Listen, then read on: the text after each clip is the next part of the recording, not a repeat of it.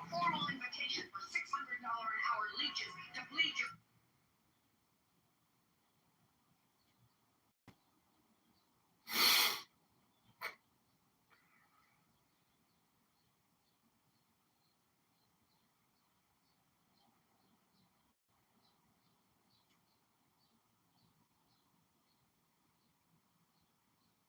Ayn Rand.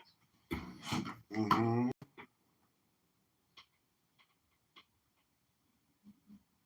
Him dying happens like immediately after, like neither text is ruling out that he said other things after this.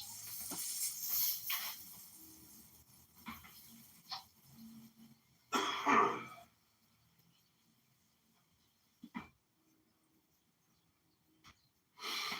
getting Sasana down on memories.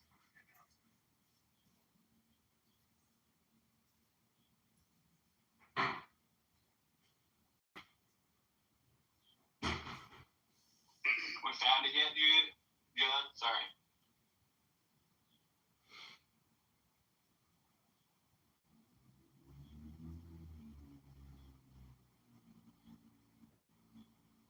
Guess we'll take that as a no. I guess so. I mean, look, I know it's not there. Dude, I told you I'm typing. Just relax a second. Well, It's really fucking hard to do with the little button. Oh my goodness. Okay. We've had like 3 conversations in which you're supposed to be typing this out. Like what are you typing that's taking so long? The contradiction. You know, if he's typing in the chat, it is really hard to like unmic while he's reading. The little button doesn't do it.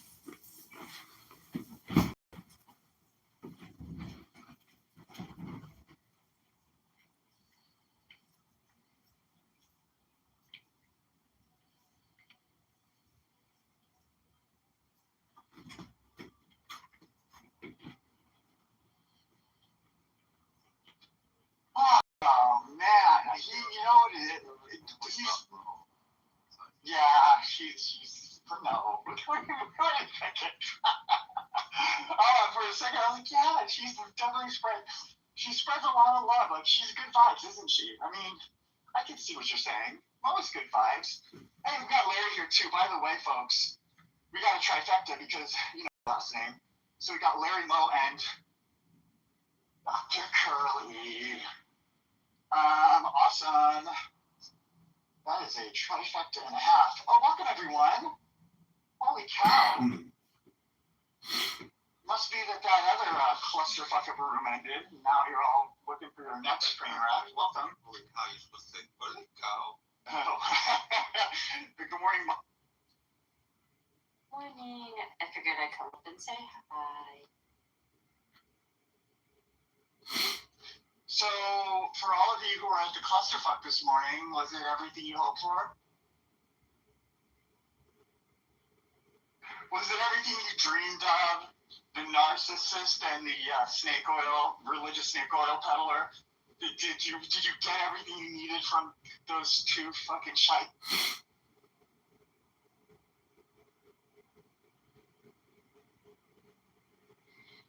Hey, one thing I was thinking when you said about like wanting to control everybody, I was just thinking how when he goes, okay, unmute right now, unmute, like doesn't give the other meds a second. I'm just like, yeah. I'm like, damn. I'm like, it's like you have to be like at a drop of a dime. You have to be right there. You don't even know what it's like behind the scenes. You don't even know. I'm telling you, because I did this. I was helping him out for like half a year. That's all I lasted was half a year, and I was punished 2 times with like severe consequences for going against the whatever. And then the 3rd time, as I was trying to explain to him how to fix something that he asked for a solution for, I got booted permanently. And I feel really proud that it took me like 6 months to basically just be I couldn't conform. I didn't want to conform. I refused to conform. And it didn't work out for us.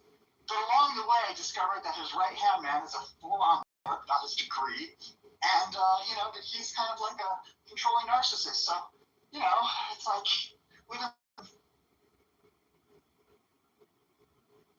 Good riddance, right? good riddance. No, I feel like I don't weirdly. I sound resentful, but actually at this point, I don't even think about it. I'm much more. I am much more solid in my interpretation of what happened now. Initially, I was like, God, what did I do? This is ridiculous. I was really grinding on that one. But after a while, it's just like, who fucking cares, man? Hang out with these people in real life. I keep a much better. My circle of trust in real life. They're people that I can count on, who I care about me. You know what I mean? I like to have people in my life who try to grow this in real life, but like in a loving way. I'm fiercely loving, like in a good.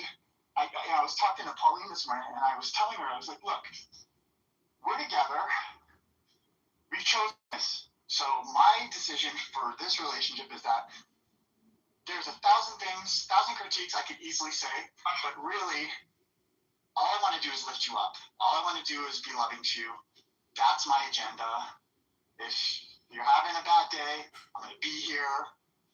If you need me, you can ask for anything. I'll do my best to meet you there. And I don't want to be the one tearing you down. There are too many people in the world who can easily do that. And that's how I want to live out my relationships. What do you think? 100 agree. Me and my husband argue a lot, and it's really over same old stupid little bullshit. But I tell him all the time, I'm like, if we're gonna spend time together, I'm like, let me think. I'm like, I need to. I'm like, when I'm around you, I don't want to argue. Like, this is a waste of time and energy. And when we argue, it makes me not want to be around you, and then I avoid you, so I want to stay away. I'm like, I don't want it to be like that, There's one thing. One thing is, he just is one of those people that like to be a shit, and he just, I don't know, can just be harsh with his words a bit, and it's just very negative a lot too, And I'm like, I don't need the negativity. I'm like, I already feel like shit half the time. I'm like, there's no sense in like, I don't know. Do you know what I'm saying? I do. Well, no. I do. I know exactly what you're saying. This is the way I put it sometimes when I'm, it's like, how do I be careful in a way that's respectful, but also just kind of honest? I don't think I should not be honest about who I am and the way my relationships go. But so I have said this before, something to the effect of any critique that you may offer me, thinking you're being helpful, just know I've already thought about it and I can't get rid of that thought. Like, I'm constantly thinking the thing you probably want to point out to me as like some novel new idea. So, if you could just maybe reframe that in a way that like is more uplifting, I would appreciate it. But you do you. I can't. I'm not going to try to change you, but I'm just letting you know. Here's the feedback. I know. Also, I do not consent to this interaction if it's going to remain in like you being critical and me having to just sit here and receive this nonsense that I'm already aware of. You're not my supervisor at work. You're not my supervisor at school. This is not constructive. I think that's great. I mean, it's like, if the approach isn't working the way, then try a different approach, right? Right. And then other times it's just like everything feels so light and wonderful, and it just feels like you don't have to sort of be explicit and remind people of all that stuff. But I don't know. Why make it any easier for people who want to just like shit on your day? Why make it any easier for them to have access to you? I think most of us are pretty solid grounded. We know we're decent people. We know we're imperfect. We're not trying to make people. And there's some people that are, as they say, and therefore they hurt other people. But it's not for you. You're not their therapist. You're not even their friend if it's Clubhouse. You're just a voice. And it's like, I really think I need to give you time in my world if that's what you're here to do. It's like that crazy person that came in yesterday. We gave him his minute of fame with us. I don't know if you were here, Mo, for that guy who was you triggered his QAnon crazy. He just went fucking nuts. He started saying all this crazy shit. And then I was like, I took the pro approach where I was like, okay, let's just see how deep this rabbit hole goes. So I didn't kick him. I just listened. There were a lot of very rational, intelligent people in the room, so they fully handled him just fine. But eventually, now this is all we're talking about. So then I booted him. Do you remember that guy? Yeah, but I had to leave, so I wasn't here during all that. Yeah, he went off the deep end. Oh, He shit. he went like way off the deep end. It was really, it was funny, but I also don't really get a whole lot of pleasure out of the like, I'm smarter than you kind of vibes, or we're smart and you're not, so you can't be here. I'm not kind of into that vibe either, which is why I can't hang out in some of those other rooms that even some of our friends hang out in, because I'm not into the like, so, I'm not trying to be above that either. I'm just saying, we don't do anything profound over here. I'm just saying if we could come in as equal, I feel like let me open up a little bit too. So thanks for that. Well, you just tell them, hey, this is only positive, intentional, only positive vibes. You're going to be the muscle of this operation. No, but that's what boundaries are for, Yeah. The rules are, okay, and for those that don't understand that, okay, these are the rules of engagement. If you cannot abide by these rules, well then check it out. I'm not doing it. It's tough sometimes. You know what's tough is when you really care about someone and things just start to twizzle off the deep end. You're just like, oh man. I know, I love you, James, and it's twizzling off. Yeah, that word I don't know where that word came from, twizzle. It just felt like the right thing to say. Twizzlers and fizzles. So, hey. Mo Yeah. is reciprocal. She's good. Reciprocal, that's a good word. Reciprocal, that's the kind of relationship I think is a good, you want to build reciprocal. As long as the reciprocal isn't, the dirty, toxic, yeah. Right. You guys are just whispering in my head, okay? So, I love that. Yeah. Yeah, I want to welcome the Anon here. We love our Anons. The more Anons, the better. Come on. If you're on stage, you have a plus, you can just Anon up. It's like a great way to show us that you care. Well, it means they're paid users, so more paid users in here, the more value we have to the app. You don't have to be Anon. But it's safe to say you.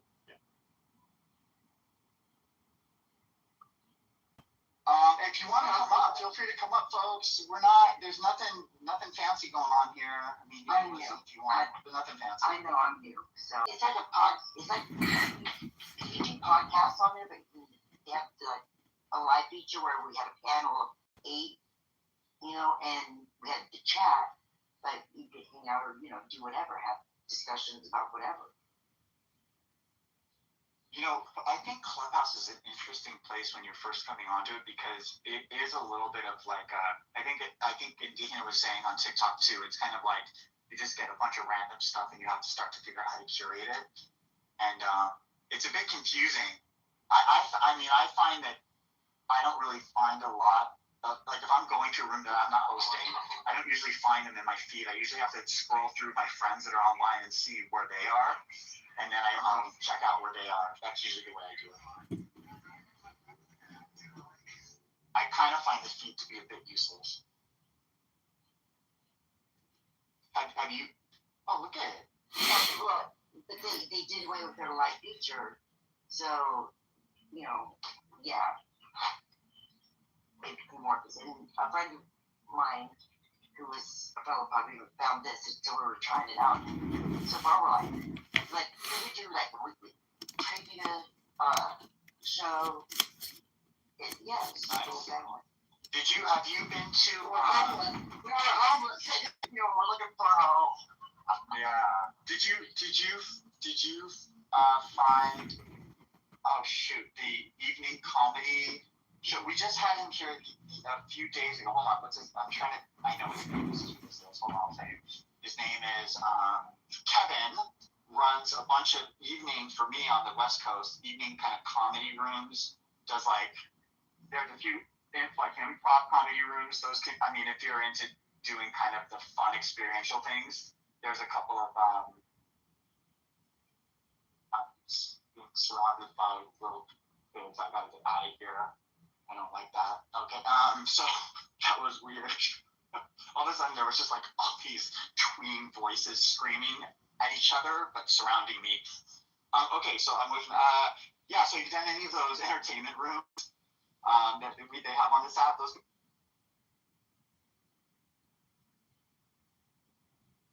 I don't know. I found a music show that, where they revisit, like, they choose different decades and stuff. Nice. Oh yeah, that's Mo was hosting that room up until just like this week, right? What room? Sorry, I was distracted. Music room. What? Oh yeah. Yeah. With Friday nights. It's Yeah. it's Coalition. You did that, right? Yeah, I did that. Well, I didn't do this past week because Brandy Carlisle's here. And, yeah, there were just a lot of, women that are needy. Oh. That, think they're better. Hey John, you like that photo that you have on your profile right now was one of the ones where I was still trying to get the thing to do what you asked for, and it kind of merged her outfit with the disc outfit, so it left her with the fanny pack, which I thought was kind of funny. Oh, I didn't even notice that. It's funny. There's one picture. The one picture where it gave me a blonde page boy. It is the best capture of what she actually looked like. Right, because I fed it. You're exactly. Because here's the thing: either you get it in the first try or two, or it's kind of like back to the drawing board. So by the time you were saying that's not quite right, fine tune it.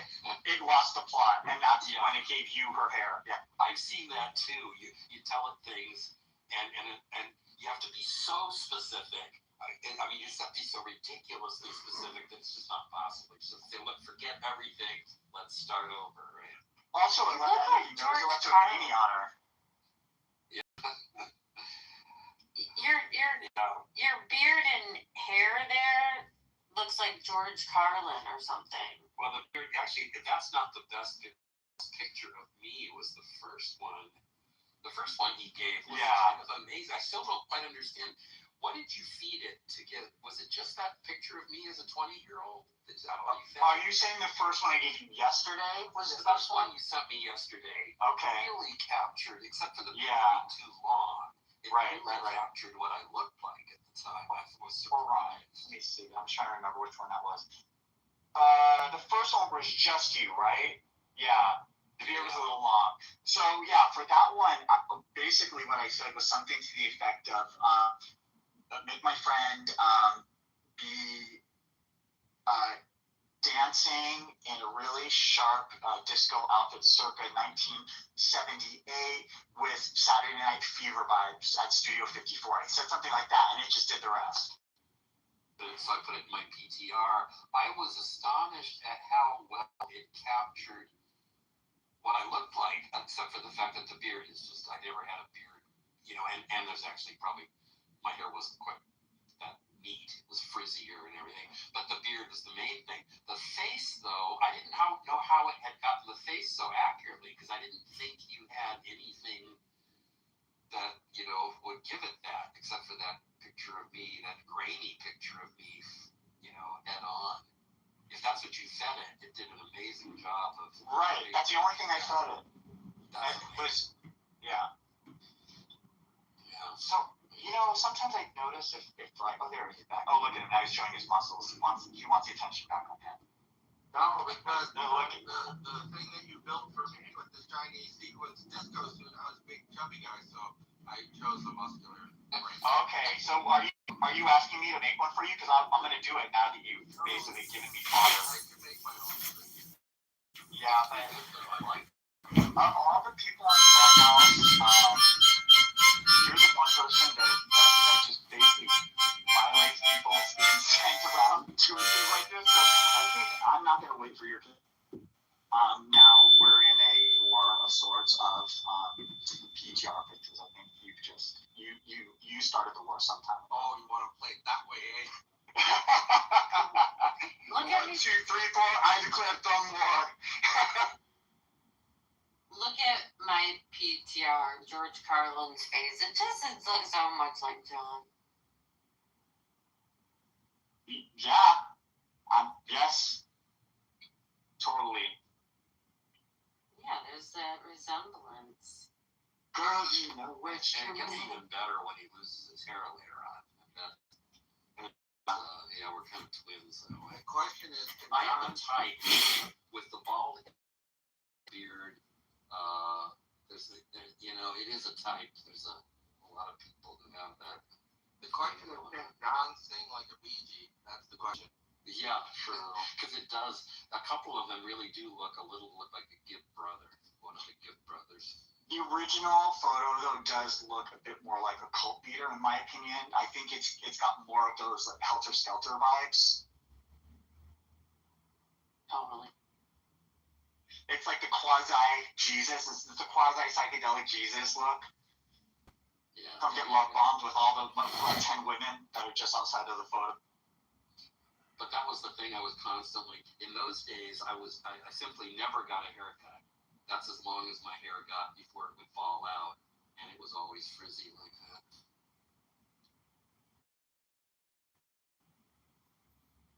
And you can tell from that photo that it wasn't.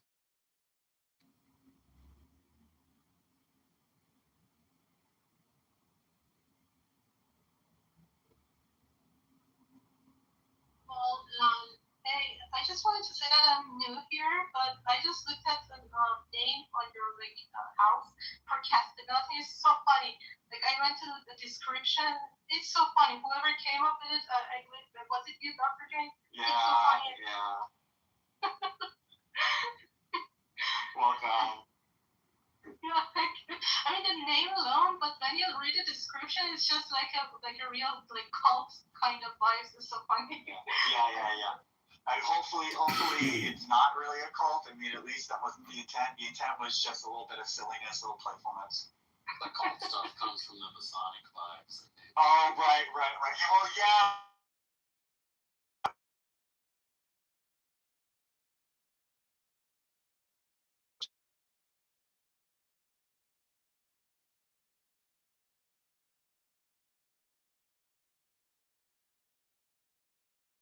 And I don't know how. I've tried to do some. I've actually built out like a whole coffee table book out of it. Not that it's really a book that's being sold, but more just like in my personal notes, just having fun. And one of the things was I built up all these degrees, and I tried to have something be serious at the end of it, but I realized that was not possible. So there's pretty much nothing serious. But anyway, it's so funny. I just wanted to come up and just say it out loud. And you're so creative, and I love it. And I just added you. Thanks, Mary. Thank you. That was nice. See, this is why I need to. I'm really reconsidering my block list. I mean, the fact that there are still new people like Mary that we just met that have made it through my block list means I haven't blocked every single person on Clubhouse yet. So that's good. I also thought, and I asked my friends not to mod me. It's just, oh my god, it's so funny. I'm glad that I'm not on your block list. Yeah. That is a warning, though, Mary. Oh my god. Shots fired. But anyways, it was so nice to be here, and I had a blast. I wish you guys all I don't know if it's day or night there. It's 7:30 in Germany p.m. Germany? Yeah, and East Coast is I think 1:30 on New York time or something. Yeah, Germany. So what do you if you don't? And by the way, you have the right to just not answer a question. You can just sort of silence can be an answer, or you can say no, I don't want it. but I still want to get to know you a little bit now. So you're in Germany, and what brought you to Germany? Well, I moved around. Like for the first years, I was in Bavaria, and like the German, they speak very so different. Then I moved closer to Frankfurt, and yeah, I've been a student, and I graduated, and I did part time. Yeah, and Yeah, I sometimes think I Mary- come on house. Yeah. I think, Mary, that Dr. Yeah. Were you born in Germany? No, actually, like German is my what do you call it? Is my fourth language. So I learned it. Yeah. I'm originally from Iran, and yeah, like so many people in my generation moved out of the country, and yeah, I just It's my bad. I'm sorry, it's my bad. I heard an accent. When you said Germany, I kind of made it. no, German. It's a very accent. Very. Oh, thank you very much. And What languages do you speak, by the way? well, first it's Persian, of course, but then I started learning like speaking English since I was 8, and then we were forced to learn Arabic at school because it's like the whole religious thing going on. Nobody likes it, but we were forced to learn it. And then I learned German for 1 year before I moved to Germany, and then I'm learning Spanish at the moment. So yeah, it's all over the place. So do you find the more languages you learn, the easier it is to pick up other languages, or is it not just as hard? To be honest, I'm perfectionist, so that's why I laugh like at this procrastinating like title, because when you're a perfectionist, you procrastinate a lot because you want to learn it best and you want to articulate well in other languages, and when you see that you are not reaching that point, it gets very frustrating. So sometimes you will just leave it, but people like in Spain, they speak Spanish very fast, and this can be very discouraging. But for example, in Mexico, they speak it so much more slowly, and I love Mexican accent. For sure. So, Yeah, I just It's such a redundant, common fucking thing. I'm just not even gonna like fight it anymore. Okay. Like, Yeah, admitted you are. yeah, everybody. You did not. Lean in and I'm not gonna spoil the Bang. How do you know he's gay? Did you see his dick at all? Or did he send you a dick pic or something? What's going on? Yes, he did, actually. Hi, Marley. Dylan, you sent Bang a kid dick pic? I didn't know this. Yeah, it's so weird. I added him on Snapchat, and all of a sudden he sent me a fucking little tiny fucking. Are you sure it was not like a print man or something?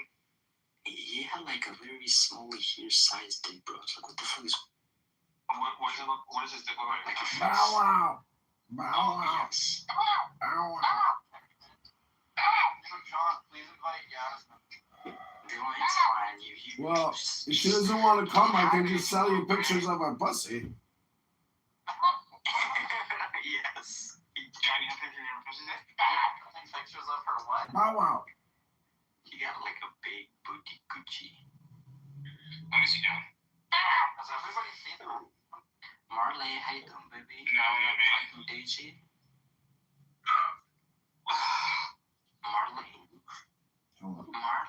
here I'm just On right to you, here. loser. How you doing? How are you? What's up, Giuseppe? How's it going? Where you from, Marilyn? What's up? She doesn't want to talk to you. Yo, come on, Dylan. Where you chilling? Hey, Jacob. Yeah. She can talk for herself, bro. She can talk for herself. 1 second.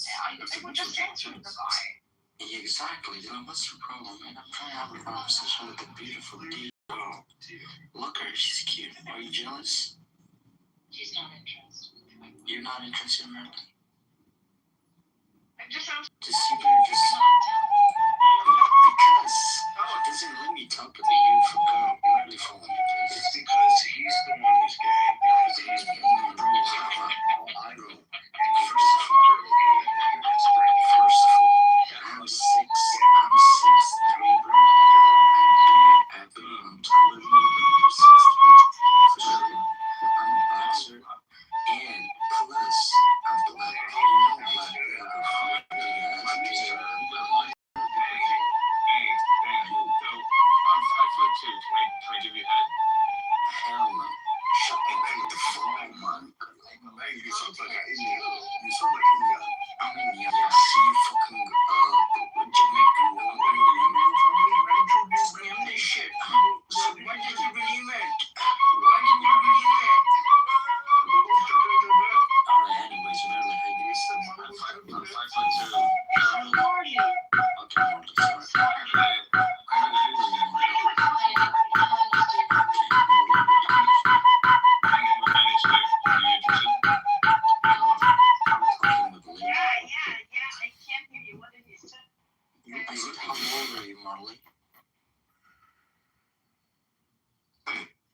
Money got shut the fuck up. The time we're gonna knock him out.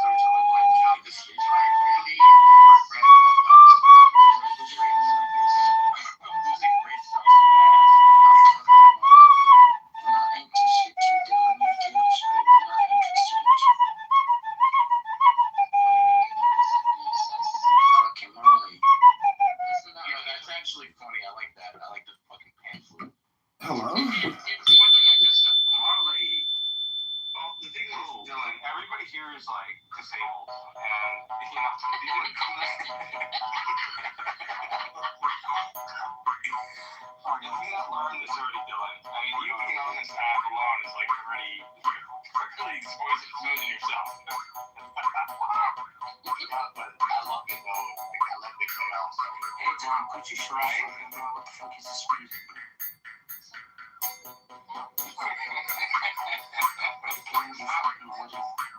That's the funny thing is that legitimately people are fucking Hi, Marley.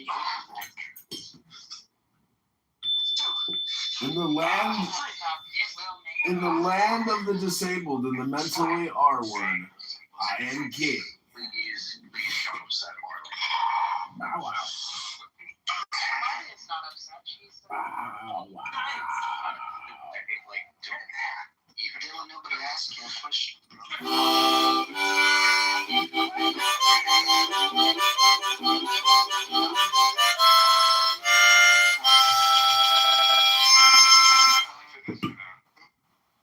do I go to LA Fitness now? yeah. You should go to Whitney. This room is a disaster. Like everyone's speaking at the same time. This is going to give fitness. Because we're all mentally retarded. And aware of it. Hey, Marley, I can see this and talk to me. Like, now let me go back to the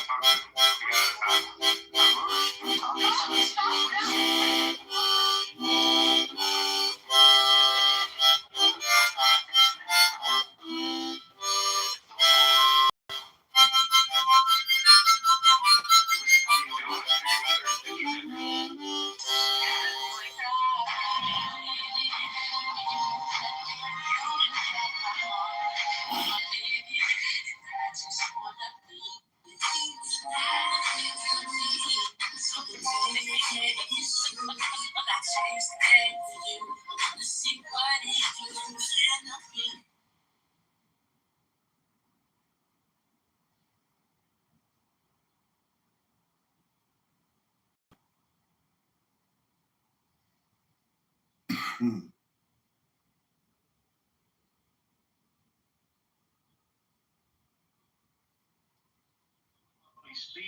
history பார்க்கும்போது அந்த மக்கள் பத்தி ஒரு தேவை இருக்கு, அவங்க பத்தி பேச கட்டாயமா பேசிதான் ஆகணும். வரலாறு எல்லாமே இருக்கிறோம், யாருமே இல்லாம பேச போறோம். நீங்க வந்து தமிழ் ஹிஸ்டரிய ப்ராப்பரா படிச்சுட்டு வந்து பேசுறதுல எனக்கு பிரச்சனை கிடையாது.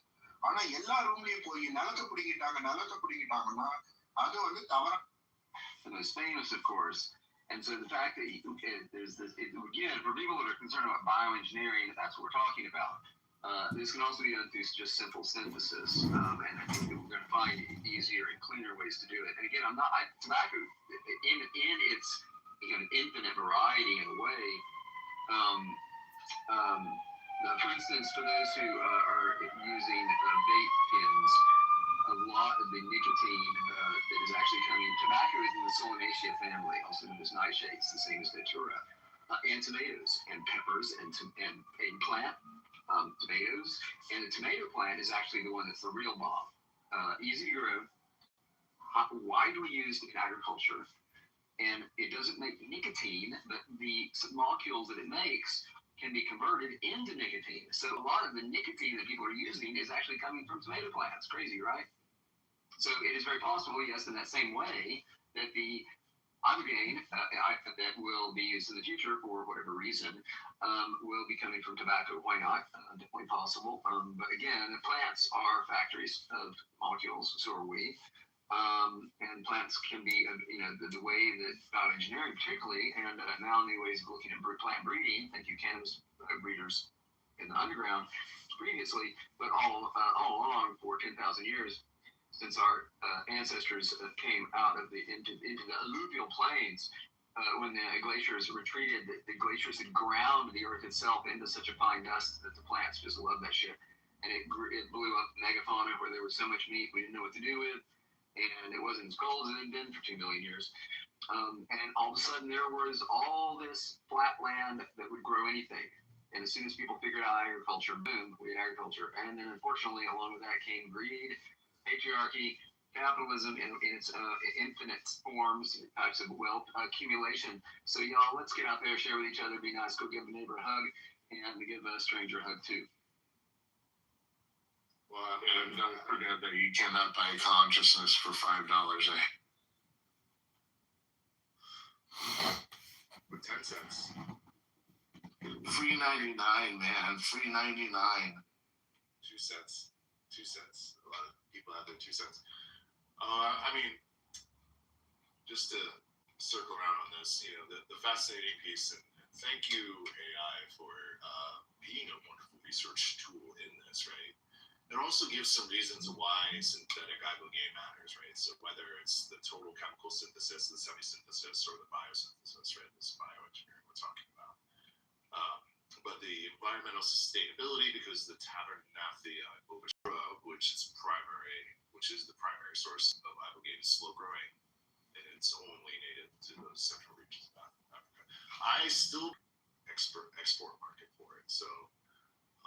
I hope that they don't. I hope they can continue to create and harvest sustainably there. I hope that, you know, that while they've been harvesting it and now they're realizing that they need to. And I can't remember, like, my poor brain, thinking of all the different things I saw. But I remember watching a documentary about a guy that went to Gabon and like was brought to an iboga field, and it was just thousands of acres of iboga plants, like in this one field where it was. So it will be fascinating to see that. But I hope that the sustainable plants and proper preparation and harvesting is still accepted. I hope that when we talk a lot about like laws, and we talk about research, and even this like byline that, oh, there's an ibogaine shortage. And when we dive into it, we look at, no, there's not an ibogaine shortage. There's just not enough people doing the chemistry and agriculture behind it to actually make it readily available. So all those chemists out there, geez, they're going to decriminalize. This is a natural substance, so start making it.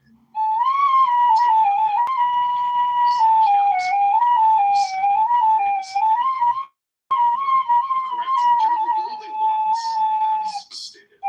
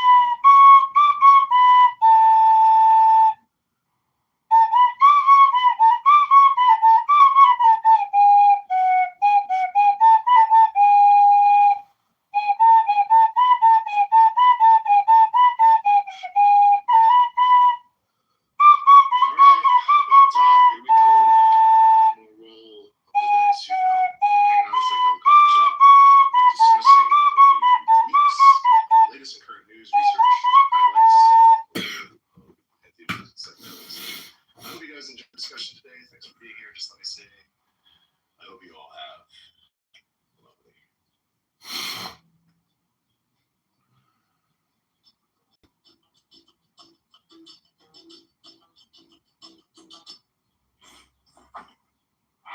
Whatever, man. I just say I express my feelings to you. Hello? He's told you once.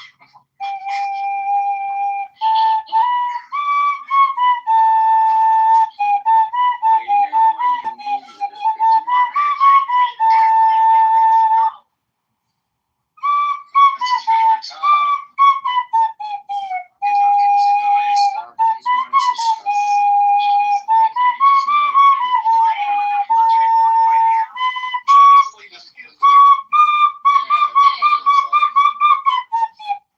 Jinx. John, I can teach you to be no longer than blowing. Like blowing looks much better. I'm not talking to you, I'm speaking to John. John. Which John? There's a John therapy. The John that's playing with the recorder. He's interrupting. Wait a minute. Could you put your second foot more like you cute? Oh my god. Second picture.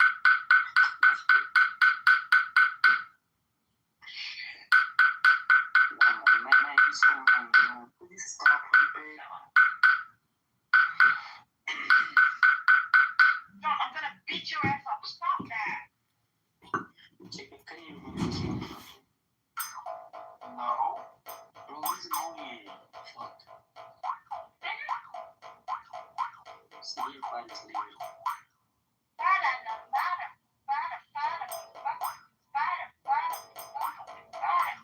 I'm only.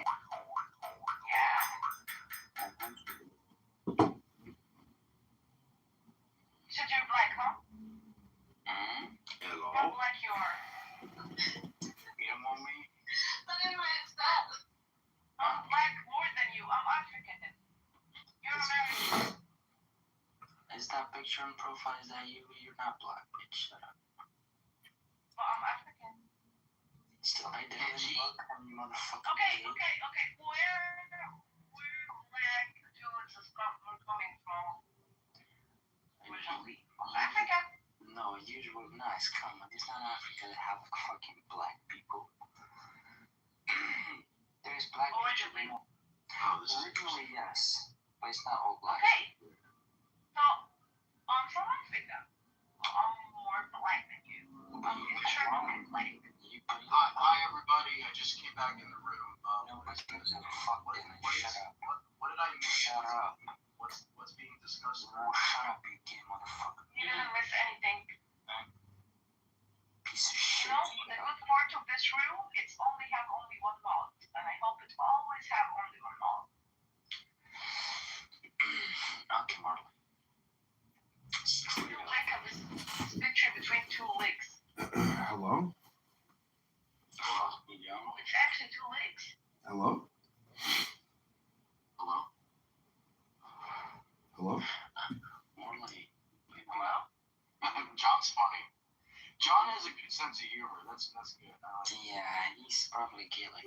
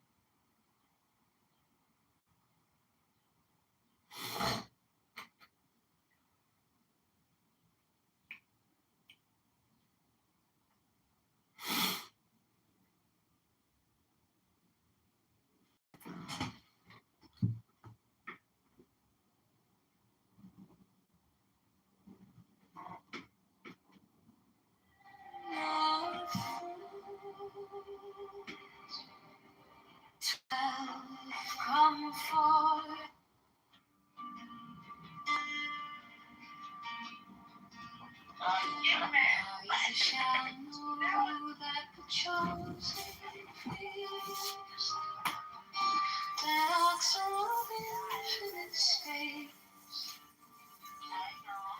is the prince, priest, the beast, and in his woman called the Scarlet Woman is all power given. They shall gather my children into their fold. They shall bring the glory of the stars into the hearts of men.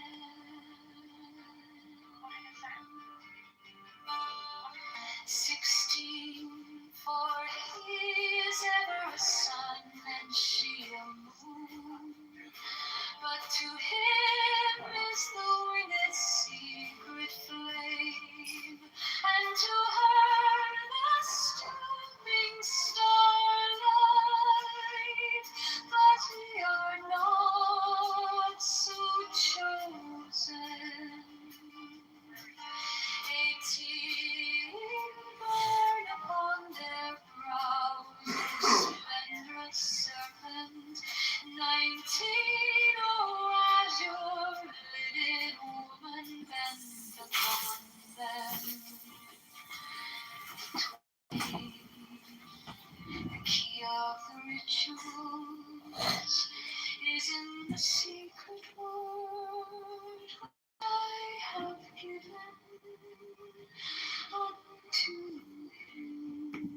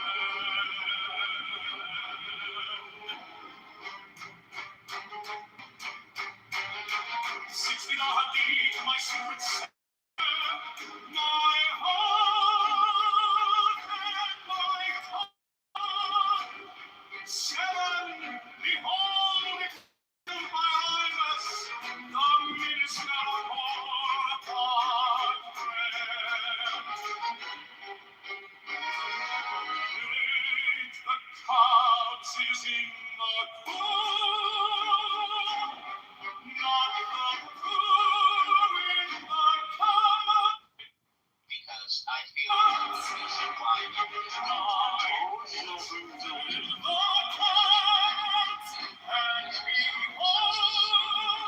Israel is because people just seem, for whatever reason, to have a wild hair up their Second, ass. I'm a Jew. Have you seen anybody hate on me here? Seriously, the past hour that you said. No, I'm not talking about people in this room. I'm just saying generally. But you don't think the Islamophobia and the xenophobia also makes it easier to watch people that are Arab and Muslim being killed overseas? A consequence when we saw white people being killed in the Ukraine and everybody lost their fucking shit. So the same can be said the other way around. Your argument is new. I think that anti-Semitism has a much longer history than Islamophobia. No, sorry, but anti-Semitism. Hold on. Sorry, guys. Well, anti-Semitism started in Europe. We didn't start it, okay? So this anti-Semitism problem that you have it in the US. Solve it for yourself, okay? Solve it there in Texas, New York, wherever the fuck you want to solve it. Just go there. Fix it there. Now, regarding what's happening in the Middle East, is not anti-Semitism, okay?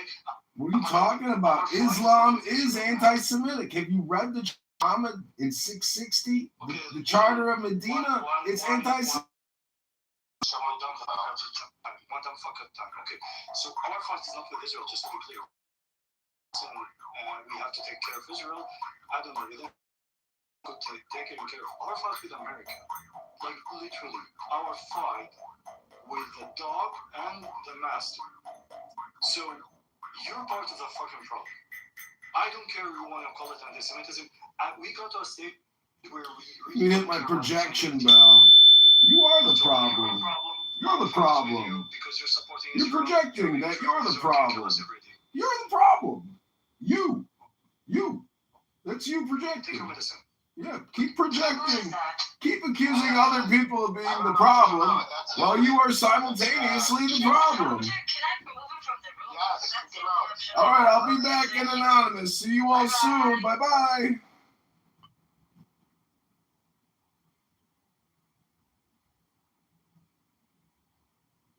Go back to the zone of truth.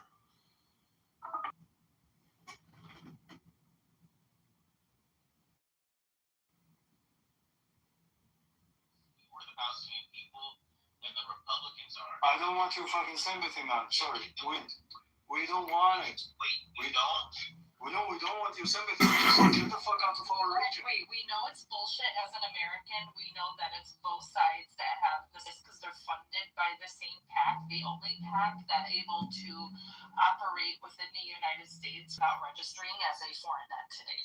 So we understand on both sides at this time. The people of America have and understand that two sides of the same shitty ass coin.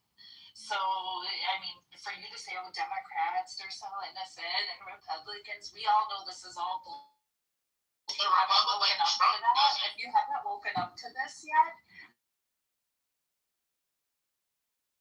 against your own intelligence and your own cognitive, you're able to read or digest anything. Projection alert. There's so much Projection alert. that at this point it's willful. Projection alert detection system engaged in overload. Do you understand how insane it is that Shamus is able to talk to you right now and not physically smack you? Uh-oh. You know how hard it is to talk to you without wanting to punch you in the face? Wait, smack me? What? What? It's the figure of speech. Don't get hung up on it. Listen, Don't act like you haven't been smacked before. I think there is a clear, I get what you're saying.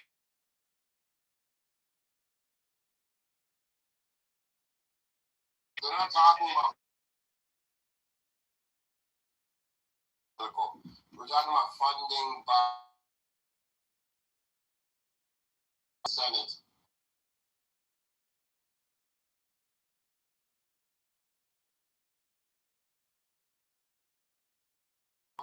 To carry out atrocities with those same weapons. The thing is, the Democrats at least. It's both sides. Don't even go with the Democrats. Come on. At least they provide limits and stipulations on Israel. It's more evil to provide lip service when you have no intention of doing anything else. That means you think the mission is stupid. So just saying it nicely doesn't make it any better. It actually insults me even worse. And that's why they lost the last election. Okay, and then look what you got, though. They lost 2 elections. And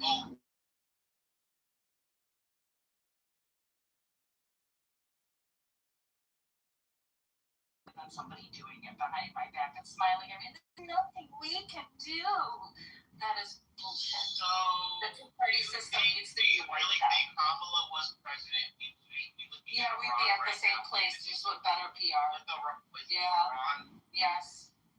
Yes, what better PR. This is the issue. Like, I would like to remind you that the Biden administration is the one that appointed Elliot Abrams, the Elliot Abrams, Iran Contra Elliot Abrams, to handle Iran.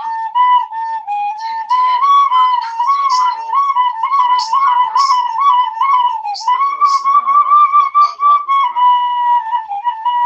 طلع له راديو يعني Radio Watermelon. والله ما بعرف كان انجليزي. Somebody help me? راديو بطيء. Ghost. He clicked on the link and it's like it showed up as a radio something radio station. Yeah, it's that's of the account, Radio Watermelon. هو هذا He اسم needs to الحساب DM them. محمد هذا اسم الحساب تبعه. طب ايش اعمل الحين عشان اوصل رسالتي اوصل معاناتي؟ انت ضفت الحساب عندك؟ حطيت عليه متابع. So he followed the account. What He should DM them. Have him DM you intro. Okay. yeah, for real. He's been around Ambrose. Shut the hell up, bro. I've been listening to you for the last 20 But minutes. Edward, it's really They're effective. still engaging with you. It's really to be honest, the guys from Radio Watermelon are not my cup of tea, but they're doing amazing work when it comes to Gazans. No, I understand, but this guy, I'm 99% certain he's not from Gaza. Can we allow? I agree. I think I've had him in a room before and someone warned me. Yes. Yeah, people are like about it. Yeah, I don't want to be No, they're not. Don't get myself involved in this, but they're not. He's verified. This is what Radio Watermelon is for, so they can do the. Yeah, this link I actually saved. So anyone that claims, they're from Gaza, they're looking for money, okay, go to this link, have these people verify you, they give you a seal, and then there's no dispute. Revealed was Mr. Dan Rice actually does have a soft spot for Adar. I saw a man. Just move on, bro. You want to break down. That was a fatherly figure trying to contact you on his right. No, we're just God. It's too much. Yeah, he's not Stephen A. Smith. I don't need a post-game breakdown. I never thought you would be Stephen A. Smith. Talk about yourself. Someone say you had a soft spot for suffering. That might be true.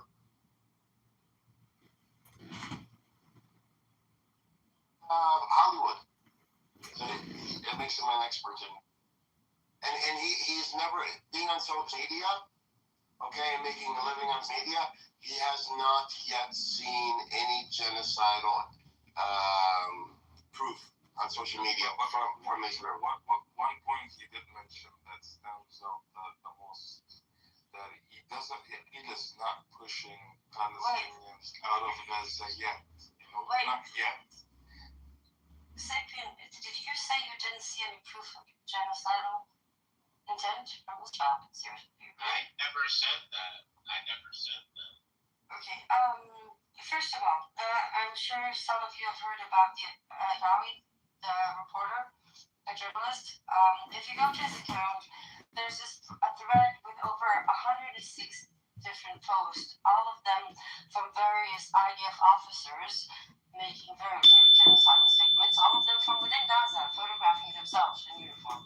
That's number one. Number two, if you want, you can go to my feed on X and you can search in my highlights, and you will find a document from the GISS, the Jerusalem Institute for Security and Strategy, from April 2025, where it clearly states that in the portion about Gaza, we will put them in temporary transfer camps until we can find countries willing to take them. I can show you the voluntary migration program that was introduced by the Ministry of Intelligence back in November 23. There's absolutely no lack of evidence. None. And I can show you testimonies by IDF soldiers, by high-ranking officers. I can show you former prime ministers and former IDF chiefs of Israel that are saying it was Israel's ethnical cleansing. So they lack of proof. You're just not eager to. Yeah, I never said that, and I have actually seen those quotes that do give me pause from the Israeli officials. They said Sapien, I'm glad you have a little pause. I'm talking about people like Vogie Alon and Ehud Olmert, staunch Zionists, both of them former IDF chiefs, one of them the former prime minister, both of them calling, unfortunately, only what's happening in North Gaza and the West Bank ethnical cleansing. Yes, they didn't go as far as genocide, but when it comes to expelling Palestinians from their land, this is good enough, even though just for this specific argument. But yeah, Vogie Alon, for one, Ehud Olmert just last week. I can give you more. Ani Ayalon. Sapien, like, you haven't been here for a while. You're still a Jahash, bro. Like, what's going on? What? What is a Jahash? Like a very good person. Like, you haven't. You're still a good person. You know, Ghost, your sarcasm is not very appreciated. Why? I don't appreciate your sarcasm. You asked me what does Jahash mean. You asked me what does Jahash answer. Listen, Ghost, whatever. But anyway, Farouz left. I was just gonna say that, you know, there is a difference between the two parties, and I think this whole reductive of I'd rather be told to my face as opposed to you saying something behind my back, I think that's like very short-sighted. I think that often in politics you have to vote for the lesser of two evils, and you can't get everything that you want. And I think that's one of my big beefs with like the Palestinians is that if they seem to not, if they don't get every single thing that they want, like they just What do Palestinians want? What do they want? They literally they want a one-state solution. They want to abolish basically the state of Israel as it is. They want to go back to the homes that they were stolen. They want the right of return. That's just it's kind of like a non-starter. So what's wrong with asking for that? You literally said they want to go back. What's wrong with it? Wait. You said they want to go back to the homes that they were expelled from. They want a one-state solution. They want their land. What's wrong with asking for something? What's wrong with it is that Israel is never going to agree with it. Okay, so what's the solution? And unfortunately, the solution is to accept that that's not going to happen and to focus on getting your own state as opposed to replacing They did the black slaves of America just accept their fate. Why are you bringing up black people? Why are you bringing up black people? Why? Look, the point is that it may look hopeless right now, but people are not going to give up on their lands. This has been proven in history over and over again. Freedoms cost lives. And when there's a tyrant in town, when there's an occupier in town, people will stand up and fight at any cost and every right to do so. So what do you think the Lebanese people should do, Sapien? Get Hezbollah out of their shit. What about the Syrian? Syria, get all the Hezbollah, all the terrorist people, all the people that are trying to attack Israel, they need to disavow them and push them out and just not allow them to be there. They're not in Syria. They're not in Syria. Syria a long time ago. What about the Egyptian, Sapien? The Egyptians have signed a peace treaty with Israel. They're cool. I mean, on paper they are, but I mean, they kind of do little underhanded things like allow certain things to go through their tunnels and stuff. What about Iran? Hold on. Egypt, just wait on the Egypt front. That peace treaty is not an actual peace treaty. It's a bribery. The Egyptian military gets something like $3.5 billion a year in order to keep that peace treaty. So it's a bribery situation. And that's America's paying for it. Yeah. That's monies. Yeah, it's like again, I don't know what to tell you guys. Like I don't know. Like I don't know. You guys want everything. And that's really you don't know. And you should learn. We're just kind of at a loss at this point because it's just sort of like you're at a loss. You want everything and you don't get everything you want. Then the moment the moment you lost the sexuality of yours, you're at a complete loss. You have no clue what the hell you're talking about. Okay. To be honest with you, Mr. Sapien. So Iran has made Lebanon a focal point. It sounds like for movement to happen with Iran, with the U.S., Iran has made Lebanon one of their red lines. I think this is why Israel is going all out in Lebanon now. They're trying to get as many, or to cause as much destruction as possible before they're forced to leave Lebanon. Which tells you something about the state itself. If that's your objective, if your objective is destruction, and you're wasting your tax dollars, your citizens' money on destruction, which brings them no security, which is evidenced by the citizens in the north of Israel when Ben Gvir made his comments a couple of weeks ago, and without being given any evacuation orders or anything. A lot of people from the north of Israel left the north and going to more central and south Israel because they don't have faith that the military will be doing the right thing or protecting them. If anything, would be bringing more Hezbollah's wrath down upon them, like what happened in 2024. So, Lebanon is a part of this with Iran. And I don't think Iran is going to let that go. Bro, to be honest with you, Lebanon is cooked, man. Yeah, but remember when we talked a few days ago and you took to watch Israel is going to attack Lebanon in a way to prevent any peace agreement with the states. And they were talking on them. They did, yeah. Like prior to this attack, between 800,000 to 1 million people were displaced. Yeah. From South Lebanon. Yes, and parts of the north now, or south Beirut area. Dahia. People left there. People left. They're giving evacuation orders, meaning Israel, right? They're giving evacuation orders. People are leaving, claiming, okay, we're attacking to attack Hezbollah. Well, you gave evacuation orders, so people left. What are you attacking? It's literally just for destruction. It's just like Gaza, bro. Like, they know Hamas was underground. They still destroyed Gaza. They know that Hezbollah's underground. They're gonna do the exact same thing in Lebanon. But honestly, like, World Cup is in 11 days. So, like, how do you see this going? That's not even in the news, the World Cup. Yeah. That's not even something that anybody's. I have not spoken.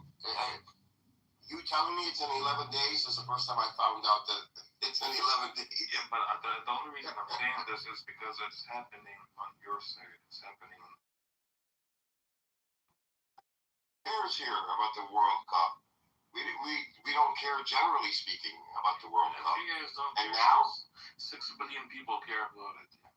No, what I'm saying is, like, now it's going to be very awkward. You know, Americans are not going to really be, engaged in it, especially because it was Trump that brought it to the U.S. to begin with. So people really hate Trump. A lot of people will just boycott it for that reason alone. But there's a lot of people boycotting it because of what's happened, to the Palestinians, and as well as what's happened in Iran, and what's happening in Lebanon. Because Israel's involved. I think Mexico said, what did they say? I think they said, Mexico said that if the U.S. is not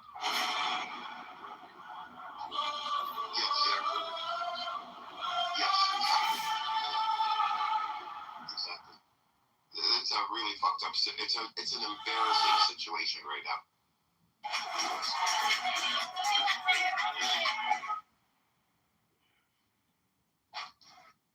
I mean, what do you know? Rose, I have a question. So you were talking about how it's proven, or like how there's like undisputed evidence that Israel's officials have made genocidal statements and stuff like that. I'm reading in the chat, Ali said something interesting. Ali he's another mental retard, just like you. You guys are He said no major international organization or court has issued a final, well-accepted determination that Israel committed genocide in Gaza. Genocide convention definition. Is that true? Give me a second and I'll answer you. I need a few minutes.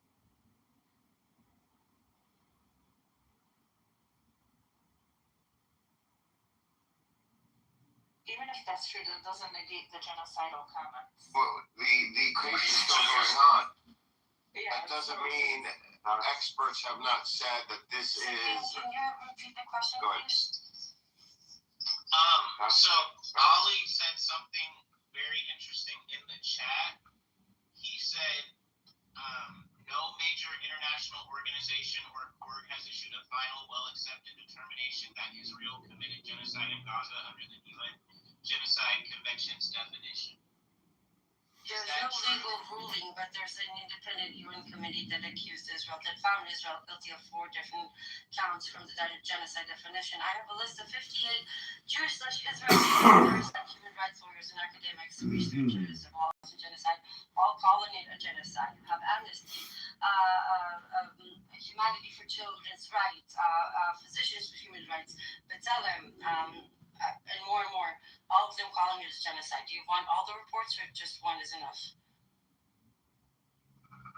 Oh, I was just asking you what you thought of this comment. I mean, I believe you, but I was just wanting to hear your thoughts about it. You misunderstood him. Sounds like you were trying to school her and you got schooled, so we're back. I was not trying to school her. I was just asking for her. You were, yeah.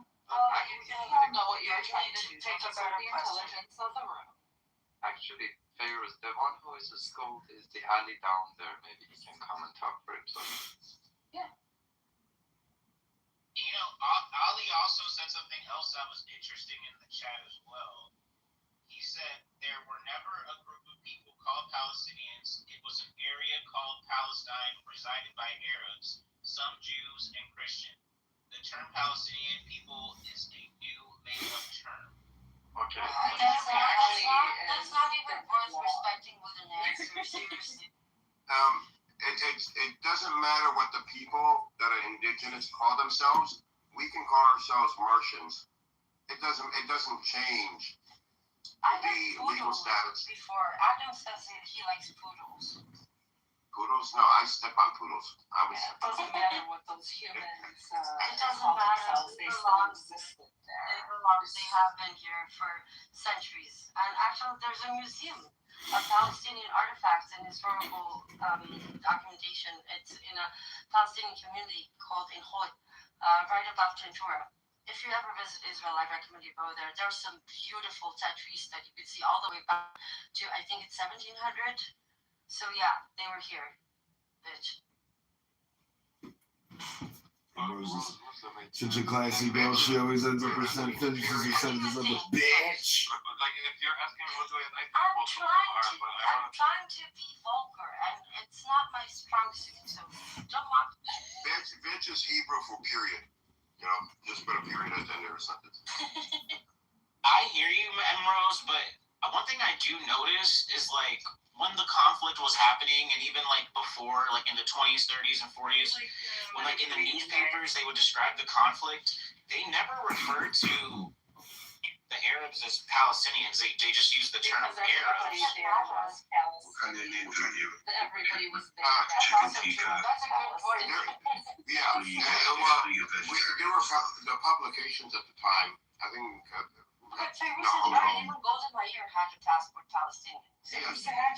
And there were newspapers that were called Palestinian, whatever, that exact name. I mean, how can you say?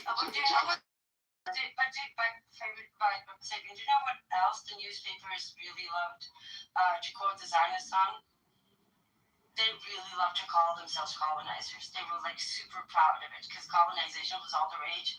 So everywhere you see Zionists reporting in the papers, it's all about colonizing, right? So do you want to talk about what was in the papers back then?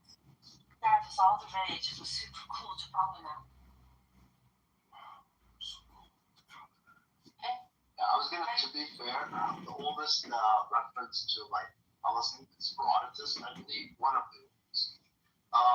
And he called them Syrians. He said the Syrians in Palestine. Syria meant something different back then. It meant Palestine. No, Syria referred to the whole area. And Syria. I'm joking. Not Assyria, Syria. Yeah, but like actually, because I am an Arabist, that we should go back to all being Syrian. Of course, keep our own identities, but we should all unite under Syria because it would give us more strength. One great country at a time. That's the thing, like the whole region, because it's not working out, this little independent shit. okay, stronger together. Does this Syria have Can you name a period in which Palestine was prosperous but Syria was not, or vice versa? Oh my God, this is Syria. It was Damascus. Okay, this is officially a Syrian supremacist space. Yes. Listen, the Syrian Socialist Nationalist Party put it in Beirut, okay? So it didn't even start in Damascus.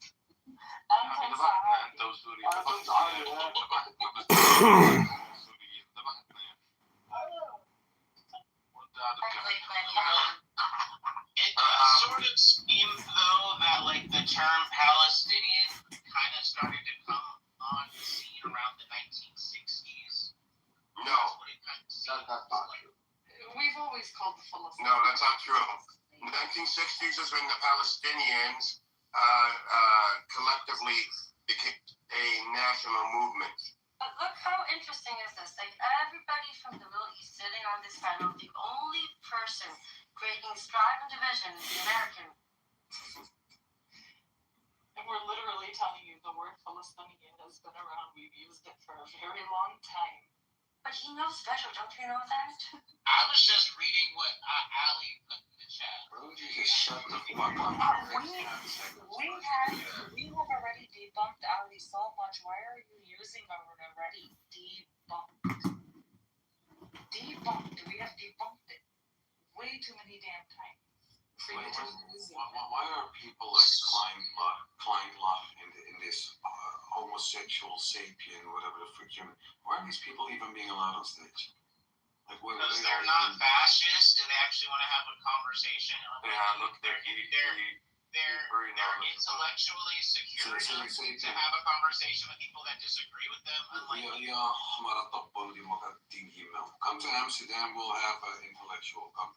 We do instant violence again. Violence. Oh please. When did I even say I'm gonna break? I don't want him to come to Amsterdam. I just want him to leave the region. Can you just get the fuck out of the Middle East? Come to Amsterdam. I'm not people. Honestly, Sapien, what you need to do is take some time off of this app. You need to go and dive into some papers, do a little reading, have a better brain surgery. understanding.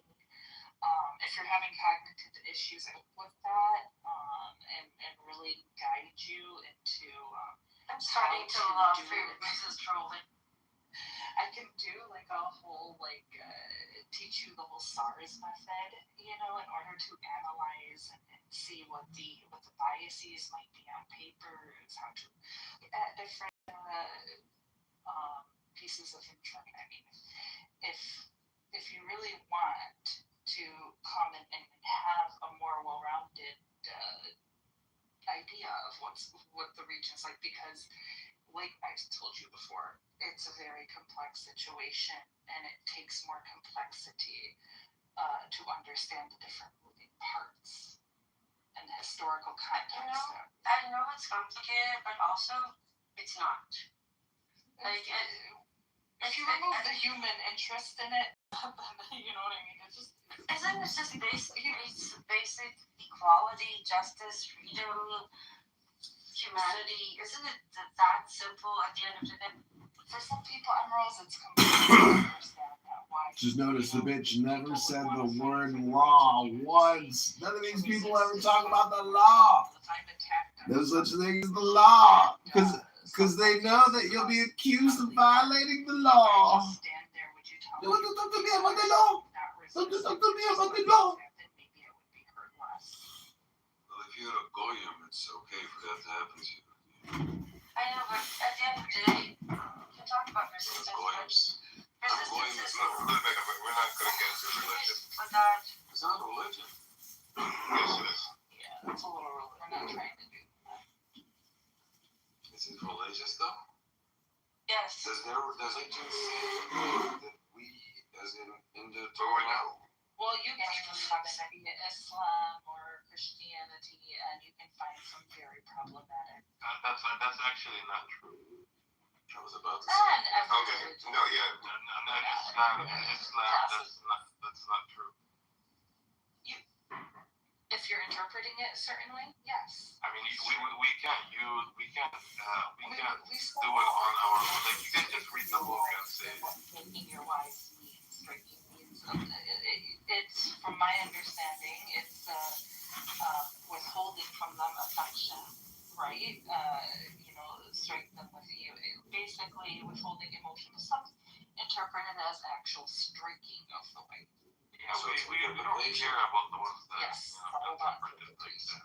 But I'm talking specifically about the Jews. Yeah. I mean, we could be misinterpreting. That's a possibility. And that's our mistake. It's not the religion itself. No, it's not the religion. It's the people can misinterpret anything in any religion. Yeah, I'm sorry, Sapien, for interrupting your conversation. Sorry. Can we go back to unboxing and makeup stuff? Go at this. Unboxing and makeup stuff, you said? Yeah, that's what he does on YouTube. What do you unbox on YouTube, Sapien? Is it the same? Do you go to the store and get something and then unbox it and then return it? You leave. Edward, I've never done an unboxing video, but bro, shut the fuck up. I'm talking. you can go back to the alley. You can go back to the alley. Retard Zionists. You Zionists don't learn how to have manners, bro? You support the IRGC and you're lecturing. Shut the fuck up. Fuck the IRGC, bro. Fuck the Zionists. Fuck the IRGC. And fuck you, bro. Hey, Sapien, fuck you, okay? Specifically you. Edward, don't you get annoyed when this motherfucker talks to you? Who, Sapien? Yeah, this Zionist bitch-ass nigga. Oh, whoa. No, none of that. You're not allowed. What is wrong with you? You go from meowing to racial slurs? Bro, this guy. No, you can't. You have to apologize. If you want to stay in here, you apologize to him for calling him that name. Alright, apologize. Alright. Apologize.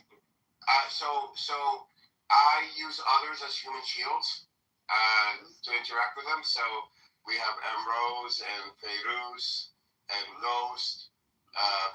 You use me as human shield? Bro, what? No,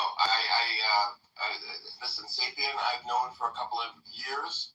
He purposely does not want to learn anything, and he comes into these spaces just to be able to tell us, to make little snide comments towards Palestinians or Muslims or brown people in general, because he wants to feed into his own racist ideologies. Okay, so don't you get annoyed when he does this? I'm racist. You are racist. We have the recording. And John Kitover right now is recording you, by the way. Just FYI. Sorry. Hey, Sapien, really quick question. Has Israel ever returned the 200 tons of enriched uranium that they stole off the boat? I don't know what you're talking about. Perhaps I'm talking about your Sharmuta mother. Oh, I'm muted. My bad. 100 tons of enriched uranium. Operation Plum that. Maybe you should ask Elon about that. I feel like he knows more about I what's should going ask on you. in that. I'm sure you meant one of the mock. What did you say I should ask? I misheard you. Elon.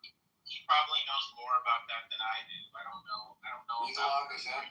Who's Elon? Why don't you look into like there's something I don't understand about this guy, okay? Like, I do understand some Zionists, they are just born in Israel and just want to be Zionist, okay? This guy, I don't know what is his objective. And after Edward said he's been here in this platform for so many years and still does not want to accept the truth, that makes me more like, come on, bro. What's wrong? What is the truth that I need to accept? Like, I don't know I feel like I know what you guys want me to believe. I just don't What do you mean agree with everything that you said. Why do you support baby killers? That's what we want to know. Yeah, why do you support They're not baby killers. They're not baby Well, killers. if you kill 3,000 That's a babies, bloodline. That's a bloodline. if you killed more than 3,000 babies that never reached the age of 1, let alone the babies that all died after the age of 1 before reaching the age of 2, how would you call that? If you killed more than 100, I think you're purposely what do you using mean that purposely? as like to mask your own antipathy towards Jewish people. But you're not Jewish. You're from I know. Poland. I know. What? You're from Poland or something. Like I'm not from Dude, Poland. I'm not Jewish. Sapien, you keep saying Jewish. Because that's what this really is about. This is really what But you're not Jews Jewish. do. No, that's in your head, Sapien. You're making it about Jews because that's how you try to win people over by saying Jews. It's about Zionists, okay? It's about Zionists, you say. Listen, one thing about me, I'm not naive. I'm not. But you're not very bright either. And so both, anyway, it doesn't matter if you're naive or not. Bro, you have a little bit of intelligence. No, Edward, let me tell him something. Sapien, you're naive for thinking that you think you're pro-Palestinian. That makes you a naive, okay? No, he says pro-Palestinian here. Sapien? Yeah, he says pro-Palestinian, and then at the same time he says he's a Zionist. Even a Zionist understand your bullshit, Sapien. They know that you're not consistent, and you play for the audience. And speaking of audience, why don't you give us your YouTube channel? I have a couple of comments to make about your videos. Why do you keep bringing up my YouTube channel? That's nothing to do. Nobody was talking to you. He actually was. Because I want to just put a couple of comments down on your YouTube video when you're doing your unboxing, and I just have a couple of things to say. Okay, can we get someone else to talk and advocate for? We need to get this conversation is going in a weird direction. Let's get back to the topic. And I prefer, can someone else that's pro-Israel come on stage and argue? Oh my God! Someone come protect me! Someone help me!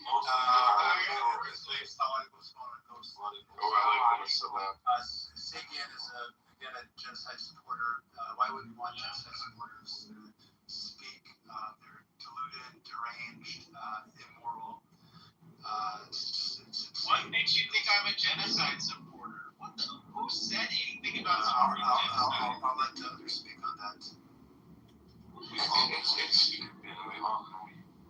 It's interesting, Sapien.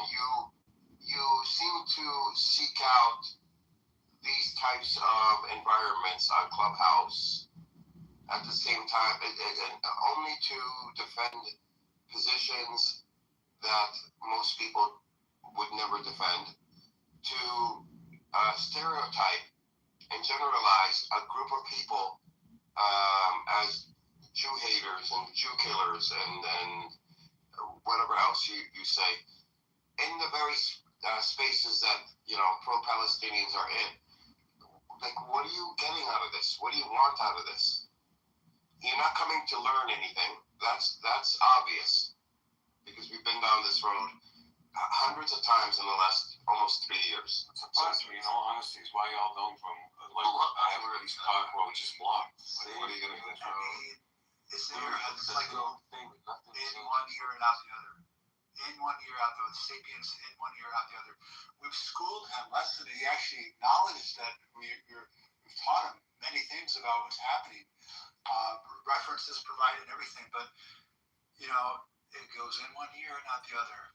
I don't know what's, you know. The thing is, I'm a very open-minded person, and just because I hear you say what you say doesn't mean I'm not opposed to hearing what the people on the other side have to say. It's about time, almost 3 years, you should have your own position by now. He does have his own position. Yeah, and what the position is what? Palestinians are want to murder all Jews, right? I said Palestinians, they're very unpopular. Go ahead. Palestinians need to accept that the fact that Israel is there, they need to drop Not for long. I disagree with you. What I think should happen. I'm a pro-resistance. Yeah, I don't give a fuck what he thinks about it.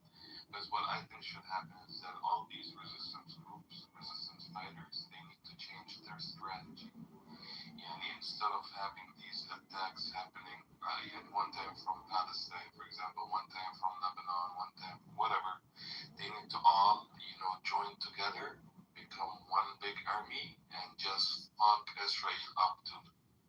But they tried that. They tried that in 1948. They tried that in 1948. Let's ask Sapiens. Let's take a moral stance here. Let's not talk about what you think they should do, but let's take a moral stance here. By the way, Ali is another deluded person. Ali, I expected better. Hamas, the baby killers? No.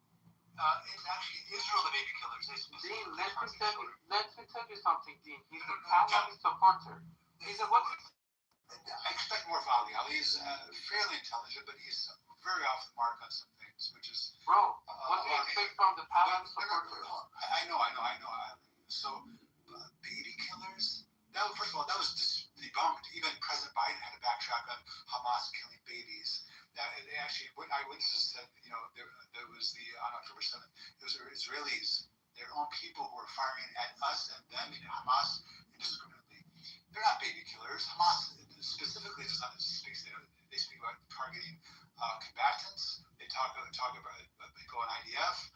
They talk about taking hostages. They don't talk about killing babies. They don't kill about innocent people, women, and so forth. And this whole rape propaganda was also debunked. Anyhow, the baby killers are the Israelis. They have killed tens of thousands of children. That's a proven fact. They have a starvation campaign. A proven fact is stated. Intent is proven by their ministers, by from Bargain Beer, Smotrich, and all these extremist, deranged, terroristic Israelis. You want to talk to him? He wants to come up. You want to talk to him? Well, let's do a Sapien first. Sapien, I'm not talking about what you think should be done, but what is the moral position you think? Who is in the right and who is in the wrong? Who is the oppressor and who is the oppressed? Number one. And then number two, is it a genocide? Because you've been learning and studying this for about 3 years now. Who is in the right, who's in the wrong? I mean, essentially, who's the oppressor and who's the oppressed? And do you think it's a genocide? Let's hear your position. What's the moral position you take? That's more interesting.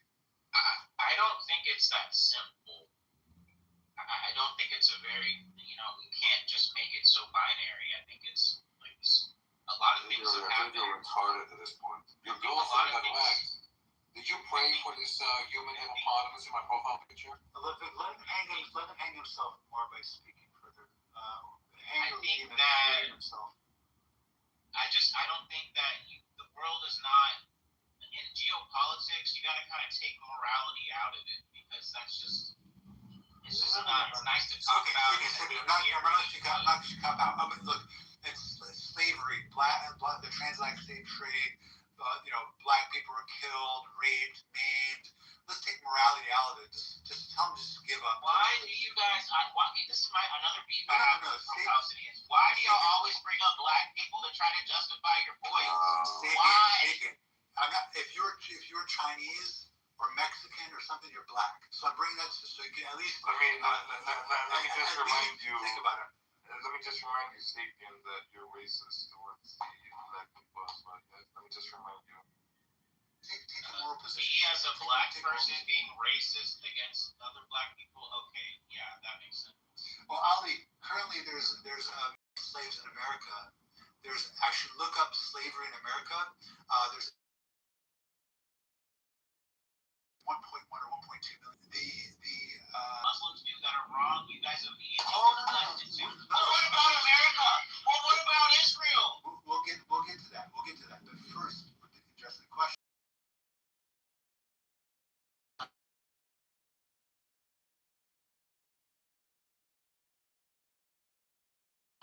They're definitely a more powerful entity than the Palestinians. And it's very easy to frame them as the oppressor. Okay, sure. The first one, the occupation of the West Bank area, they had just simply accepted the 1947 partition plan. That could have been. Hold on, Sapien. Edward, I'm not going to escape this. Moral position. Who is the oppressor and who's the oppressed? And number two is the genocide. Moral position. This is so low resolution. He already said that he doesn't believe Israel is an oppressor. I mean, that's the mentality you're dealing with. I didn't say anything. Yes or no question, Sapien, right?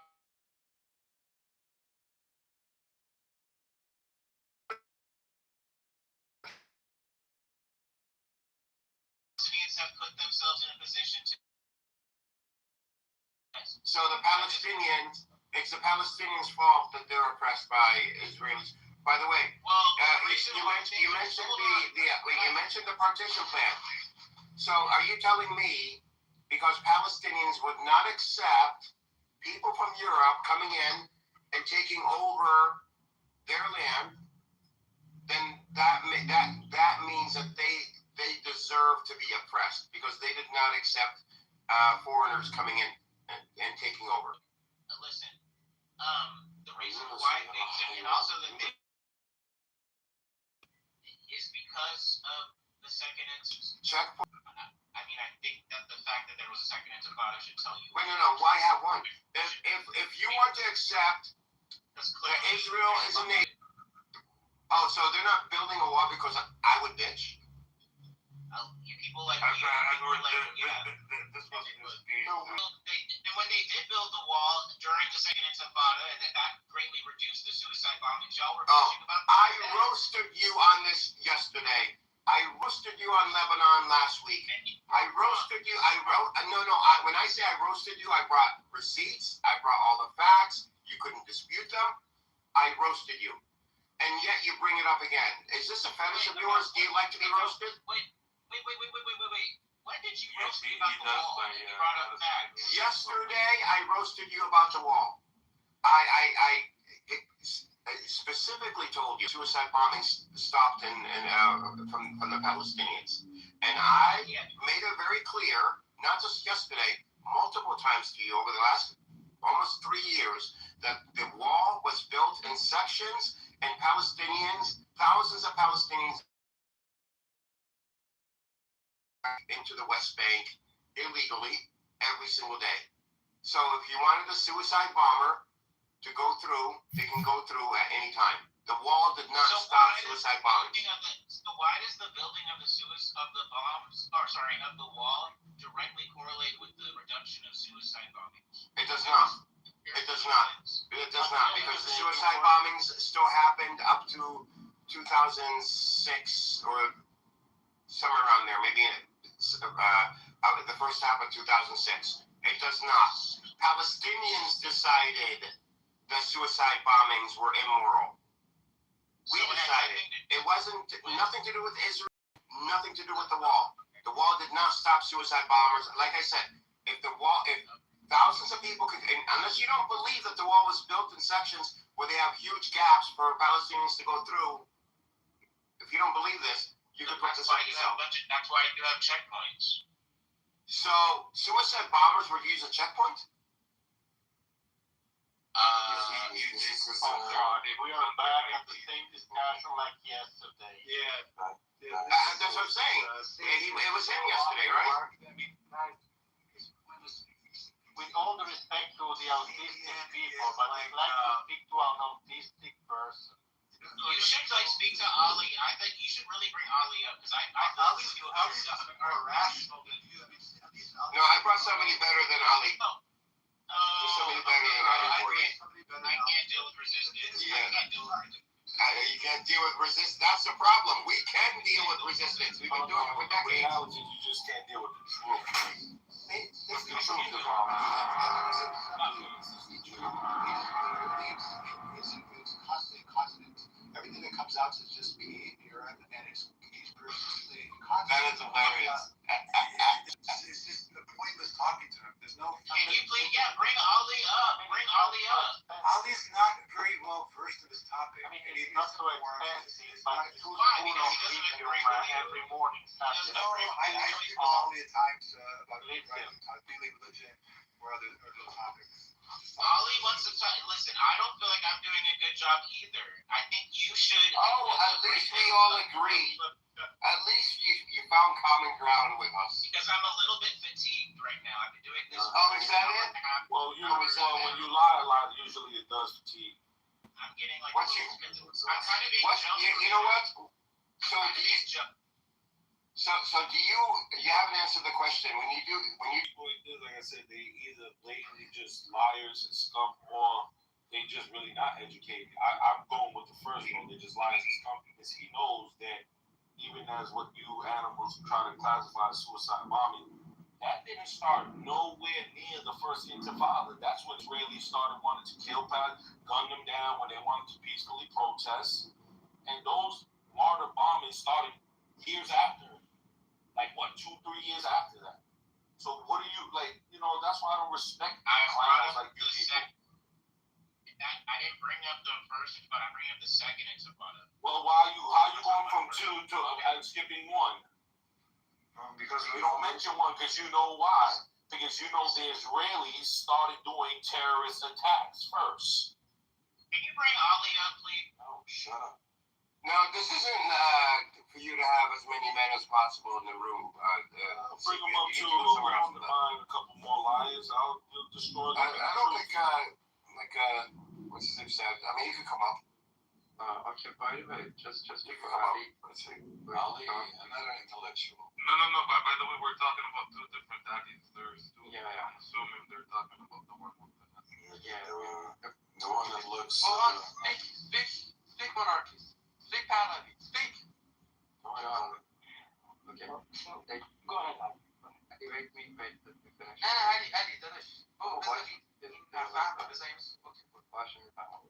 Sapien, by the way, I have a question for you. Dude, we cannot come to an agreement or make you understand a very simple moral fact. You just showed that why you just converting a problem of type, geopolitics to a moral problem. Like, do you think that we can talk geopolitics with you? Like that's much more complex. Do you know that? And what do you hope if we talk about geopolitics? So what do you think that happened? Like, are you capable of talking geopolitics? Okay, whatever. Yeah, 2 comments. John, I am not a part of any specific leadership or group of Iranians trying to take the leadership in Iran. As a matter of fact, I have really very little interest in Iran whatsoever. I had actually no interest in it until the Mahsani situation and also the conflicts in the Middle East. I decided to become interested.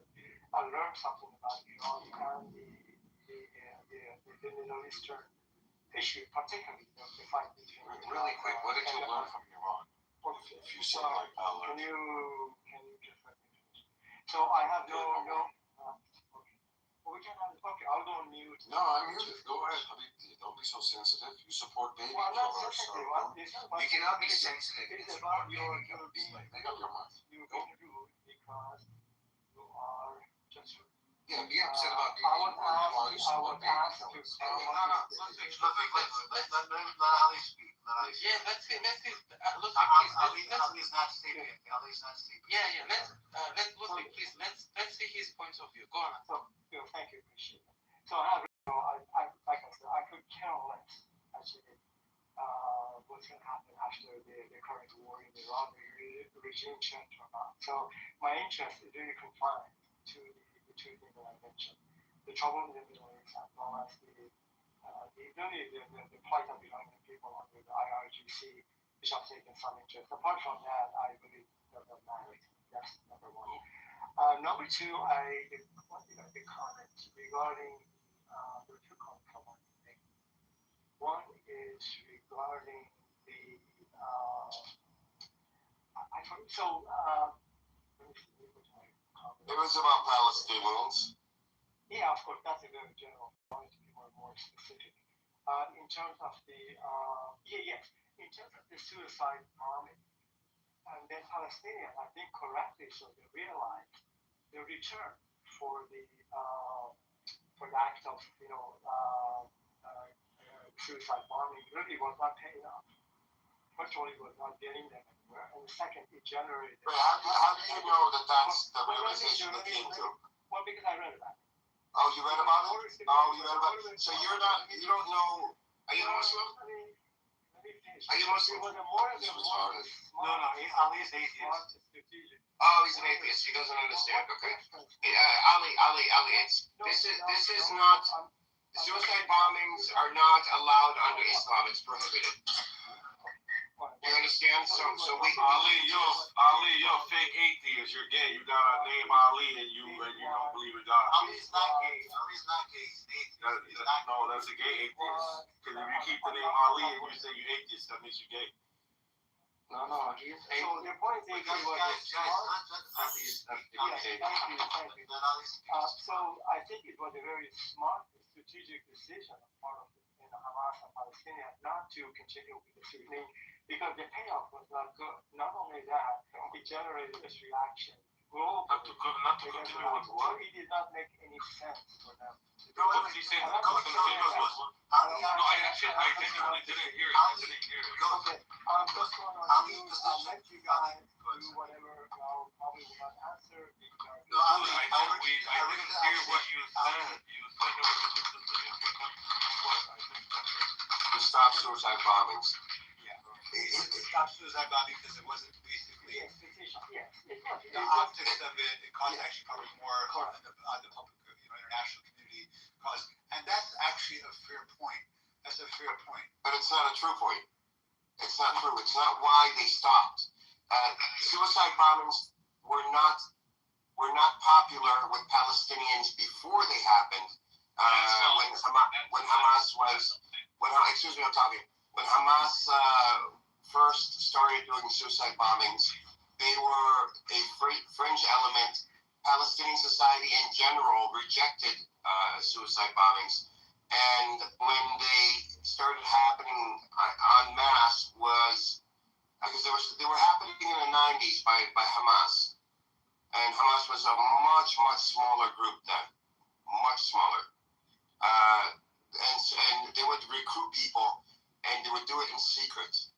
And even the person's family would not know that this person was being groomed to be a suicide bomber. They would have to be groomed. In the early 2000s, when Ariel Sharon came into power, the butcher of Palestinians in Lebanon, Palestinians feared that them and their children would be butchered by Sharon.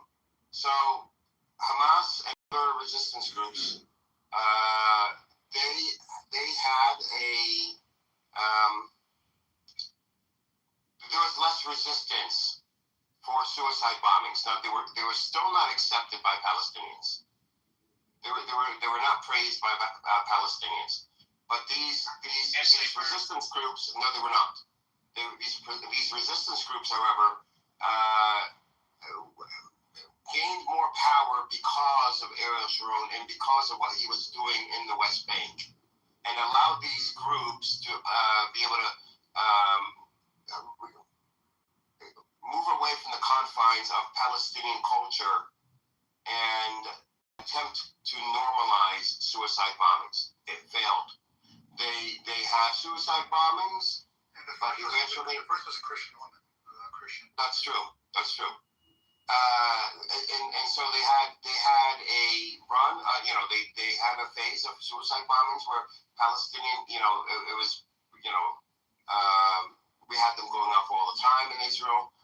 Palestinians did not know who the suicide bombers were. They didn't know who the group. We knew the resistance, but it was a small part of the resistance. We didn't know who exactly was doing it at the time.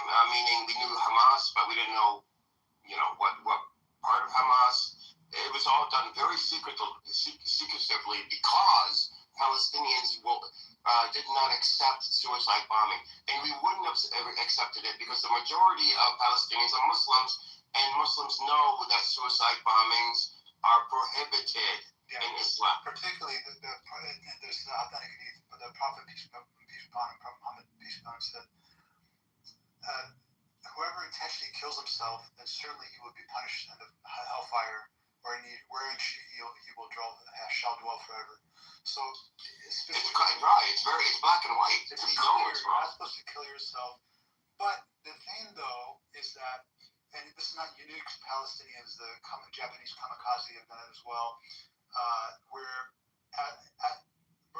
excuse me, a little bit more for Palestinians had to find unconventional ways to resist their violent terroristic oppressors, because they were very violent terroristic oppressors, stealing their land, killing them, depriving their rights, and so forth. So they didn't have any jets. They don't have any tanks. They don't have an army. They don't have a navy. So they had to find ways where they can attack the enemy, the violent, ruthless, oppressor enemy. We should clarify that's who they are. And the Palestinians defending themselves. So when people are defending themselves, they get desperate. And they find ways to, unconventional ways to attack. Just like the kamikaze pilots in Japan did so. And they thought it was a very noble thing to die for one's country. Now, the second thing is that while there's no religious justification in the Quran and the Sunnah, the hadith of the Prophet Muhammad, peace be upon him, not evidenced by the companions, but a generation, I think it was the generation after the companions, there was one battle where a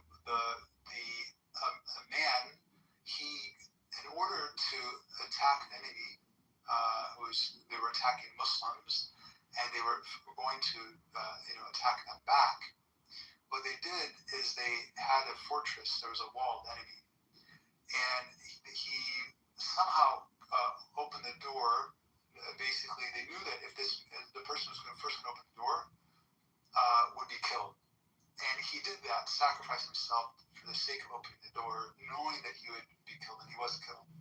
So that was used by some, I think Hamas maybe referenced, I can't remember, a while ago.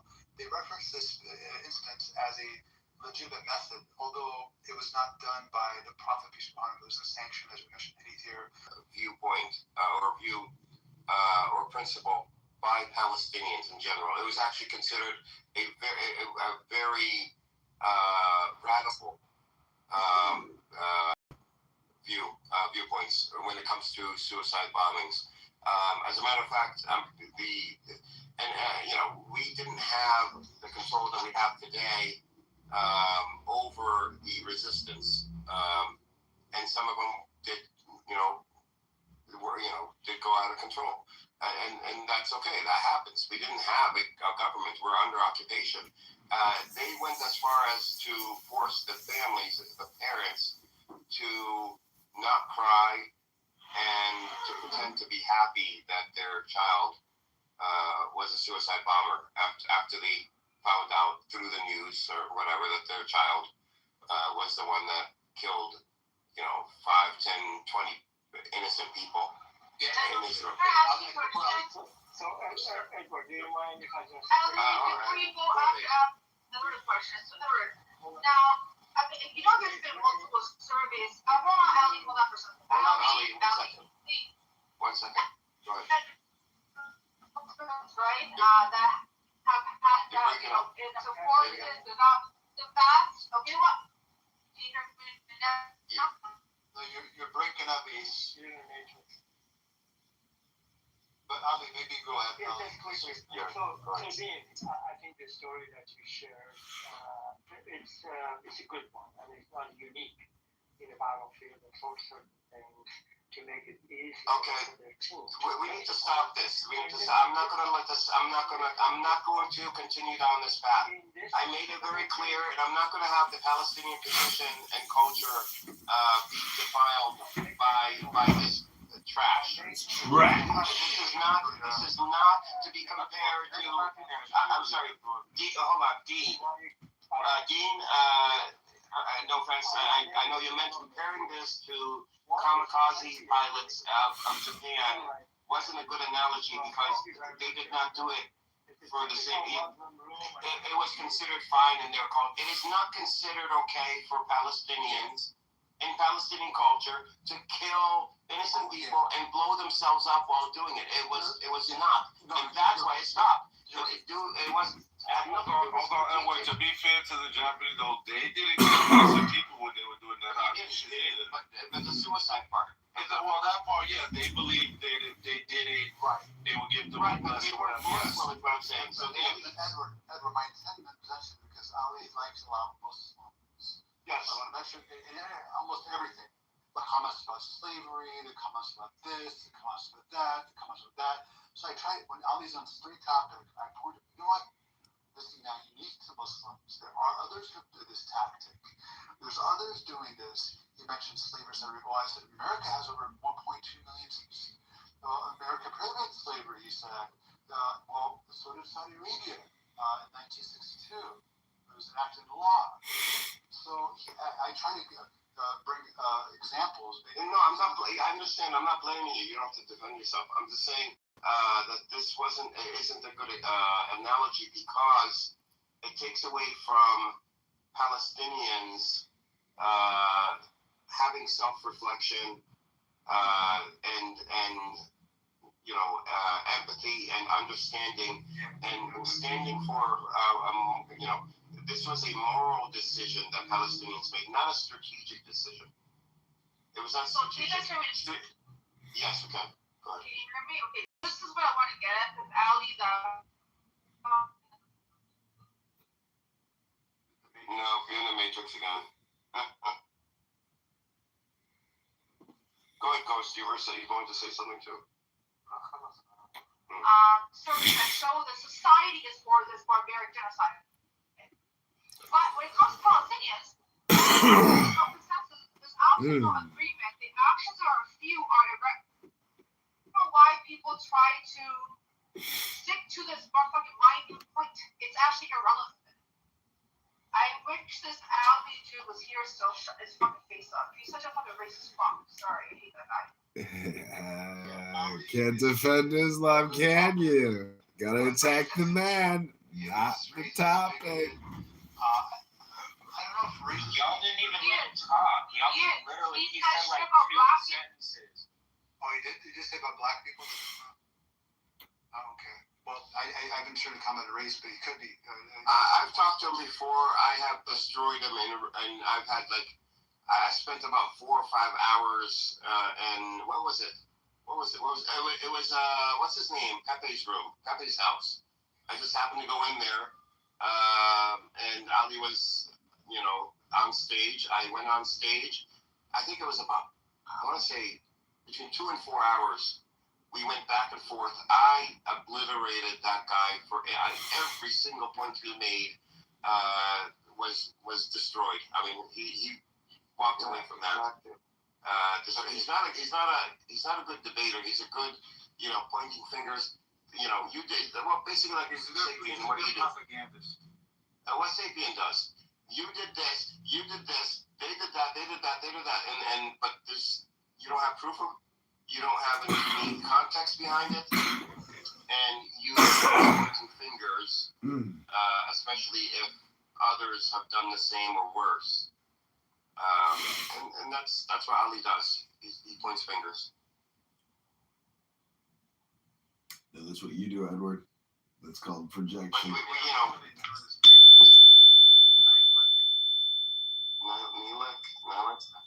How's it going?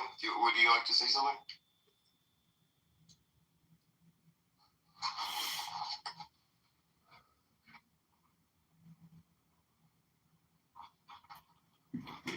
Andy? Need like, are you there? Like, just came on stage.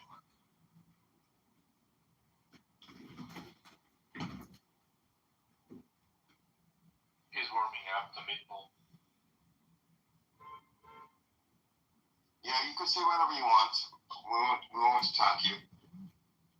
We only attack the ones we have a history with. Yeah, like speak for yourself, don't say we. Depends on what's said. What do you think? It's an Yiddish meatball. Edward, what do you think? Like, what do you think goes through Sapiens' mind? I don't still get it. I don't know. Air. Yeah, it is real. Airhead. He's an airhead. No, what goes through Sapien? Sapien's head goes air goes through it. Complete airhead. He's a definite airhead. Okay. Think about it seriously. Okay.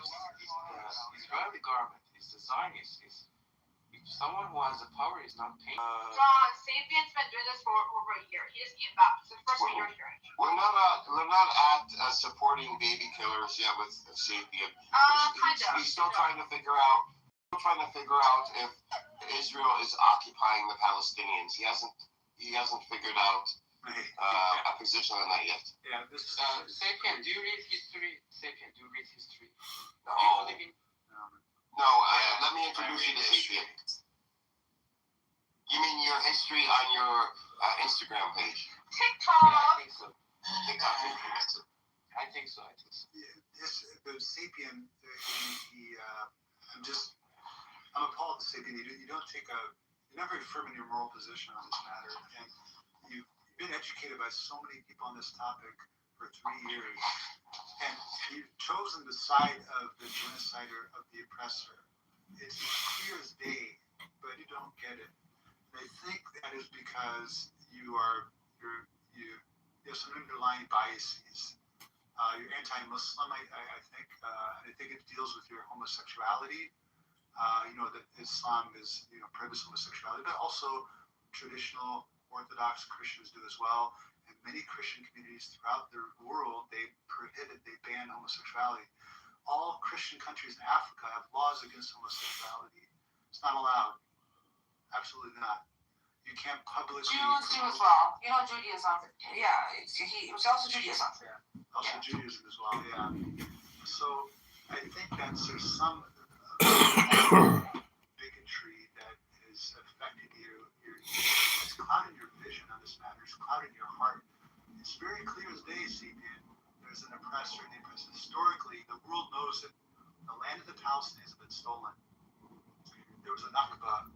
They were forced out of their homes year after year, decade after decade. They know who has the upper hand, who's stealing. You can laugh, but now you can't laugh at facts. You look some more foolish when you laugh at facts. Palestinian land has been stolen. It's a complete fact. But he was when Daniel was in the room, Amir's room 2 days ago. Sapien was trying to defend the Zionist position. They don't want to ethnically remove Palestinians. They don't want to, from the West Bank. They don't care if Palestinians stay. And Daniel was like, no, we want them gone. We want to remove them. We want them to go to Egypt and Jordan. We don't want any of them around. And I'm like, Sapien, what do you think of that? Well, I don't know. It's just, it sounds like a controversial position. I don't know about this position. It's really controversial. Yeah, Sapien. The prime ministers of Israel, the cabinet members, Knesset members, from generation to generation, from year to year, from cabinet from term to term, have all, at least several of them, have openly stated this position. Eretz Israel, our goal is to take over the land from the Tigris, the Nile to the Euphrates. That's how the Likud Party charter since the 1960s. It's pretty obvious. Yeah, the Likud charter is from the river to the sea. They say the same exact thing as the Palestinians. But the Palestinians don't mean to kill all Jews. That's a lie. It's been promoted by Zionist dominated media. And you don't need me to say this, but many Jews, historians, rabbis have attested to the fact that Jews have been protected under Muslim rule. The Muslims have cited Jews. You don't see anything like this happening when Muslims are in control, or there are instances where Jews are killed, of course. The Hebron massacre is like that's a topic we can talk about. 35 people were killed. They were traitors. It's not as simple, but there wasn't a genocide. There wasn't a goal of extermination of Palestinian exterminated Jews. Right? So the thing is, you see people. Had so much time to really reflect on this matter, and I think there's just some underlying biases that are prejudices that are clouding your heart on this matter and your mind. Sapien believes that if you believe or think the possibility of you not succeeding and liberating yourself, then you shouldn't even bother resist. You should just stay under the thumb of the oppressor. So basically, God forbid someone's being violated physically. If you believe a person is bigger than you, stronger than you, don't even bother fight back. That's his position. It's pretty pathetic, actually. I think it's based in cowardice. No, I said you can't fight. I said you can't fight back. But once you lose, I think you should accept your loss. What's losing? What's losing? So if somebody gets away with harming somebody, they should get justice. They should just accept the loss and say, "Hey, listen, this happened to me. I'm just gonna leave." Try to get justice, but okay. Let's say somebody kills your family member, right? And so you end up pressing charges, and the person goes to trial. And for some weird reason, the court finds the person not guilty. Okay? You can't double jeopardy the person because that's against the law. Wait a minute, we haven't even got justice. This is the problem. We haven't even Palestinians. I know I shouldn't be saying we. I just feel this is so fucking gets me as a person who's a fuck. Palestinians haven't been given the opportunity to seek justice, and when Palestinians have done things like doing the peaceful means of, let's say, protesting at the border, the IDF running one shot the knees out of the Palestinian protesters. They weren't peaceful. They weren't peaceful. How were they not peaceful? How were they not peaceful protesting? It was on video. Their kneecaps were shot off by the IDF, and they were protesting peacefully on their own land, peacefully. You know that, right? Their knees got shot off. I've seen, Daniel. Do you know that? Do you know that? Hold on, do you know of that? Of instances like that? Do you? Yeah, I've heard of that, but yes, but there was also bad actors in those crowds. Hold on for a second. What do people do in those crowds? Did the so-called bad actors fire at the IDF to get fired back? No, they weren't. They never did. What bad actors? I honestly don't read on that. Yeah, so don't say that then. Don't say that then if you don't know. You made it up. You fucking made it up. You justified people's knees being fucking shot off. Anything on Iran or any news? Any new news? No, it's kind of weird, the back and forth. It's kind of, I don't know, there was Iranian, I forgot the name of this person in the government. He basically said that it seems like it's in this agreement, there's a $300 billion that the U.S. government, Trump administration, is willing to give Iran for reparations, technically, for all the damages occurred over the years. Do you know? So they have $6 billion assets frozen. They don't want to give that. But $300 billion. Do you see this is a very interesting? I mean, if people don't believe that, I know, but there's people. Yeah, they don't. If you see this, we America is in a very weak position. I don't know why people don't see it as that. Yeah, we have to pay. And the thing is, Iran is holding out, and I think why Trump wants, is willing to pay so much money, it's not just to end the war. It's so that Iran doesn't retaliate against Israel. If Israel, goes and destroys Lebanon, or goes and destroys the Palestinians, or attacks Iran. I just like those kids. So my brother was about to find a way to keep Israel safe. Well, ever heard this story about Maybe Michael more Jackson? so the midterms, how like his ratings looks like shit in America. It's not, even if you look at some of the things that Trump's been getting away with, even that's much fun. But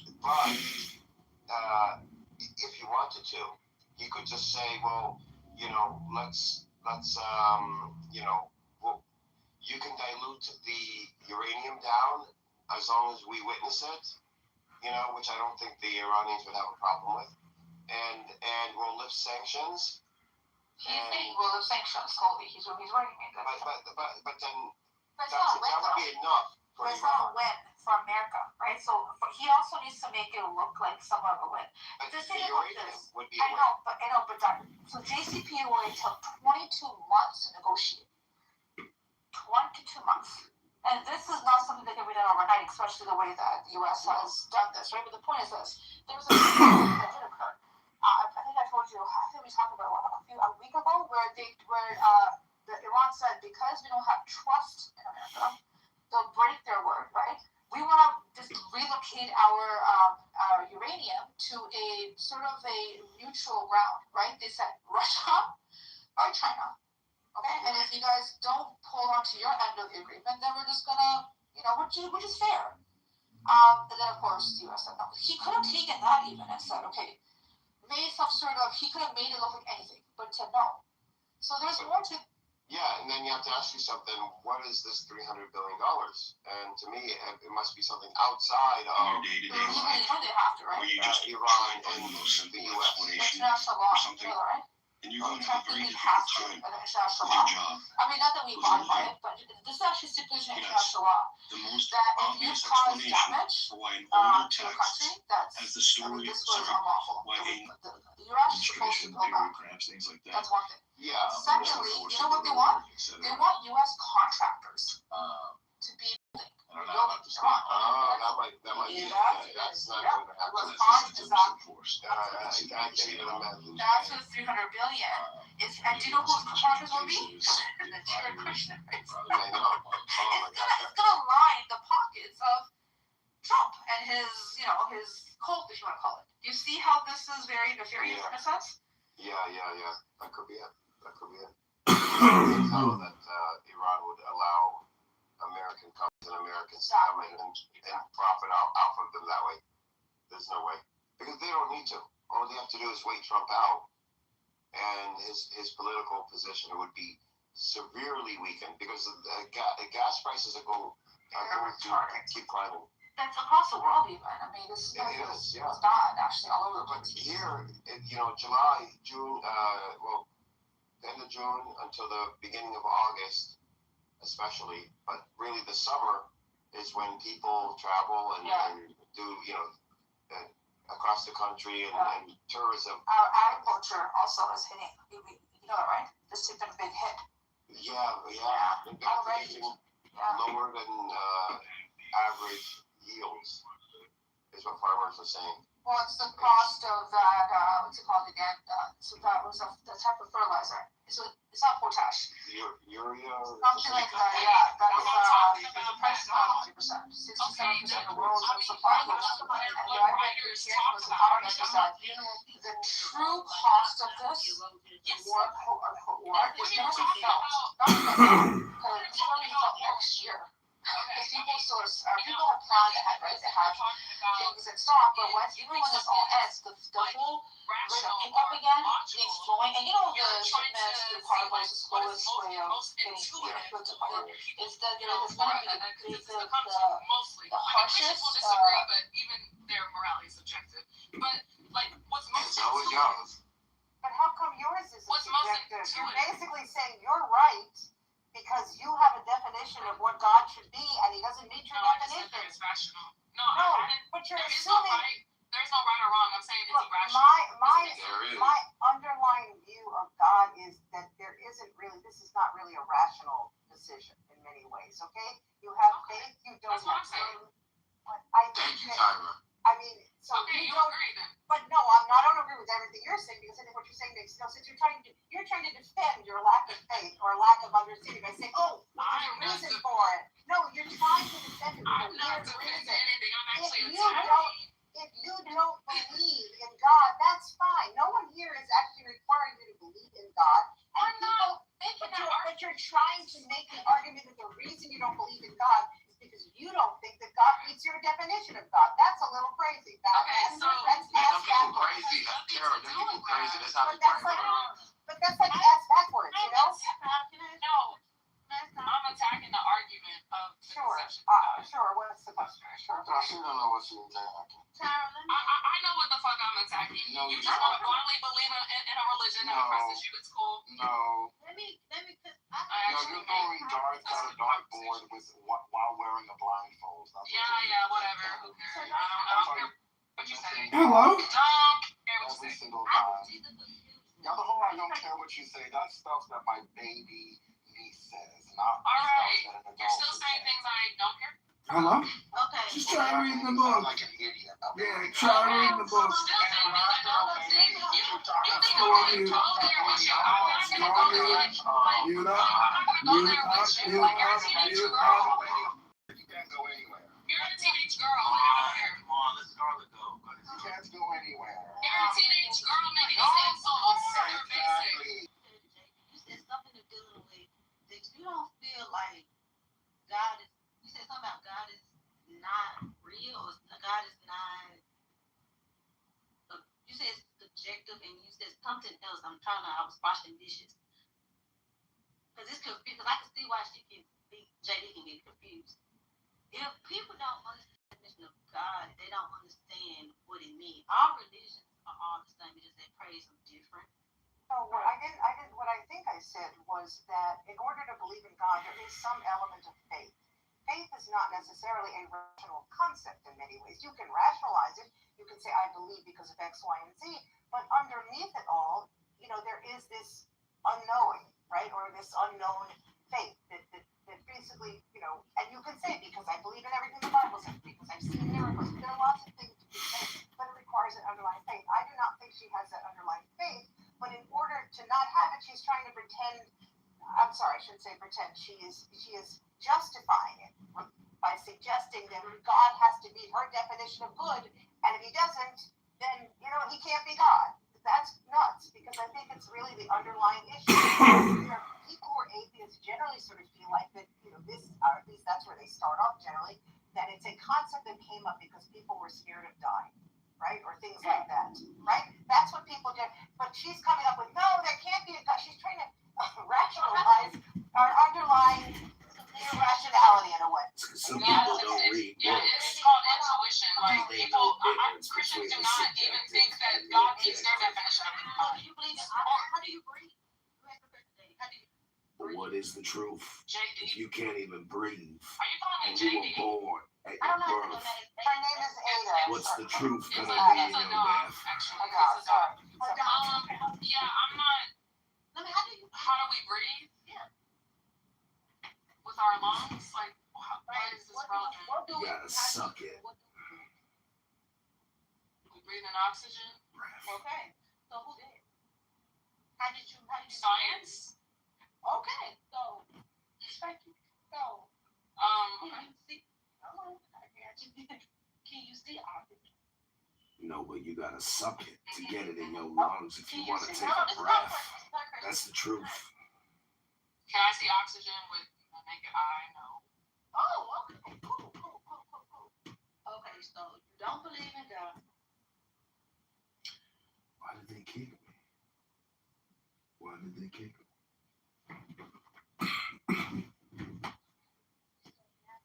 It basically means life. Is life. Natural, there's life, right? So if you believe I mean, all this can be true. How does this negate what saying that God is not real. I don't believe in God. But you believe in God. Well, no, I don't believe. I don't believe in oxygen, and I believe in like how y'all believe in God. Like oxygen, it was. Yeah. Keep on. Exactly what I said. Keep on. Exactly what I said. Yeah. So if you're talking about belief in like, oh, there's no evidence, there's no, logical, like, bricks that were coming, some type of evidence that we can use that can bring you to this conclusion, then yes, I have. Now, I'm not saying that, like, if you have a sincere belief, then I think you're probably inequity. Like, God should be looked at as much as people look at astrology. But people sincerely believe, like, God exists with and they do it by using no type of evidence. And then when they create the story of God, also doesn't make sense. It's just like all these things don't make sense, and so it's just like no reason to believe in it. Like I find no good reason, no good argument to believe in it. So do in tune with let's get the religion. Are you in tune with your spirit? Like it's gonna make you feel I'm not gonna do that. Like no, I'm just asking because You're trying to fix you don't have a spirit. Hold on. Yeah, I'm spiritless. I'm spiritless. You believe in science. She just said she ain't got no spirit, Scarlett. Spirit. Oops. I'm a horrible person who feels spirit. We have to define spirit.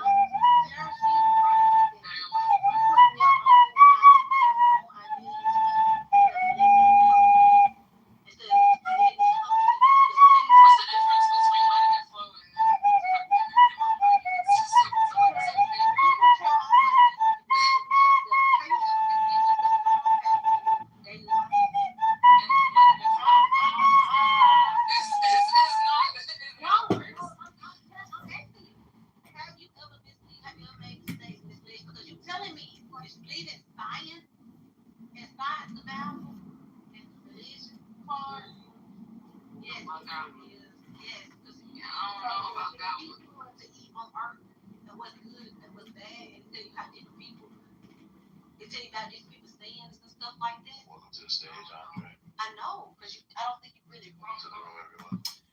I'm very happy that you have this topic because I am trans, and the bigotry, the hatred, the racism that's inflicted on trans people is just growing out of proportion to the reality of what some people consider the problem. And personally, I'm so happy that you have this to bring awareness about trans ideology, and I'm just happy to be here. Thank you, Black.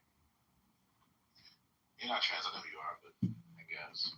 No, I am trans. I'm also a Black woman. You're not trans at all. Don't you dare tell me who I am. Don't you identify me. How dare you? Excuse me? No, this is I. If you want to stay on stage, just don't troll. You can stay on stage as long as you don't troll. All right, well then you're projecting and you're the troll. Have a good day, sir.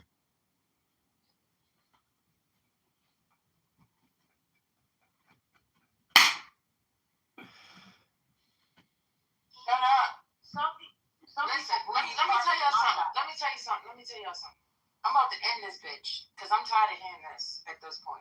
So either find another subject or we are just gonna leave and part ways because this is done and done. What a good God you are. Who doesn't? Hello. What a monster! What a monster!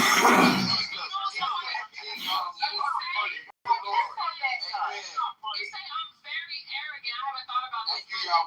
Y'all sound exactly like that. What are you talking about? I watch you change the subject. Because as I listen to it, when there's a question, the question is frequently batted away. So when she asked you, and hello, when she asked you, when she said, sorry, First Lady, that the people usually don't use such arguments, they begin with a cosmological argument. You don't know what that is. That's why. Yes, I do. I'm trying to explain to you why I'm not having an argument right now. I got it. Like, we're happy. Let me finish. But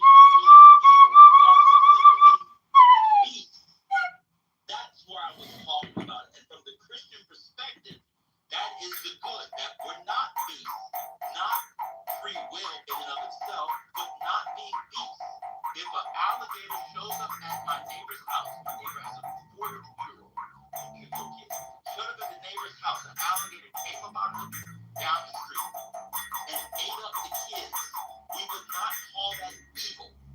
Because alligators don't have the capacity for evil. They're all good. That's what we're talking about. And you say you wish a God, if one existed, got rid of doing evil, then you would not know what good is. Which is why I was saying in prehistoric times, before the development of a morality, when they were just knocking each other in a quasi state of nature, they wouldn't have had a conception of good and evil because they were working on survival and self-preservation. That's the point. I was not saying it was inherently good insofar as it makes it like axiological judgments. I was saying it was good from a Christian perspective because it separates man from beast. And what you were calling for is for us to not be human under that conception. Yeah, and you say that I don't think about my arguments. When you make arguments like that, you don't define any of those terms because I can simply disagree with everything that you just said. I can disagree. What terms need to define? Not define every term. Well, one, you define free will. I remember the first time I asked you to define it, you laughed at my. I also disagree that your version of free will is the only thing that makes us human, and if we have an hour piece. I would simply disagree with that. Under the problem of evil. You haven't thought about any of this. Okay, you have to define that. Your definition is fine. So my definition we're talking about the problem of evil. Okay, that's fine. You still need to define your terms. Evil? Can alligators commit? I mean, it depends on how you define evil. You have to define your terms. You're talking about, I haven't thought about this. Y'all clearly haven't thought about that. Y'all defending this bullshit. Y'all been defending, and that's what I'm talking about. That's what I'm talking about. If I actually, hold on. If I actually broke it down with Christians about what they think is good and all good that God is, they would not agree. They'd be like, oh shit, this actually doesn't make sense. Commit evil in the discussion that we're having. In the discussion that we're having, I would say yes. I would say yes. Let me speak. I would say yes. Under the problem. Okay, an alligator can commit an evil act. No. An alligator, wait, can I just do this? An alligator can commit what we view as an evil act. They can eat a person, right? But are they knowingly committing evil? That would be the issue. Do they have the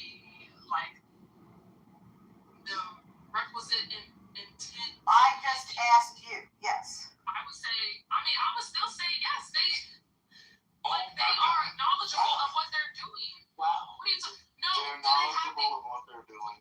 Oh my! An alligator knows that they're eating a.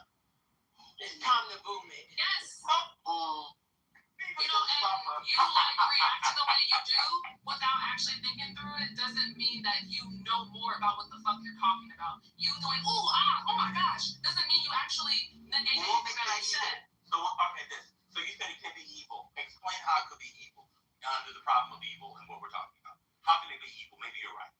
Under what I'm talking about and what I consider evil is committing evil acts and being aware that you are committing evil acts. And so alligators have a sense of morality.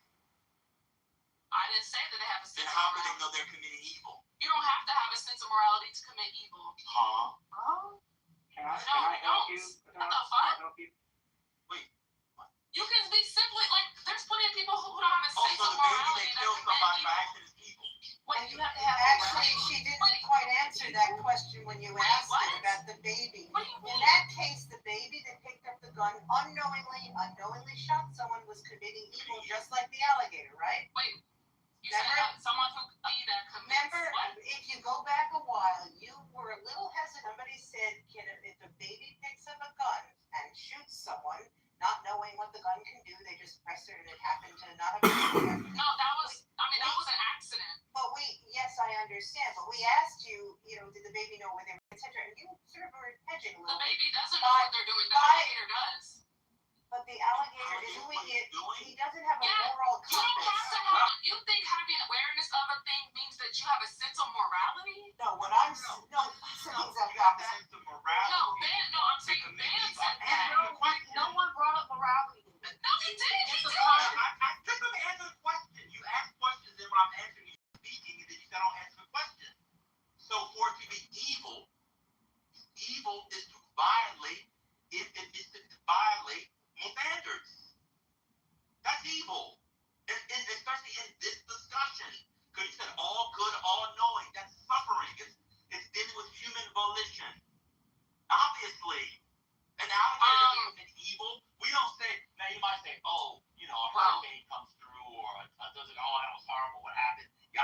use it metaphorically, but in this one, it has to be a contravention of morals, a deep one. I don't necessarily think because you are aware of a thing that you are have sense of morality, and I don't also think just because you violate, like that's what I mean when I say we have to define terms. I don't think because you violate moral standards, whatever that means, that you are now committing evil. Obviously, fuck it. Here, let me go to the dictionary. Evil. I mean, profoundly immoral. Here we go. Definition. Profoundly immoral. What's immoral? Immoral. Cool. I click on. Not conforming to accepted standards of morality. Well, I would think in this case, principle discerning the distinction between right and wrong or good and bad behavior. Particular system of values and principles of conduct, especially held by one person or a society. Okay, when do alligators get taught in bad behavior? And how much is the tuition? Okay, but you said. I know what. I mean, okay. We're so committed. No, I think what's I happening. just don't think y'all explore this enough. And I actually think y'all underestimate how much animals do have like control over their own I didn't say anything about the control. I'm talking about the axiology, the value.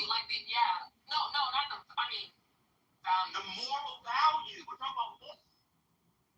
Come on, you cannot be serious. Man, just bro, stop saying like. Go ahead, Brian. You haven't thought about this. Just bow out. You haven't thought about this. Don't ever say I'm trolling. I haven't thought about this. I actually have thought about this. I don't think you're trolling, but I and you haven't thought about this. You see that? You see that? I didn't say that. That's not what I said. I said I don't think you need a moral sense to commit an evil act. Sorry, go ahead, Brian. You said that. So wait, how and now you're gonna go around and say people and tell people that I said that. Because in this particular case, evil the intent, which it can be awareness or purposeful causing of suffering or harm. In this particular sense. Is causing purposeful suffering or harm. Yes, when they eat a baby. And it kills the hungry. Yes. My God. Yes. They're trying to eat food. It's no hungry. Okay. Okay. That's not purposeful. Trying to create harm and take the baby away from the family. Do you think? Because I mean, that can simply be defeated by a hypothetical. It's so someone. So I mean, are you saying that for someone to commit an evil act, they must have a sense of morality, basically?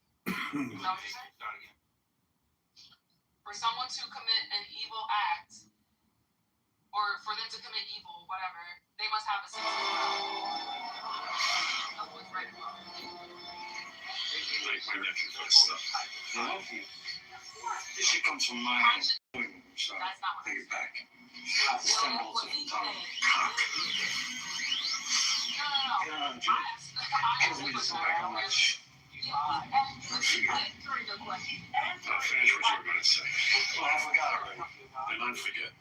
I can't not notice that he's fucking. He was charged with bus driver for a license to steal. What's he going nowhere? Who got it? It's a garbage thing? It's already taking your spinal. Now he's fucking alive. What am I supposed to do about it? I don't think someone has talked to me in the chat is on my side. So, No shit for disharmony. I don't know. Yeah, I don't need. That's my nephew you're talking about. I'll tell you when I want to. I don't need help. I know it. That's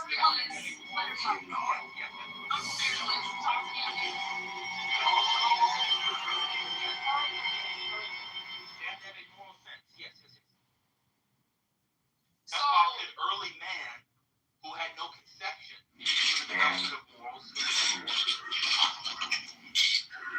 I mean, that's a lot.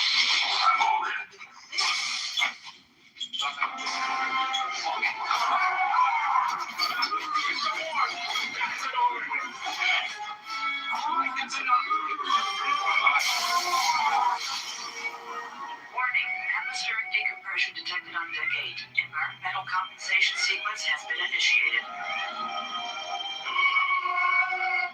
Oh, shit. There is a strong case for how people, but it does not extend to the point. My dear Captain, you are a criminal. You have been apprehended invading one of our secret facilities. The least that will happen is for you to stand trial and be punished. What do you want, an apology? Fucking women's handler? What? Perhaps you're aware of the incision in your chest. While you were under the influence of our drugs, you were implanted with a small device. It's a remarkable invention.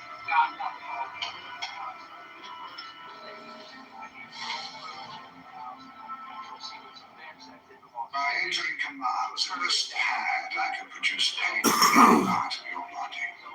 Various levels of severity. Forgive me. I don't enjoy this, but I must demonstrate. It will make everything clearer. Surprising, isn't it?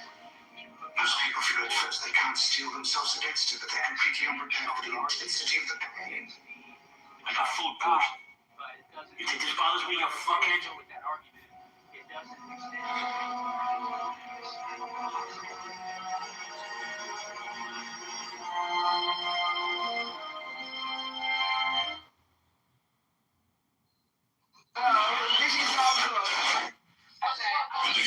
Close your eyes. Help me! Sorry, so sorry. Why are you pointing a gun at your own head? It's not my head! It's my head, but it's not my gun! What happened to you? We have to assume the body is homing in on this. We just kill the head, right? You can't shoot in the face. Why not? Ramon! You're gonna die! I'm sorry. No!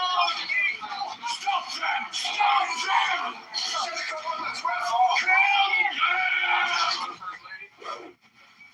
With me! Stop holding my hand. People don't do that to me.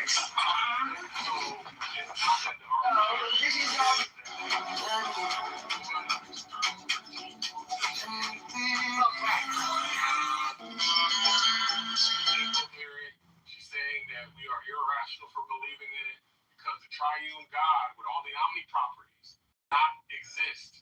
Correct. And Brian's response is not. One second, let me say you want to speak.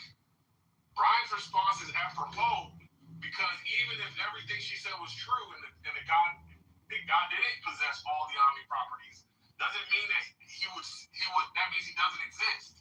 Right. It just means that we would. Come on, your mama, don't take it out on me, bro. I said correct. She didn't say that. Y'all sound the same, my bad. Listen, you know how y'all are passive aggressive when y'all don't get y'all fucking way. So, Ain't nobody passive aggressive. Give me your address. Yeah. Who passive aggressive now? Yeah. Pull up. Shorty said she gonna pull up for the day. With the overnight bag? No, if what I'm saying is so stupid, you wouldn't have to lie about what I say. But Yeah.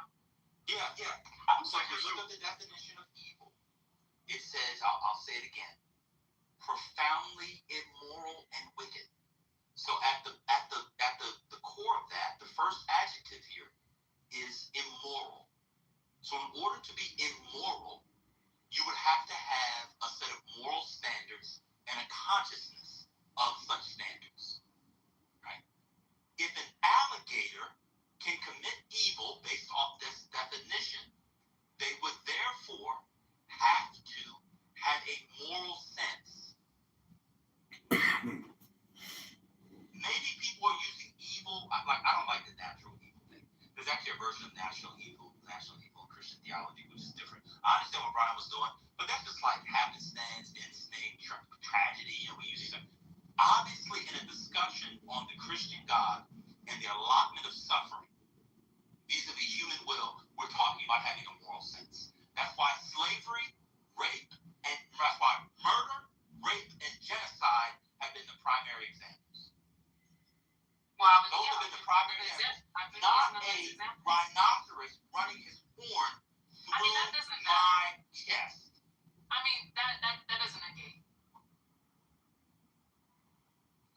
Can I move it along a little? You literally said that alligators can This only way you think you can win. There's nothing to win. He didn't You bring I made it Christian framework because you continuously keep here coming off your mic, we which bring causes our a problem. Christian framework Because he's over misinterpreting here what to I argue said. against the existence of God. How about this? Let's use the Hindu framework. The framework around theodicy has no bearing on the existence of God, which now I've said, Kira said, Brian said, etc. Let's move off Christians. Let's bring the Hindu framework or the Chukwu framework. How does that disprove the existence of God? I mean, if God, I don't know about their God, so. Right, that's what the argument is. That's the point. What's the argument? Your strongest argument for how the problem of evil eliminates the possibility of God. What's your strongest argument? That because evil exists, therefore, no God. I mean, it depends how y'all are defining God. You define it. Put it in your terms, your strongest logical argument. I would think that God is an omnipotent being, right? Y'all would agree with that, or no? Because if God is just Joe on the street, if God is just Joe on the street, okay. I mean, we would have to agree with that, because if God is just Joe on the street, then maybe I could believe that. Oh, it could be any supernatural. The majority. It's just not a supernatural being. Okay, a supernatural being, usually.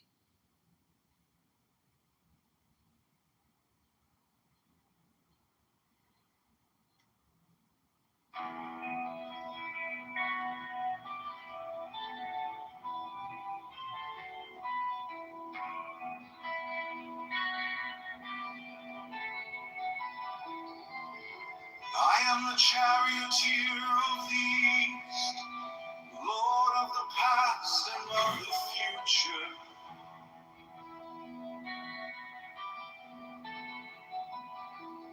I see by mine own inward light, Lord.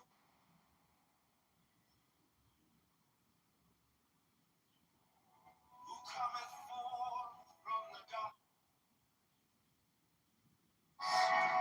and my birth is from the house of death.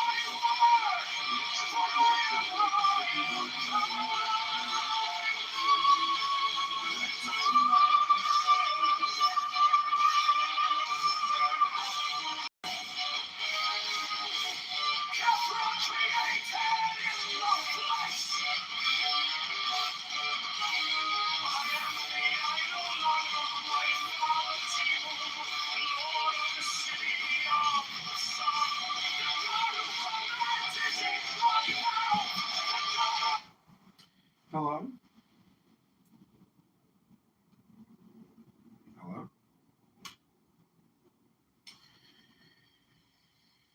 I want to say hi to my friend Honey Badger down there in the audience. I saw Honey Badger at the bar I was at last night on the wall, and I thought about you. Does he live in Chicago? Oh. Okay, never mind. Yeah, I live in Chicago. No, I was gonna say. I'd like to play a little song for my friends here. It's called Wizard Banishing. Well, maybe not. It's not one of my favorites. But I'm going to play for you my new political campaign song called Brandon Johnson is the Scam. I hope you enjoy. Chicago Mayor Brandon Johnson is a fraud and a criminal who lies. Republicans and socialism for black slaves.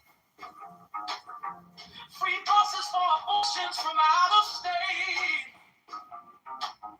Allows teens to take over streets and cause chaos. Borrows $1.3 billion to give out to his crony non-profits. The FBI needs to arrest Mayor Brandon Johnson and his C2 mafia propaganda. Affordability is a scam. Brandon Johnson is the tax. Brandon is a scam.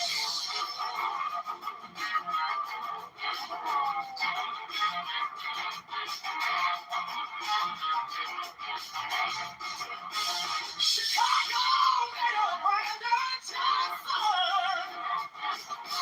is a fraud and a criminal who lies. Reports guns and socialism for black slaves. Free buses for abortions from other states. Allow teens to take over streets and cause chaos. Borrows $1.3 billion to give out to his crowded non-profits. The FBI needs to arrest Mayor Brandon Johnson and his CTU mafia propaganda. Affordability is a scam. Brandon Johnson is the tax. Brandon is the scam. What'd you think? Yeah, I'm not the biggest fan, John. I think if you want to win, just focus on your own strengths. You know? Focus on my strength. Yeah. Well, you're fired.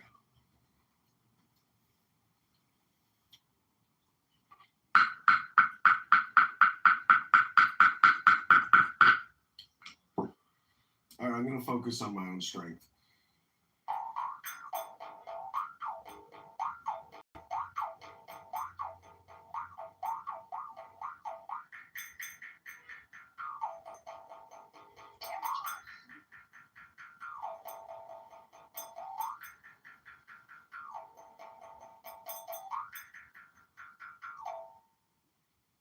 What'd you think?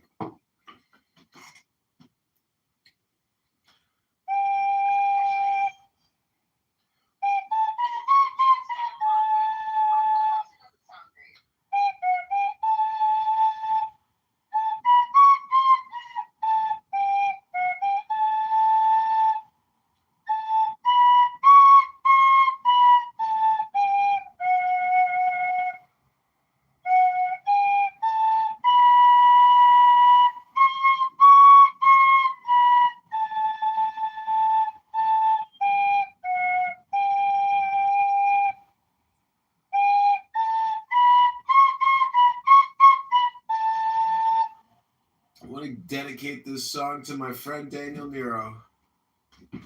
Wherever he is, whatever he's doing, I hope he's doing it well.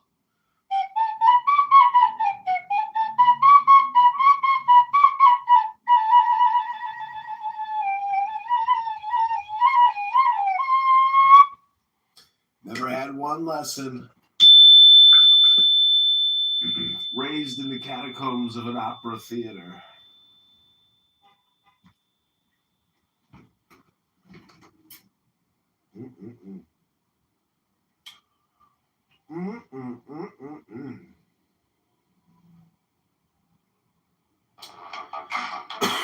This one's dedicated to Daniel.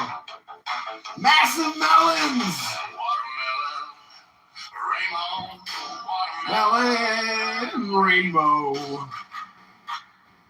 Watermelon rainbows.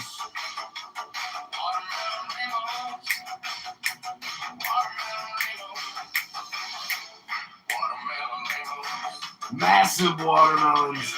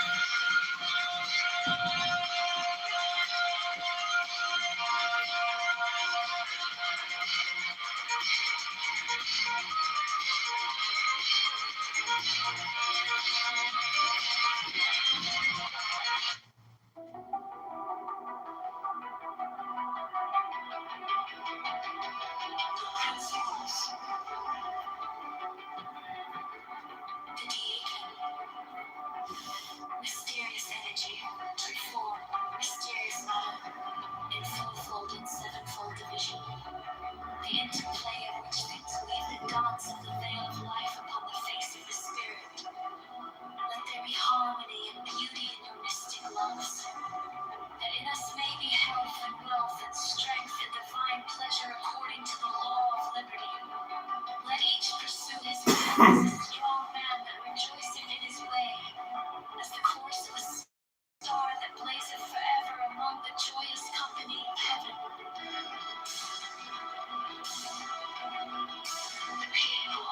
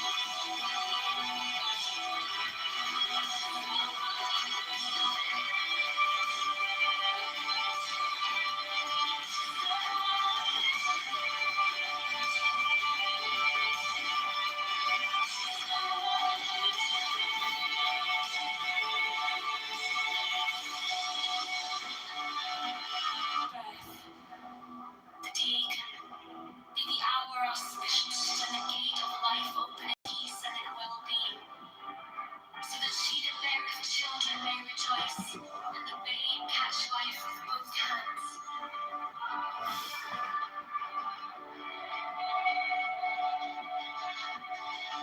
So mote it be.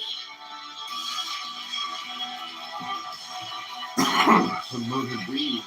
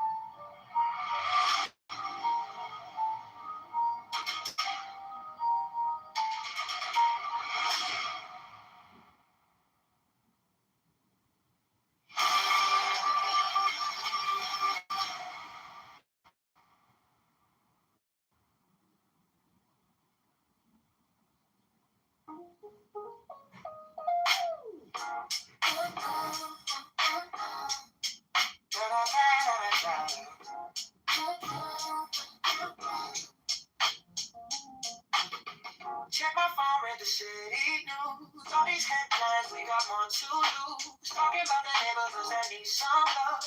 Dreaming about a leader we can be proud of. On the south and the west, every single block. Trying to build it up, time to talk that talk. We're trying to move on, trying to find our way. Lift the whole town up every day. The rhythm's here, the vibe is strong. Voice of the people gonna sing this song. Now we filling up the empty space. Every street and every place. A little bit of hope, a little bit of change. Rising like a beat in the pouring rain. Go to Chicago, night all over.com. Go Chicago strong, keep pushing on. Go John, Kitover, lift up every space. John Kitover, 2020, something for this place.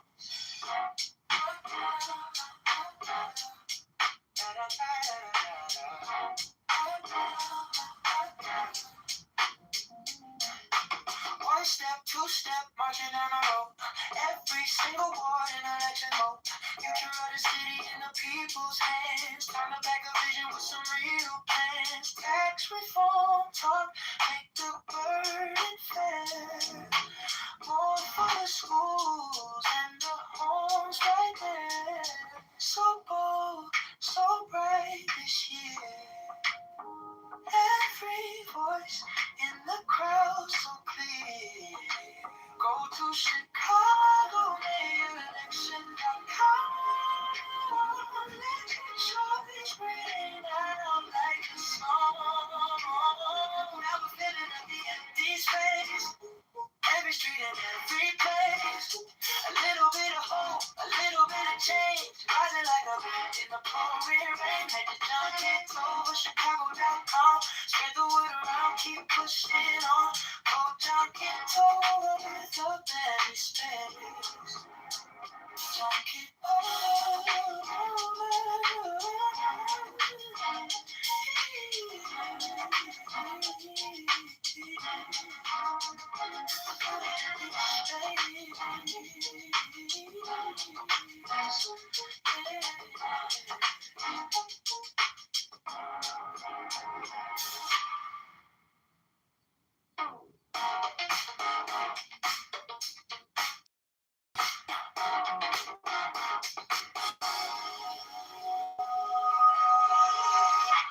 You log in, say I don't usually even talk it, but tonight you want an option. It could be a better option. You come in, do it at the midnight moves, yeah, right here. On the screen inside my room, click on his name, tired of his name, ready for changes. We're breaking the rules. You come in, oh yeah, do it at the midnight moves, rapping like I'm stuck going through. If this is your moment, I don't want no blow. It only beats after midnight moves for you. Real talk, about the taxes on my mind. Scroll line, chunk it over, it's your time. We laugh at the chaos in the mix. One vote for a city we can fix. You let us message with the drama, slow real, so we can heat up every dollar. Said tonight you want an option, it could be your better option. You got me, you got me, do it at the midnight move. Oh yeah, right here. On the screen inside my room, click on his name, tired of his name, ready for changes. We're bringing it home.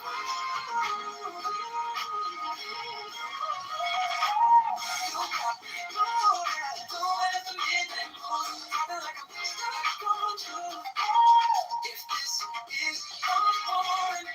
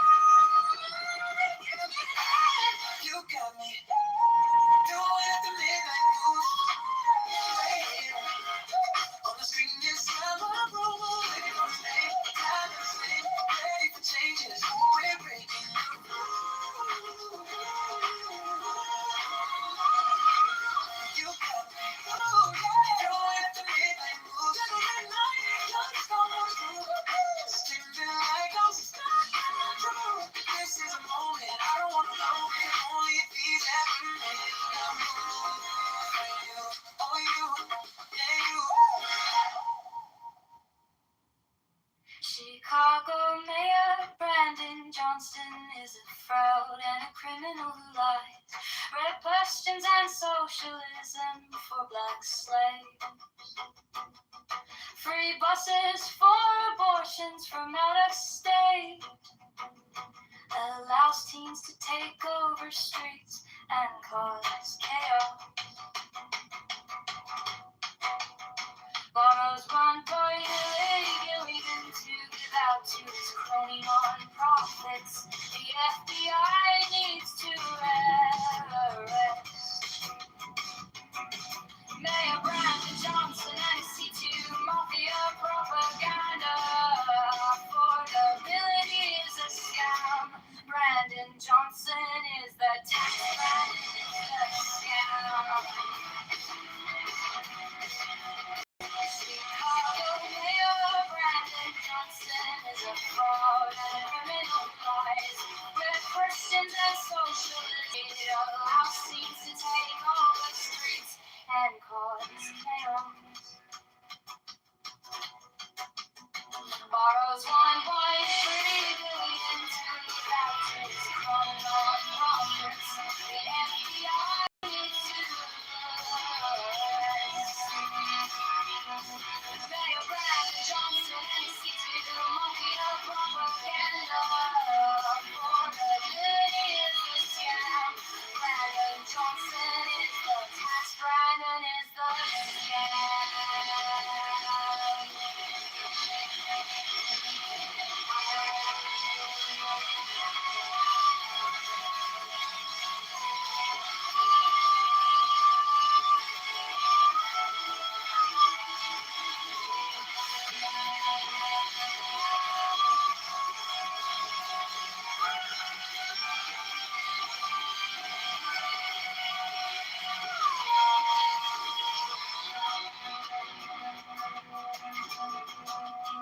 Chicago Mayor Brandon Johnson is a fraud and a criminal who lies. Red persons and socialism for black slaves. Free buses for abortions from out of state. Allows teens to take over streets and cause chaos. Borrows $1.3 billion to give out to his crony non-profits. The FBI needs to arrest Mayor Brandon Johnson and his C2 Mafia propaganda. Affordability is a scam. Brandon Johnson is the tax. Brandon is the scam.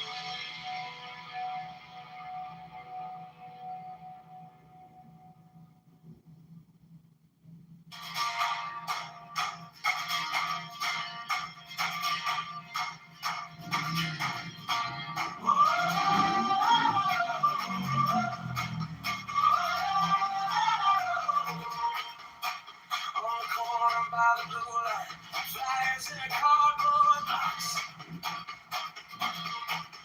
He's shaking hands on Milwaukee, listening more than he talks. Intelligent and steady, got that sweet look in his eye. Created in the details, you can see it when he smiles.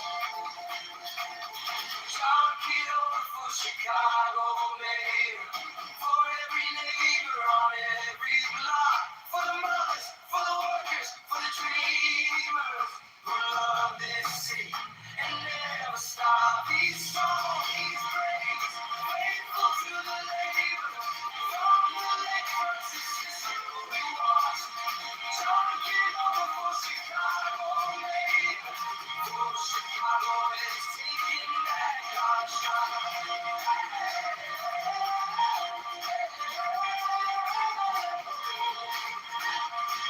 Joyful in a hard time, laughing on a winter street. Snow slush on his laces, but there's fire in his. Reliable as sunrise, you can call him when it storms. Courage in his backbone, standing up to every storm. John Kitover for Chicago Mayor. For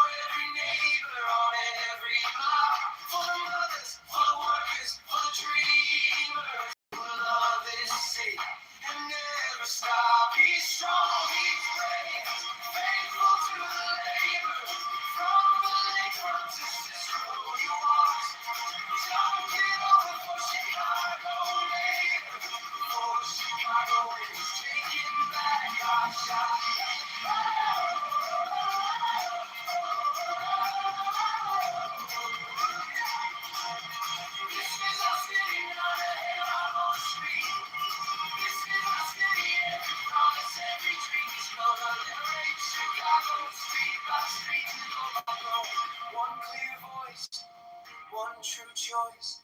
We don't have to settle anymore. John Kitover for Chicago mayor, for every neighbor on every block, for the elders, for the students, for the builders who love this city and never stop. He's strong, he's brave, he's faithful to the labor. From the lakefront to through he walks. John Kitover for Chicago mayor, for Chicago is gone. Take your shot.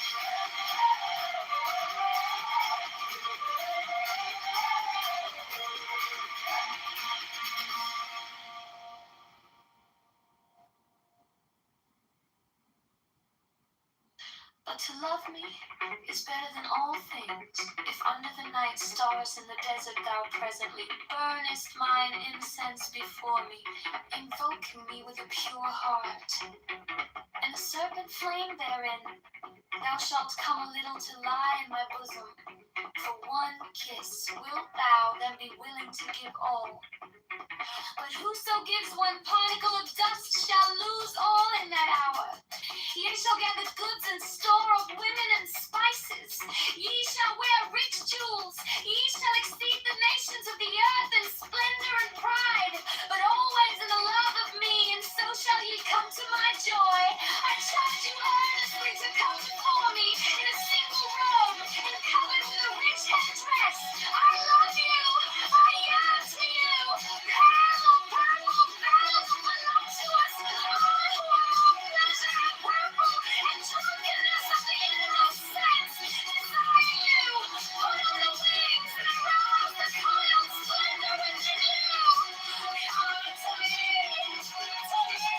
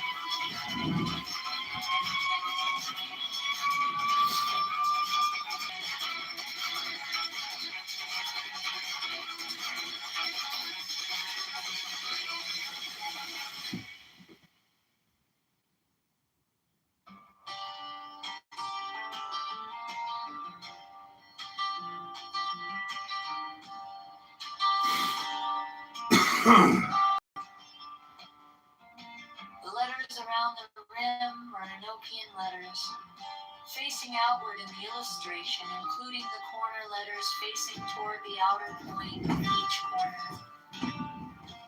Two overlapping equilateral triangles shown in the interior of the figure are composed of thin, solid lines and somewhat closer in their bases to the top and bottom of the square than shown here.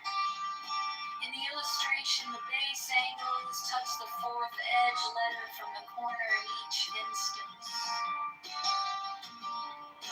The rectangular grid with Enochian letters in the center of the diagram has been adjusted to align with the edge letters of the original illustration.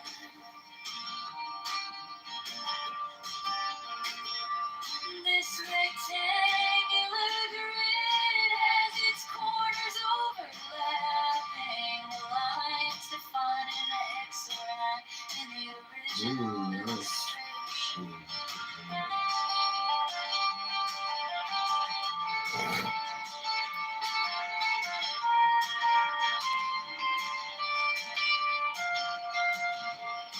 There are 7 small devices 5 squares and 2 circles symmetrically arranged in the pattern of a 7-pointed star with point upward. There is no actual 7-pointed star drawn. These devices are all oriented to be viewed from the center of the figure. Their size is about that of 3 edge divisions vertically and horizontally, and their text would be at right angles to any straight line that might be drawn from the center of the figure. These devices have been represented by the numbers 1 through 7 in the approximation above. They are separately approximated below, not to scale.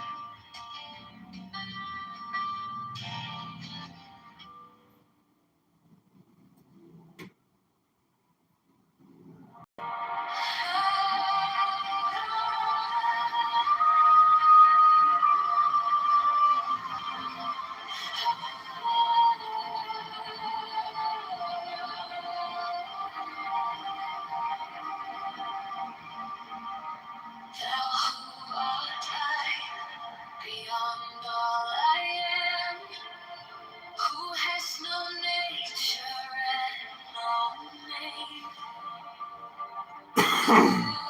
When all but thou art gone, thou center and secret of the sun. Thou hidden spring, things new and unknown. Thou alone, thou art true, fire within me.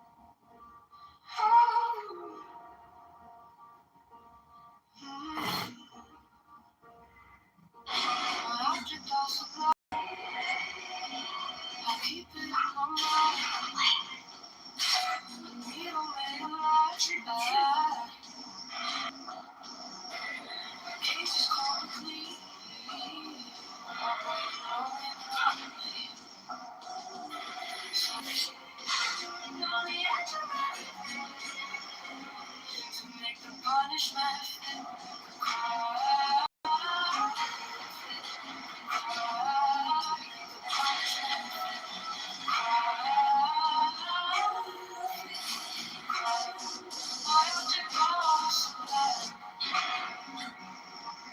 this video gets one like,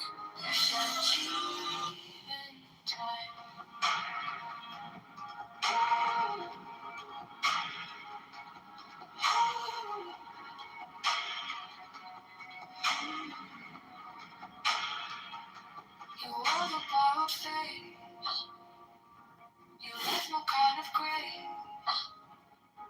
But every lie you spun turns back beneath the sun.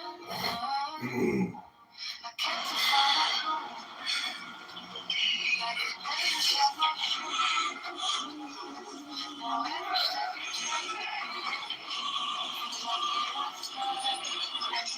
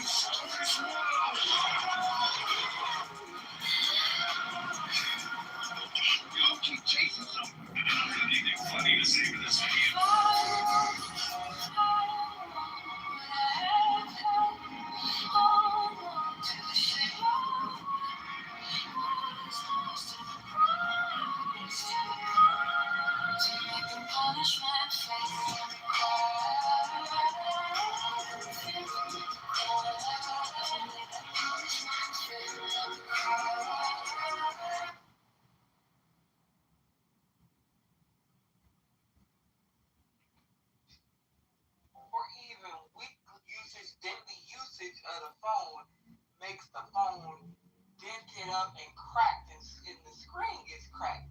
That seems like extreme circumstances that your pussy gets up and cracked. No. Let's think about it another way. Let's shift the perspective here. Every night you put that phone on a charger so it can be rejuvenated. Some of y'all will wipe the screen off from it.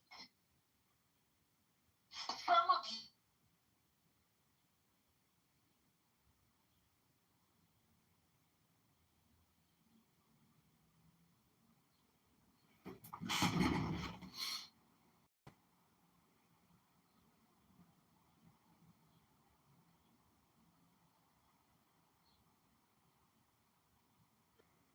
when I found Jesus, he was who was looking out to be.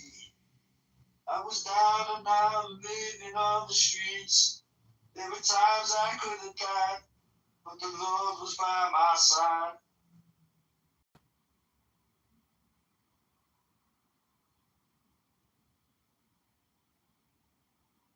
Saved by the blood of Jesus.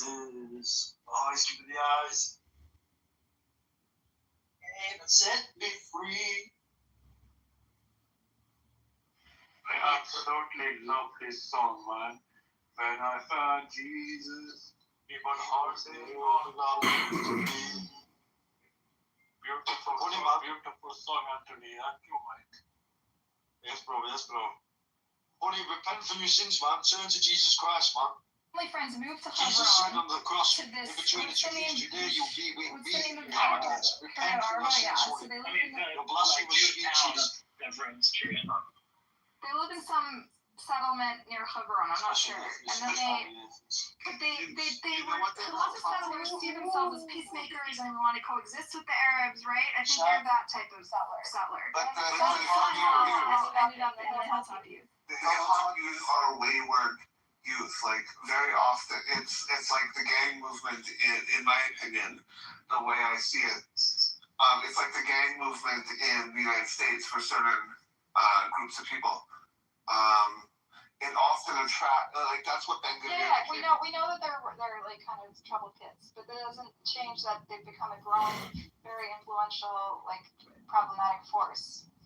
Like they're not. It's not a small movement, you know. Oh, of course, they have a presence in the government now. Ben Gurion was like a recruiter for the Hilltop Youth, and now he's in the Knesset influencing with his politics, and like that's the danger point that we've kind of reached, and that's why people that are like, I guess you can say, left of Naftali Bennett are really having to come together if they want, if like Naftali Bennett's being fairly over the top about it, but he's literally saying we need to come together to save the Israel that is.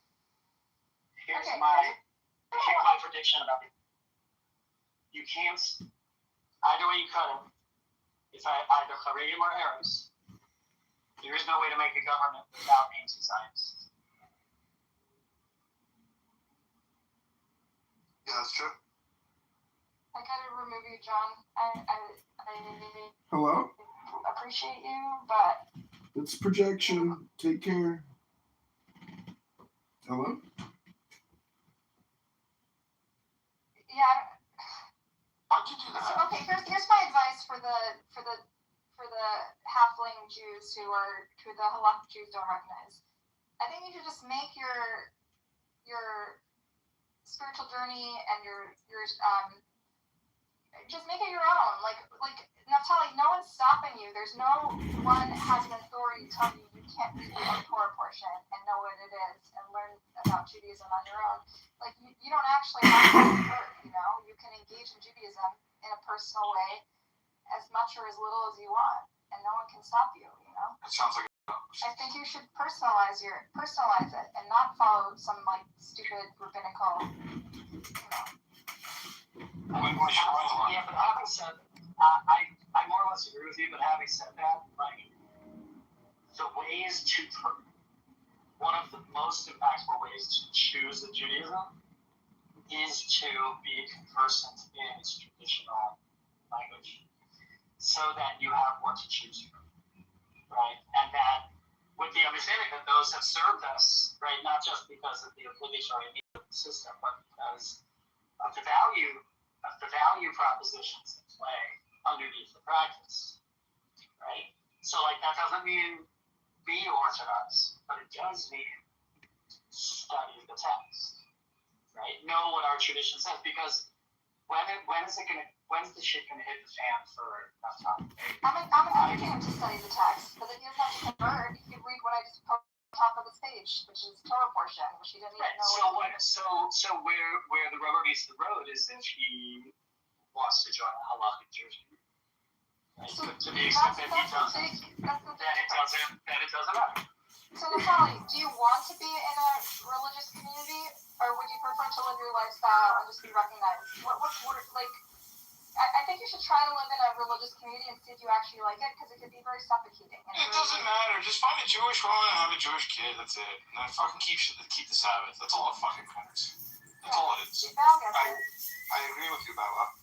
It's all fucking bullshit after I that. don't think you need the paper. Who needs the fucking paper? It's wasted. It doesn't fucking matter. Just believe in It God. comes with a lot of strings that you don't need in your life. The thing is, I have reached the point through my journey that I do have it, like especially when I'm living in diaspora, I do have a desire to connect with the Jewish community, and the only way to connect really completely with the Jewish community in diaspora is through shul or synagogue community or religious community.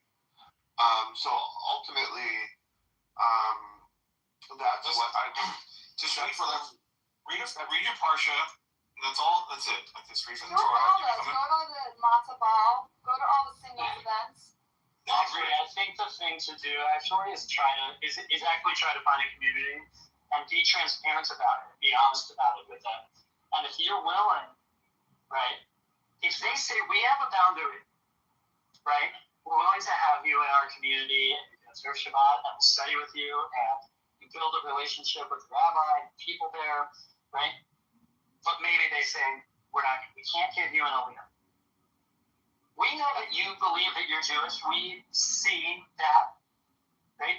We don't recognize that, but we're going to respect each other, and we're going to let you come to shore, right? I think, like, if that is the thing you're willing to do, I don't see a problem. I think you can make it your own, right? And, like, I sympathize with the idea that, like, a certain kind of religious community feels like what I want to choose, but it also has stuff I really don't like. I think the Chabad people will take you because you're in a kind of a far-flung place. Chabad is probably good for you, but they're not going to force you to convert. You know, like they'll accept you and just give Mavishal. They'll just have like there's lots of non-Jews go to Chabad. It's all the riffraff can come to Chabad. They literally take anyone. So I agree. You know, it's complex because Not that you're riffraff. I'm just saying, like they're welcoming to anyone, any lifestyle. You know. Yeah, I tell you, in my heart and hearts, through the research that I've done, through what I know of where my mom comes from, because it cuts off at a certain point, I believe my maternal line is of Western Sephardic origin. For me, that means because under that diaspora group, they followed Maimonides' law. For them, Maimonides said that if you had to convert under threat of death or coercion, the conversion isn't valid. So I truly believe that I have a Jewish soul in that way. But I recognize that in an Orthodox community, if I told them that, they would go no. Some of them would go, yeah, that means you're a Jew. But you can't prove it. Others would go, no, it means you're not Jewish. And others, it would mean you're not a Jew, but the process quickens, so to speak, to rejoin the community, right? So those are the three answers that I've heard. So it's complex for me. It's so interesting because Barrow's in the same position and it's not complex for him because it's so normal. Like there's so many people that have Jewish fathers and they're able to engage with Judaism in sort of their own. Yeah, you know how many fucking hybrids I know? But he's doing it in his own way. Yeah, but that's how he is doing his own way. You just have trouble with believing he's Jewish, right? Like Barrow is in Boca Raton. Yeah, but that makes a difference, sure, but like.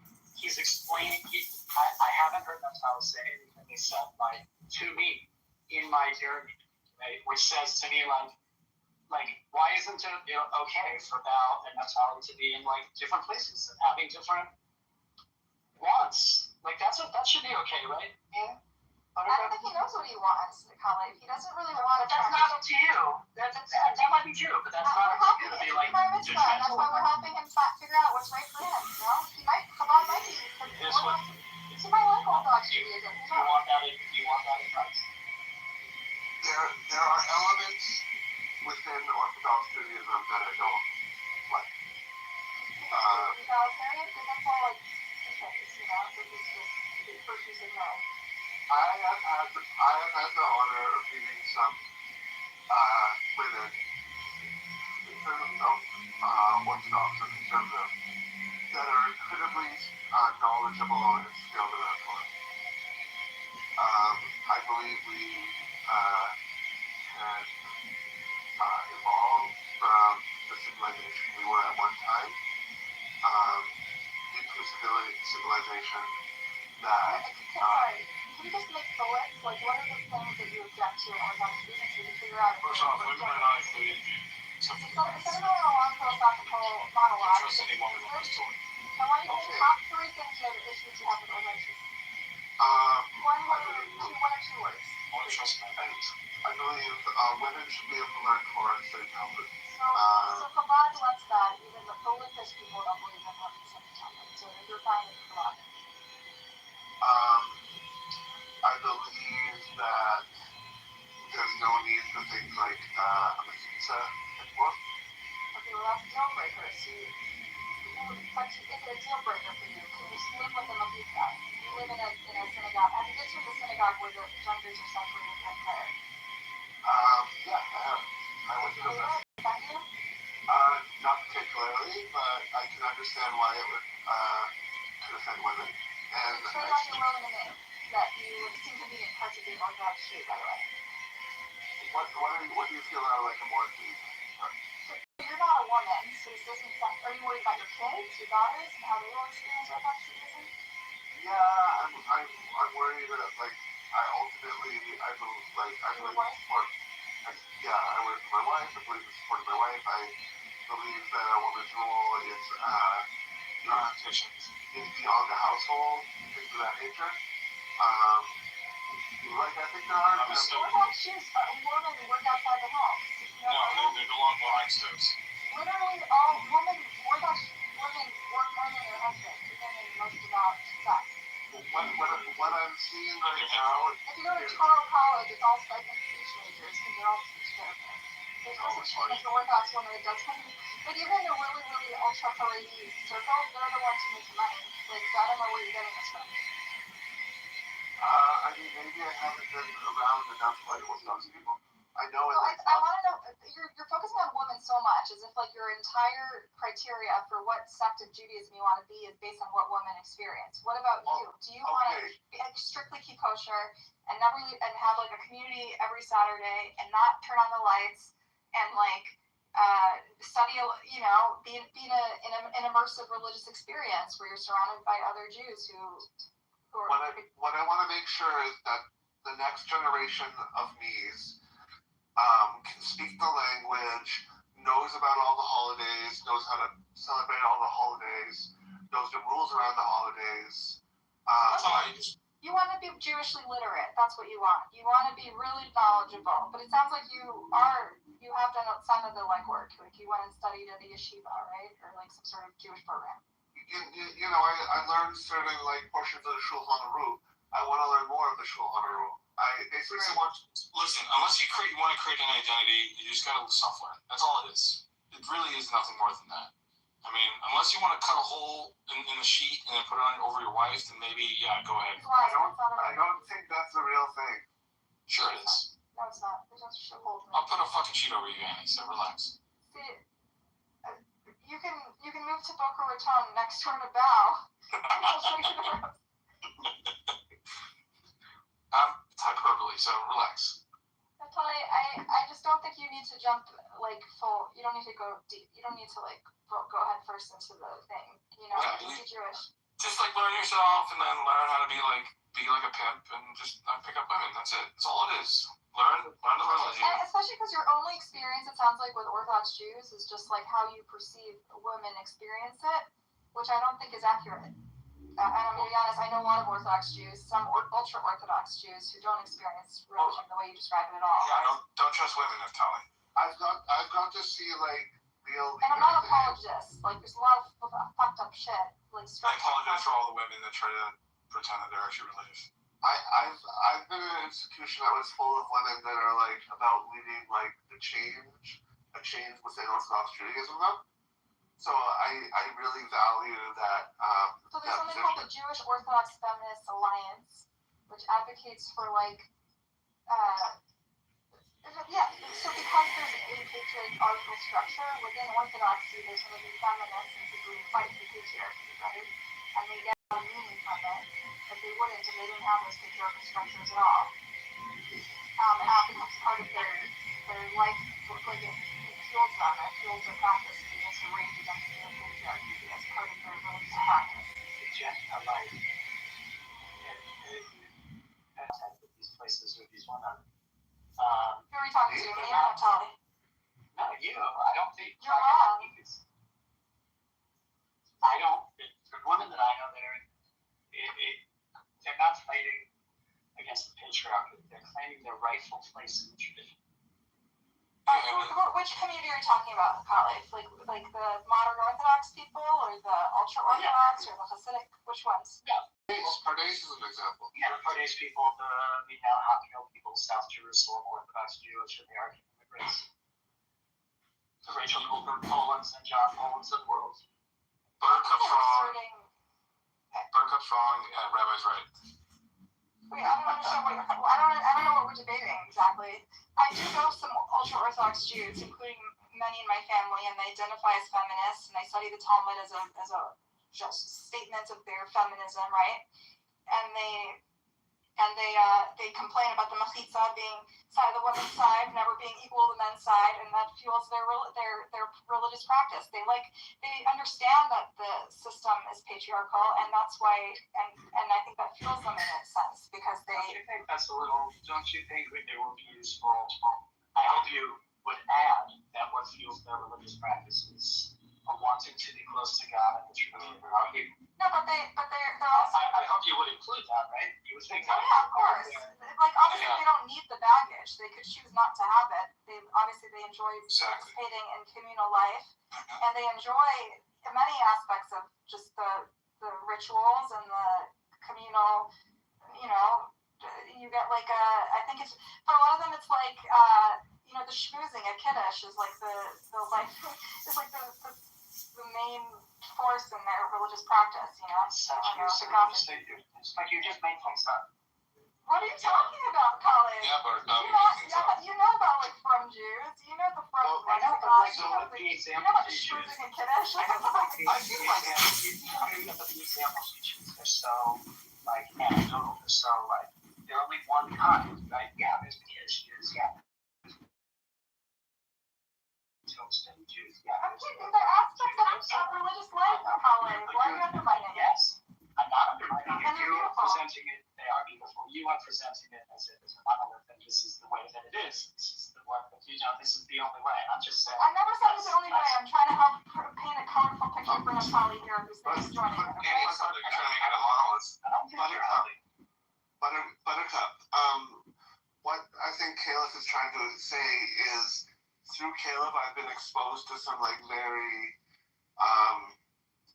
powerful leaders within certain Jewish communities that are pushing for a more liberal orthodoxy. Oh, I see. So you guys think you're the only so it's called conservatism. Crusaders. What are you talking about? Liberal orthodoxy. Holly thinks his particular brand of Judaism are the only ones that are crusading against the patriarchy, and the rest of them are just accepting. They're stuck in their inferior role in their society. Excuse me. You're making things up again. There's not one thing that I've ever said to you that would do that. You're getting mad because I'm saying in other sects of orthodoxy there's women who crusade against the patriarchy, and that's part of it fuels part of their experience. I didn't say there wasn't. I was saying that there are other reasons that these women also engage. Yeah, no shit. Obviously, people like religion because they like religion about this. Nothing we said is contradictory. Stop fighting. Excuse me. You said that I think that my way is the only way to fight the patriarchy. What on earth did I ever say that would lead you to say that? You made that up. You made that up. My point is. Just say you made it up. Well, he's saying that you hooked him up with a community that is very progressive and sort of tries to push the boundaries of orthodoxy. I suggested a community that is one community among men that is good for people on the journey. Like that's how. So don't make things up and put them in my mouth. You're getting mad at me for no reason, Colin. It's all good. It's not no reason. I'm stating the reason, and I'd like you to. First of all, you came at me first. You're like, you've never met any of these people. You have no idea. You've never encountered. I know fucking from Jews. Get the fuck out of here. Oh, Buttercup. No. All I was trying to explain, Buttercup. All I was trying to explain was that, like my journey so far. And Caleb is a little bit privy to what I might have been exposed to on that journey, because he made suggestions. He made suggestions, and I chose to take them. That showed me certain communities that were we're so way above my level of like just being someone that has like a fairly knowledgeable, a very strong academic knowledge of Israel and Jewish history in the diaspora, and is like really interested in the development in it. And he basically placed me in this community that is reading these religious texts in a way to some of them to connect it to the archaeology archaeological history. Others that are basically living out the civilization by moving with the involvement of how these texts are discussed and who are discussing these texts. And in no way am I saying that there aren't other feminist slave leaders in the world. I'm just saying that this happened to be a hot spot for. That's great. That's good for you. I'm happy for you that you found that. Like one really cool woman that I met is from an ultra-Orthodox community in Long Island or New York or some 3 towns or the 5 towns, wherever that is. And she comes from like a really ultra-Orthodox family that is like not gonna come to Israel until the Messiah comes. And she went from studying Harvard Law to going to Pardes because she wanted to study Talmud. This is a woman that is like representing a very distinct community and is trying to evolve within this community. And there were a lot of people like that at this particular community. That's cool. God, what are we talking about? I don't know. Well, I mean, okay, so you're saying that there's many different ways to get closer to Judaism for people who have Jewish dads or aren't considered halakhically Jewish. One way is by going to matzo ball and singles events, and the other, and living in Boca Raton, and the other way is by joining this intellectual, community of progressive Jews that are sort of pushing those boundaries. I'm on a crusade to fucking finish. And another way is just go to your friendly chabad and just like eat a free meal. They're kind of cheap these days, actually. There's not a lot of money. I think a lot of money got spent through the second. A social thing like Val, And another way that's valid for me is the rabbi asked me to do him a favor and run the food from Shavuot, from his house to the function. You're Shabbos going. That's all you are right now. That's it. And I was aware of that reality, but I was also really happy to help him out because he's a really nice guy. Yeah, but he feels like Shabbos going, and like that's how they test you. Wait, Val, have you been treated like a Shabbos boy before? Wait, was it on Thursday? Was it on Friday or Saturday? You to do tasks and stuff. Yeah, fucking. What am I doing? He was asking when he was asking, was he asking you on a Friday or on the Friday, first day of Shavuot? It does make a difference, Sorry, Clubhouse checked me. Made me click on a room when I was trying to get rid of it. Okay. What day was it? It was Friday, but it was before sundown. I did all my running around. There's no prohibition of carrying stuff that is in need of the holiday on the holiday. He wasn't treating you like a Shabbos boy. Yeah, but he couldn't drive, right? Most of them are retarded, so yeah. I mean, you had to drive it? Yeah, I had to drive it. I drove it. So then, yes, he was treating you as a Shabbos boy. Okay. Well, That's not nice, actually. Val has a point. I gotta say, it's not nice. Yeah, no, that's what they do. They're like, oh, you want to be all? It's okay. Like, well, you're not. you can turn on and off some lights over here, right? Yeah, it's a little hot here, don't you think? Yeah, it's a little hot. Oh wow. Okay. The devil. Yeah, That's should I very turn it down? Should I turn it down? That's very exclusionary. Oh, that's up to you if you want to turn it down. Okay. But it is hot though. Please don't react. I didn't mind it. Okay. Yeah, okay. We're not gonna force you to be offended by it. I just feel like it's hello. It's an exclusionary. He didn't have anybody else to do it.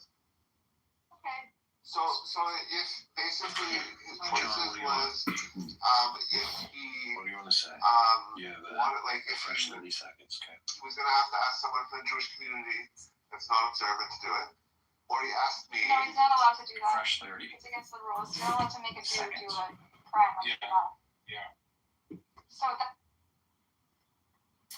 Thank you for my fresh 30. It's a lot less than Uncle Steve's 5-minute standard, but I'll still take the 30. Let's read to you a little something special here from my magic book of Jewish wisdom. It says in Hebrew, The root Kedem implies both the East and ancient times. The Jewish people trace their origins through Abraham to Ur of the Chaldees, which is today Iraq. Kadmon means original, primeval, ancient. Primeval times and people are Kadmoinim. In Yiddish, ancient things are Kadmoinish. The Kabbalistic conception of Adam Kadmon, the primeval Adam, is of the whole universe, with all the 10 Sephirot in the shape of a human figure. This follows the biblical statement that humans are made in the image of God.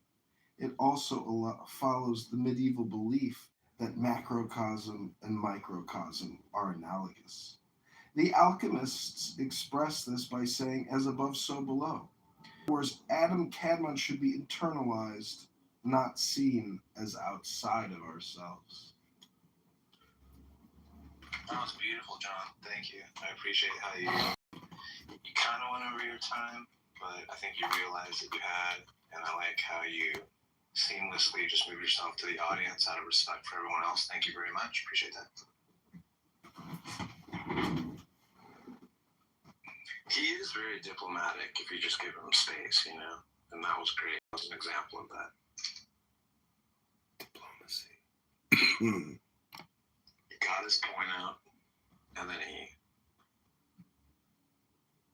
You're welcome. Ooh, it's being like all of this fucking scribblings from these old dusty dudes, and like some of the writings remain, and we're all like enamored by it. How easy it is to scrub history right now in the United States, he doesn't care about me. and how they can just rewrite it. So like I find it interesting that we're still so fascinated by all this old literature, and we like expect it to hold some kind of magical value or something. It's really interesting. My beautiful begonia. Begonia, be gone. That's what a begonia actually means. It means be gone! Thanks for sharing that bit. Next time, come up with like maybe some Bhagavad Gita information, or maybe some Scientology. I don't know. Anything else. Buddhism's fine. I like when you do the Buddhism, you know. He does all religions, to be fair. He's quite consistent about like his rules. Yeah, I mean, all it takes is here's how you're consistent in mysticism. Just do a lot of what you do, and then you just read a bunch of stuff and then reference it like incessantly. I don't know. Nargis is she's gonna get there. I think she's already kind of there. Long way to go. Truth is like with mysticism, it just mostly make up any shit. I just have to meet you, and then it'll you know, it'll grow exponentially from there. Hey, Hannah. Is that they're all franchise model and they're trained on fundraising to support themselves, right? There is no money from Central Chabad to support any Chabad house in the world. No such thing. So what we're seeing, Caleb, is so I live in like a place, a ski resort town, right? So the Chabad is trying to serve a need like they do in Cancun or Palm Springs, for a lot of the community from outside of the regions. So in different ways, not open to preschools, obviously donors, all kinds of ways. But in those 3 years, they're supposed to have developed their own revenue. Oh, interesting. It's very interesting, actually. So some of the stuff he's doing is like he's doing like holiday dinners and things like that, which have been really nice. Holiday dinners and things like that, which have been really nice.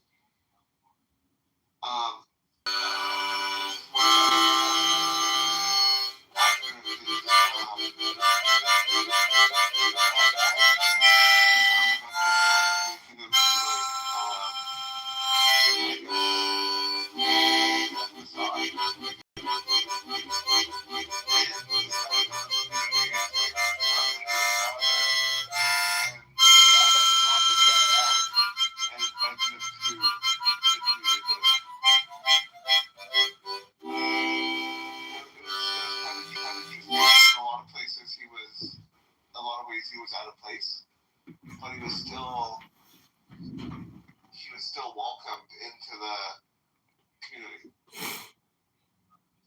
It's the oddest thing I've ever seen.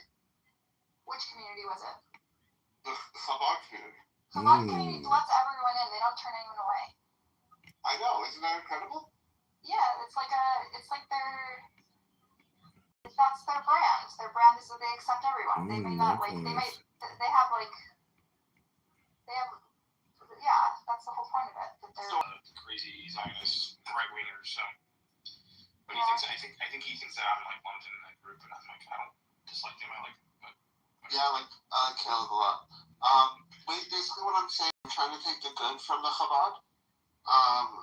And I understand how I could have interpreted him asking me to do that as offensive, but I chose not to. I just chose to do, in my I mind, respect that. Don't get in his head though. Like, it's fine. in my personal journey, I did a mitzvah for him, right? Yeah. And I mean, I'm an outlier. I'm someone who, like, is impressed by some of the things that Shabtai Tzvi did as a rabbi and a messianic figure. Do you know Shabtai Tzvi? Shabtai Tzvi? Yeah, of course. So, people know him now as the guy that influenced the Frankist movement and stuff like that. And that gives us a pretty bad rap because, like, the Frankist movement is associated with all of these weird, crazy, anti-Zionist conspiracies. But another thing that Shabtai Tzvi did was allow women to study the Torah, and he was quite a feminist figure in those actions. Oh, so you're pro Shabtai Tzvi? Well, it didn't end well. I don't think Jews should. He was a false messiah. That's all I knew about him. That's what I learned about him. That he's seen as a false messiah that misled a lot of people and disappointed them. It depends on how you look at it. I think it's a character study for mental illness in the Jewish religious community. So he's mentally ill. Yeah, I can send you a great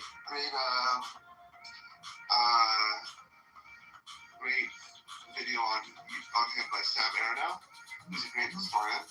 Cool. But his hypothesis about Shabtai Tzvi is that he was a mentally ill person. How is this Baruch guy to come up? I wonder who the fuck he is. Come on, Baruch. Alright, fine. He's for sure a troll. It's probably BB. He has like 3 followers. BB? It's probably BB Kahara. Are you there, BB? Tell us who you are, or yeah, it's fine. Hey. I'm a little weird. You on this app? Does it still have my last name? I'm trying to see if my Oh no, it's still in your screen name. You should change your username. So you also need to click on your username and change that as well. Alright, I won't hang out with that awesome anymore. Okay. I'm in New York. Okay. I'm a little just north of Manhattan. Where you guys from? Also New York. I'm from the 6th borough of New York. I live in Canada. Canada? Huh. Yeah. That doesn't count, actually. What's the 6th borough of New York? Is it Muncie? Like, what are we talking about? No. I live in the real 6th borough of New York. Florida. I live in Boca Raton. Okay, that's the 6th borough? Okay, gotcha. Yeah, fair enough.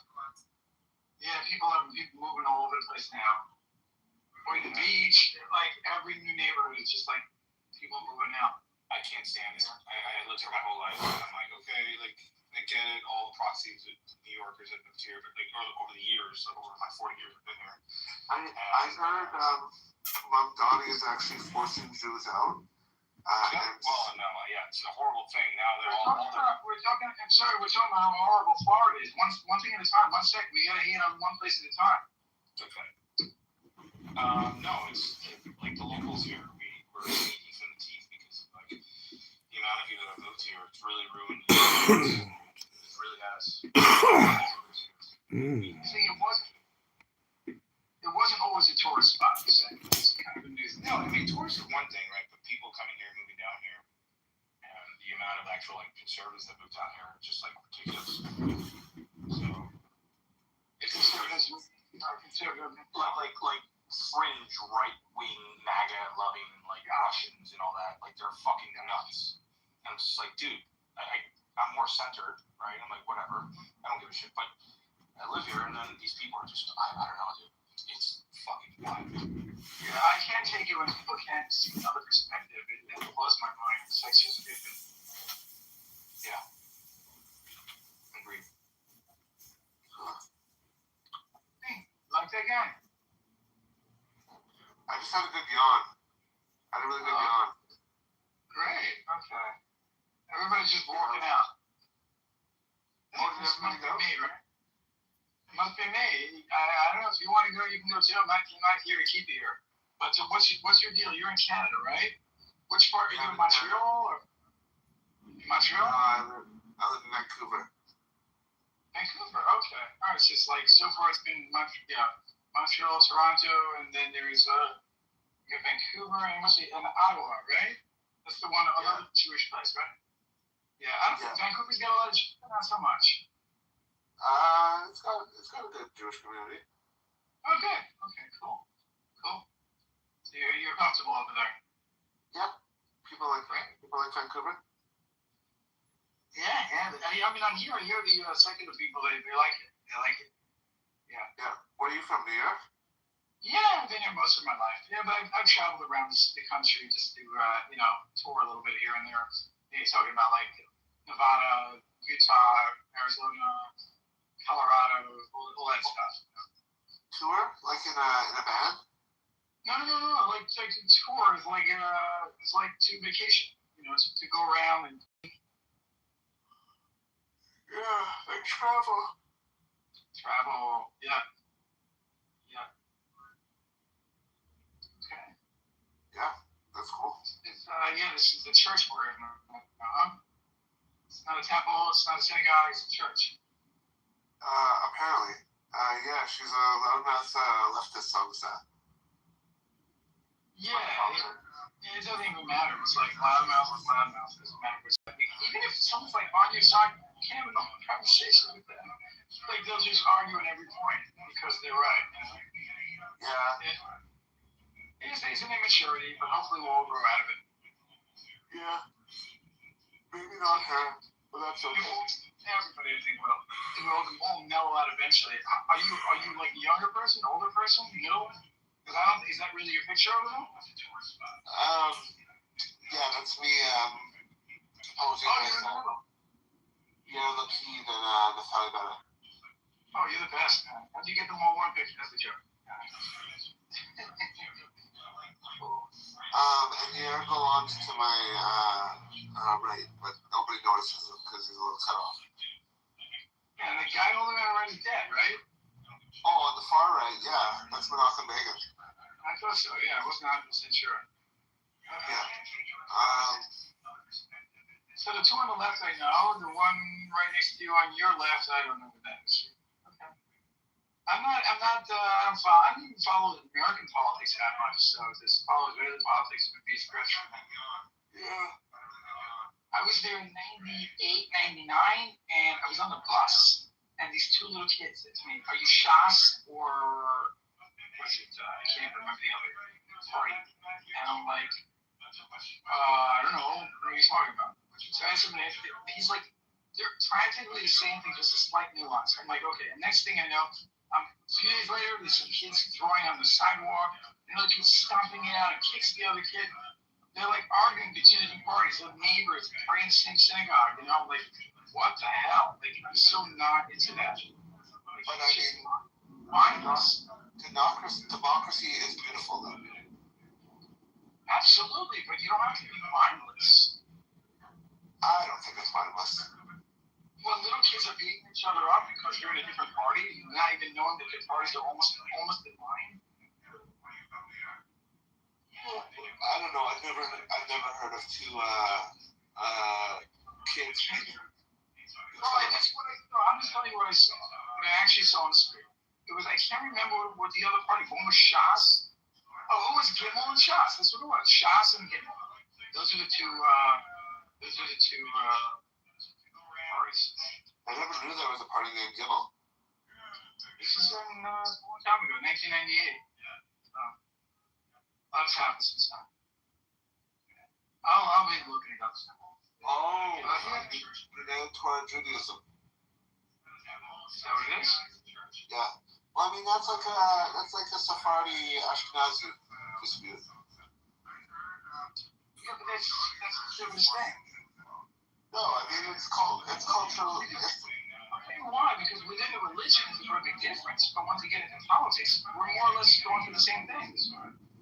Yeah, well, I mean, like it's like probably like in New York, you got the Irish and you got the Italians. They're basically the same thing. But that's a little different. Different families. I hear you though. They hate on each other sometimes, but they do get along a lot too. Okay, maybe not the Italians and the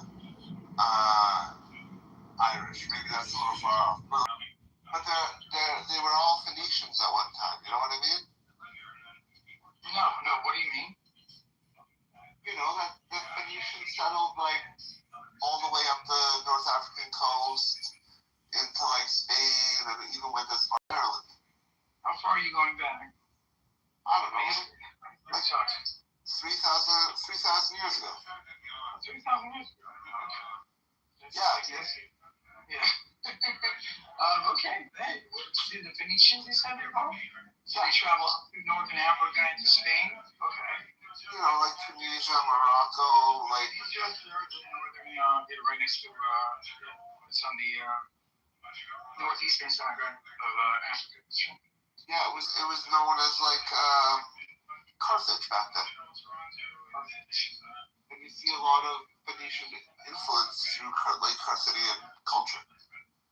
The worship of similar gods, for example. And then like the Phoenician. Pagans were around yet, or they were still coming? What do you mean? The pagans. Is pagan a specific religion, or it means anyone who doesn't believe in one God? Anyone who doesn't believe in one God. So why did they say that the pagans had like a holiday that was like a week-long holiday? That they could do whatever they wanted. Everybody was closed. The ports are closed. And people could do whatever they wanted for a week. Raves did. No, that's just Roman. That was Saturn. Yeah, that's Roman. That's Saturnalia. But like pagan. Maybe they were practicing the pagan religion. They were right. No, it was one way, one god's way of celebrating. Saturnalia. It's just a cult, man. Okay, cool. Alright. It's just one example of a cult practice. But like, like the Canaanites were basically a henotheistic tradition up until 3,000 years ago. So yeah, I mean, and the Canaanites became the Israelites, and the Israelites became the Jews. So it was a drift from more than first it was more than one God, and then it was like more than one God in the pantheon, but you had to choose one God, and then it became like there is only one God. Where did you study this? Is this your area of study, or is it something you picked up along the way? It's just something I picked up along the way. It's just an area of interest. Nice. Like I find the development of the area interesting. Cool. Very few people know this. Yeah, well, Tunisians know a lot about the area. I've spoken to a few of them online. They seem to be pretty educated, but everybody's completely clueless.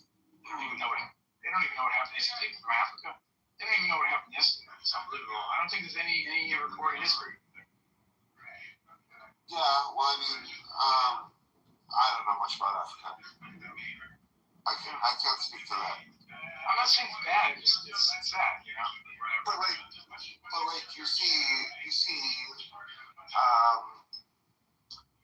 what do you call it? If you want to call it Levantine influence, all the way through the North African coast. North Africa, Middle East. Yeah, Middle East, and then the culture intermingles with the Grammy culture. So like the Grammy culture is considered to go all the way up to Spain. Going back really far, it's a little hard to relate. any of the history that I know doesn't go pre-1400s. Like, I don't know nothing of it. You're talking about the Dark Ages. There are people who know a lot about it. I actually read a book, what was it called? Jewish Life in the Middle Ages. That's what it was called. But obviously, The Middle Ages where? well, we're not talking about America. We're talking about Europe and mostly Europe, I think. Maybe Spain. I don't think he talks about Morocco. Well, I think where Judaism stayed alive when it was being very badly treated in like European context, was it survived for a long time in within the Muslim world. Right. I think that's why we became merchants, because we couldn't hold positions within society. Yeah. And you wonder why maybe Columbus was Jewish, maybe it was his tradition. And through that merchant trade, we ended up going to a lot of areas and influenced in a lot of areas. It's mind-boggling that people can navigate seas. I don't understand how you can find the same place twice in your lifetime without proper equipment. You know what I mean? Like, if I left shore, I would never find my way back to the same place ever. That's true. We've come a long way. No, I'm saying then they were incredible. I don't know how they did it. They were unbelievable. But now we have satellite technology that does it, and it does it much more accurately. Yeah, for sure. I wonder what they had then. I wonder if they're working with any kind of technology that maybe has died out. It's not that hard for technology to die, by the way. It's not even so far-fetched. Well, you have a handful of very smart people who are very involved, and once they're dead, all we have is a piece of equipment that we can swap parts out from, and we can't do anything more than that. Right. So people with certain gifts or something. You're not going with the ancient alien theory, are you? No, I'm not for or against any of these ideas because I have no. It's like somebody was saying to me yesterday in one of these parties. Do you believe that we landed on the moon? So I say, I know my parents told me so. I know that I've seen papers on it. Did it happen? I don't know. I don't know anything. You know? Well, we're at the stage where we're getting ready to mine the moon. Of course we landed on the moon.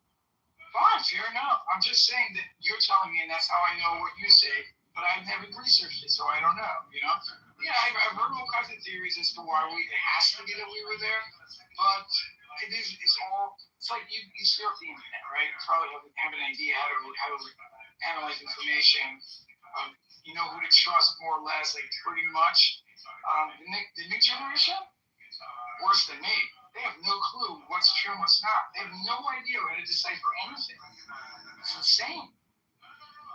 So I'm going off of I don't know, I don't know anything. That's what I saw, you know. That's all they told me, you know. I'm just uneducated.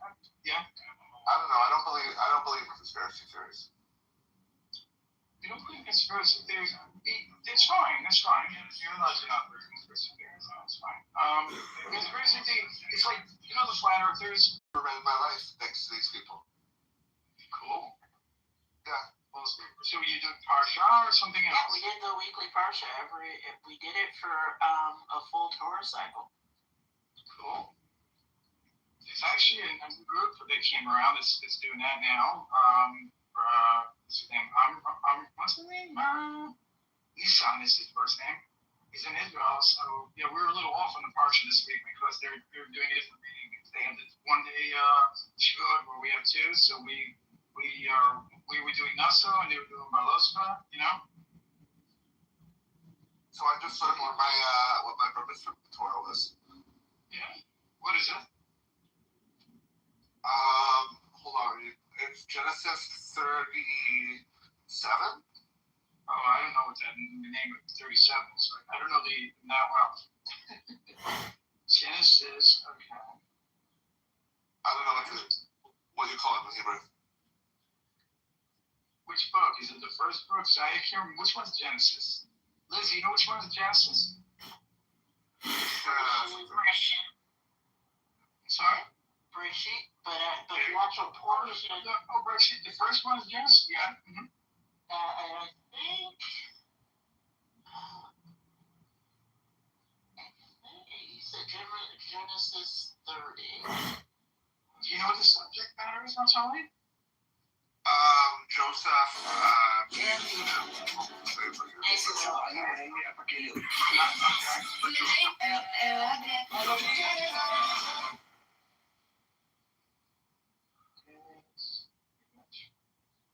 Okay, so the Yigash is already, the second to last is already, Joseph is in Egypt already by Yigash. Maybe it's one before that. Maybe in case. It's sheet 37. Yeah, I don't have one in front of me. I could find one. I'm looking at it on Safari. Okay, I found something already on the shelf. How about that? Got the yellow. I mean, I already found one. 37.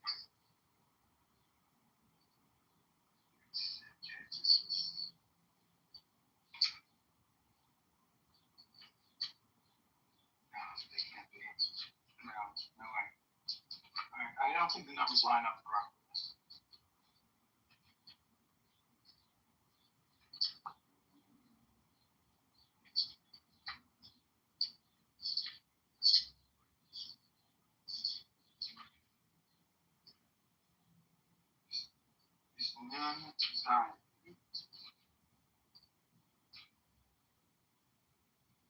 How many Jews does it take to find a Torah portion? Oh, that's funny. That's very funny. It starts with now Jacob was settled in the land where his father had sojourned, the land of Canaan. Yeah, I found that. 37. Yeah, so it's by Yeshua. Okay, so it's born partially before what I thought. It's not BK, it's by Yeshua. Do you guys read in Hebrew or English? English. Okay, cool. Do you know how to read Hebrew? No.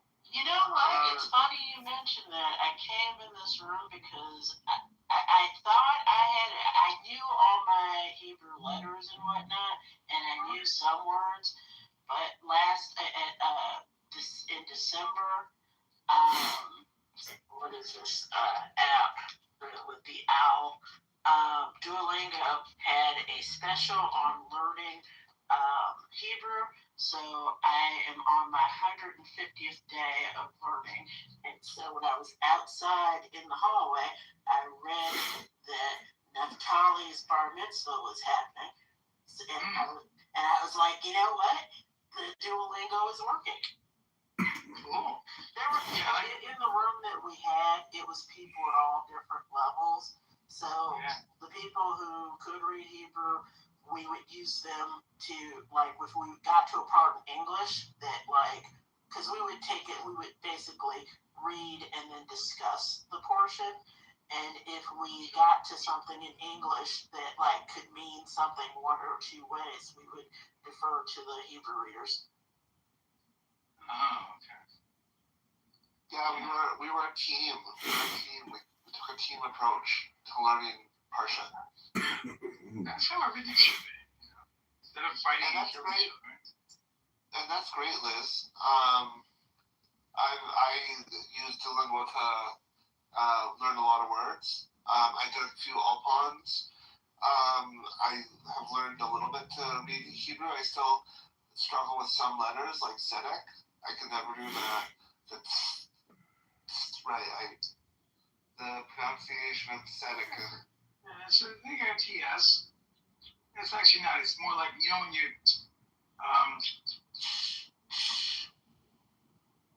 if you're breathing out, right? So where you start sucking in, go, but that's not the right sound. It's the wrong sound. Usually, when you speak breathing out, not in. So it's set. When you lived in Israel, like, did you speak English most of the time, or were you able to immerse yourself? I spoke English most of the time. I was in a English-speaking environment, so I didn't really have to I had to do a little bit at the markets, but I pretty much got by at the markets.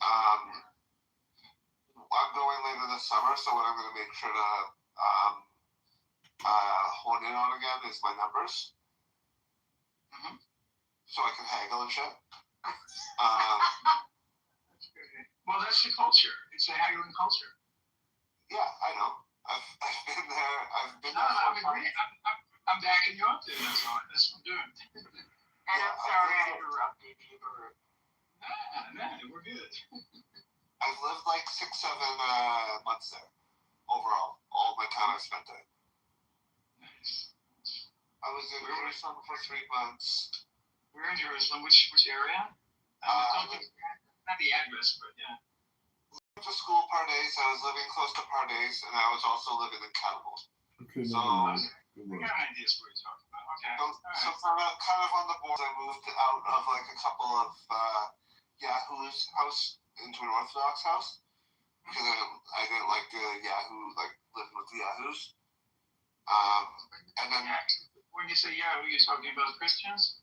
No, not Christians. It's like people that were at my school. One of them. Okay. No, because I thought you were talking like Yahweh or something. Or you saying Yahoo, not Yahweh. Okay, got it. Yeah. One was like a gay conservative Jew that was working to become a rabbi, and the other was ex-lone soldier that had broken from the religious movement and was very angry at Israel. So I got exposed to all different types of Israelis. But you moved in with you. I moved in with those subs. Let me know when you see. Because like, 10,000. Liz, what's your experience? Have you been exposed to anybody or all of the above? In what sense? Take Liz. Your life exposure to Judaism. you know what? It's so funny because I have visited.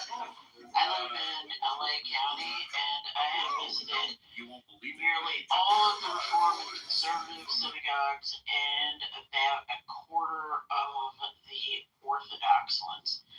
And it's fun times. I've had more. I've had more exposure to non-Ashkenazi Jews on this app. It really hadn't visited any synagogues with Sephardic or Mizrahi Jews. Okay. Yeah, there's a lot of them in California, I think, especially the LA area. Oh yeah, the Pico district is full of Orthodox synagogues. My wife is an uncle over there as a rabbi. I think everyone's got an uncle over there as a rabbi. From my side of the family, I have no family over there. Nobody. Do you work for the Jewish Federation or something, Liz? How have you been to so many synagogues? When I converted, one of the things actually before like my conversion, the rabbi required that I visit a different Reform or Conservative Orthodox synagogue.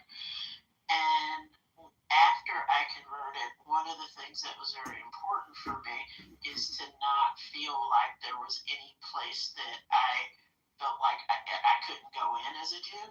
So I made a point of just what got it started was when I was leading Torah study at my synagogue.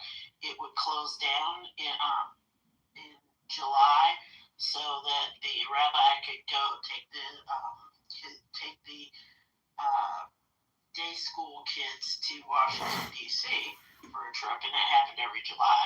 And so, since we weren't doing Torah study at my synagogue, I would go do Torah study at a different synagogue every week.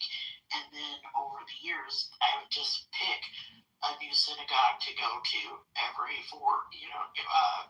Saturday of July, and that's how I made my way through so many. Oh, that's pretty cool.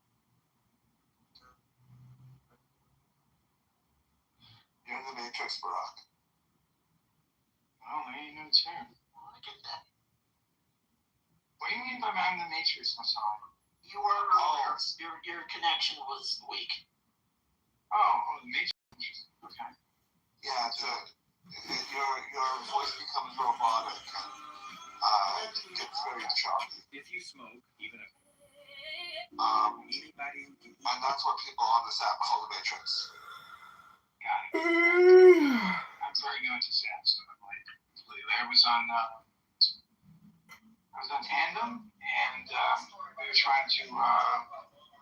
There's an interesting group of people there. We were hanging with in the Hebrew room.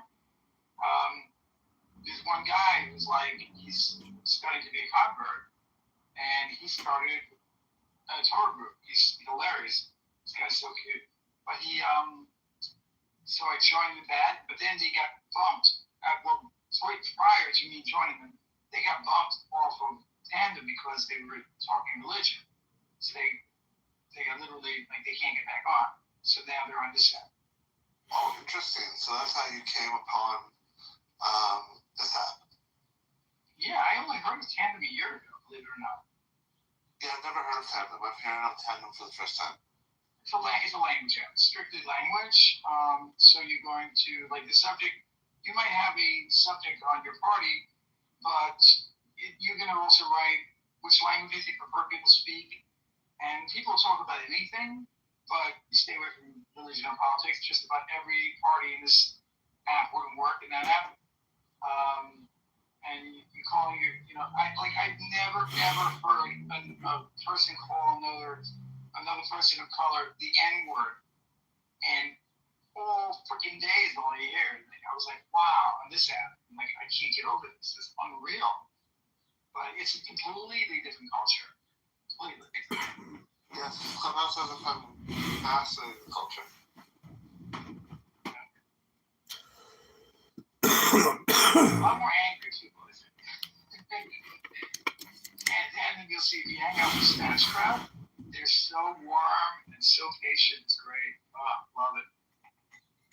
Oh, that's cool. Well, how long have you been on this app? Tandem a year. You heard of it? I went right on it. No, I mean Clubhouse.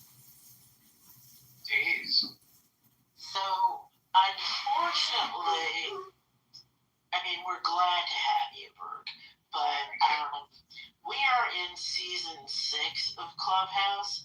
Seasons 1 through 3 were awesome, and season 1 was unmatched, but those first 3 seasons, excellent. There have been some trials and tribulations on this app, and what you have left, present company included, are the bastards, cripples, and broken things. So you're as you go through a lot of rooms, you're going to witness far more dysfunction than was here early on. I'm not judging the app by what I'm seeing. I'm sure there are other parties. This is the vast majority of what I'm seeing is pretty chaotic, you know. But you know, sometimes I'm in parties on Tandem, and every other party, people are killing each other. I'm like, what? You know, and it comes and goes, you know. But you're saying there's a lot of the pretty serious people who are taking turns talking have gone elsewhere, maybe to another app. Absolutely. Like there's been a mass exodus. Jewish Clubhouse used to have multiple houses and multiple rooms daily. We're down to 1 or 2, and there's only a handful of people. Oh, wow. Yeah, it's mostly people like me and Michael Brostein talking shit. You guys are pretty angry earlier. It's good. Oh, I wasn't angry. Not you. No, I'm saying you guys, the group. Because people were bringing up, the whole Palestinian thing. And right, yeah. When people brought up an opinion, instead of saying, well, what do you mean? They would just say, no, there's no freaking way, you know. And they were literally choking each other. It's like, oh, great. So I left them. I'm not having this anymore. That's true. Right. So you're saying, Liz, that the good days are gone. Whatever I'm enjoying is not that they're bad people. It's that I'm just seeing all the worst. Yeah, you're seeing the people who really judge. I don't know. I call it a bit of the tism. the TISM, the OCD, the alcoholism, I can't stand my spouse, so I'm here all. That's what I hate about these apps. You can't tell if someone's sober or not. Yeah. A lot of people here are drunk. I hate that. I hate it because I can't figure out if I should take something as the norm, or say, next time maybe it'll be better. Should I bother giving them a little chance, or it's hard to know. But some people will tell you that they're not sober. They'll tell you straight up. Yeah. No, and I think that at this point, with what's left on this app, it's not hard to tell who's not sober. But I'm still here because I hold on to things far longer than I should. So there's a couple people I still like who come on here, and I'll pop in a few times a day just to see if there's anybody or anything interesting going. I don't see Naphtali that often. That's why I was like, oh, let me go see what's going. What's this about his birthday? I'm sorry? Oh, no, go ahead, please. No, it's fine. I'm very question. No, I just said that I saw Naphtali at his bar mitzvah and was like, oh, what's going on? Oh, that was referring to him. Yeah, I didn't realize the title of his room is Naphtali's bar mitzvah. I was asking where people are going from here, from this app. You know where a lot of them are going? What's the next time spot? A lot of people went to Spaces, and then Spaces on X, formerly Twitter. Oh, okay. It's a similar city. I've yet to be on any of these apps. This is really a stretch for me. Right now, I had to call my filter company and allow this app because it's social media, and I cut out. I want social media. I don't want any of it. I don't have Facebook on this device. Anything? It's very nice. Yeah. Well, I will tell you. I just followed you, so if you look. Anyway, okay. So basically, since I followed you, if you follow me back, you'll see probably houses that I subscribe to or rooms that are on my interest list.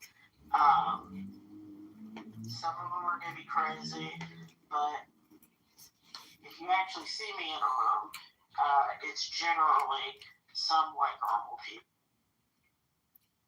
I can't vouch for normalcy. Can't vouch for everybody. It's funny. Well, Yom Haledet Sameach, even though it's not your birthday, no song. He took off. Yeah, I don't know if you can check your phone, but he took off about 10 minutes ago. I can go ahead and close the room if you need to go do something. No, I'm fine.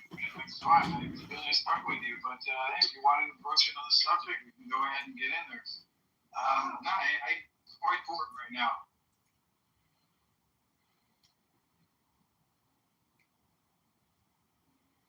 Briefly, like I said, you know, your address or whatever, or your cappuccino. Are you stupid? And then people thought that was my burner.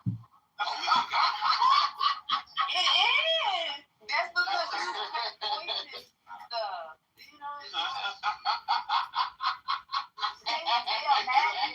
They desired goat, and that's what they thought. Absolutely not. How do you explain otherwise well-adjusted people? I'm gonna name names. And now, CEO King Nani. I spend 6 hours in chillism every day.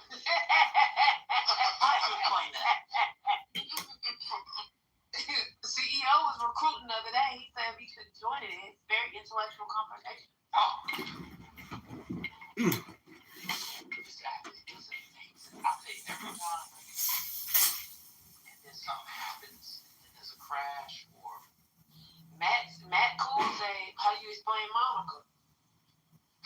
explain Monica? How do you explain John Kitover? He was drinking his meeting with a lawyer the other day.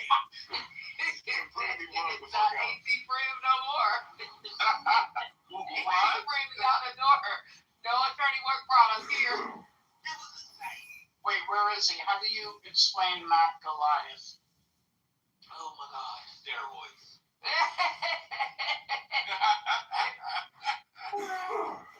Oh man, I mean, at this point, at one point I used to like, yeah, you would tell me, at this point, this app is impossible to jump in. It's just impossible. Yeah, It's impossible. yeah, the people who left with their real names, it's like they can't come back now. Like I saw somebody in here today with her real name that she's been the whole time, but she took a break, and I want to be like, you can't be in here no more with your real name. It's totally masquerade at this point. Yeah, how do you explain Rambo?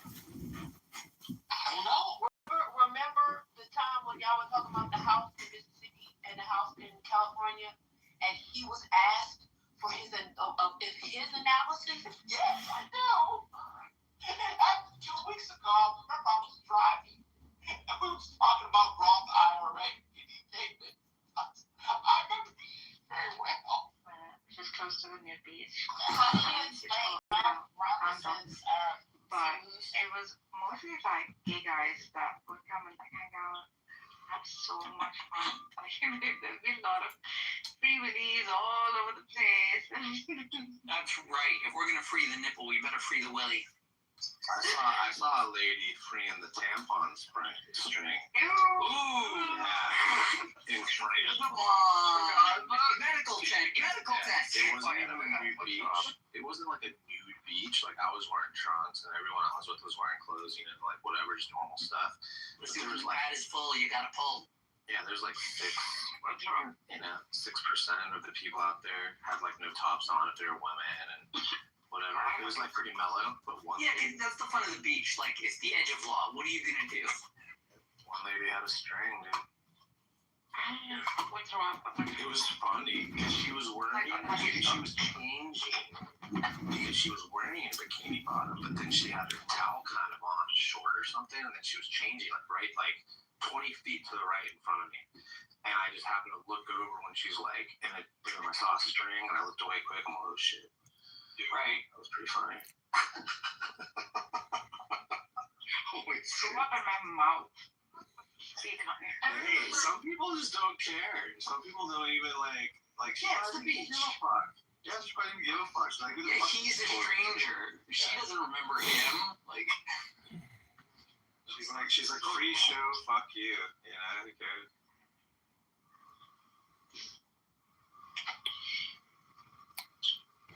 No, but the waves are no joke, bro. I remember me and my friend were swimming in the ocean, and both of us were getting whipped around, and like his willy popped out. And there's a bunch of ladies on the beach. Yeah. The ocean danced him.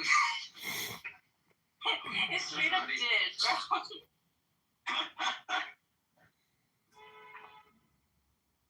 The same thing happened to me though. Like the ocean. Dude, who was in the mood that day?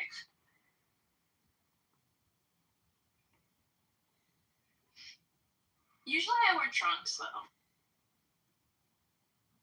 I think we're just wearing our underwear or something.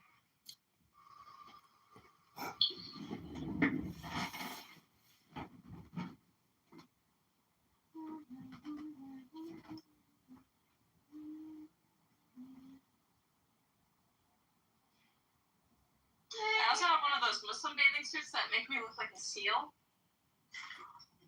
The burkinis? You mean like a bikini or a surfer suit? Yeah, well, it's like a burkini, but it's real. I don't know. It does look more like almost like a scuba suit or something. The suits are good for like sun protection, but like they're still too like form fitting. You know, I like pieces I can get in and out of. They have good like swim shirts that have UV resistance that aren't like skin tight like I'm a superhero. Bro, I love wetsuits. I would wear wetsuits all day. Nah, I'd rather not. Rather have something that feels like a shirt. What? keeps you pretty warm though when you're in there, you know? Sure, I get that. Well, like, to me, like, the hot and cold variance is like part of the itch. Like, I want to be so hot that I want to go cool off. How is Batman on the same app? No, the other thing we tried aiming for is like shelter. You know, if you can make shade for yourself at the beach, That's Honey Shakur.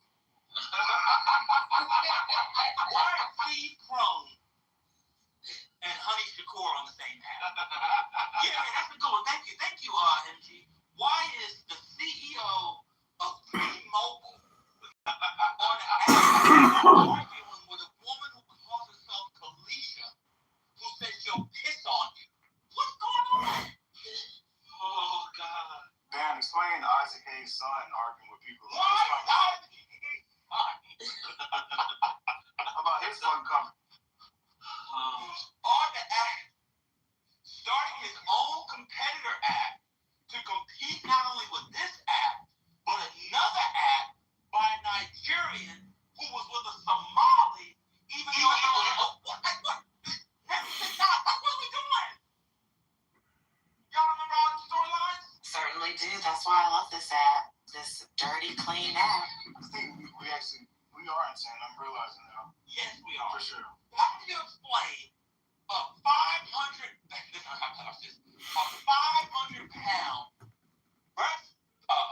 bench pressing nigga who's Jewish and calls himself an elder back channeling with another nigga about Hamlet? This nigga been back channeling about Hamlet. You grown-ass niggas.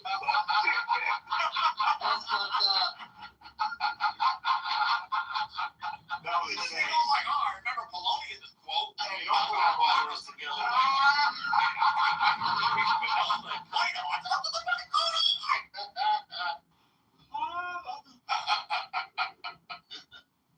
Oh, God. Oh, my God. I'm done. This app is spent me. Oh, another piece of fish.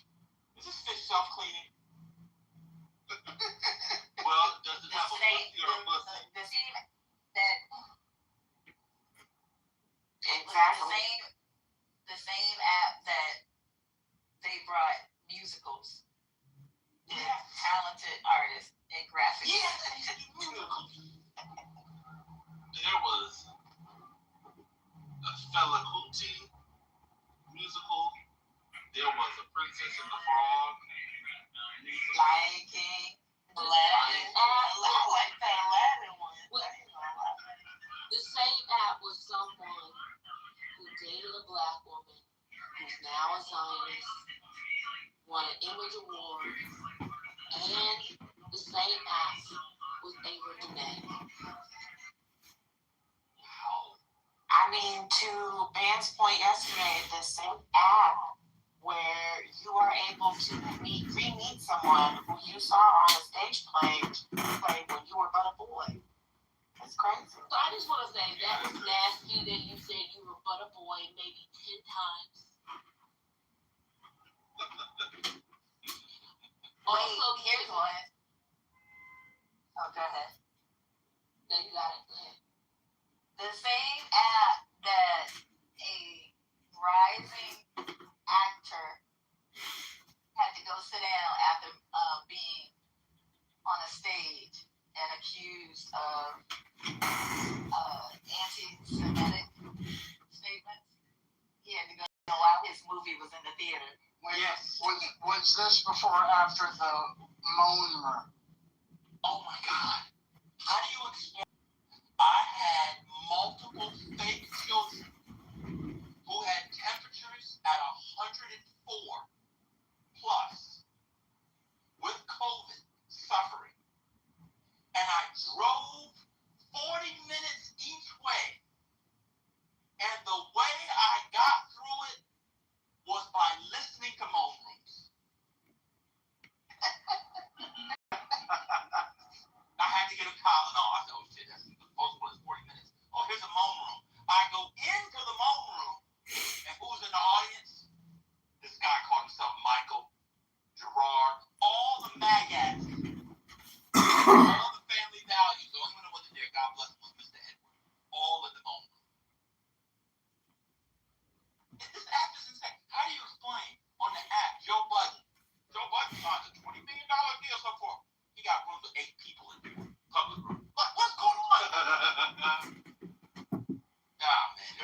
Absolutely wild. Explain King Los, the vegan rapper, telling everybody that the transatlantic slave trade was fake. Who said that? King Los. Oh God, I forgot he was on here. Yep. Don't forget the guy. You can't read it. Wasn't no shit. Don't forget the guy who ran a room every day in a club called African Journal, who talked about his Pan-Africanism and building with Africans, and 2 years later, he was anti-immigrant, voting for Donald Trump. Oh my God, yes. Oh my God. Oh my. How do you explain an app where a man in the fit of anger labels the charge that the other person that they're arguing with is a pedophile and has documents and files on it? And we asked, well, and they've known this for a while. They can't get to the documents and the files. And then we asked them, well, why would you talk to someone that you've known this for so long? And he says, because I'm dealing with the argument.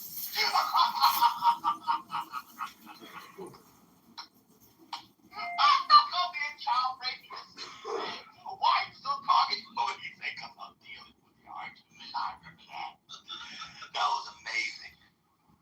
How do you explain that? Hey, remember Amber Rose, man? Yeah. She went from here to the RNC. Yeah, man. Yes. She blew up. Explain Dr. Julio. That's what I'm saying. How do you explain him and Amber Rose's relationship on Clubhouse? Oh, I think they became friends and they went to the Yes. White House together. Yes. They both turned MAGA on Clubhouse. Damn. Some people definitely made a little bit of money, and I gotta give them credit. How do you explain a woman with highest doctorate that you can get from a Church One institution with a family member who everybody probably knows from his stage plays, screaming and hollering at people on the app about big dicks? Not the big dick deviants. How do you explain big balls and Honestly, how that I don't think anybody really learned much. Except for when your mom and used to actually do spaces where people could read books and stuff. So bracket that. But we had good laughs. Good laughs. I disagree, man. Y'all give me a lot of books from y'all's talk, so some of us, we got some out. That's true. That's true. Oh boy, I got some too. I wasn't the only one that definitely got some. Hey, Mom, are you there? Yeah, I'm here. Did you see the interview with Robert Carroll on C-SPAN that came out last week? No, I didn't see it. Yeah, it's time to let it go. I know he's living to finish this book. The book, he says he's typed up about 950 pages. I'm going to say something which I don't know is just very controversial, but I'm going to go ahead and say it. I think Robert Carroll is incredibly overrated. I know I'm not allowed to say that, but I'm speaking.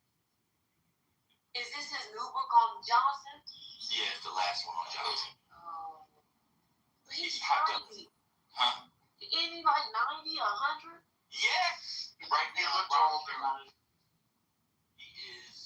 Right now, he is 90. He was born in 1935. He'll be 91. It's got one book left. The last one came out in 2012. Like, it's over. Just let it go. Let somebody publish it posthumously and clean it. Yeah. He's like, oh, I typed up. And you know it's going to be a long time because the editor died. But I watched the interview, and it's just like, you know, I'm still upset about the Barney Frank interview. You know, he died like, where's the Kitover? We're talking about that. First Lady, are you there? First Lady, remember when me and Kitover were upset about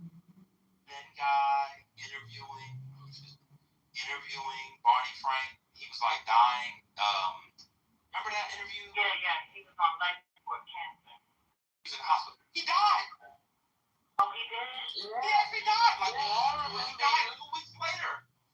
I remember you crashed out about that. Why did you crash out? Instead of doing what? I really don't give a all you do. Yeah, they put the camera in there. Did you see it? No, I didn't see it. They ashamed of himself. He looked like he died, went to heaven, came back because he forgot his keys, and then he's going back to heaven. He died. He died. I know he died. He died. Hold on. Barney Frank, so we listened to it. Barney Frank died. Yeah. I was like, why is Jake Tapper his face was sunken in, the spit was coming out, you could tell his brain was on it. Me and King were like, what are they doing? He died.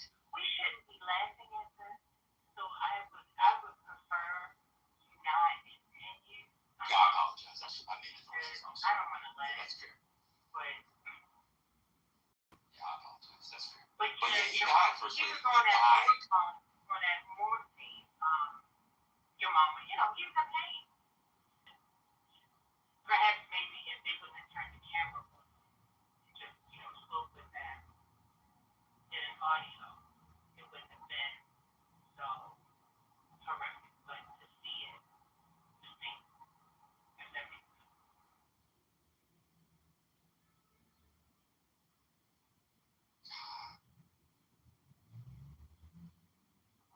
We've had some interesting conversations on this, and I appreciate that. It's very addictive. Although I'm not addicted, I can be gone. Me too. I can quit anytime I want. But I do. I've been here. I know why. Okay, I just literally every addict. I just watched the first 5 minutes of it. Okay. Tapper is a failed journalist. Thank you. Who looks for every opportunity to go after the left. The only reason he's interviewing Barney Frank in this interview is because Barney Frank is hitting on the left, knowing how progressive his record was when he was a member of Congress. It's insane. Disgusting. I was saying that too. There was no reason for him to thank you. So you hadn't seen it. No, I hadn't seen it. I don't watch it. You should listen to it. Maybe you don't want to watch it. It is. No, I saw. Yeah, I saw how dark his face was, how funky it was. He couldn't open his eyes. I saw it. Yeah, it's crazy. That book, that's why when they came on, him and Al Thompson, when they came on that book, they are hungry seekers. They hate Democrats and they do everything to try to undermine them. Those are the journalists in my mind who gave the foundation for the rise of MAGA.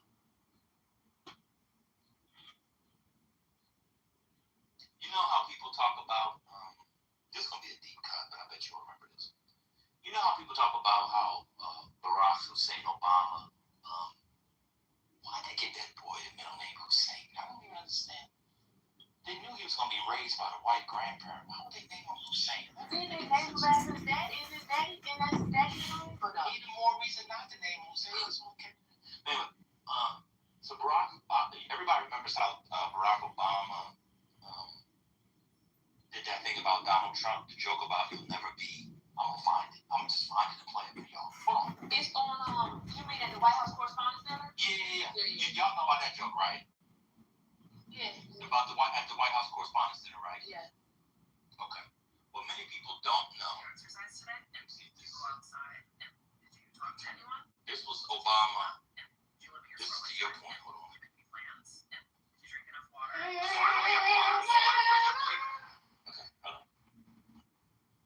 What people probably don't know. Let me see if I can find it.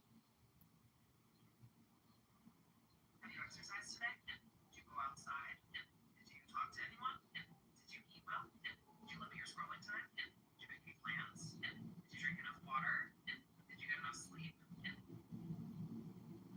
Have you exercised today? Did you go?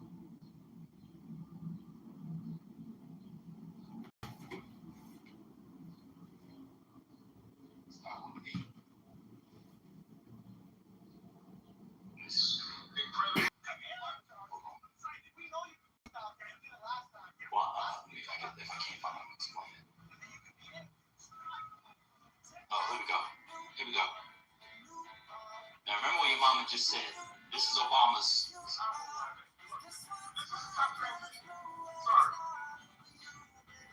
staff are now starting to leave the White House.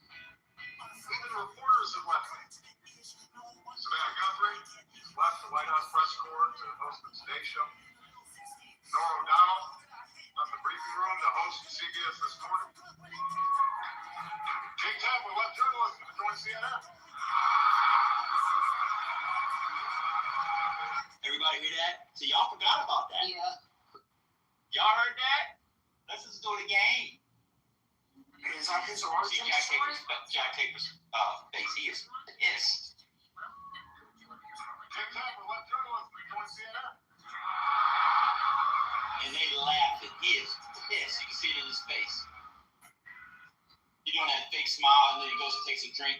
You know how you get embarrassed at a cocktail party or dinner party, and the way you can hold that in when you're smarting is to take a drink of wine? That's exactly what he did. I'm telling y'all. Wait, is that Jake Tapper has added out for Democrats for some time. It's pushed him over the edge. I'm telling you. was that his origin story?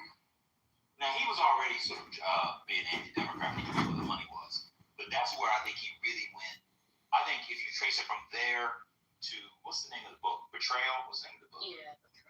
Betrayal, yeah. I think that's an arc in his career.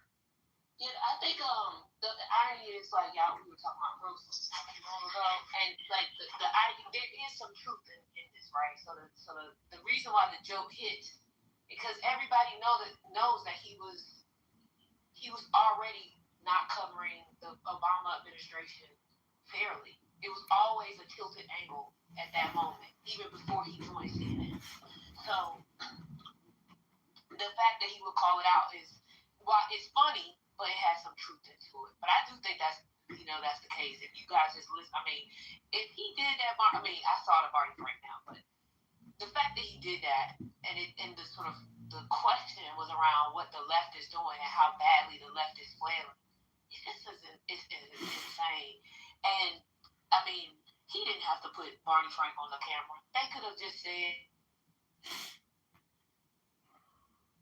But Israel, because Israel has gets a lot of their weapons from the U.S., also a lot of people donate to Israel, they have become spoiled in terms of their military doctrine. They are willing to waste money and waste resources on tactical victories that do not bring them closer to their strategic objectives. For example, when it comes to their fighter jets, when you take a fighter jet out, you have a whole crew of people that get it ready, make sure it's ready. The pilot, and then when you bring it back in, that whole plane has to be checked, paint, everything, the avionics.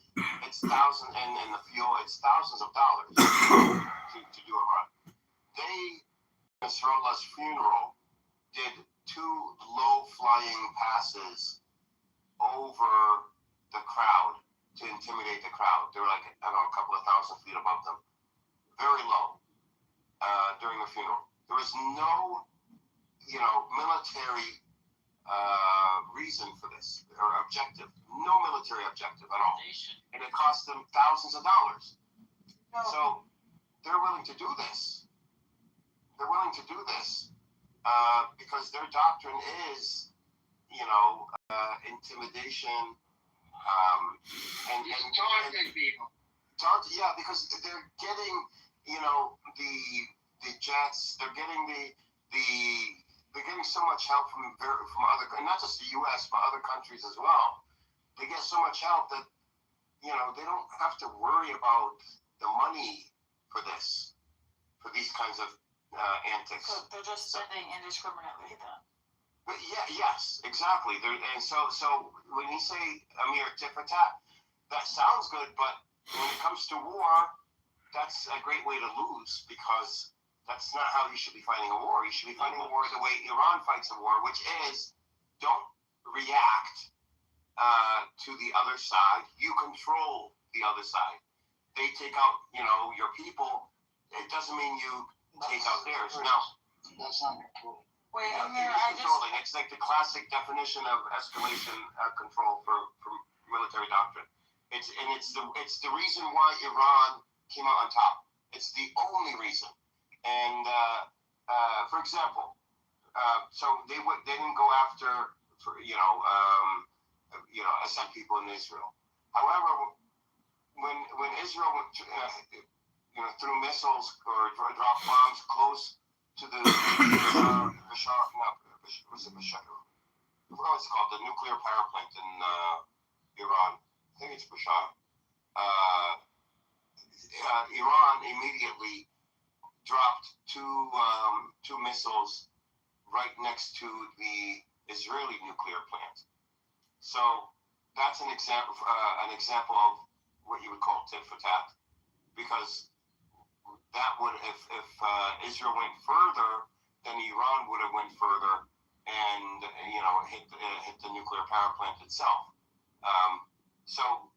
But in this case here, there was an objective behind that tit for tat.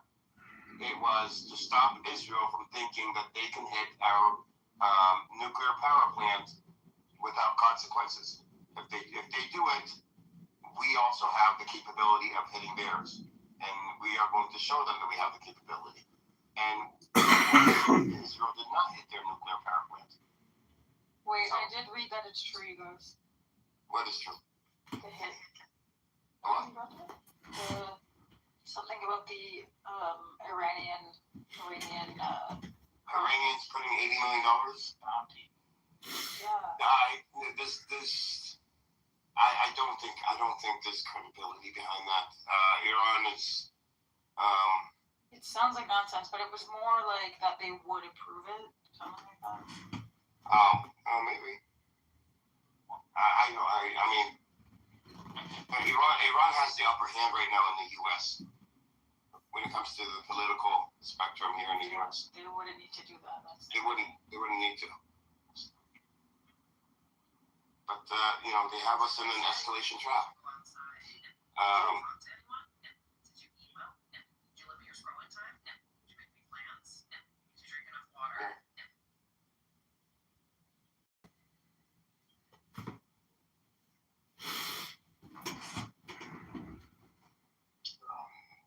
Alright. Let's see, I don't agree with. He's married to that young lady. America. Listen, he hit all the Yes, he hit all the notes he needed to hit on that one. So. Tim Scott? No, Cory Booker. No, I know. She's Jewish. Her mom is Jewish. But Brother Bessie was moving on to the other black man who married a white woman very quickly, and Talarico's girlfriend's kind of cute. Yeah, she's also, from what I read somewhere, she's also another generational Texan with ties to a man who Maynard County is named after. So. Have a biracial relationship. She's Latina. Yeah. So. And she's. What was that? Do you know they have a basement? Well, if they did, it can hold many times.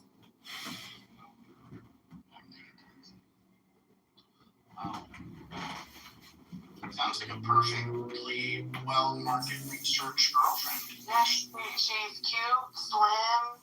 They look good together in the picture I saw of them together. I agree.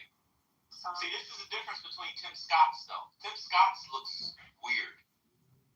It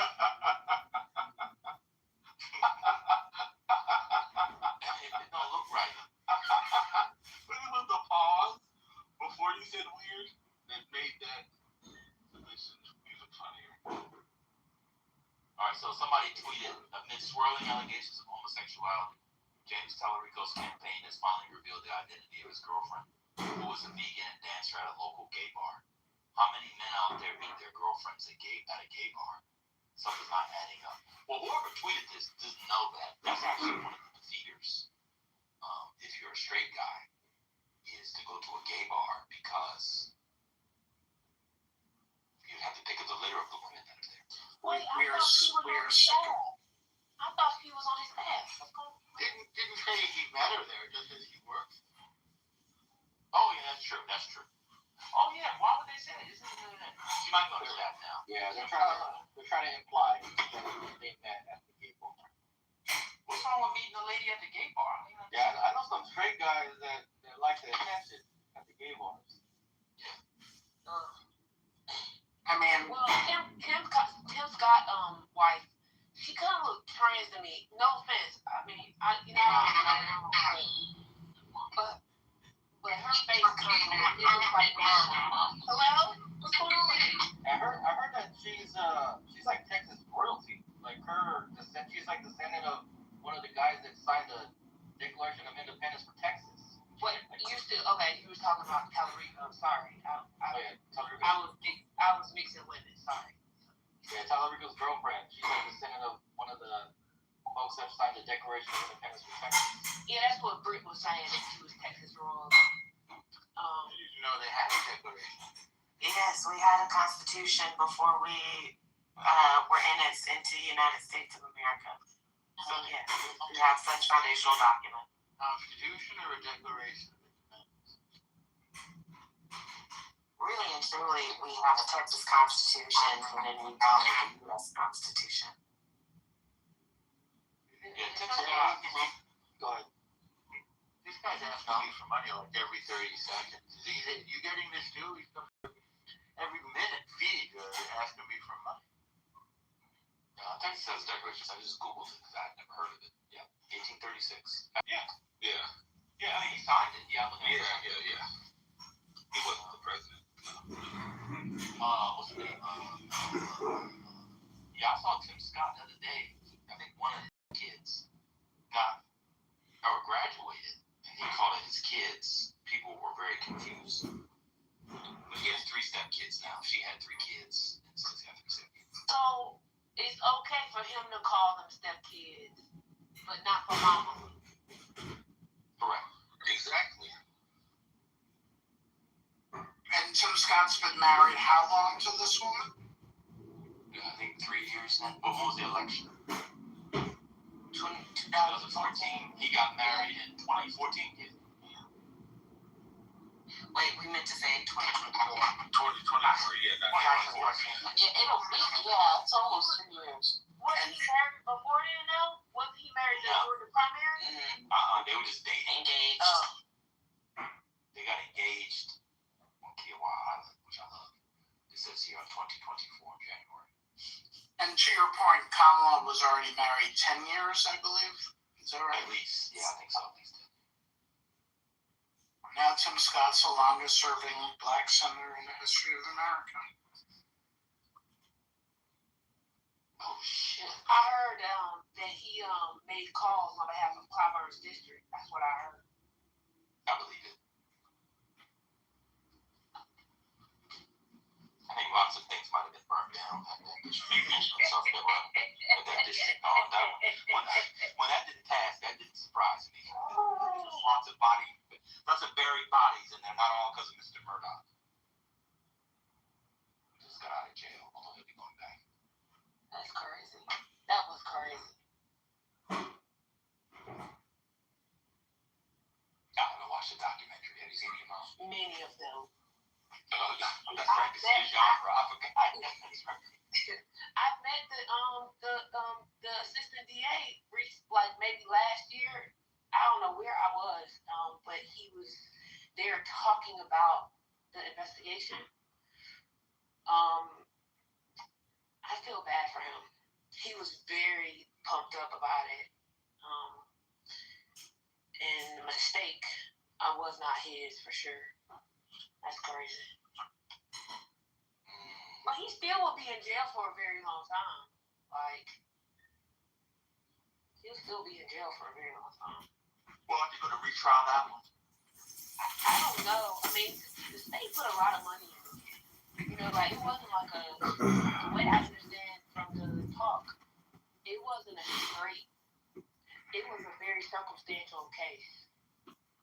So, unless they come up with new evidence, I don't know if they will put that kind of money into it. But maybe they're maybe the assistant, it wasn't the assistant, the deputy AG, that's who it was. He's in the documentary, he's in the HBO one, I think, or the Netflix one, he's in the Netflix one. Maybe he will, I don't know. I misspoke. Ellie was correct. He is, in fact, not out. Thank you, Ellie, for rally rather for the. Okay, Yeah, I say he's out. I was wrong. He's not out. yeah, I think he's, that's the one, I think he's pretty much in there for, like, the rest of his adult life for what the other crimes. Yeah. The fraud and so forth. Circumstantial evidence is not less dispositive than direct evidence. I'm not saying that. I'm just saying that it was like a very hard case to try. As I understand it, it was a very hard case to try with a lot of circumstantial evidence. I don't know if they want to spend that amount of money to retry him when he's already going to be in jail for a lot of time. That's all I'm saying. Did you catch what the technicality was that had the case thrown out? Yeah, the clerk that was overseeing the engagement between the judge and the jury, she basically gave too much information to the jury. Yeah, but it wasn't anything that it's not like they found any other information like the AG's office was involved or anybody else was involved. It's like basically this one woman or one person rather that was involved. So much information to the jury? Yeah, essentially trying to tip them to vote for conviction. Wow, that person is upset. I wonder if they lost their career. All the money that goes into a prosecution like that?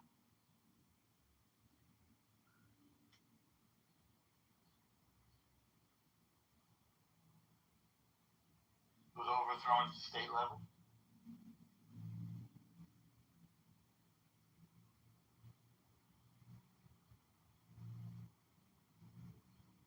Yeah, the state level, yeah.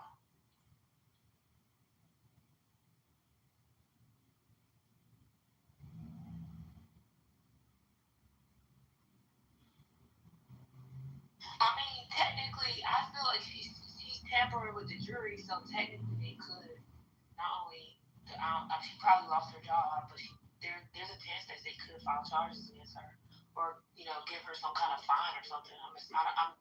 That's a crime, I think, to tamper with the jury. Alex just sued her. Oh, okay, yeah, that's what I heard.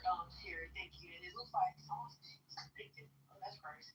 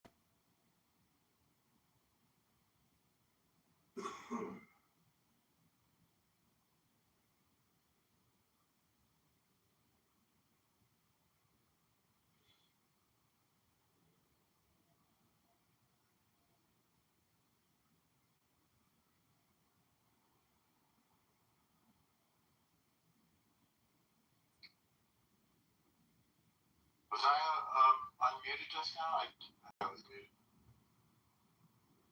big Israel Day parade today, the biggest Israel event outside of Israel in New York City. Of course, Mayor Mamdani, first mayor in New York City history, to not attend the Israel Day parade.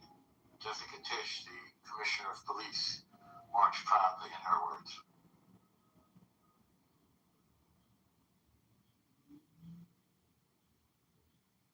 I just want everybody to know how much I've evolved.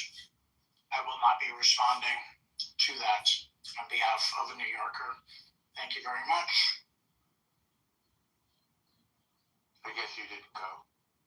I'm proud I would never go. I'd go to maybe protest the right-wing assholes who are actually marching in there, but then that would be a response. I admit it was a response, so I'll shut up. It's not partisan. It's not partisan. There's left, right, everybody. Nothing partisan.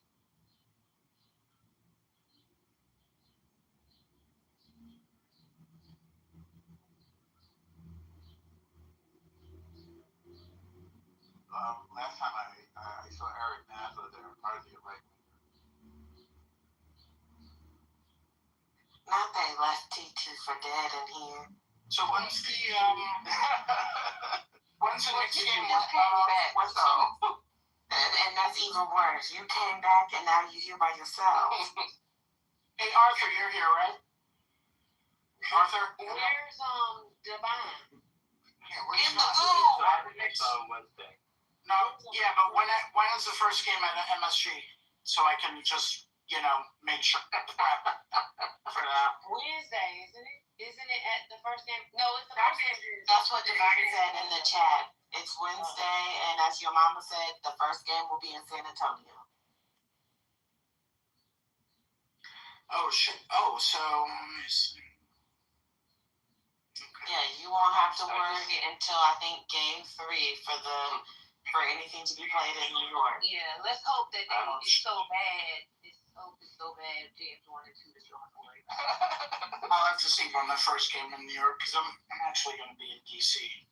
So I just have to say before Spirit is considered, I just have to say Knicks at 4. Spiritus, are you meeting with Hurricane?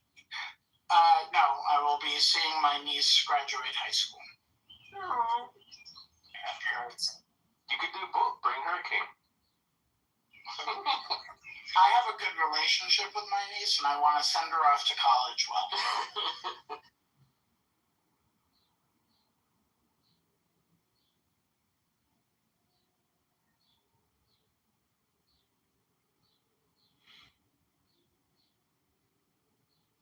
Why is there so many mods in the chat but won't be on stage? You need to bring them up. Bring Neoliberal up. He could be on stage tweet or whatever he's doing. I saw that before Neoliberal. That's wild. Yeah, that's a wild anti-American article.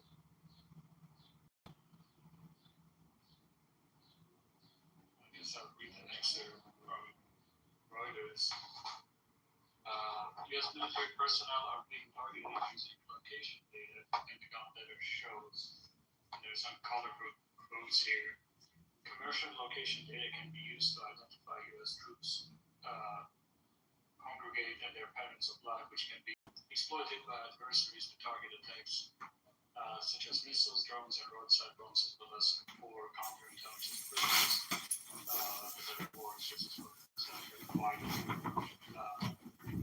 it was time to start treating the AdTech industry as a national security threat. And some example of journalists, and this is alleged that Iran has done this. Journalists that wired and German news outlets drew billions of coordinates collected by data brokers to expose granular accounts and crimes of people stationed at around 11 U.S. military and intelligence sites in Germany, as an example. And if there are allegations that Iran has done this. Yeah, that's the wildest thing is that there's no hacking involved. It's all publicly available. You can buy it from a data broker information. I remember there was this was a while ago, but I remember there was something that was given away because somebody was going on runs and they were using the Strava app, and so they basically mapped out a base because of the runs that people were running. That was ridiculous. Yes, the Strava app is notoriously bad at this because it has this achievement, it has all of this by default, and even if you want to turn it off, it is like 10 different places to turn it off. I use that. And I looked, there was a picture in the map of one of those labs, right? It suggested when you open the app, it's suggests labs based on where people run. And there was, like in the middle of nowhere, a soldier running on a base, and there's nothing else there in Google Maps but that like red dotted line where that person is like exercising a few times a week. It was insane. Well, this is a small example of the way social media is undermining our lives, and we should. The attention grabbing aspect of the social media, but I guess logging into Strava and showing people where you're running, showing contacts where you run is part of that. But it should be the next big issue, I think, to address the dangers of social media in a meaningful way. It's really dangerous. I think you should leave it. I think you should leave right now. It's very dangerous. Oh, I have nothing to hide. I'm not a service person. Damn, it didn't work. Yeah. Not a good try. Good attempt, though. Very good attempt. I'll give it 9 out of 10 for that one. If you don't believe me, remix this video, Smile. Yeah, the social media, we're on the social media, but the article was kind of further than that. It's not just social media apps. It's Google. It's Google And Amazon. Google, Amazon, but it's also usually although Apple apps also sometimes, but more frequently Android apps that are built with certain software development kits that embed location tracking and sell it to a broker. It's all made for advertising. If the Iranians either buy data or try to basically create ads that are targeting American English-speaking people in the Middle East, right? That you can't just ad buying and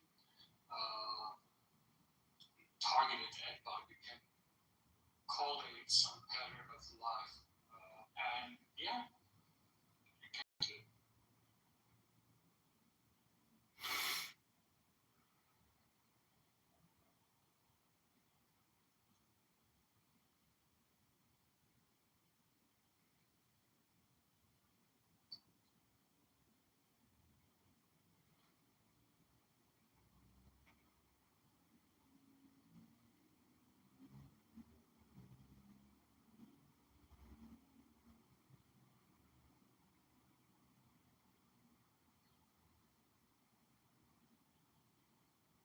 What's up, new?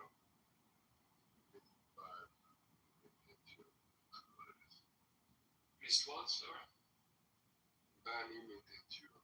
So it was hilarious.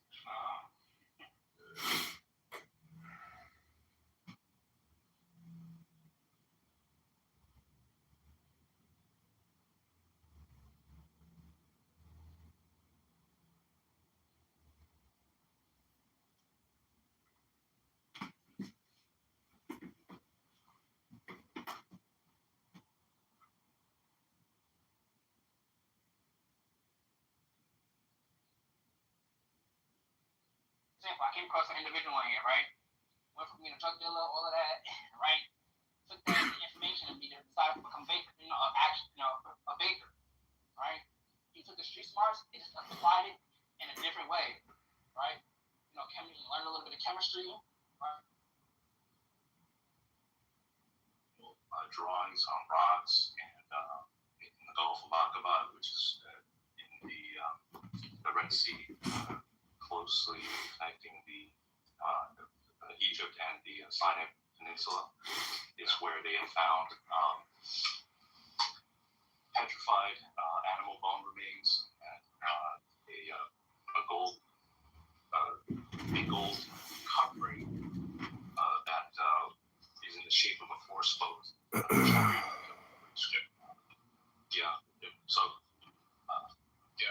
In terms of physical evidence, we do have them. But I mean, if you're going to hold the standard of evidence to the point where we today would say, give us proof that this person did such and such, like in a court of law, whether he committed a certain crime, then no, we wouldn't be able to do that. But if you do that, then you also compromise a lot of the other historical claims from that far back. And we're talking almost 3,000 years ago. So over 3,000 years ago. And so I don't think that's exactly fair. But at the same time, I don't think it's unreasonable. But if you're going to be skeptical to that degree, I don't think it would be helpful to anything else that we want to. We wouldn't be able to affirm anything going that far back. So I would contend that because there's plenty of things that we definitely have been able to affirm within like ancient Greek history, and like I said, I mean, absence of evidence is evidence of absence, but of course, what we'd expect to find, like there was a massive civilization, we would expect to find some remains, is what I think. So, like, when you have these people who were in the desert for 40 years and they were carrying pots and, pottery in their clay jars, you'd expect, that there would be remains, as well as like 10 remains. But that's just something that we don't see anywhere. Yeah, but then again, they were a relatively small group of people. What is it, like just except there are hundreds of thousands of people. Okay, well, I guess it would have been somewhere in the range of several hundred thousands to maybe between 1 and 2 million. Whatever the case is, I mean, if you're talking about physical artifacts, there have been things that have been found, but again, I'm not sure exactly this is a worthwhile avenue of inquiry to pursue. The reason why I say that is because if they did find something, it would only follow to the question whether those artifacts belong to the ancient Jews wandering the desert for years or to someone else, because it's been that long time. But by the same token, anything that was left for that long period of time, that were scavenged, destroyed, unless if you're talking iron objects, bronze objects, highly corroded by now, and so I mean, maybe skeletal remains, but again, anything that is produced, you would have the rational grounds to question: does it really come from there? And then if it doesn't meet your standard of criteria for establishing that those artifacts belong to the Jews, then you would just rationally say, rightfully so, that you don't have proof that it belongs to them. So, for me though, I think it's more than fair to say that if someone has produced physical evidence suggesting that the Exodus never happened to any capacity, is what I would take as, Have you seen the hieroglyphics? A few moments ago, you said we know. Have you seen the hieroglyphics of the Egyptians and their chariots buried underneath the water on the insides of the pyramid? We know. Hello? It's actually open to. Oh my God! What did I do? What did you do? Mahdi here is a racist, bigot, anti-Semitic scumbag, a piece of trash. Yeah, I know. I'm just scum. I know scum. Pure hunter scum. Anyway, so Don, in 2 points you mentioned we know earlier that the archaeology confirms the Bible. Now you seem to backtrack, which is a good. There's also things in the past cannot be confirmed, and what can be found is open to debate. And I'm glad you noticed that. The second issue is that when you talked about the chromosome fusion, I think you missed the point. This idea. Or someone, Sam. Not good. Good Yeah, enough. I mean, well, it means it kind of. Like, it's okay. Yeah, exactly. It means what the word means, right? It's in the middle. Yeah, I've been on this stuff for so long now. Oh, okay. No, you don't. Sometimes, like, when the Italian Americans speak, it's for me, I don't understand what the New Yorkers do. Oh, you okay? You have the same struggle. Yeah, it's very easy. Yes, exactly. I don't understand that.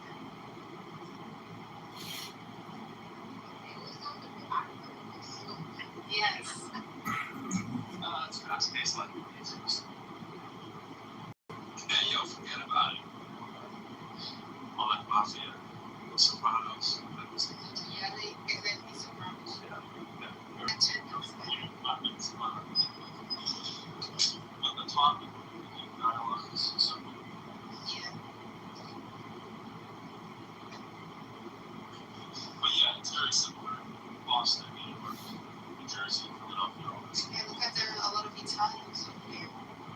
A lot of everything, really. But yeah, every 5 miles, you have a different community of immigrants.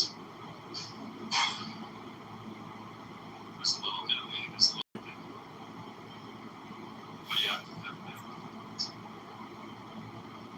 Irish. Italian bread. I met this John Kitover. Yes. Very much. I always have this story about Chicago when I just entered there. So I was there for a conference, so me and my colleagues were going to work. And we had to take the subway and from the airport. So I remember like every stop of the subway was previously John Kitover's clubhouse name. I was so nervous. I was like, what if he steps in the same subway as I am? And I got so nervous. We were at the Central. It's Clark or something. I forgot what's the name of that stop. We had to change the subway. And I get off the subway and I look to my left and I see this blonde man, 6'3" or something, talking to his phone. Oh, that's him. And I think that's him. He looked at me. And I just turned around. I was like, girls, let's go. You're all these clubhouse people, John. You know, I got not bring John up here. He says, for me, it was like the biggest shock. It's the first thing I saw. And I was like, okay. I'm going to tell him I'm in Chicago. You know, to be tame, you're out of New York. You really didn't notice John. Yeah. Great New York. Back in the days, I didn't really know him. So I knew him as a crazy. But then after the trip, we started talking more. You know, he's still crazy, but yeah, I wouldn't be so scared. But I was really scared.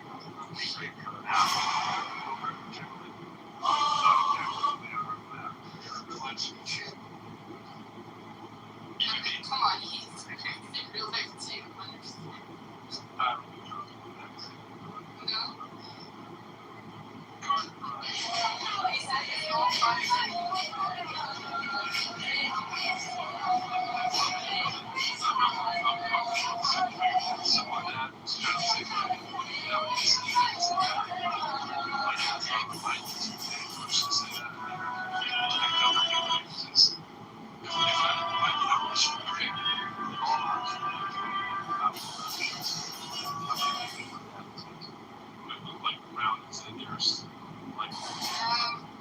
Since you did international, I think maybe 10. One. Oh, okay. But would you rather have him around or not?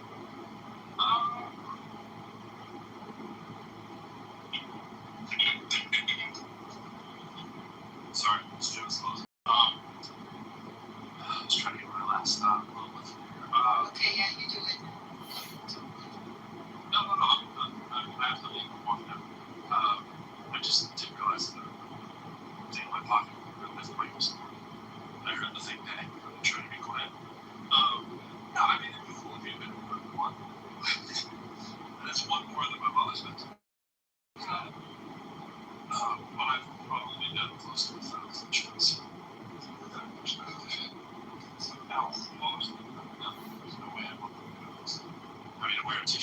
such a battle rapper, like a lot of these shows, rap battle, stuff like that. It's no place near parents to. But I've performed with all kinds of very cool events. And not they moved about 15 years ago, so they missed everything the last 15 years because they lived outside the country. But there's probably been way less than half the shows I've done within the last 15 years. The most shows I did in my life was probably from 2000 to 2008. And they moved probably around 2012-ish. Yeah, I think they did move in 2012. But even then, I moved like 35 minutes from where they were, and I was doing 100 shows a year. But yeah, most of them I never went in. Like I just went and said, like, what are we gonna do at your rap show? I was like, I'm not sure, but I'll take one of my Sunday bag.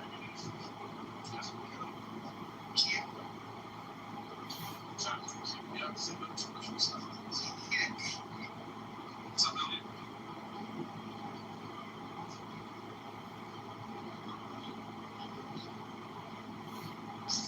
Try to work hard, Elliot. I just try to work hard. You know what I mean? Well, for me, it's 7 o'clock on Sunday, and I'm shutting down the gym. You know what I mean? Just getting that little extra work in. Every time I walk by that mirror, I go, man, how much everyone else feels the same? I just walked by these people, I was like, that's not folks on the text. That's not appropriate, but that way, it's like, why y'all sit front for me and drinking in the gym? I don't know. Maybe it's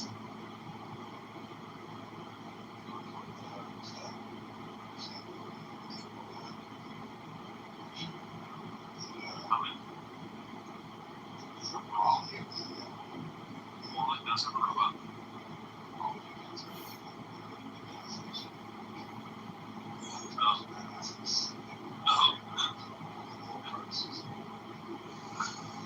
That's pretty good. There's a lot of fat, out of shape people, I'm just gonna say that. Especially in America. I think generally summarized that obesity is a problem. I'm torn on how to solve it. Part of it is personal responsibility, accountability, and personally care as part of the social wider environment aspect. That's right. Yep.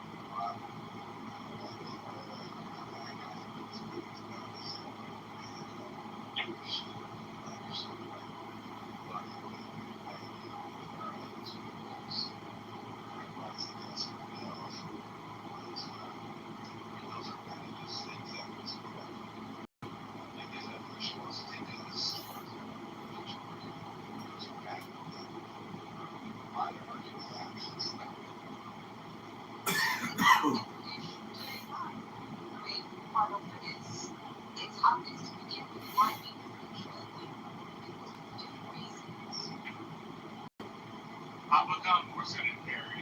I need to use about feedback. Well, I also completely my side is 90s, so it's like it was big for this way.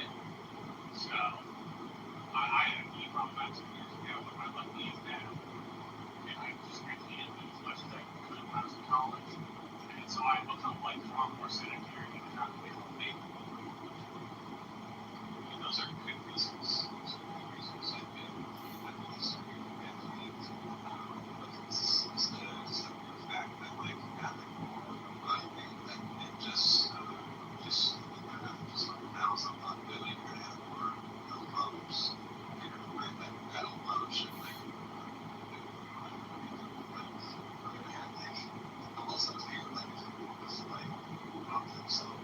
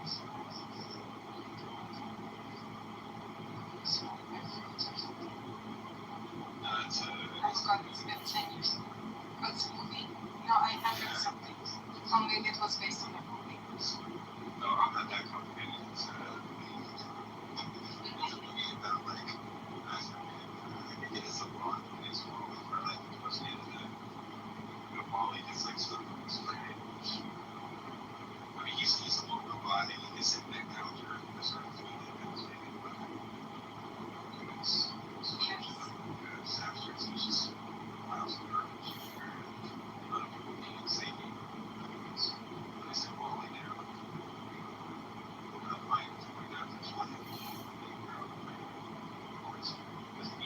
it's easy for us.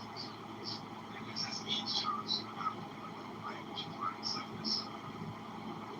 Yes, your job is when she grabs it, she puts it inside her body, and she just goes to that in terms of like transformers.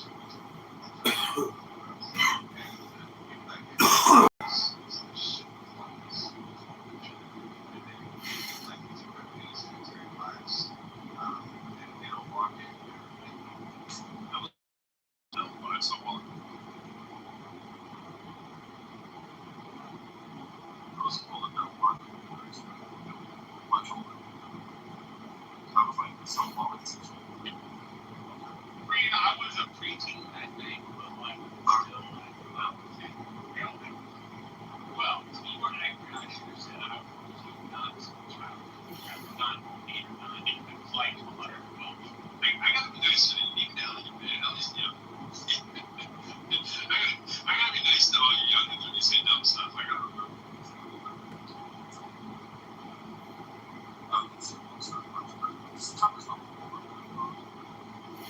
1,400 times. I'm fully capable of being as stupid as ignorant as most of my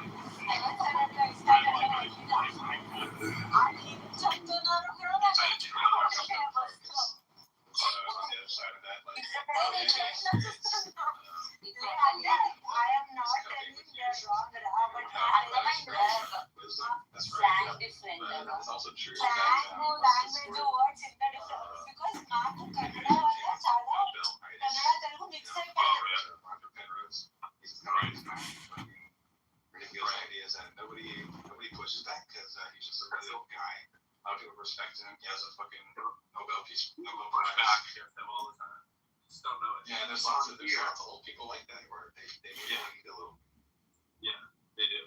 On this app, you're just like, I'm gonna fall off a cliff though. I can tell for me, definitely looking younger for my age, it's gonna catch up really fast. Like as the grays start to come in, it's just gonna be a wrap, you know. Because when you have all your hair, I think it keeps you looking artificially younger. You know what I'm saying? And so, but then it's eventually gonna all be white. You know what I'm saying? And once the hair goes white, there's no turning back. You know what I'm saying? I think I'll only get a couple of years. And we used to fuck a lot. So I got a letter one day, and the letter was like, "Yo, we're gonna like tell you to leave the country." And so she was like, "Nah, I don't want that to happen." So we ended up getting married. We was together for like 6 years, and we moved to another state, which she ended up asking me. She ended up wanting divorce, so I was like, all right, you know, we did our thing for that amount of time, and we don't talk to each other any longer. So do you have kids, and how long ago was this? So she had an abortion. She aborted when she was, she aborted the kid. So I was young at the time. Alright, it's too much information for my albums. Yeah, we don't talk about this. Bow wow. Bow wow.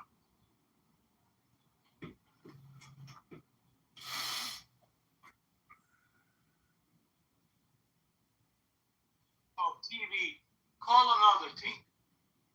Why? No, you're not understanding that. Before that, I had a big problem in life, and I didn't believe in Jesus.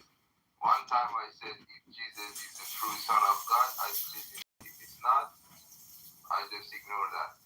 And after a couple of weeks, when I walked you, what was happening? True Son of God. All of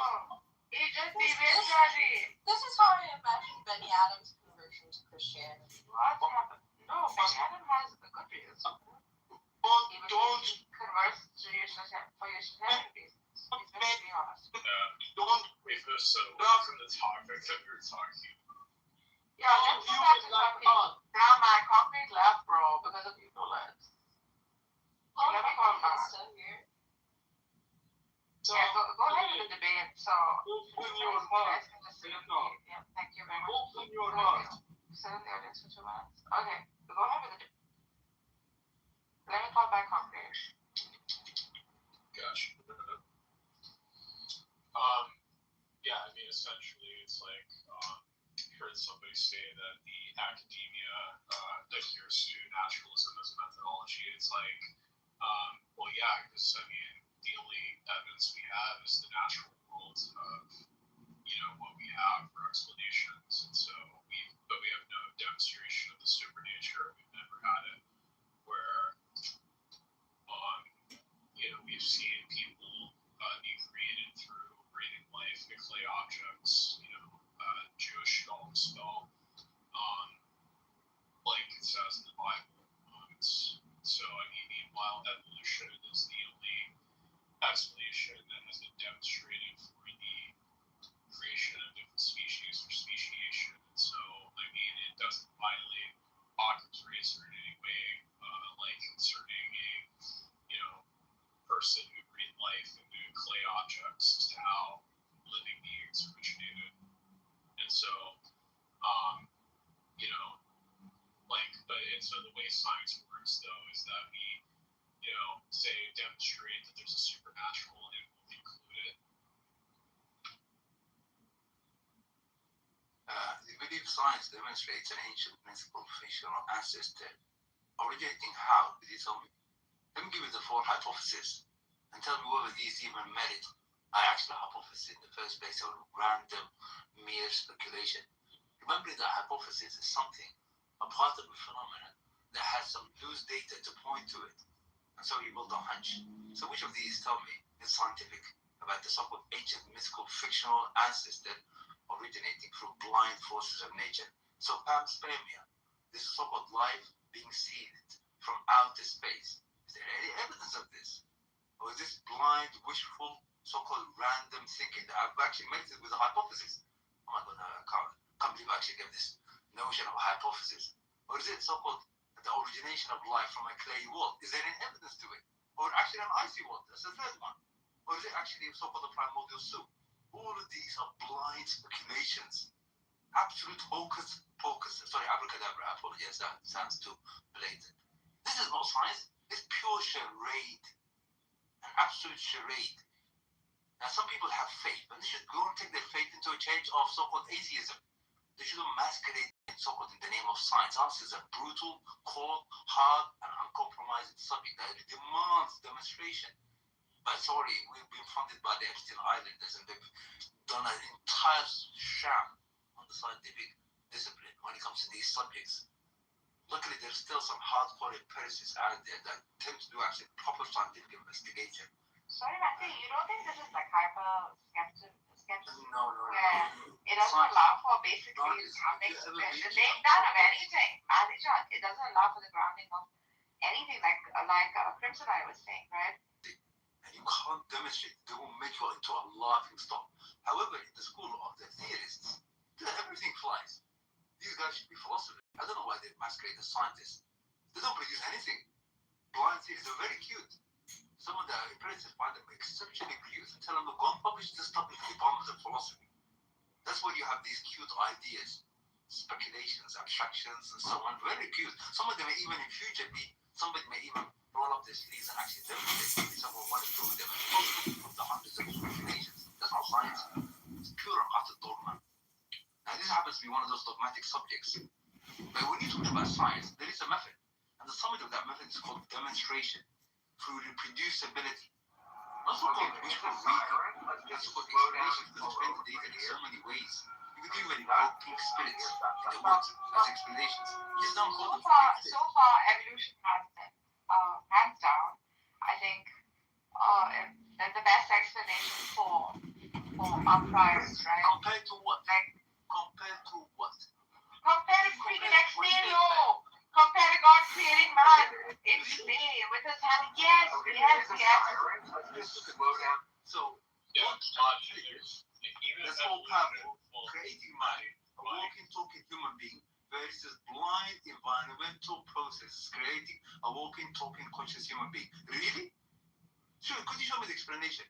Other than wishful reading. And I think as much as I don't appreciate, as much as scripture can be appreciated, right? For its metaphorical significance, right? For the creation of man, I mean, it's no way! You found my I channel. think ex nihilo is a very hard position to defend. Sorry, my friend. As a theist, for me, ex nihilo is a very, very hard position to Text defend. video. Something cannot come from nothing. That's an atheist. I don't think theists believe something comes from nothing. That's a dark theist. I don't know what kind of theist that is. I don't think the atheist theists that operate on faith. So, if I could ask you to call us, say that's Okay, there is a siren. Let's just slow down. Me, by the way, is an entire opposite of display in the universe. Yeah, All of that's that a was completely different explanation. This is how To you me, that do is like a timelessness. the word of God is power, is not nothing. This is how you do. It's the word becoming flesh. It's very similar to The that. atheists can't even explain what the counter God hypothesis is. They can't even explain what that is. At least with God, the theists will tell you God is an intelligent, almighty being that has capability and power and wealth. That's the God hypothesis. Right. You tell me what's the counter position. Okay, it's a siren. Let's just slow down and pull over right here. Nicely done. Pause the universe itself. Bro! The universe itself. Right, so therefore it can't be scientific theory. Science would track causal origins. It doesn't mean you could actually explain them. The universe itself, you believe in a Big Bang. If you do believe the science actually points towards a Big Bang. Well, I don't know about how big or bang. Nobody had this. Yeah. But the science does it. In the point. And that's by a law of causality. That's a law that we observe everywhere. It's not a fact. In religion or atheism or belief in God, the ultimate claim is the beginning of the universe was a conscious effort or it was a completely random happenstance. Now, scientists, as far as they can go back, as Mandy eloquently put it, was the Big Bang, the complete start of all matter. Now, their argument... He doesn't believe in the Big Bang. Actually, does not. He never granted it. I mean, that's fine. But there is a No, start. no way! Bro! But there's the one inarguable thing that both sides have in common. There must have been a beginning to all things and all that.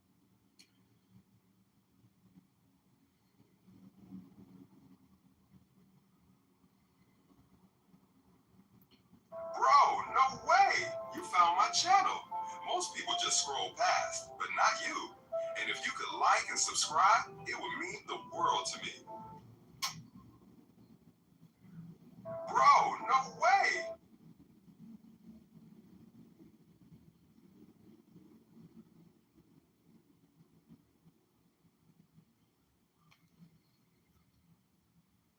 Okay, there is a siren. Let's just... I'm not gonna watch it.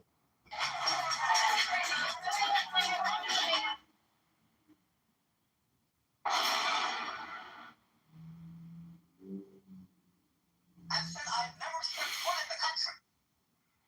What? I said I've never...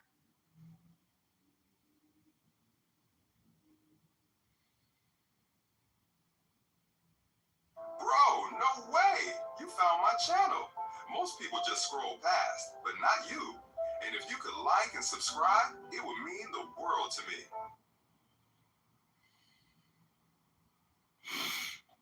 Bro, no way! You found my channel.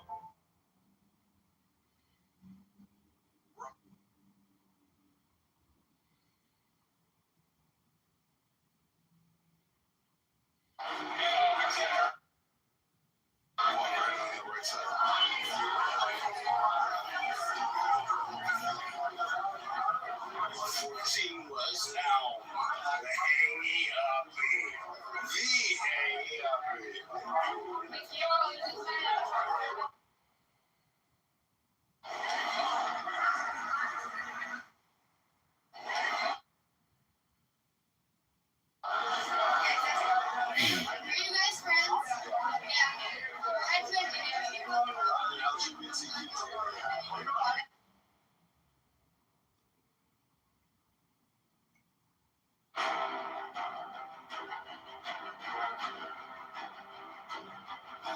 Strike a master chord.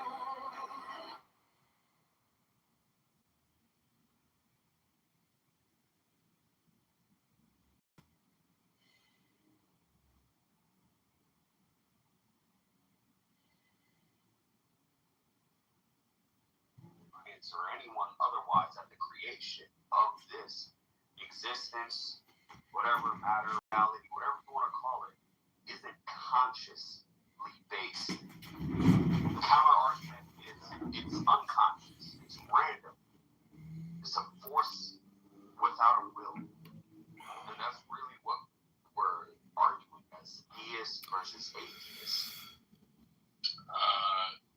We're arguing whether or not it's, the universe is exploitative of whether God is the best explanation for the beginning of the universe, or whether it's something that's dependent on God.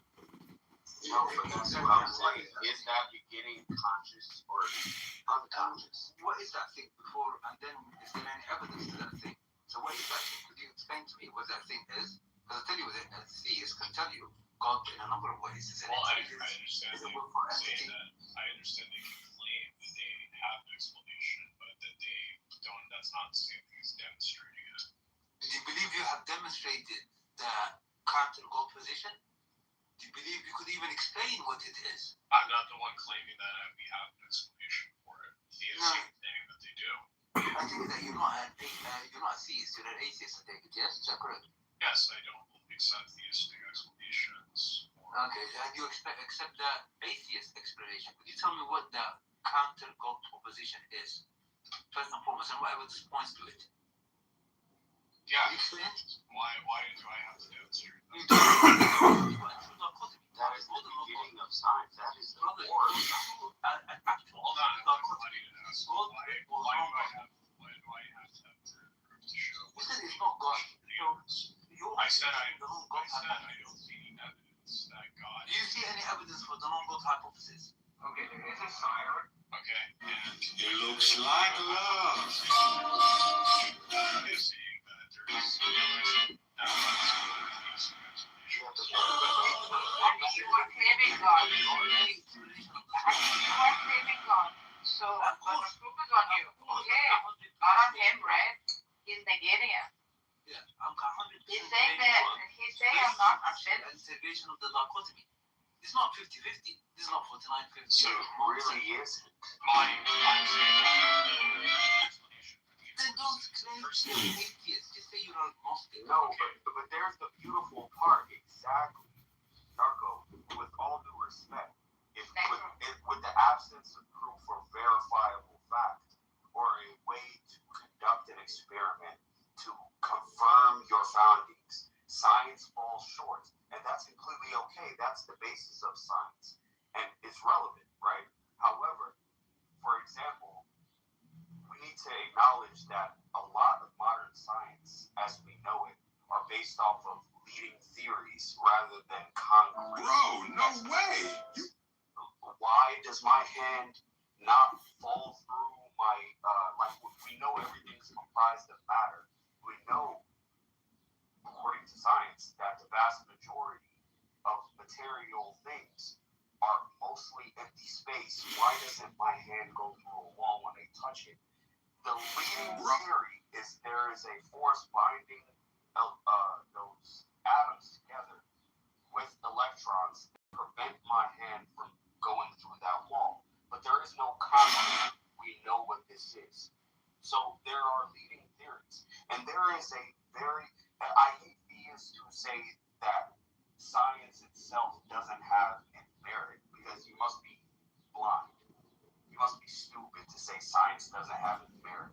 And in antithesis to that same claim, you have to be blind to say there's no merit in the belief that there is consciousness beyond physical, which is really what religions are, that there is something outside of consciousness.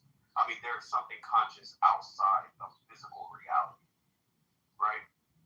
So the claim is the beginning of the world, like really atheism is a religion in itself. You have to have faith can't disprove it. Bro, no way. You found my channel. So if you don't have ways, It looks like love. it's literally yourself. It feels like love. And I confess it. It's a religion. You have a faith that there's no God. And I don't need faith to say I don't know. No, but that's fine. You can say I don't know, but you weren't saying that. Does God exist? If I asked you that question, does God exist? Do you believe God exists? No. He may or he may not, and you're agnostic, and that's fine. Okay, but I mean, I don't know, and I don't believe it, so therefore I'm agnostic, and I'm also an atheist. How did you say atheist means there is no God? There is no way, and there is nothing you can present to me that will prove God's existence. It's not theism. We actually have a burden of proof. When I say I'm a theist, I have a burden of proof. Remember burden? Yeah? We easily say that. Yes. When somebody says an atheist, they have a burden of proof. If I said 1 + 1 is 2, and you say it's not 2, you actually have to prove it's not 2. You can't just say, no, I just don't believe 1 + 1 is equal to 2. You have to prove Which would be faith. Which would be faith. Which would be religion. Truth. Yeah, so you're Like love. like the better analogy is the better analogy is specifically is that you're saying that you're claiming that your God is guilty of being a person It feels like love. exists, and I'm the person saying that I don't see your God guilty of doing that. Or even It's a existing. skill thing. This is an emotional thing. I don't know. I- Some emotions. So the thing is that to me, I'm on the side, I'm saying that I haven't seen you make your burden proof. Oh yeah, I mean, well, once we explore the dichotomy, actually, We're kind of equal in that regard, wouldn't you say? well, you could do this dichotomy at any point. God, if He's the creator of the universe, then everything out in the universe should, if we had sufficient data, be able to allow us to draw this dichotomy. So whenever we got data to force the dichotomy into motion, the data should always point to one side, because one of these two counter positions is a fallacy, either God or not God. So whatever is responsible for the universe, even if you find 1% of the evidence, it should point towards that thing. By the moment you find 1%, 2%, 3%, and it points one direction, be rest assured the remaining of the evidence they haven't yet found will always point to that direction, because that's the causal background. The other side is a fallacy. Now that's the nature of the dichotomy. You could start anywhere from a protein to DNA to the inanimate world. And actually force the dichotomy. The science can easily do this. The Epstein Islanders do not want this to happen, because they want to system. And the answer is not pretty. Not pretty whatsoever for those who are atheists. So that's why It looks like love. It feels like love. And I confess it. It actually forces the dichotomy out the window.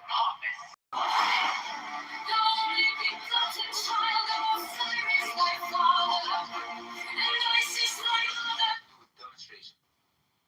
Hence your theory of evolution. It's all driven by words. Absolutely. From ancient, it's called fictional ancestor. I think the biggest like spear in the side of the claim that there is no God is the explanation for the creation of life in the first place. As far as science goes, if I ask any scientist, the most rational atheist scientist with all the information, how did life on Earth begin before there was life? How did dead things, dead matter, dead atoms, who were no different from rocks, become current called life? From all the piles of plasma to human beings, how did dead things become material? It's that process. How does there be no examples Please don't scroll. I'm just trying. directly other than a conscious force? There is no way.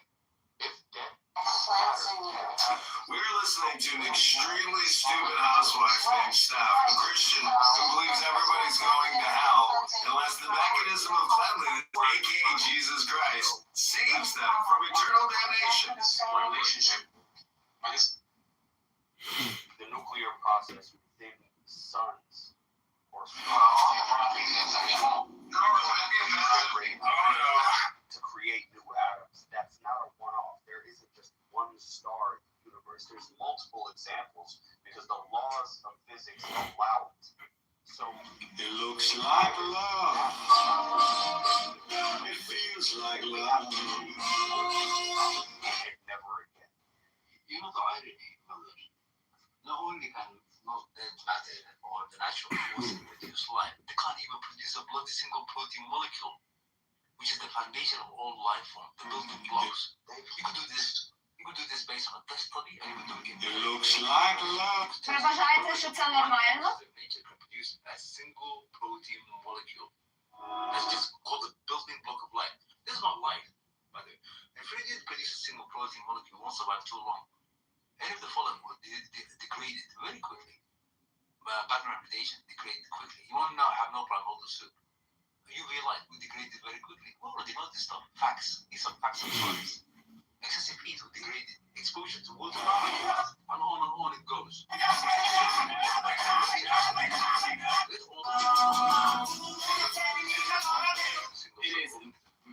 Which is compared to a protein molecule, it's like you're comparing a matchstick to a the simplest actual living cell that we know out there. You compare it to a building block. It's like I've fixed hundreds of cars in my career, and when it comes to mine, I don't take any chances. I chose SkyCat as my POS. Building block of life.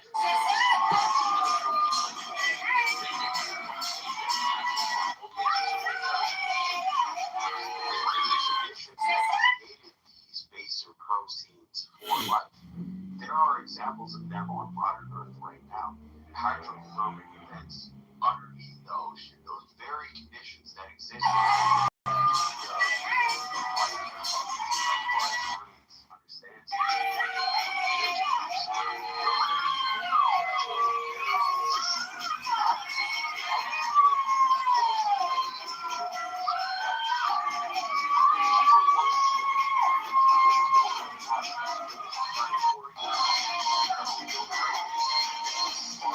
Beneath our oceans, in our mantle core, we have examples of dead things becoming living. But there is no such example. It only happens once. It's only once. Guys, I'm in downtown right now checking out a couple properties. How the dogma has crept into science. If somebody was a true scientist, they would actually look at design and non-design. There are 4 speculations for non-design. Conspiracy from outer space, wishful thinking. Sometimes, not one single shred of evidence to indicate this. Some people claim that there's some comets and meteorites that actually landed in the Earth. That there's so-called amino acid traces. Amino acid life. But they find the free flow both right and left out.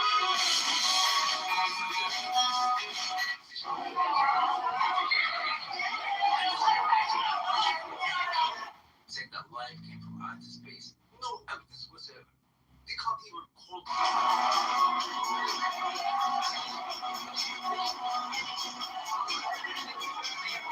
No single evidence for this. Pure and utter speculation. Another so-called hypothesis. Just actually, it's not a hypothesis. Another random speculation.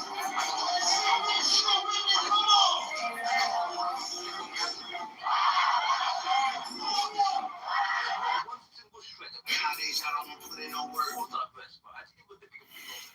There's no other alternative hypothesis that we design. They're not allowed.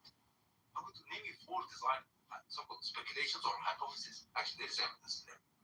They will never be when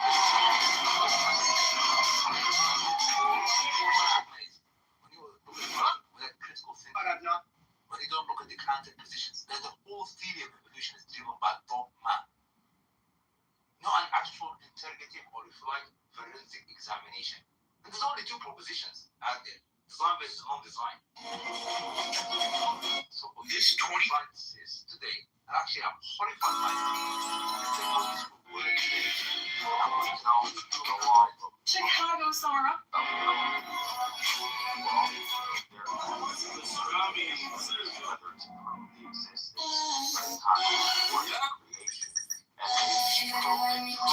Multiple times, it does not feel available.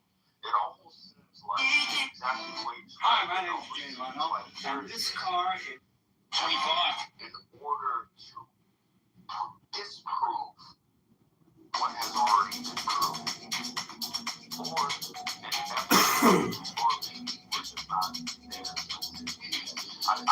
My whole family is now, so I can't really, I'm getting my start out, so I apologize. No, it's sort of, it's just that as soon as I admire the science to progress. That's the sad thing. The pure and utter dogma.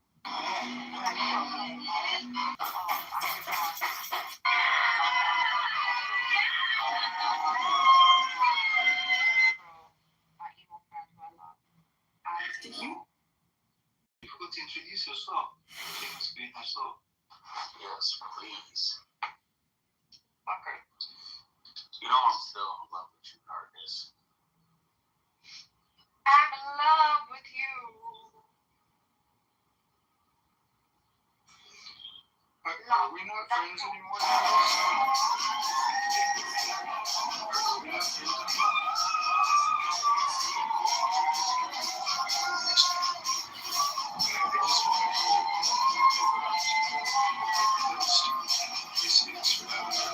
Someone's not agreeing with them. I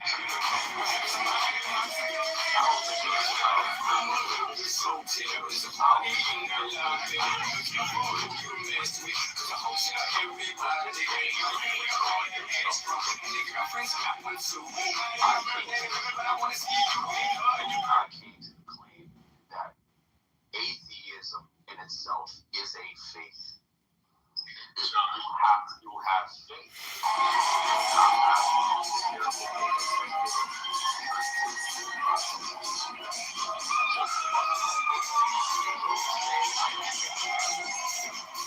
But I have faith that had nothing to do with a conscious God.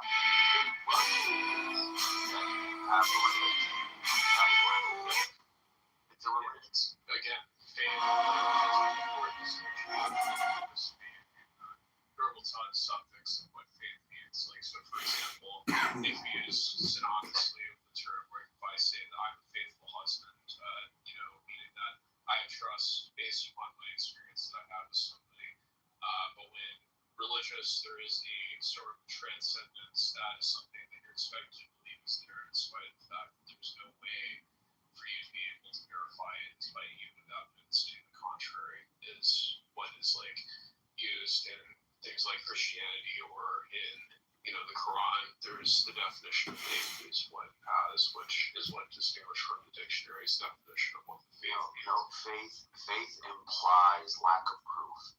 Faith implies there is no way for me to prove this to you outright through the scientific process. Yeah, but however, that's the thing religious people have. Of my own will. That's what I just said. In the Quran with proof. If I were to speak to God this moment, and Allah subhanahu wa ta'ala came down, he talked so directly. It's not faith. I don't have faith, I have parents. Necro, I think you understand there's different senses of the term faith, right? So the truth is, like that comparison of being a oh, now he's going to dispense the truth on us. Wow. So the difference between God and between if I said I have faith in my wife and a Muslim or Christian said they have faith in God or faith in Jesus, the difference is that one of us then is going to vouch for us and the other person is going to remain hidden in somebody that we can't see. No, but that's an assumption that you can't demonstrate that. We're getting into dialogue, meanings of words. Like, actually, can I make one comment? Because I think Necro, first of all, it is definitely true that in many religious traditions, faith means a kind of trust and confidence in the same way that we mean it when we say, I have faith in my partner, right? I trust, I have a confidence. So it's not true that's not present in religious conversation. It's very, very present. Number two is, if you want to say that the dictionary has entry 1, entry 3 on the word faith, or faithful, or faithfulness, I'm happy to go along with that. But you can't really reasonably, intelligently say it only means the one thing that you're suggesting that it means. Third, and I'll finish here, the reciprocity you imply is part and parcel of the definition. You are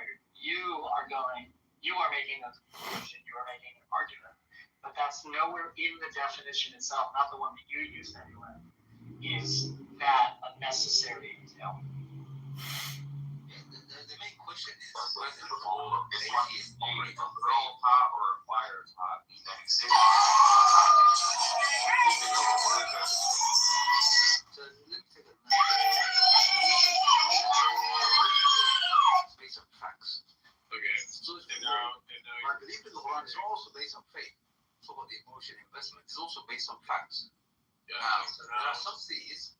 Now, I'm just saying, you're right to some degree. About a third of theists operate on faith. They feel an inclination, emotional inclination, they base their faith on it. And all religions, by the way, there are people that operate on faith. There are some theists who You are still as lovely as the first dawn. Beloved bears no treasure to the scales. Perhaps we can help her. You ask much, mistress. I would require a very special treasure indeed. This? No, for you, mistress of the West. Yes. Grant him passage to give it to her himself. No, I forbid it. We both give you deceiving back. This will make amends. Not like this. Not with you. I command you to release me. I can't. You sure can. Call to truth. Where we shall be judged.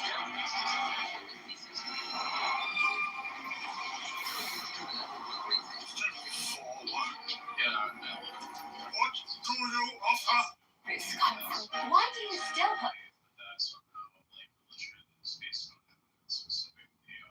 That's something that I definitely hear all the time. And it's something that I wish, religious people would, not go to using it anymore, because it's really, it just doesn't work on people like me who understand the distinction and the fallacy of it.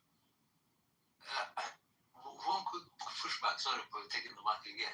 Necro, I don't know why atheists relate to science or mention science or logic.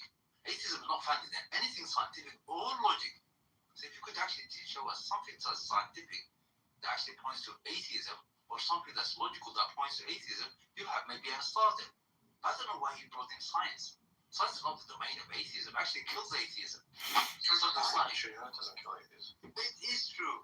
Could you show us one thing that points to atheism? So, Bonnie, there's been no scientific demonstration of the possibility of a God existing. Everybody, please rise in the presence of Honey Badger. Yeah. So there's been no sort of experimental test that possibly indicative exclusively concords with the idea of God existing, or the falsity of that. Looks like love. It feels like love. And I confess it's got me rocking on my heels like love. In my senseless investigation,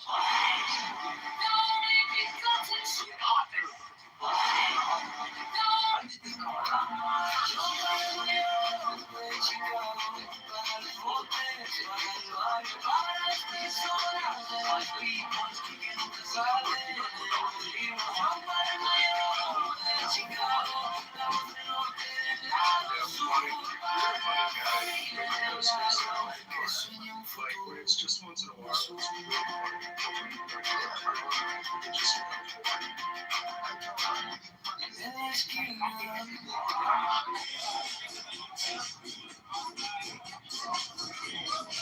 Obviously think there's no such thing as faith so far as religion goes. I didn't say that. I did say that there is such a thing as faith, but that's called atheism. No, as far as religion. Okay. So So what do I have faith in? And that's fine if you want to think that. What is it that I have faith in? I'm just curious because I do have faith in things. I just wonder what you think I have faith in. Have faith. The faith is faith. Yeah, Yeah, perfect. one single evidence to point to this. Well, what? No, you just said that atheism is faith. What's the faith I have? That God That God does not exist. That's not faith. I think that's just evidence. Could you give me one evidence, please? Yeah, that unembodied mind as a cause for anything is like a non-stop. Hello? What is that? Hello? Is that unembodied mind is some sort of force that has conscious thoughts and ideas and preferences like your God does, like Allah does.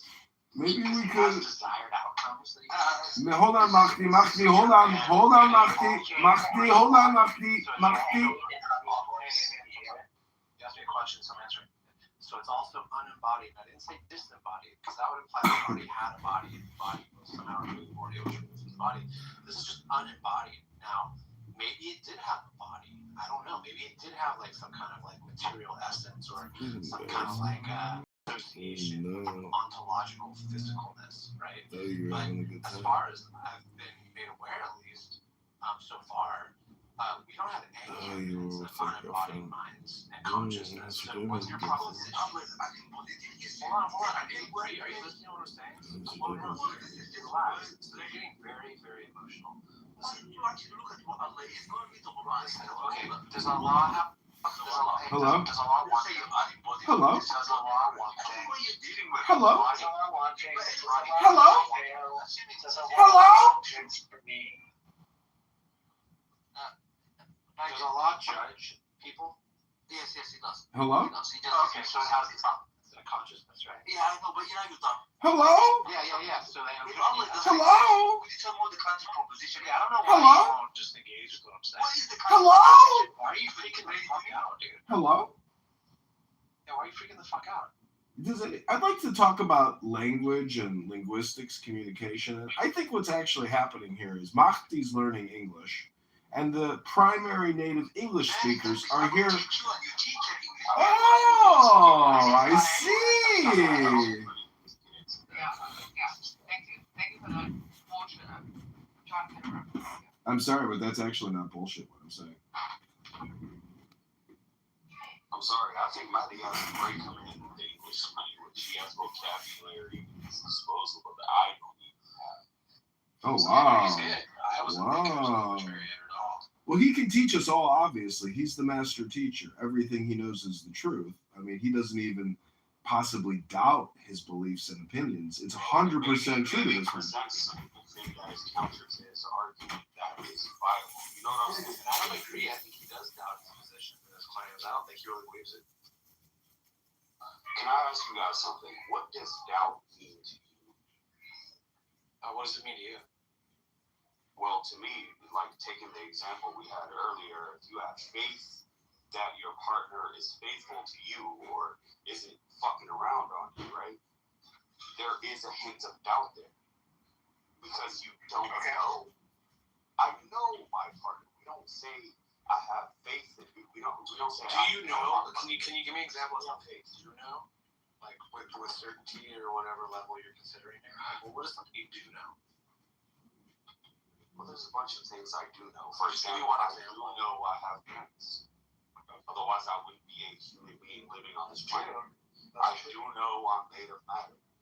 Or you could be having an experience. I interact with it on a daily basis. I do know air is necessary for my survival. Yeah. If I hold my breath, I do know that I pass out. This is the only thing I know is You know. Yeah, I know I'm having an experience. I know I'm having an experience. I believe it's a human one. You said you believe. You didn't say you know. Yeah, I know I'm having an experience. I believe it's a human experience. Okay. And that word human, what does it mean? It means as an animal biological function of the natural world. Now, I could be some kind of other conscious state that's experiencing something unbeknownst to me. Right. So that's what I was getting ready to ask. When you go to sleep, you go into a dream. I'm assuming everyone had a dream. Are you a human then being that's asleep? feel that. I mean, I don't know. Being in a sleep and dream state is kind of a trip. I'd have to think about what I think then. Okay, So you know that it's a dream state. Yeah, I think I become aware sometimes. I wouldn't say I'm lucid dreaming, but I think many times when I'm dreaming, I do realize I'm dreaming. So when you do get up from it, one second, when you do get up from it, do you know that it existed? Like that you existed and this whole thing was an experience that existed? Like I said, I'm aware that it's a dream. Right. Did the dream exist? No, but I'm saying existed in my mind. Yeah. I already feel what you were. Okay, so the only thing we know we're certain of is existence itself. Yeah, that's what I'm saying. I know I'm having an experience, and I believe it's a human experience. What other experience would there be? I already explained to you right out of the gate. I'm sorry. I think we come to those parts of discussions where there's a failure of vocabulary where I can't even articulate exactly. I believe it could be another conscious experience, possibly. I'm not saying that it's a high probability. I just think that there's the opportunity that it could be, like even if I was a solipsist or a brain of that, or this whole thing is just a dream loop. Like, sure. Those are possibilities. Exactly. But I am having an experience, and I believe it to be an animal experience. Okay, so there's exactly what you say. You say, I believe there's a possibility. I don't think it's a high one, but there is a possibility. Like I know I'm having so that brings me that sense of doubt. So where does doubt? I know I'm having that means without having full proof. Like when I touched the stove for the first time, it burned my hand. That told me fire. It doesn't matter. What he's establishing is existence. That's all that matters. So yeah, I know I'm having an experience, and in what condition I am as an existent being is still on the table, I guess, but I believe it to be an animal one. I can respect that. You know what? I'll leave it there. I really respect that. An animal one that exists. That we can never, ever, ever get out from the loop of existence. I feel like that's a philosophy of a cockroach. If a cockroach has consciousness, that's exactly what it would say. I believe I am an insect. You believe that a cockroach would say something? Unless a cockroach sentient to you? Well, from my perception, I don't know. I can't use a cockroach. I can't just say. No, I'm saying. I didn't like cockroaches. I was thinking like a human first, and then I even just open it up a little bit more, and then you went cockroach. I think that's interesting. How's that interesting? It's because they're lower in life. You didn't even think like ape. You didn't think squirrel. You didn't think cat. You didn't think dolphin. Okay, for God's sake, a box jellyfish. You just live the longest, probably. That's it.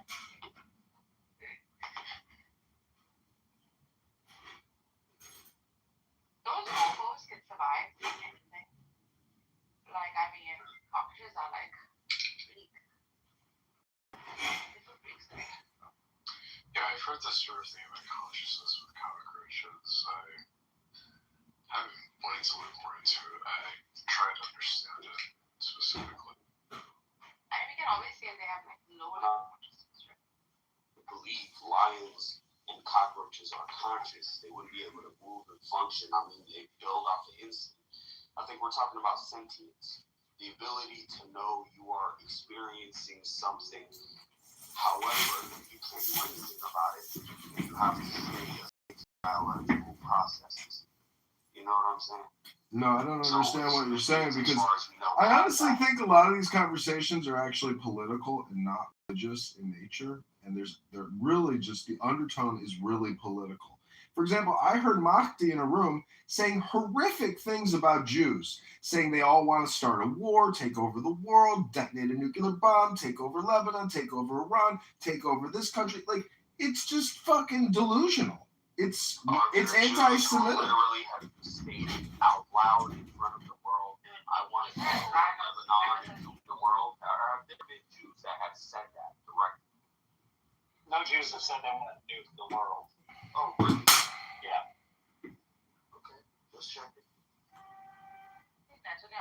said it once in a while. I think it could be projection. not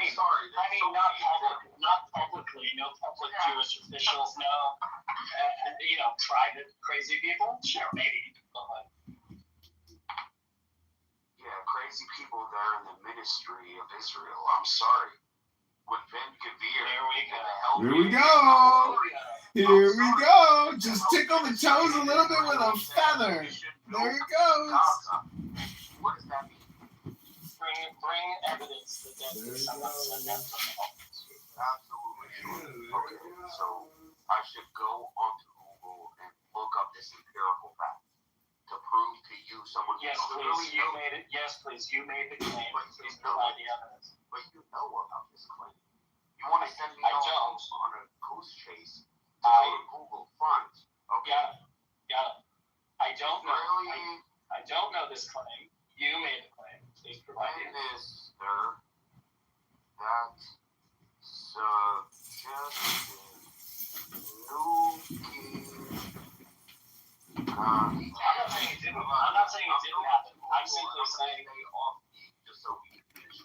No, that's great. Yeah, I just want to clarify. I'm not saying it didn't happen. The Israeli I'm simply saying the nuclear bomb on Gaza Strip is Amichai Eliyahu. Oh yeah, served as the Minister of Heritage. Minister of Heritage, not health. Right. At the time. Okay, thank you. The Thank you comment for was bringing November that. 2023. Thank you. Okay, do you feel good about just making me chase down an empirical fact we already knew about? So Yada, the way that it works, right? So Yada.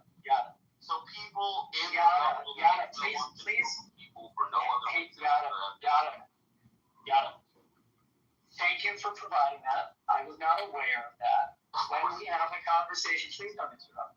When we have a conversation, and there's something that I don't know, and you say that you do know it, I'm going to ask. That's not unreasonable. Okay, so what was the claim you made? Nobody made that claim. Would you be prepared to retract that right now, as an intellectual? I will retract the claim that a minister of Israel ever suggested nuking the civilian population. Go ahead, I want to hear you say it, Kelly. Yes, it appears, I'd like to see the link, but it appears in your Google search that a minister of Israel indeed said that. Okay then, so why were you both making the claim that no one in Israel would ever make that claim of nuking? Because the reason you bring it up is to demonize the entire Jewish people. I'm sorry, it would be hard to demonize the entire Israel. Yeah, but then Caleb, you're talking about his mental state, right? Maybe that's real quick, I'm sorry. Stop saying Jewish. I'm talking about the Israeli government. It's like if I demonize the Saudi government, which I absolutely do, and I think they're barbaric, that doesn't mean all Muslims are being demonized as well. If I demonize the Chinese government, that doesn't mean all Chinese people are being demonized. So yeah, let me give you a real. Okay, fine. I accept that. Okay, but let me just say two things. Okay, one, yes, it was a despicable thing to say, and I'm sure it was. Do you know what kind of power the Minister of Heritage has? Zero. But he's the Minister of Heritage. He has what was the first thing I said? Doesn't matter. He still said it. We can. I understand. But listen to what I'm saying, right? I'm on your side on that. He's saying he has no power, so it's like somebody on Clubhouse talking shit. Hello? Yeah, someone on Clubhouse talking shit is equal to the Minister of Heritage, right? Yeah, so by him bringing it up, he's probably bringing up this point. Equal to the Congressman from Florida. The Congressman from Florida said, kill everyone in Mexico. It's equal if I said it. It's the same exact thing. Okay, let's just move on to the different topic because this is redundant and pointless. There's a nuance between positions of power and Hello? regular civilians. Let's just see, Yana, if you were the president of the United States of America, what would your top 3 priorities be, sir? Absolutely. Number 1, I would federalize the Federal Reserve. Number 2, I would absolutely force AIPAC to become a subsidiary, or not subsidiary, what the fuck kind of words am I using? To be a signatory to FARA. I would absolutely force all of the banking cartels that have used their power to bankrupt American families into oblivion over the last 50 years to pay reparations to the American people. I would absolutely defeat real estate cartels who buy up. That was three. He said three. He said, hold on. He said three. Okay, said that's three. my Those top are your top three. I promise you those. Do you think the American people have the APAC thing as a top three priority in terms of their life? No, absolutely. We have cost of living as the number one grievance. So why wouldn't you put that as the top of your priority? Because I would cut the roots at the source. I'm sorry, cost of living. You think our cost of living is because of Israel? Fam, if I get a nosebleed because I have brain cancer and I say, let me fix the nosebleed by plugging my nose, am I fixing the problem? No. So you have to address the You haven't identified where the problem is. ourselves. You haven't identified where the problem. It seems to be there are those who see the root. Both of us see the root of the problem, the grievances of the United States people. It's only one of us that says those causes to our ailments. This is all word. Hey, Yada, this is all word salad. What do you think is the cause of the high cost of living in America? Absolutely predatory business practices. Okay, awesome. Why wasn't that one of your top priorities? I'm pretty sure I laid it out. What were my top priorities? Do you even remember? Breaking banking cartels. Okay, so do they have federalize the federal.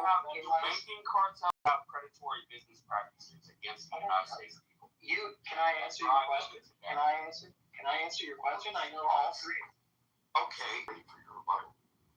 I'm not. There's nothing to rebut. Let's having a conversation. Fucking relax. Nobody's debating it. Okay, you're a clown. All right, Ayan, you heard the first claim that I made. All right, so please give me a counterpoint why it's okay for me to not focus on the predatory business practices of banking cartels in the United States. And this is the hypothetical where I'm president, right? You created the hypothetical, dude. I'm going down the fucking mountain. Nobody said that was not a good thing to focus on, you fucking moron. Okay, so articulate why that shouldn't be my top three. Nobody is articulating that. He just asked what your top three were. That was it. Okay, well, that's all that happened. Why shouldn't that be my top three? You were making the claim, cost of living should be number one, not banking cartels. Okay, why not? No, actually, my question was, do you think APAC is a priority for the American people? You said no. And then I said, what do you think? Excuse me, can you shut up and let another person finish a sentence? You interrupt every single sentence, okay? I was summarizing the argument. What happened? Yeah, that's a Zionist tactic I'm taking. What happened was, I said, do you think APAC is a priority for the American people? You said no. I said, what do you think it is? You said cost of living. And then I asked you, why was cost of living not part of your priority list? Now, if you're telling me that is included in the predatory lending practices, that's great. That answers my question. Thanks.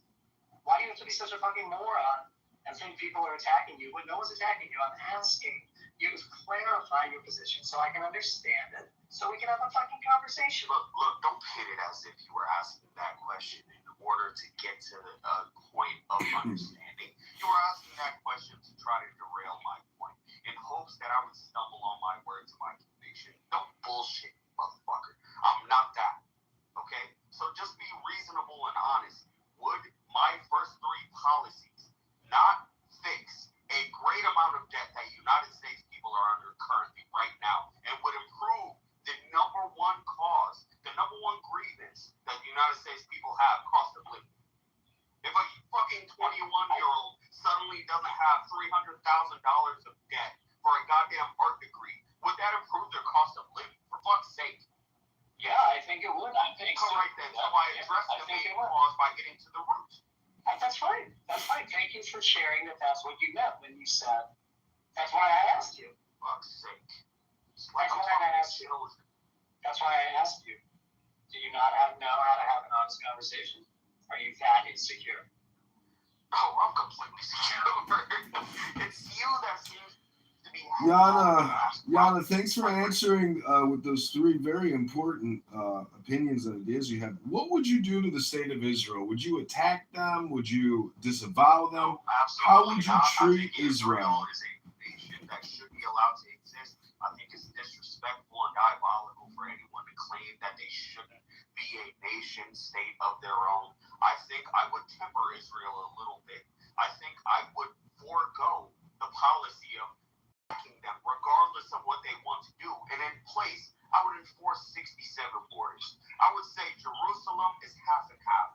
Palestinian, Israeli terrorists who burn babies in their home because they don't want them to have that land, right? And I would instantly enforce that policy of coexistence in Israel as the largest one. Wait, I'm sorry. Did you say IDF soldiers are burning babies in homes? I'm sorry, Yada, but did you just say that soldiers are burning babies alive in their homes? I had no idea that was happening. Do you have a link to show that soldiers are burning babies in homes to steal the land? Oh my goodness. Yeah, please, Yada, please, I really gotta see this. Please, I gotta see this. Please give me a link. Sure. You want me to send you the pictures of the parade where the Israeli settlers literally just a link. Yeah, you can update your PTR if you want. A link would be really helpful.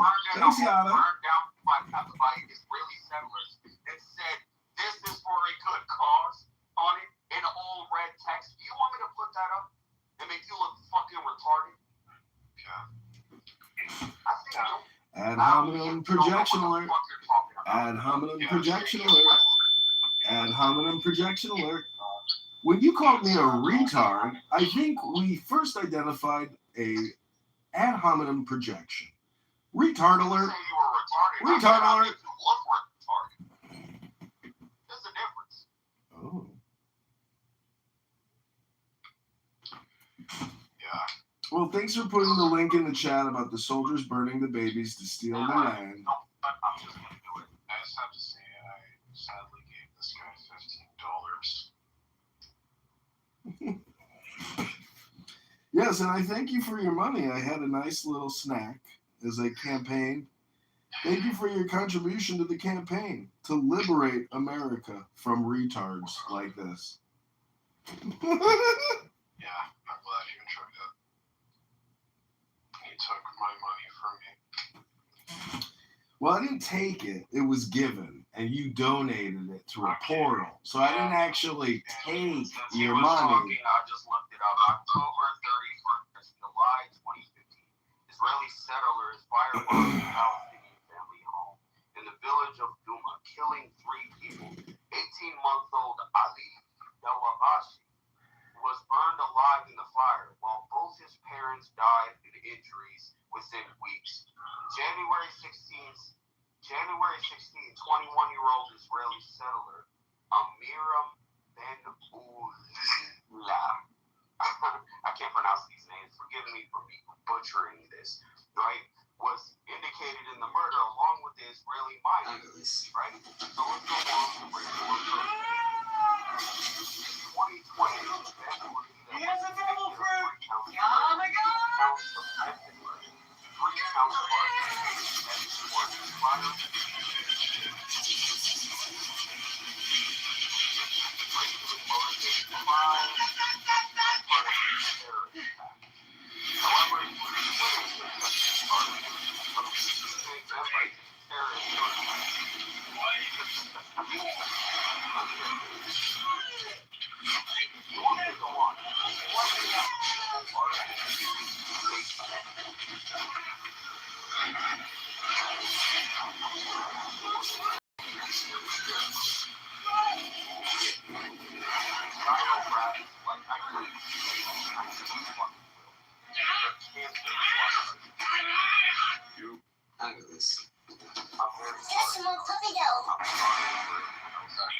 This is just a topic that pisses me off. I know that's my base, but but anyway, like, I'm sorry for everyone else in the room. I'm sorry for my emotional state, but this is a topic that I can't abide by. That's fine. I mean, honey, sure the same stuff that you do. Oh, you can't abide by the law Because no one ever brings up the law, do Robbing they? a house and getting acquitted. You abiding by the law? Well, we could talk about the law of warfare or the war of law. Oh, you're done? Okay, thank you, little man.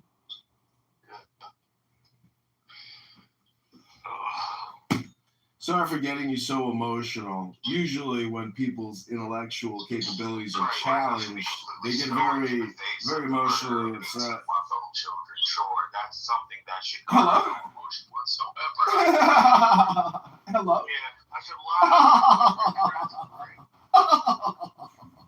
Hello? Well, let's see. About 2,000 abortions are done every day in the United States of America. Is that murder?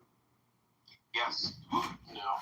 Oh! Okay, now let's go on to that. I know Israel has abortion rights, right? Like they have free healthcare and they have access to abortions. And we can send them money. Isn't that interesting?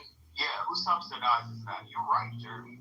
Very good point. Who subsidizes that? Why does me as an American, as a taxpayer in America, I work 70 hours a fuck off week and I still have to pay copay? No matter if I go to the doctor for anything, I got a $300 copay every time I go to the emergency room for anything. But Israel's completely free. Why is that? Jeremy, do you think I was wrong my first 3 initiatives? Do you think that would not help us as Americans? It's GMC. GMC, I'm so sorry. I read it as Jeremy. If there was a question, I missed it. Can you say it again? Yeah, sure. So what I was asking, my first 3, I was asked a question by the gentleman who left the room. He said, what are my very first 3 policies? I said I would cancel. Number 1, I would federalize the Federal Reserve. The printing of our money should be done by a private company. I think that kind of breeds cartels in our banking system, that they can just charge us wherever for debt. Number 1. So number 2, I said that I would eliminate predatory business cartels within our nation. And number 3, I would get rid of the system that allows companies or groups to lobby our politicians on the behalf of their corporate interests. Those are the 3 things I said. I think cost of living would go down substantially if there was federal regulation on those things. Was I wrong? And like, I'm not running for office, so I haven't figured out what my top 3 things would be, like John Kitover is. But like, I certainly agree with the third one, which is now escaping me. The thing about the Federal Reserve I'm kind of stuck on because like printing money doesn't actually make money. Like most money is made digitally, right? Like it's the interest rates that like banks actually like manufacture money and the government is just like keeping up with it. Well, when no, I agree, but who signs the policy? James, who puts their sign name on the dotted line? Jamesy, the way that I read it, these $3 billion that were ordered by the United States federal government yeah, I shall can tell come you how into existence physically or not. Who signs that dotted I can line? tell you how it works. It was, Oh my gosh! It was Hello? really quite Hello? comical when the banking Hello? collapse happened Hello? because the like banking CEOs Hello? were like called to Congress to testify, and Hello? Congress was like asking them for advice about how they could do Hello? government money better. But Can you hear me? it's the banks that lost all the money. Can you hear me? Yeah, I can hear you. Hello? Shut the fuck up. Like that. I could, but I could also tell you how money comes into existence. The Federal Reserve sends a letter to BlackRock. BlackRock goes into their asset management profile, and then they buy $30 billion worth of toxic bonds, which creates $30 billion in cash. That's how it works. And you can mute me, you can kick me, you can tell me to shut up, you can attack me personally. But if you can't talk about the topic, and you just want to attack me personally, but not talk about the topic, you could do that too. That's your choice. But that just shows a lack of intelligence. Low IQ people do that. Low IQ people get emotionally upset because they've got low IQ. That's the way it works. Hello? Okay. They have the top executives of BlackRock.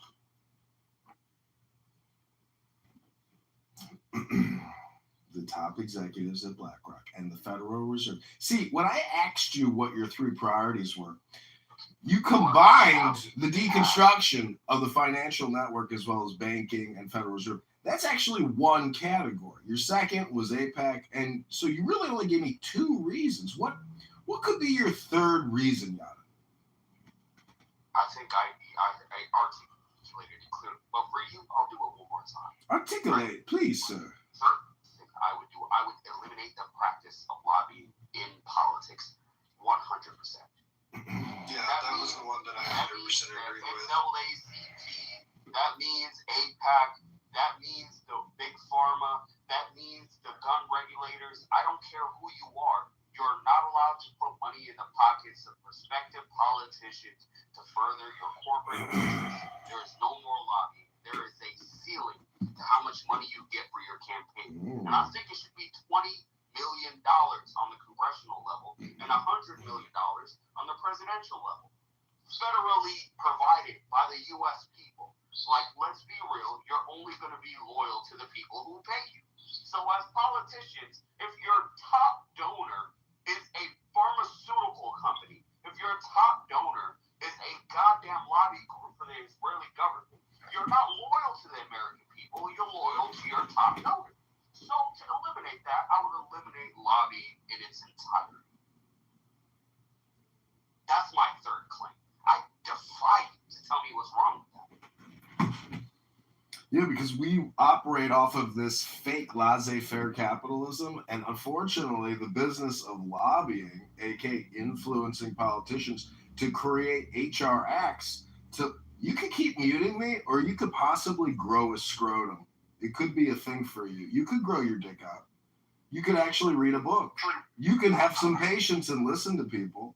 But the fact of the matter is, lobbying isn't going anywhere. And your priority, it's fantastical, and why will never happen. Because it's called America. That's the way we do business, baby. Because that's just the way the system exists. Can you explain reality to me? I don't want to live in a system with no explanation. You don't want to live in it? Uh-oh. Ding, ding, ding, ding, ding. We got somebody who thinks they're in the Matrix. Can you imagine if your electrician came to your house and said, I can't fix it until you pay more? Why? That's just the way it is. This is the way it is. Look at Jamesy's beard, for example. What kind of man grows out a disgusting rat tail? Look at the size of that thing. You could use his head as a mop. James, has anybody ever used your head as a mop? Because you got a bucket for a brain? Is there anything in there, Jamesy? I was waiting for your terrible joke to marinate his room real quick.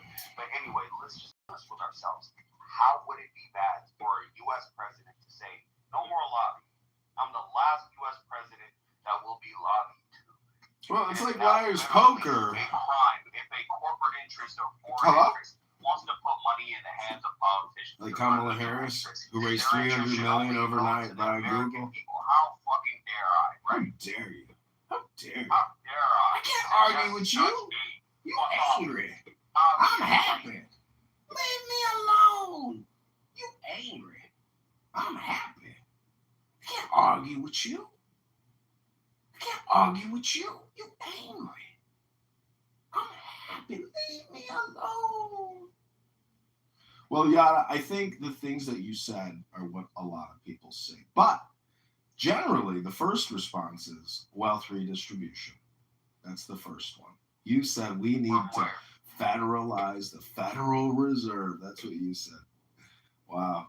I mean, it would be great if the Treasury Department just took over. The Federal Reserve is a private company and not subservient to the United States government, right? I know. And they pay their own pension and they pay their own salaries in dollars that they create. Isn't that amazing? What a privilege. I wish I when you were in high school, did your career counselor ever say, maybe you'd like to work for the Federal Reserve? Did your career counselor in high school ever tell you that? Articulate? I'm trying to ejaculate. Federalized. I'm trying to ejaculate, sir. Or just agreeing and throwing ad hominems.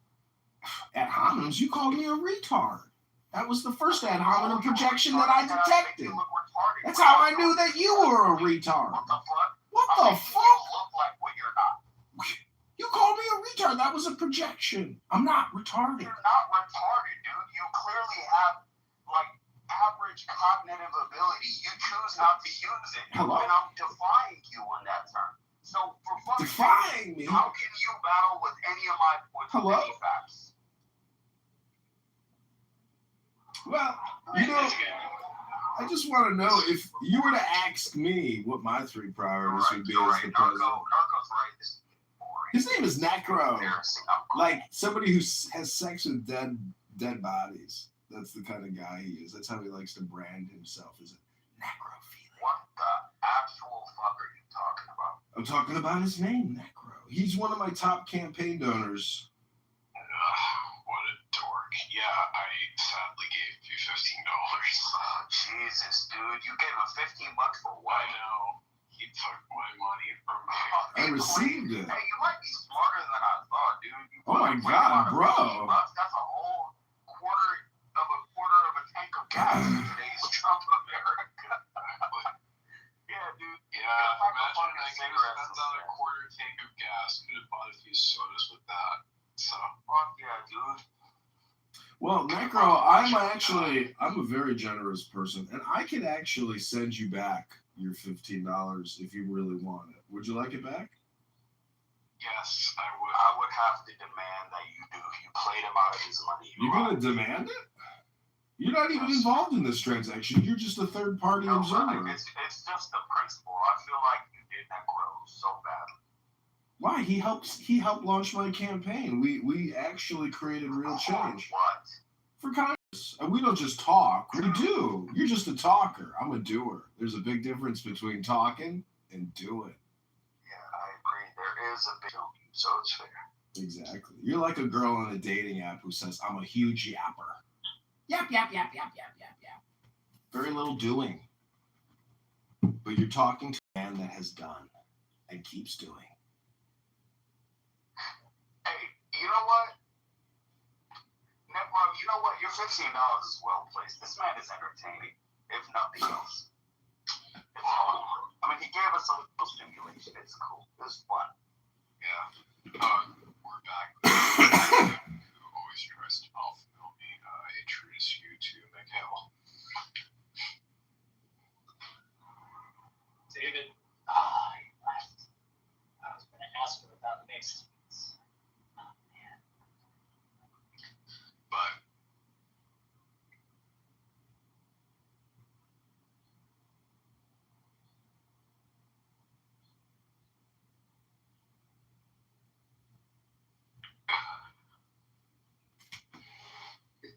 isn't everybody kind of trying to build God's kingdom on earth, like a God created in their own image?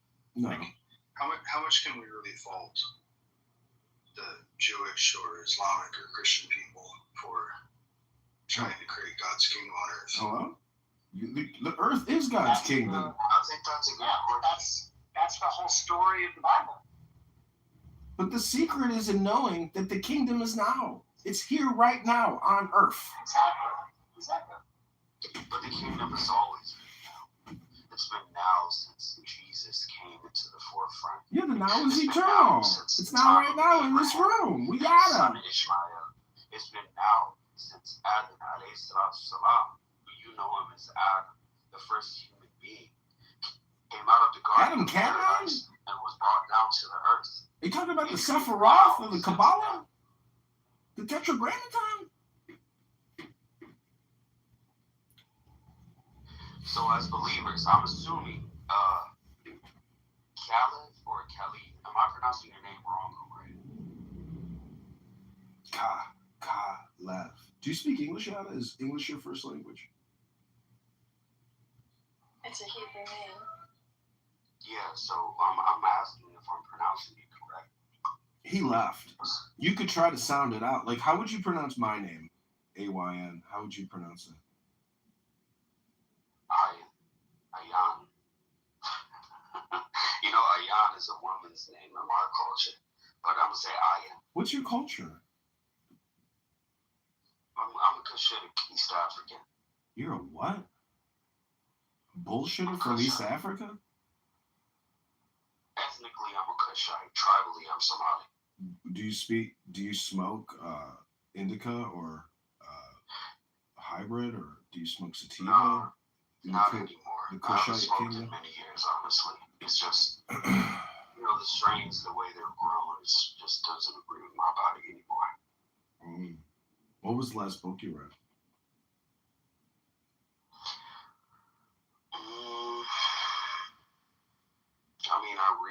I reread Think and Grow Rich like 4 years ago, and then I stopped reading after that. It's just not a reading kind of world anymore. Everything's consumed digitally, so that's what I do. I consume all the facts digitally. I read all my articles digitally. There's no point of reading books anymore.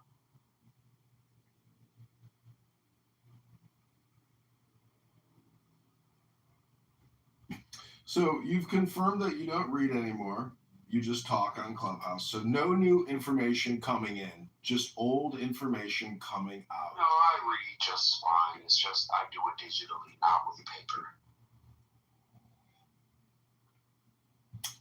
Do you think Clubhouse is a good way to learn? No, I think it's an entertainment tool. I think it's cool, like just to meet random people, like-minded or otherwise. I think you're a cool person. I think you'd be a chill motherfucker to smoke with or drink with or whatever the fuck, right? I feel like you have some cool ideas. You're an individual, just like everybody else. That's what I like about Clubhouse, just bumping heads of random people arguing over stupid shit and killing time on a Sunday before I do my 70-hour shift.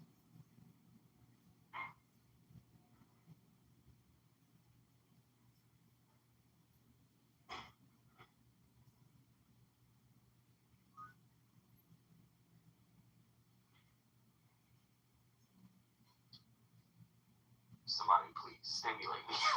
Somebody start another argument over nothing.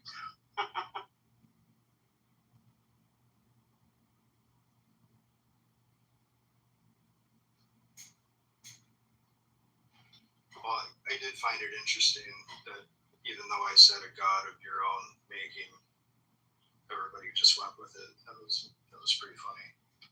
Yeah, but define that. What do you mean, god of your own making? Yeah, gods are like man-made things. They're not like God didn't make us. We made them. It's like this weird psychological thing that like God only exists within your brain, within your mind, but like it also kind of exists between minds, but it never like actually exists. I mean, all things exist within your mind. Well, it For doesn't. example, I'm looking at my lawn right now, and the grass looks pretty green. However, that's only because my eyes have evolved to a point to filter out certain levels of light so I can perceive it as green. Outside of my brain, the color green doesn't exist. That means if you looked at my lawn and it looked purple, we both were taught to call it green, and therefore we communicate effectively, not knowing how different our experience really were. Well, so yeah, everything lives in the mind. So like on the first day of creation, before God created any animals, did those things exist absent any minds to perceive them? Yeah, but it absolutely did. But why would you assume there was absent a mind to perceive them? Hello? Well, I'm obviously excluding God from like my model. Yeah, so you're saying it only exists according to God's mind. Before humanity or animal kind or bugs or anything else. There must be nothing. Everything must be that before us. That's the claim, really. Yeah, like my claim is there was consciousness before humanity, before insects, before life, before trees. So can you substantiate that without like a secret text? Can you substantiate that without like an ancient text? Okay, no. I'm not going to go to an ancient text. I'm going to go to a modern scientific experiment. Do you know what the double slit experiment is? Like, first of all, largely misunderstood. But second of all, like even if the properties change when they're observed, it doesn't mean that they don't exist unless they're observed. It's just different. Like the phenomenology is different, right? Like you agree that something's. Here's the thing, bro. You're saying if there's no conscious observation in a room, the double slit experiment proved that the findings of that experiment would be different. That doesn't disprove God. It disproves the possibility that God. You're saying, listen, You're missing the point. You're saying that God is capable of not observing the room. Yeah, he is. Why not? Why not? So if the universe is just like in God's mind, now this room is outside of God's mind? I'm sorry, but there's a memory somewhere from when you were 4 years old. That's not in your mind. It doesn't mean it's not in your mind, right? But that memory is there. It's a conscious projection. And if you get a smell of a perfume, or if you see an object from when you were 2, that memory would pop back up, wouldn't it? That doesn't mean that memory's gone. So the conscious effort or the actual matter doesn't mean God isn't omnipresent. He absolutely is. It's just that he's not thinking about that right now. Can you disprove that? So God doesn't know everything. No, he knows everything. It's just in the recesses of all of existence. He does. He chooses what to focus on. In my culture, he thinks about you when you think about him. There must be this stimuli of intermittent focus. No. So like God comes into existence when I think about him. No, he still exists, irregardless. Just like that childhood memory, he still exists in your brain. You just haven't thought about it. So God exists in my brain like a childhood memory. No, I'm saying in the place, I'm in the analogy, if you were God, that was in the Slayton experiment, yes. So listen, if you were, which you're not, in that experiment, that childhood memory that you have from when you were 2 years old, it doesn't mean it doesn't exist in your brain. It's just not recalled upon. You just can't recall it at any given choice. There needs to be this stimuli. You need to smell the perfume of an aunt that you haven't seen since you were 5 years old to think about her after 40 fuck-off years. So God created us so he could like experience some stimulus. Boy, I thought you wanted to hold off on seeing each other again. I'm sorry, you're asking two different questions. I thought we were talking about the existence of God, not whether he can perceive everything at once. Well, but this is like the thing that I'm bringing up is like if God is omnipresent, then all-knowing, then there's no such thing as him not observing a thing. Of course. Right. So the double slit experiment would disprove that God. How would it disprove him?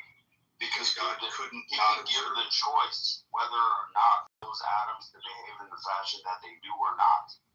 In order to coax us into a sense of if there was or if there wasn't. Whether scale of provable supernatural experiences, I don't know, it would be good to find something better than the double slit experiment. But I still think there's like a lot of misunderstanding about like what the observation principle is and like how it what's the difference? Because the double slit experiment you could follow when it was being monitored by a magnetic sensor. I forgot what this sensor was called. No human interference, no conscious interference. It still behaved as if there was a conscious being viewing it. Why? Right. The photons changed their path because they were being interfered with by the observation like waves rather than particles. Why? Because they were being interfered with. Because they with were being what? observed. With the thing that you said. Like, I'm just assuming you're right. No, it's an unconscious thing that was viewing it. This is why I'm saying, like, it's not really about the observation. It's like, it's not about a brain. So maybe, just throwing it out there, maybe if there's any hint of a possibility that a conscious being that can pull up the record of that device that was viewing it in that room by itself, if there's any hint of a consciousness in physicality that could view that, maybe that would throw the entire experiment off its tilt. It doesn't mean there isn't an omnipresent source or omnipresent consciousness that's viewing everything, independent of all realms. You're implying that God's consciousness through the double slit experiment must have physical ramifications. I'm implying that it doesn't have to. Well, I mean, if you accept that God knows everything and is everywhere, then he's not capable of not observing something that was like like you designed that pit to fall in. Yeah, of course. This isn't like an argument that I've heard before. I just like realized I recognize the contradiction, right? No, but what's the contradiction exactly? If God is viewing that same room with no other conscious physical beings in it, therefore matter must behave differently because there's a conscious being. Is that what the claim is? That sweet girl If in my God is already outside of physicality, is viewing that exact experiment has no bearings on its results. Is anybody else picking up what I'm laying down? Because I feel like I've said this a couple times. No, Jamesy, it's okay for us to move on. That's okay to be redundant. It's also okay to criticize redundancy and be redundant about criticizing redundant conversation. Something have the same physical results as me viewing something. Why should God's viewing something have the same physical results as me viewing something? Yes, because there are certain physical mechanisms for me to view something. There's no such restrictions in God viewing something. Right, he's actually incapable of not observing. Yeah, so... And he's not limited to like visible light or like vibrations in the air that create what we interpret as, like he doesn't have those limitations. He has a complete and holistic understanding of all things, which means he's actually not capable of not observing the double split spirit. Of course. So why would it have the same physical results as whether I was viewing the double split spirit? Okay, so it's us special. It's not God that's supernatural, it's us. No, it's God that's supernatural. Makes them less beautiful. Like, you don't have to like look at a sunrise and be like, oh man, God really did an amazing job on the sunrise this morning. You can just not like understand how light. I think like on some level, there's something to do with like novelty. Like there's something different about a sunrise. I'm sorry, it's kind of like an example of a life form outside of humanity that views a sunset and says that's beautiful. Well, I mean, birds turn up for sunrises. Yeah, but it's beauty. What allows us to create art? There's no example of any other being in the universe other than human beings who say, there's lots of animals that create beautiful things. I mean, just like, why do you think peacocks get laid when they have bigger feathers? Like, because they can get laid. There's a physiological reason. They can get laid. Yeah. Like a lot of genetic code and they can spread it through. But it's not just limited to like it's also like fish that make really elaborate breeding nests. Like lots of animals create beautiful patterns and stuff. Yeah, but to fuck. We do it beyond just to fuck. Why? And therefore God. There's a sentient component. There's consciousness and there's sentience. I'm not gonna argue fish aren't conscious. I feel like the fish can see. Well, like dolphins, for example, like communicate with like 3-dimensional images. That's fucking crazy. That's fucking crazy. Yeah, that's like we would call that like psychic projection. You know what I'm saying? Through taste of the air. You know what I'm saying? Like communication is like a whole nother level, right? Like we're already trying to figure out if animals have like languages. Give me 1 second. My phone's about to die. I'll love this conversation. 1 second. Sure.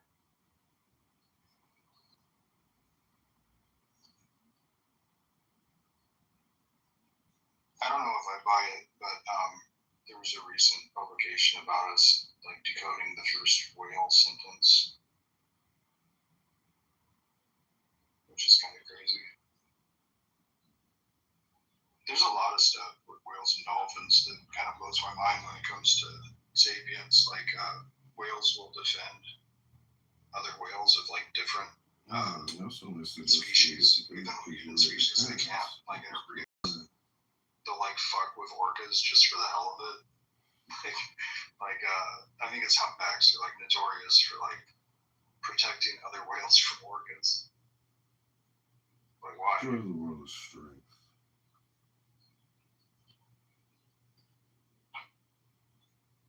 And then you get into like hive minds, like these super colonies of ants and stuff. Like, does consciousness even have to be like within the entity, or can the collective have consciousness?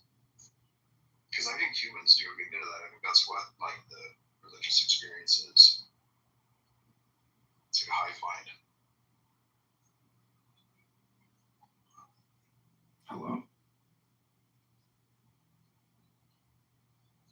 You know what's amazing about the hive mind is that if you read a book, well, technically you should be upgrading not only your mind, but the hive mind. And this app is a little bit like a hive mind. So if you improve yourself, you improve the world. And by improving yourself, you improve others if you share the good news with them. Hello? Yeah, learning how to read is kind of like learning Yeah, how to so read I want to somebody try the else's good mind. news with you. I have no idea what the good news is. That's because you don't read anymore. You just talk all the time. You mod a room as a living for a career.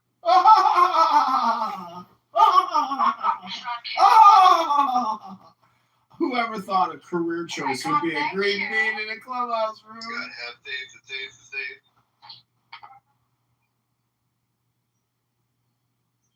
Have faith, the faith, the faith.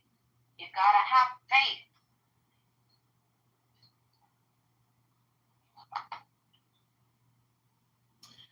I normally get annoyed when you do that shit, but it's kind of fun to do over, trying to get over. Hello. It's me. Is it me you're looking for? I wonder where you are, and I wonder what you do. You're somewhere feeling lonely. Is someone. This girl that I was text messaging, I wrote, how was your weekend? She wrote, I don't appreciate disappearing ex. John, 1 week later, is very bold. I said, oh boy, I thought you wanted to hold off on seeing each other again or a formal plan. 9 days to be specific. Counting the days, I like that. I also figured you weren't interested in seeing me again. Who is the man and who is the woman here? But 9 days is too much. What makes you say that? Intuition. That sweet girl, Amila. I haven't spoken to her. Well, I hope you have a good day. Well, I hope you had a good day. I think that was your insecurity in your head. I wrote, I don't know. I think our personal politics would be what turns me off. I said, everyone has politics. Everyone has the law. The joy of the law is strength. She wrote, and I don't like the last minute come through texts with no effort. That just says you want to just have sex. Very low effort. I wrote, the joy of the world is strength. She wrote, it's insulting. I wrote, I think that was your insecurity in your head. I wanted to see you again. I was excited. I also only suggested we get together because you were at your parents' and was close by. Then she wrote, so why'd you whole week to say something? I gotta tell you, the Muhammad on the donkey comments I found not nice at all. But wasn't Muhammad on the donkey? Wasn't that right about that or something? Anyways. Yeah, I just don't think dating a hardcore Muslima is going to work out because she's probably right. We will have some conflict when I tell her that I'm revoking the charter of Medina. And unfortunately, Muhammad was an MLM marketer with a homicidal tint. Hello? Join us or die. Give us your money or die. Shit, I'm back now. My bad. Sorry about that, folks. I'm sorry to cut you off, Yada the evolution is here. It's fine. No, it's fine. Please. Just, I get kind of over it. Can anyone call Caleb here for this heresy? Oh my God, Vince, is that you? Yay. What a cute picture. It is called the INFJ scare. Oh my God, do you know who Yafur is? I'm an ENFJ. ENFJ means that, it means you are not like, okay. ENFJ. What is IN? Introvert? Yeah. I'm an extrovert, NFJ. Yeah, so you are about feelings, I'm about emotions and insight.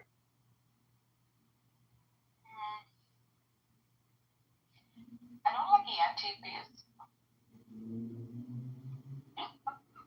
don't like INTA. Oh, who? Engineers. I like engineers. I studied engineering. I don't like engineers. They look like.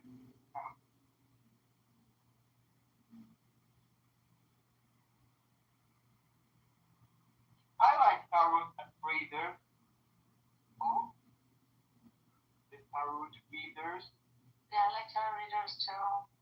Angel is a tarot reader.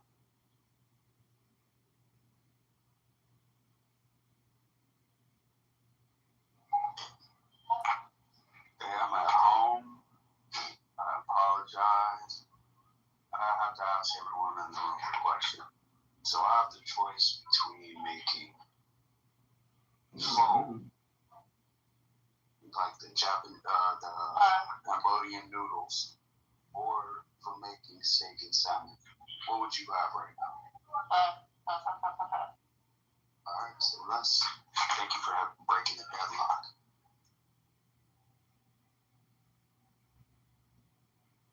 Oh, it's Camaro. Hello, Camaro. Have you met Camaro Nugget? Yeah. Just kidding. I don't know. I'm speaking for everybody. I met him. I think I'm friends with him. Hey, I hope this room is open after I'm done, but I'm gonna start cooking. You guys take care. Thank you for indulging me. Okay? I appreciate you guys. Take care. Enjoy your trip. Nargis, I'm still in love with you. You're gonna be my wife one day. Oh my gosh, how dare you, sir? This European waxed beauty is all mine. She's coming to Chicago this summer. We're renting a yacht, and we're going to make love in the sun. How dare you, yacht? How dare you? How dare he? Well, that can't stop a little summer soiree, can it? A little love now for somebody addicted to Clubhouse. This person is in Missouri. It doesn't mean right now. Missouri. It doesn't mean. Beautiful wax. Bodied to the top, to the bottom, Rabbona Shalom. I'm just saying that if you are a Persian woman or a Persian man and you are interested in opening up a hair removal laser surgery treatment facility, we believe that after Donald Trump conquers Iran, it will be the biggest financial opportunity in Iran. Laser hair removal treatment services. Think about it. It's already a huge. Think about it. Plastic surgery and rhinoplasty are number one in Iran. So. I know, and we're going to subsidize that through Medicare, Medicaid, and it's going to become the biggest business. In fact, all the diaspora, the entire Iranian diaspora, is going to be provided free rhinoplasty. I don't know why you think it's not. Why is this guy giving me Epstein vibes? He is Epstein himself. It's because you're projecting, Phoenix. Oh You're just a gay Muslim bookseller. Stop projecting onto me your pedophilic, homosexual attitude, Phoenix. Tamario, welcome to the stage. Two minds enter. So let's talk about duality versus non-duality. Egoism versus altruism. Is it subjective or objective? Is it an objective subjective? What's really going on here? Is this a synthesis? Is this the Trinity? Hello? First of all, altruism does not exist. Look at Phoenix puking. Spraying. Can't take the terminology. It's too complex. It's very difficult to actually describe non-duality versus duality. Can anybody here do it? I have found it challenging. Hello? And Phoenix is an altruist. Can someone help him? Because I don't think that he stays around. Ding, ding, ding, projection alert, ding, ding, ding, ding, ding, projection alert, ad hominem projection alert system, ad hominem projection alert system. This is your ad hominem projection alert system. Remain calm. And for the next 10 seconds, a siren will go off confirming the ad hominem projection you've just heard. Lighthouse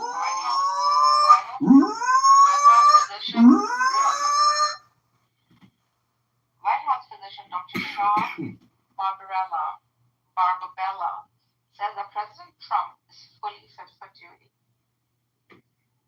Here we go again with more ad hominem. You know, can't people just debate a topic without attacking a person personally? You ever notice that on this app? You ever notice that on this app that people can't stay on topic? They always have to degrade and then make an insulting remark to somebody. Isn't that just amazing? Why is that? Maybe it has something. I record myself, sir. I don't just record people. I record myself. Hello? Non-duality is the philosophical, spiritual understanding that reality is not divided into separate, opposing parts. It suggests that the everyday distinction we make between self and other, mind and body, subject and object is an illusion. And all that is existent is one, interconnected, indivisible whole.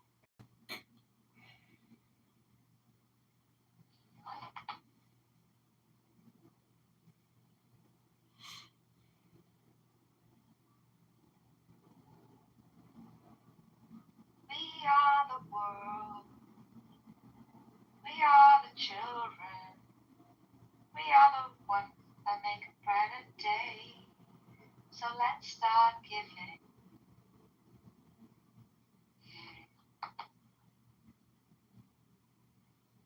Hi, Cora. Narrow, Hi, Necro.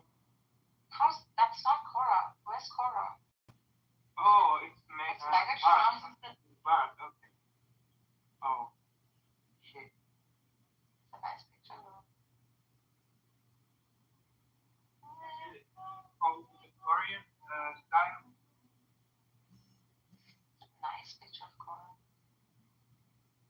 Beautiful.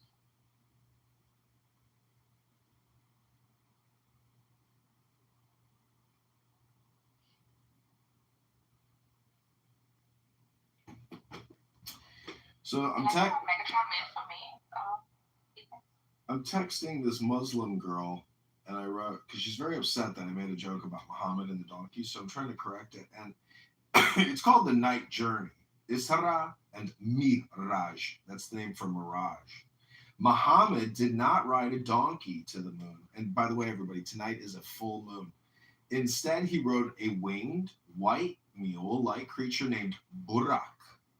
Burak flew him from Mecca to Jerusalem, and from there he ascended through the heavens to the presence of God.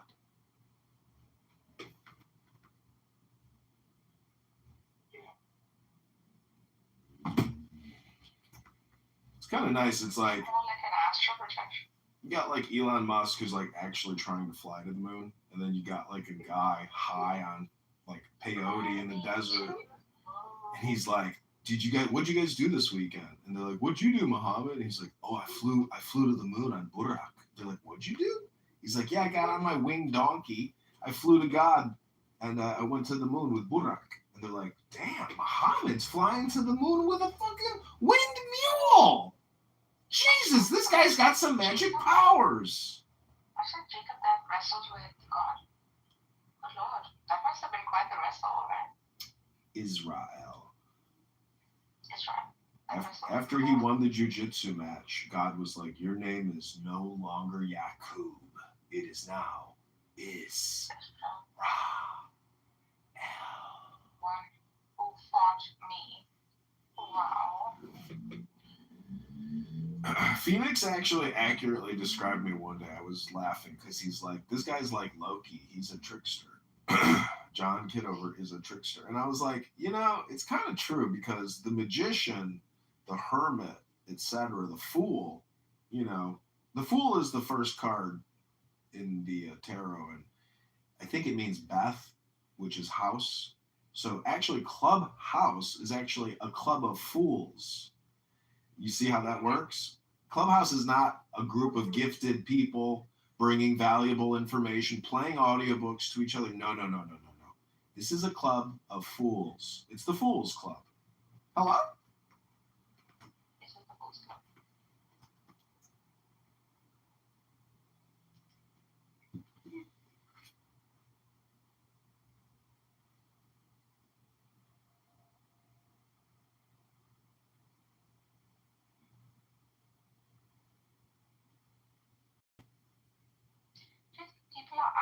people much faster on Clubhouse now than before. It is a flirting.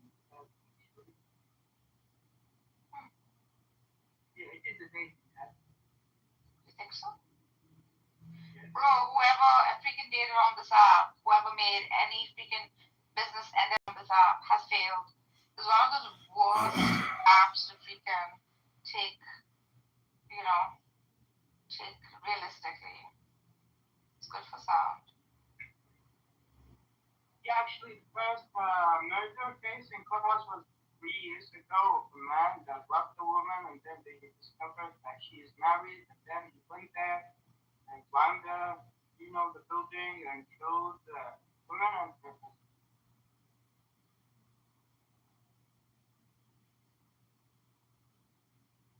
So some people take the relationship seriously. It's not just a passing by. Because Clubhouse allows for conversations that doesn't happen in real life.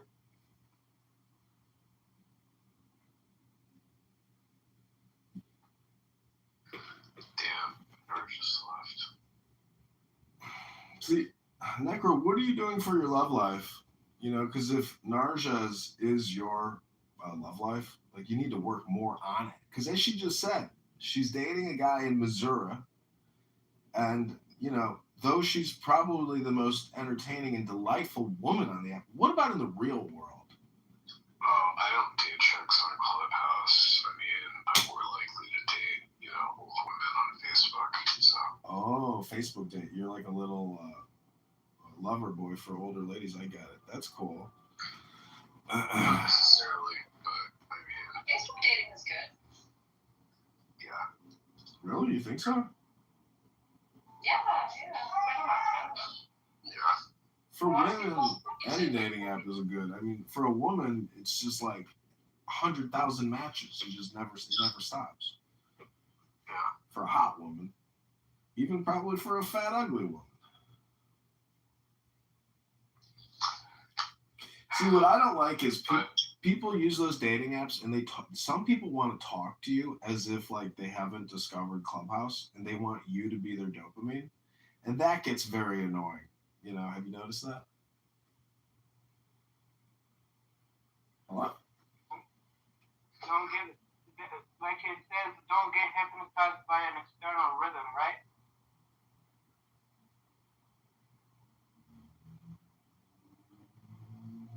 She accepts my apology.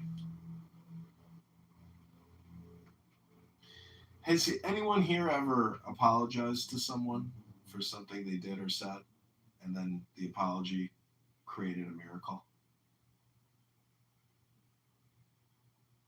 I apologize all the time, and nothing happened, nothing changed.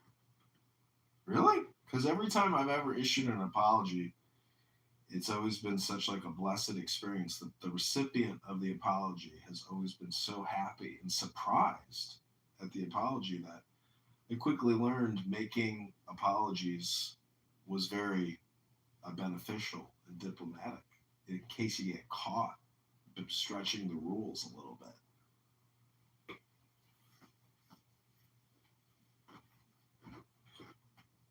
I was in Benjamin room, and then I was talking to people who was not moving. Then I went to the room, came back to listen to the replays, and I heard him after I left saying sorry.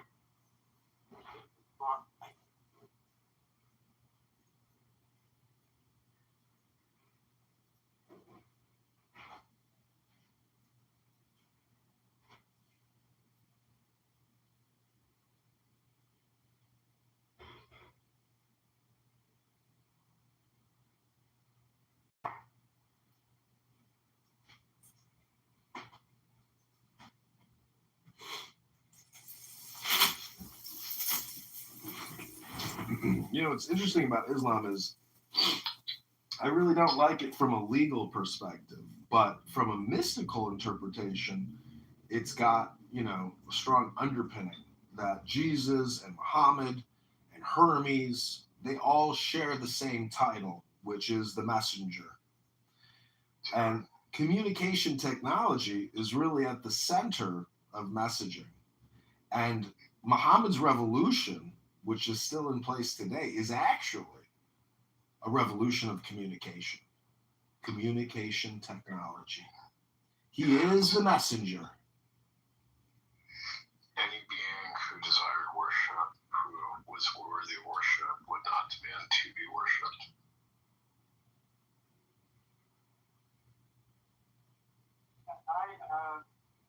I think that everyone should appreciate their roots. Sometimes people try to discover something else out of like sometimes they have problem with their own traditions. So there are a lot of people from Christian background, Jewish background, rejecting their own background and going to India, for example. There's a lot of Muslims that go to atheism. So it's like, I don't want to be like my family is or something like that. And the demonization of people based on their religion makes them hate themselves and then go to discover something else or trying to fit into another narrative. The same thing with Hindus, the same thing with it's all about that people don't want to be labeled something that they didn't choose, right?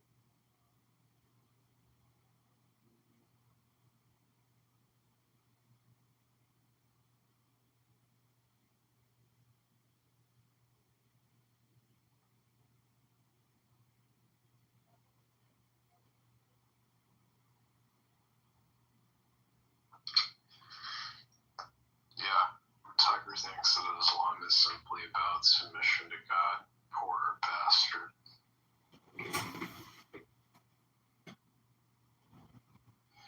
You know, to Majid's point, I remember as a kid watching Braveheart, and there's that scene where he says, you know, never in my whole life have I sworn fealty to that king. And it had me thinking about how, like, I was reciting the pledge before I even knew the definitions of the words. And it did kind of like cheapen my my sense of nationalism or patriotism or whatever, knowing that like I only feel this way because I've been programmed to, you know. Yeah, so an internal decision is far more superior than an external pressure, right? So, your name, like for example, my name is given by my father, my body is given by my mother and father. Like if you discover that you have free will, that's a different story. You know that tyrants historically were killing people just for one simple, which is when someone discovers that they have free will, they cannot be enslaved.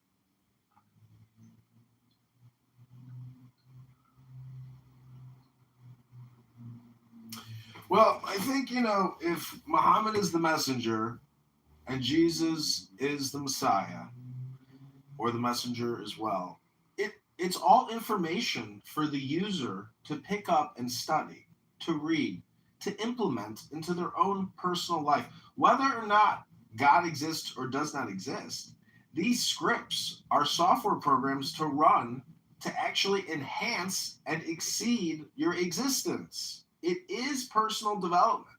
It is self-development. And the people on this app that refuse to discuss it and actually read it, as opposed to just their never-ending entertainment shows, well, I hate to say it, but they're not going to change shit in their lives. And they're going to keep doing the same boring show on this app over and over and over and over and over. It will never end. They will go to the grave doing the same lame, boring pattern that they do. There's nothing new or exciting about their show. It is the same stale, boring show week after week after week. And it's really just like becoming a geriatric show of like senior citizens saying, these kids today, get off of my lawn! That's basically the show. No deep analysis of symbols, secret interpretations, correlations and correspondence. No real knowledge. No real information transferred on this app. It's just entertainment. Hello? Hello. I mean, I've learned things on this app. Well, the thing is, you may have learned some things, but in terms of like, if I were to give you a PDF with a lot of information or a book, what you learned doesn't even compare to that information transfer, because a conversation is very slow information transfer. And thus, when you read a book or a pamphlet or some type of an instruction manual, there's just a lot more knowledge that you gain from that direct engagement versus passively listening or even engaging in these online stupid political debates. Because if you're really interested in theology, well, you would go on eBay or Amazon and buy books about theology or philosophy. And you would study those books. I do look up the stuff that people tell me, and people should read books. Yeah, they should, right? And people suggest books here too. I've read Ron Dodd, Be Here Now by Ron Dodd. I'll Be Here Now by Ron Dodd, but the thing I feel like it is a little bit cultish. Yes. Reading books is pretty much my diet, my brand. Yeah. Terence McKenna is my favorite, but there is no book for Terence McKenna. So I listened to him too. What are you talking about? You know Terence McKenna? No, you said there's no books. Yeah, who has books? Yeah, We have books. Wait, you have books? Yeah. I have the one books on my shelf. Ezra.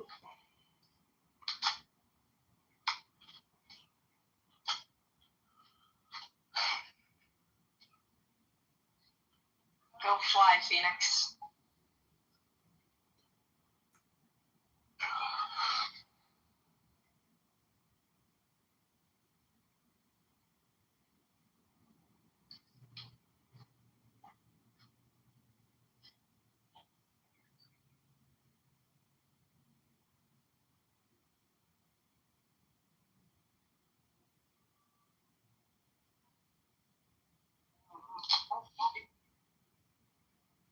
It's called Alien Dream Time. Wait.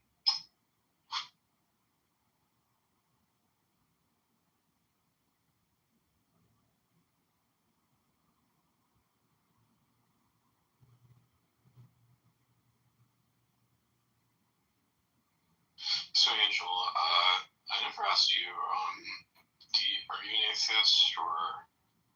No, I'm a Muslim, bro. Oh, okay. It's okay. That's fine.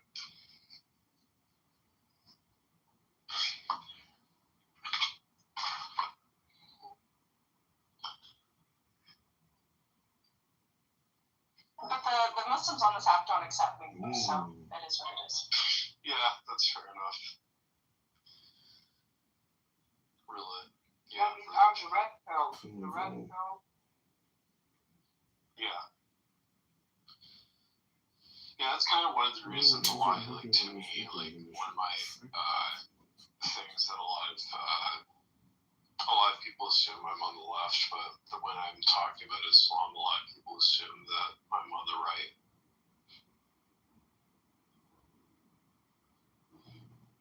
Why is that? Just because I do take a lot of, a lot of issues with, with the religion of Islam, but I have nothing against anybody who is Muslim. I mean, I have applied the same issues with Islam as I do with Christianity as well. So. That's fair. I disagree with things within Islam too.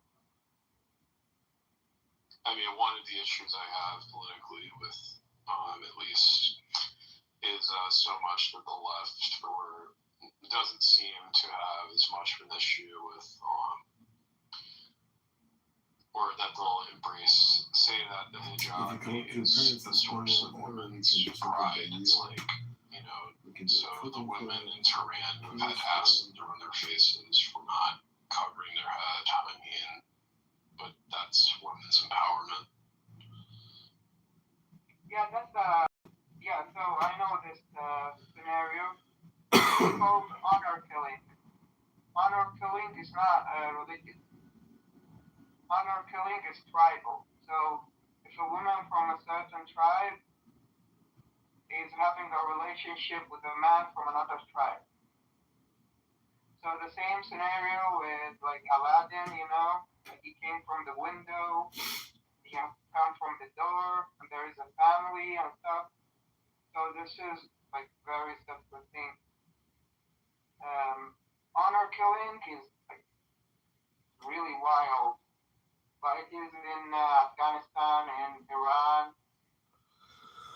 Actually, in the family consider themselves to be divine or something in the Shia sect. It is similar to the royal family of the British that they travel to America, you know, because they have problems with their families. This is the same. So they will have honor killing. But I don't know if, what I pointed out is necessarily honor killings. It's just examples of, inequality. That is something that concerns me, is that, and, like I said, I don't have any issues with Muslims, but it does concern me when you have places like the UK where it's like, for like 80% of British Muslims who believe that the Danish cartoonist should have been prosecuted. That does concern me. Yeah, that's fair. And I mean, I really don't want, to me, I don't want to have that sort of thing implemented into my country is what concerns me. Yeah. When it comes to what is happening in the UK, you will find these people actually getting offended because they believe that this is like it is racist because it is portraying an Arab man doing something bad, like Prophet Muhammad, for example.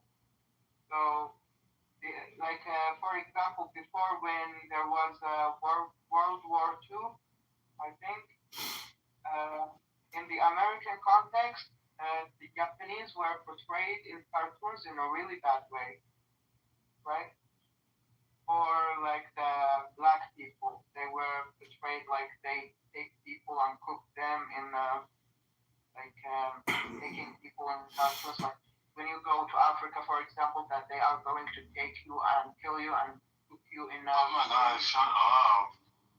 Is that Galaxy? No, it's Mikhail. No, it's just Galaxy. I know. Yeah, I haven't heard Galaxy in a while.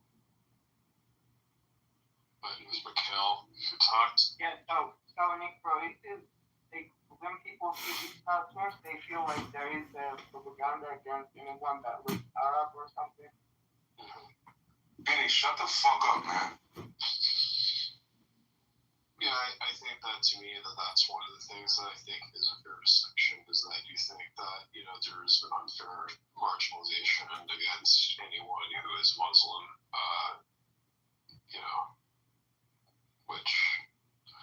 but on the other hand, it's like the suggestion that there's the concern about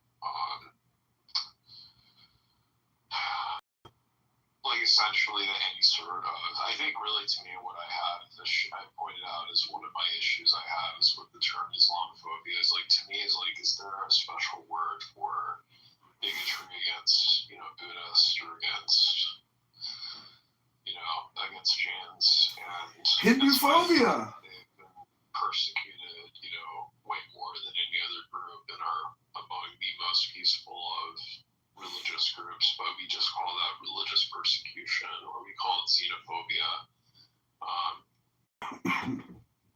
So to me, I understand why we can't just call it religious persecution of Muslims or xenophobia.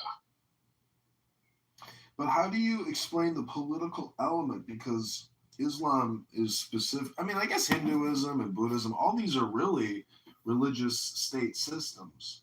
And in America, we have the separation of church and state. So that's the thing that legally I'm just in disagreement with combining church and state in the same way that I disagree with combining state and economy, which is what the virtue of selfishness is all about and why altruism is actually just, societal suicide. It destroys accountability, efficiency, growth, hard work. Sacrificing self for others, for other people through wealth redistribution is not intelligent. It's not knowledge. It's not trade. It's just purely social redistribution of purchasing power. And if you want purchasing power, you have to work hard to get it. The system demands it. It will always be the future economy. And so just having people sit at home and scroll TikTok all day is not creating knowledge. It's not creating trade. It is destroying people's lives, and it's parasitic. I'm not saying that individuals or recipients are really the true causes of the system being destroyed. The true cause is Medicare and Medicaid.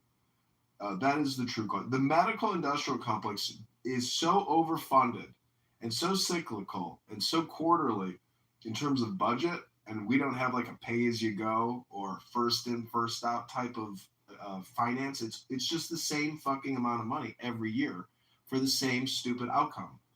And unfortunately, the outcomes of the health industrial complex are just not what they say it is. Chemo kills you. Everybody dies on it, and it's a $60 billion a year industry. Hello?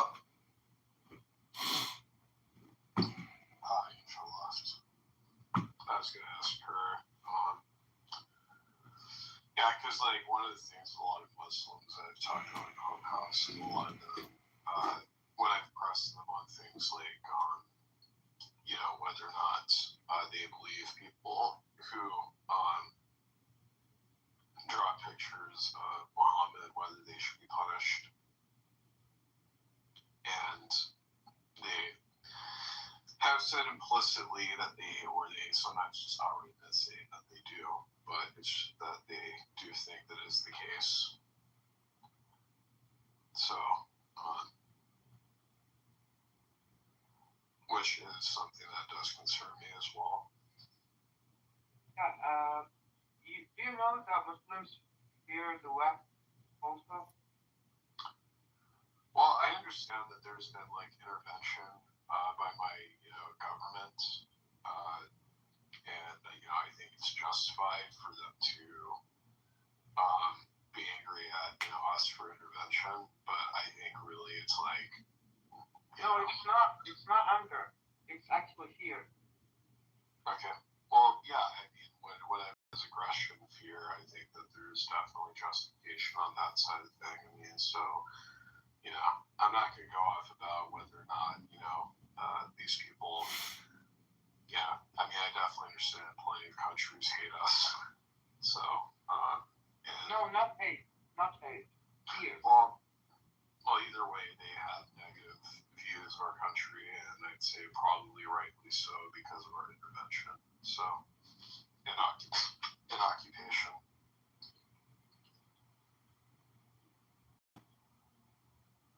Yeah, a lot of Muslims fear the West. So it is similar to Islamophobia.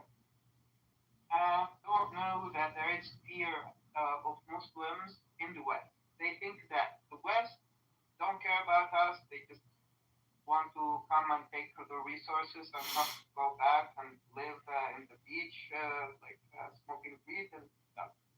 what Muslims do is, and they are fearful of the West. It's not hateful, it is fearful. It's like they are going to invade us. That kind of mentality. The same thing is in the West. Muslims are going to invade us. So everyone is fearful of the other. It's not everyone is angry at the other.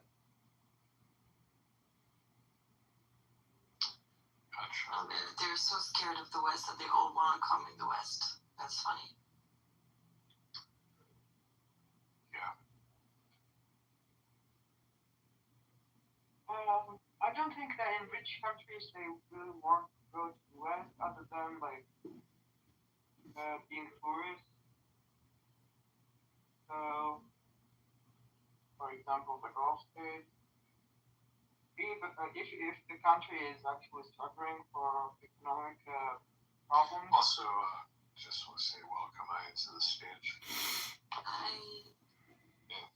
The Gulf state wants to become the next West. So they're building museums that are called the Louvre. They are mimicking the West past glory. Yeah, they want to become the West.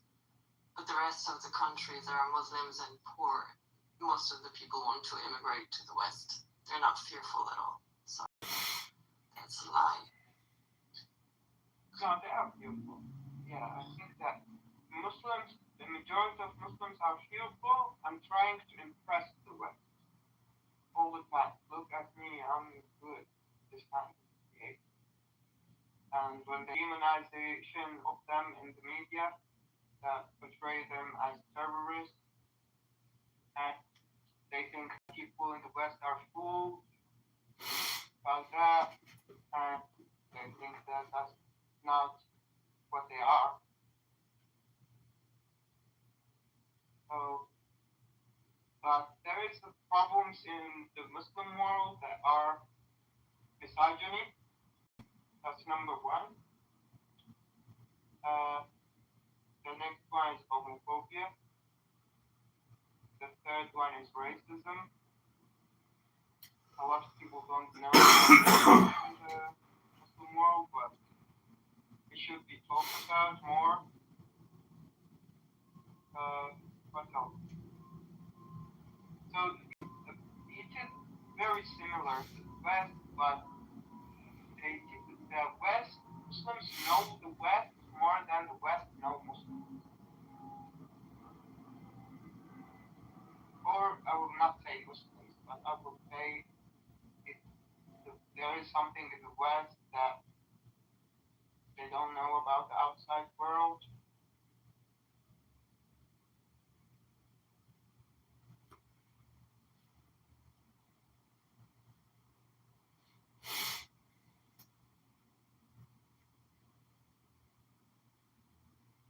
Only people that travel outside, they can help. The world is big and people are different than what we thought. I imagine it's like Christians and Muslims are fighting over who's right about the origin. It's like, Allah and Yahweh are fighting about, whether man was made from dirt or from water specifically. And then all of a sudden it's like Zeus comes in. He's like, stop. You're always fighting. Water alone is nasty. Dirt alone is nasty. But if we put this together, we can have ourselves a little mud wrestling match.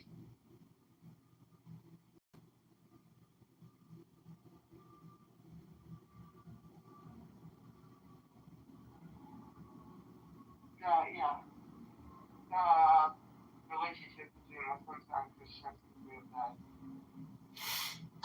Yeah, it's one of the things I always pointed out. It's like, to me, I always wonder is that they all said they, worshipped a God of love, who was perfectly good, who, was caring, and yet they were the most, very violent in their disagreements with each other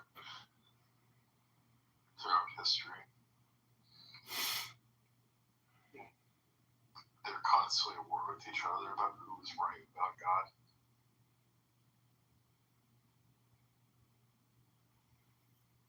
Well, I just think it's like wars between two books. See, I think people, when they're doing these religious debates, it's really like tribal politics, and we're using theology to essentially conduct politics and discuss the policies. So, how do you escape that critical analysis of these conversations, which are truly just political debates using, again, different religions, practices, traditions, esoteric philosophy to essentially try to one up one another in a very subversive political way? Because religion and politics, or every politician wants to be a philosopher, and every philosopher wants to be a politician. And I just like criticizing and roasting and mocking a lot of people who talk all the time, but they don't actually do anything. Aren't they just the most ineffective, parasitic type of leeches amongst us? The talkers, the do-gooders, the Karens of Clubhouse? But you're a part of that too, though, right? Is that your projection onto me, sir? No, I'm just saying. Still, here you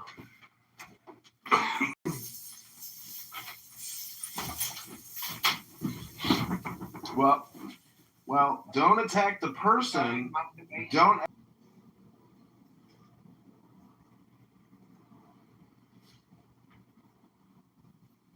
But it is very difficult to have a conversation with you. You are unpredictable.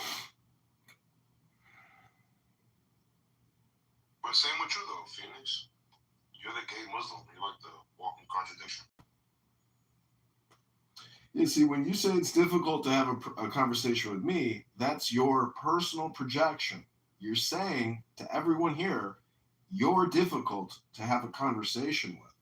Try to be topical and not lob personal insults. Hello? No, I'm just saying the difficulty between communication between me and you. Yeah, that's your opinion. It's not a fact. Hello?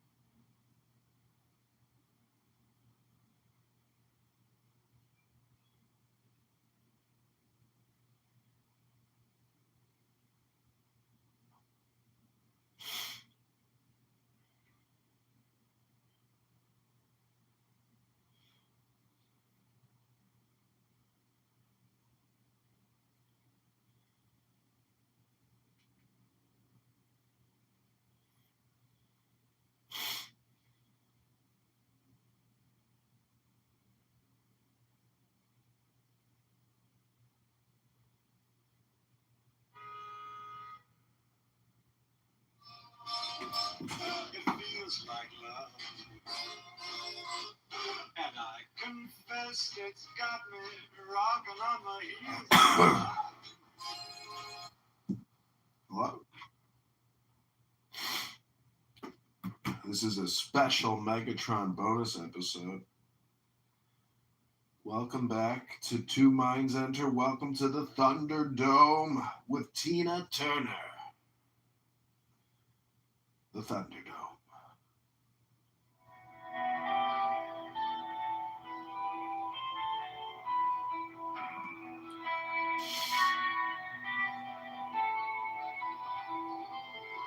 I am the charioteer of the east, Lord of the past and of the future.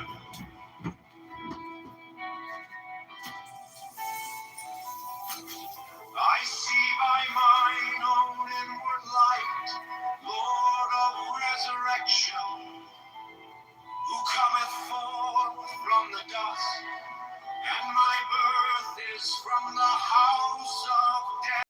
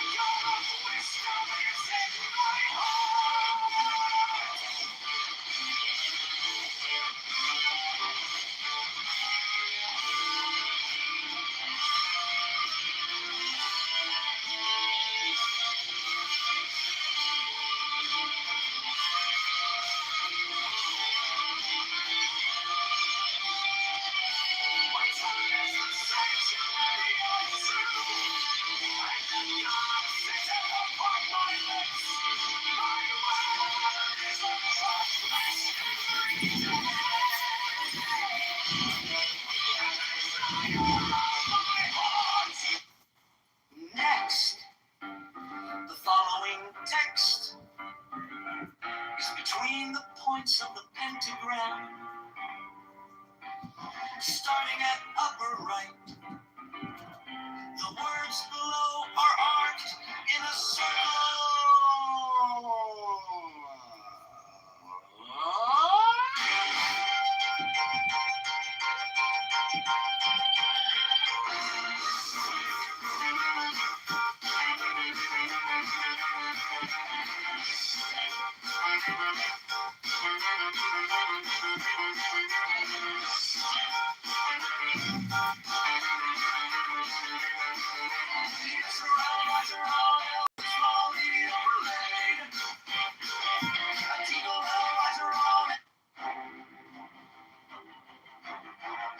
Under the flaming shore.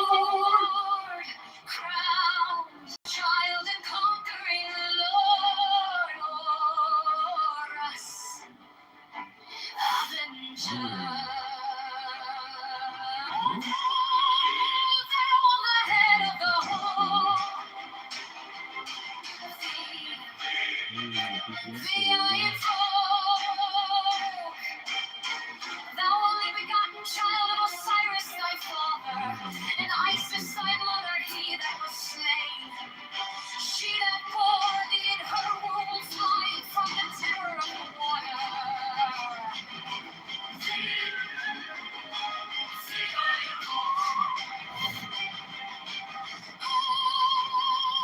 Whose apron is a flashing white, whiter than the forehead of the morning.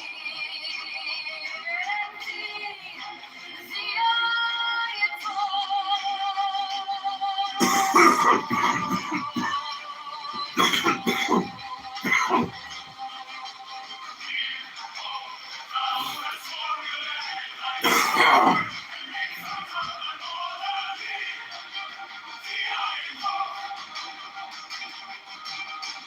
Thou whose garment is of the golden glory, with the azure bars of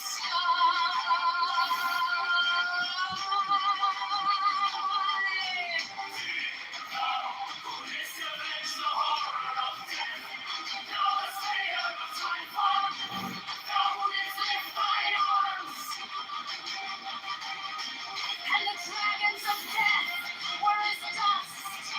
Thou wouldst raise thine head, crocodile of Nile was abased before thee.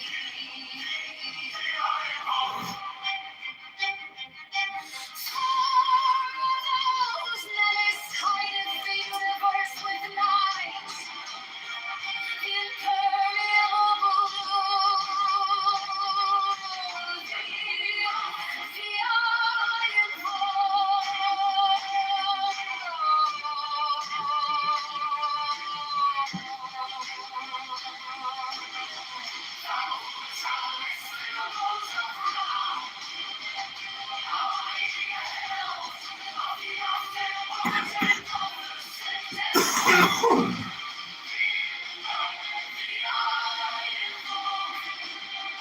Thou bearest the wand of double power.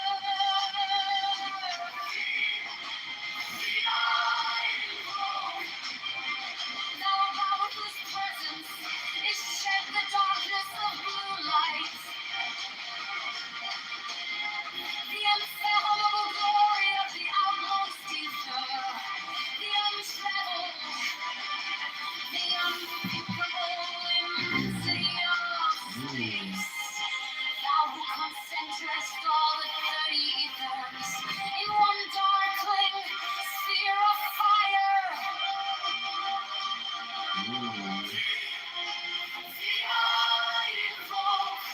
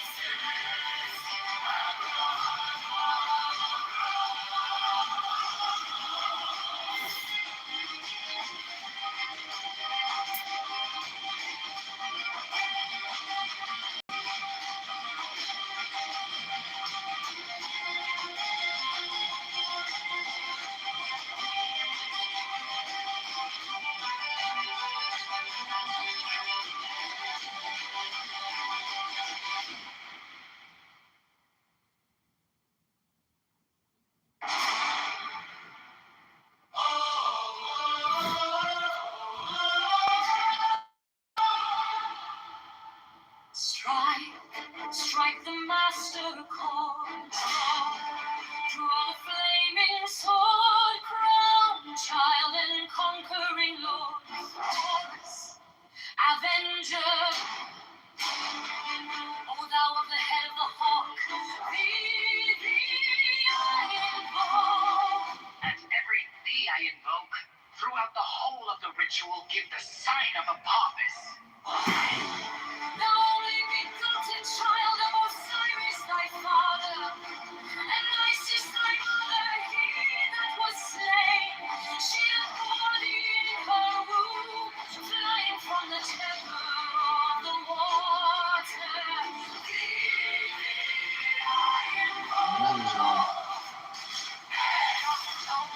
Is a flashing white, whiter than before hell of the morning.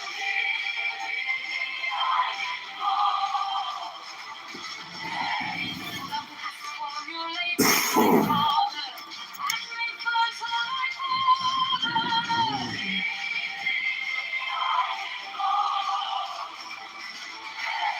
That was garments of the golden glory, with the azure birds of sky.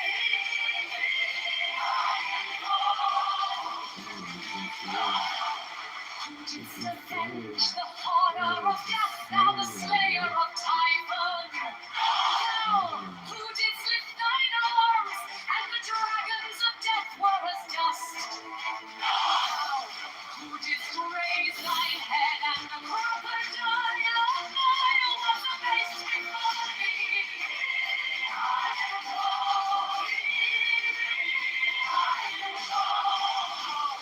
And it's hideth the universe with night, the impermeable blue.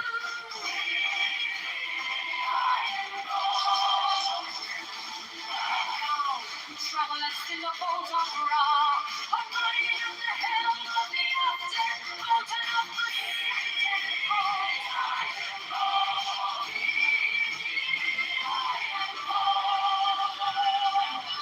Thou who bearest the wand of double power.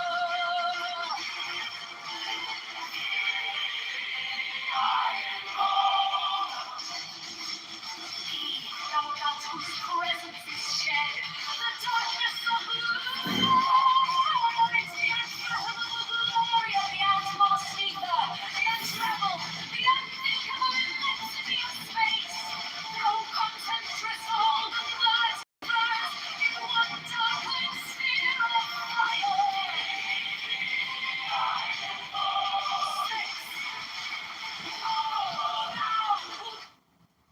Bro, no way! You found my channel.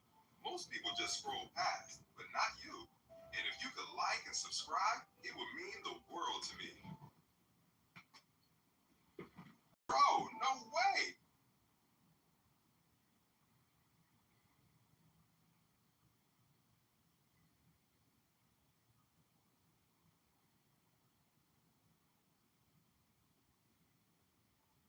It looks like love. It feels like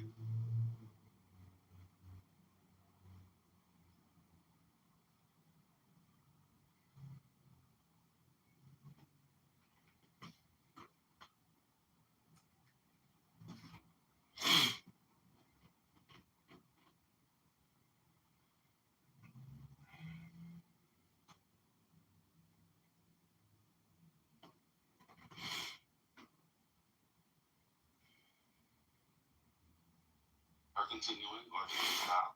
Right? Like that would be some level of will. They're hungry, but they decide to stop, or this, that they can't defeat the thing, right? Rather than, but I don't see. So that may be that's a version of free will connected to survival, right? One about preservation. But in other ways, right, the sort of excess killing, unless they have an idea of conservation, right, we could say that once that sort of instinctual desire kicks in, right, like it's not shut off until it's satiated, right? So there's not yes, I don't, the excessiveness wouldn't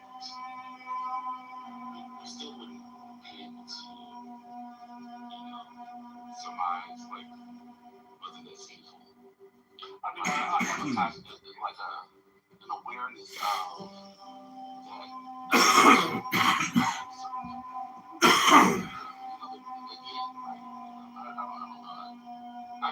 I'm slow. I apologize.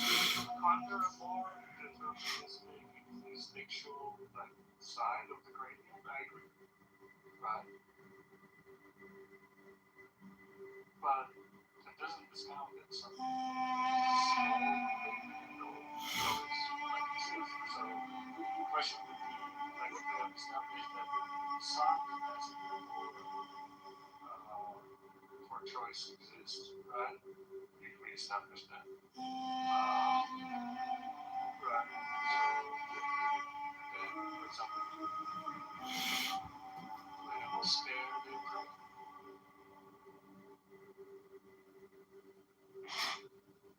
Hey, how you doing?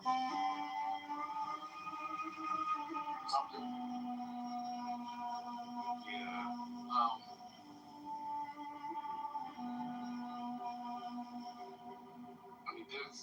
I think for me, choice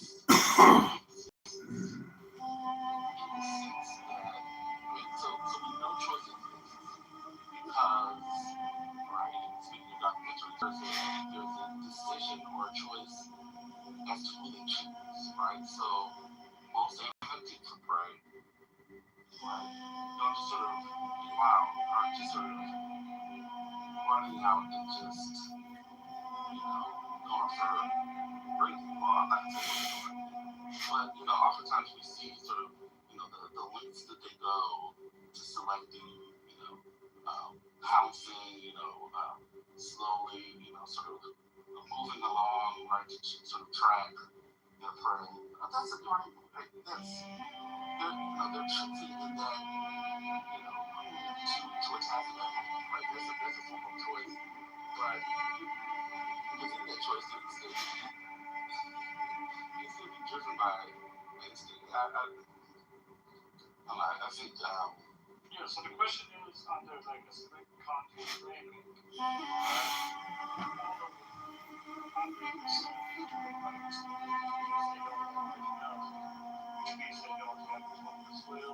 Which means they cannot have duties, right? Which means they don't have morality, which means they cannot be evil.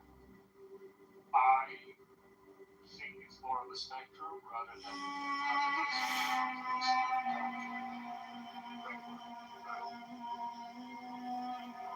so I think, I think that would, right, so there's some animals that create, I think, what is it, orcas and dolphins, right, there's I'm not a zoologist, I'm not a scientist, but they have, like norms within their community, right? I don't know, I'm interesting, but yeah, for me, right, the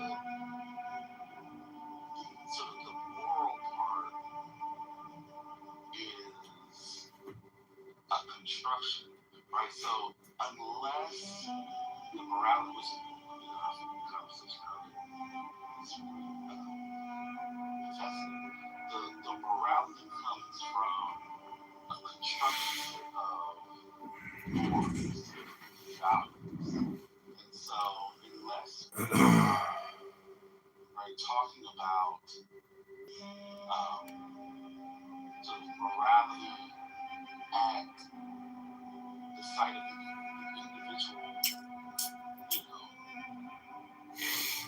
sort of individual, each individual animal. I don't, I'm gonna blow up the conversation about AI tools. I fundamentally functions in terms of saying that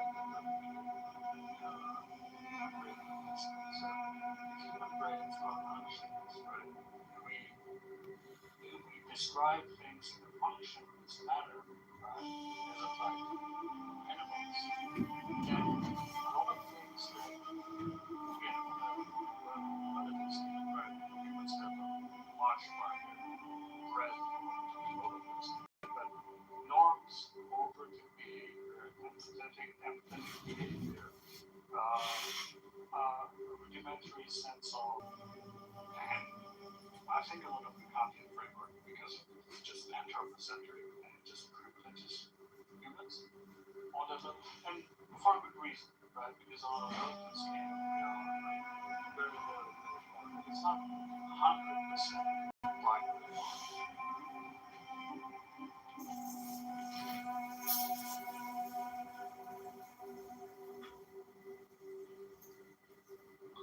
I don't know about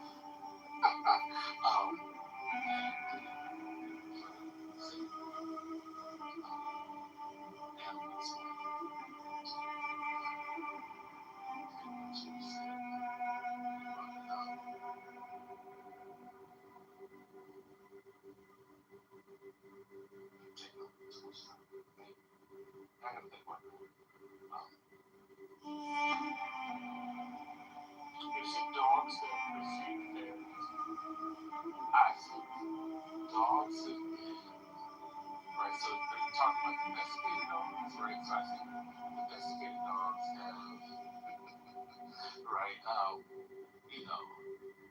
they've been bred in such a way, are, domesticated in such a way that, I guess I don't know. I think they mimic, right? So, how much of what they are doing is instinctual? How much of this is, I mean, they're sort of bred in, they're not bred in the state of nature, right? So, this is my fundamental argument. I don't think there's such a clean distinction. Nature, nurture. I think we don't ask the same questions about humans. How much of the human things is instinctual, and then how much are we domesticated by the rest of the society, and how much of that domestication should account for the moral guilt of the state?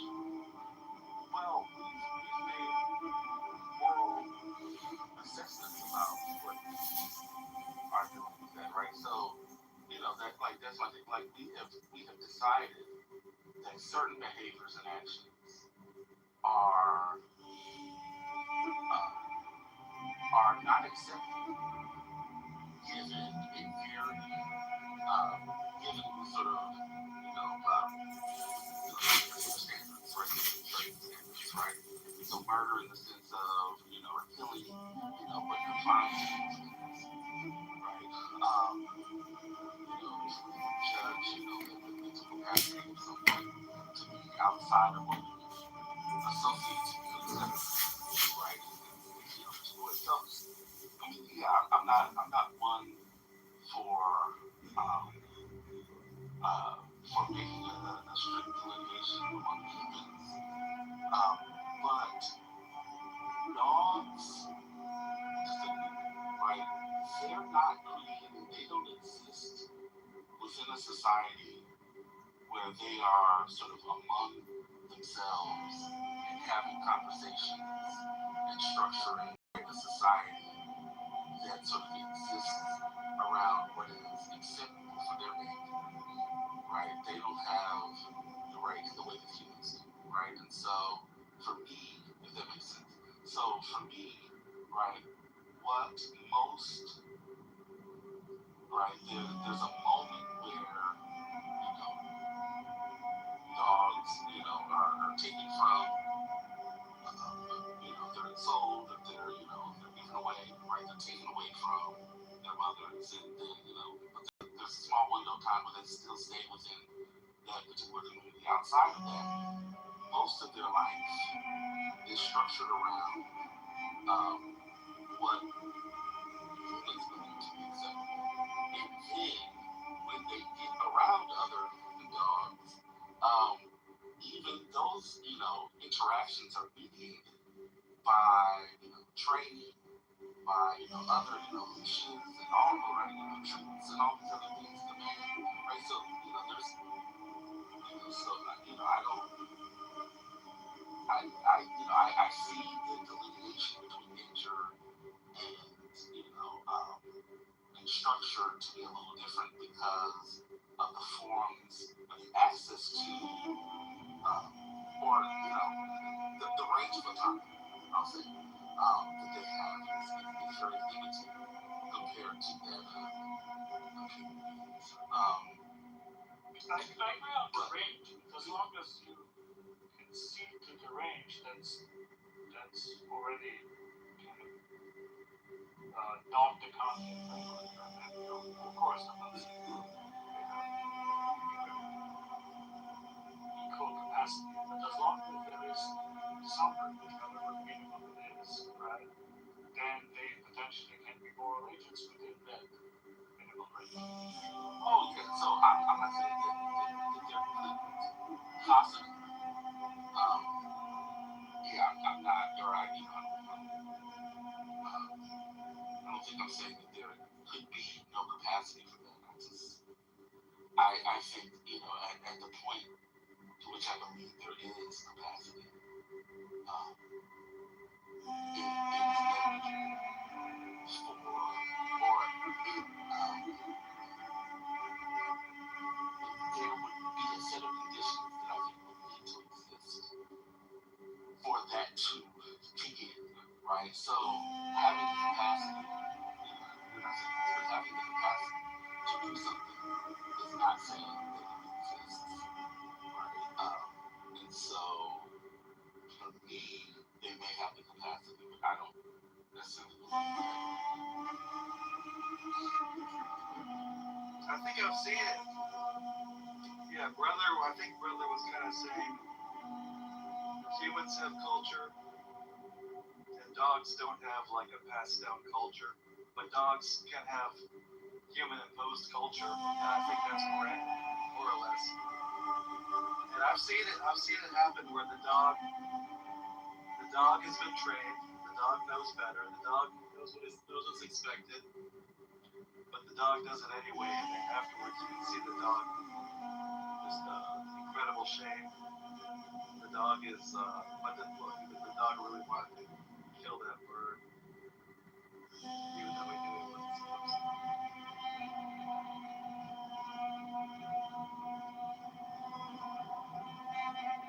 I think we're not so far away. I guess I came around. At first I thought you were liberal, but in humans and animals, they're just different Fucking Hollywood.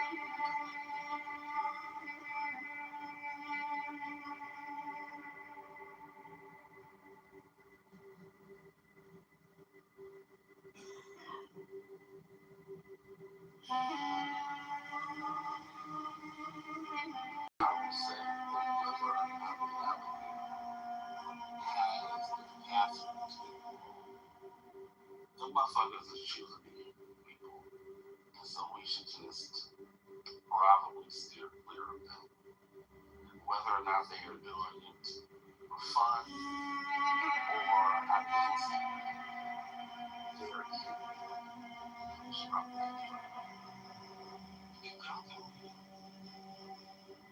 going to say, what is brother? Like romanticizing quote-unquote savages being both myth or noble savage. Yeah. If I don't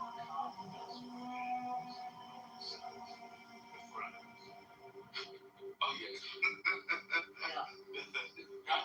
That's power. It just proves them like absolutely like it doesn't wrap them in range any small choice capacity for anything. Like it's pure deterministic instinct, right?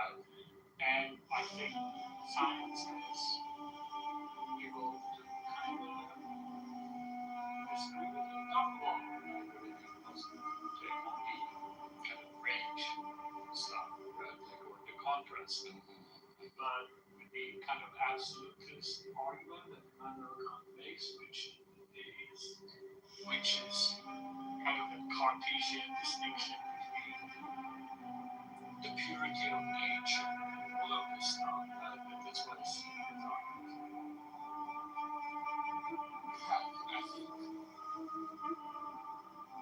I think self-preservation is also one of those things, that factors into the calculus, and is, there is a desire within the individual animal to, to hunt, but also make a calculus as to, am I going to get killed on this? And they decide to not engage, not because it is worried about, whether or not it is right to kill the animal, right? Because, we also see animals also pick on the weak, right? Choose to, the path of least resistance, right? So, they're not necessarily worried about power and dominance.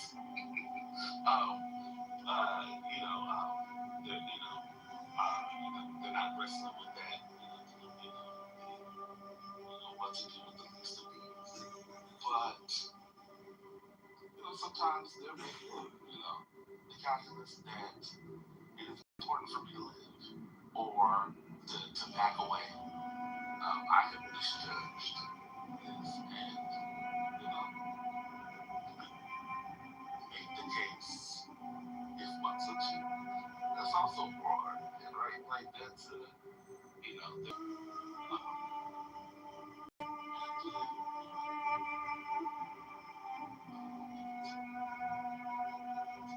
but the conversation that was had, at least from what I heard, this is not saying anything about me, but the conversation, at least from the opposing side, did not seem to wasn't going through that exercise for whatever reason. So it made the conversation now and then seem a little very silly. Like just the Twilight Zone, the new one by Jordan Peele, TV series, which season 2, I just looked it up to refresh my memory because I was sure it was the Twilight Zone. It is the Twilight Zone, it's Jordan Peele. Season 2, episode 6 is about the people being seen over a research station that are studying sea creatures, including an octopus. And that octopus is fucking evil. I mean, what was, and I don't know how much they shared with you about the conversation. They definitely looking. There's, their beaks and shit. That's different. But I can. It's funny because the argument, at least earlier, about the evil alligator was one that I could see someone who is religious make the case for evil. Make the case for an evil alligator. I think it was weird. Well, not so weird. It was interesting to me to hear the person who had been denigrating religion and religious belief, and sort of dismissing it, but making the case for evil. It's some way it didn't connect. I didn't understand where the evil was coming from. Brother, I have a house of like the construction of evil was in that particular argument that threw mine. What's up? Didn't that earlier argument kind of imply that there was some like interspecies objective morality.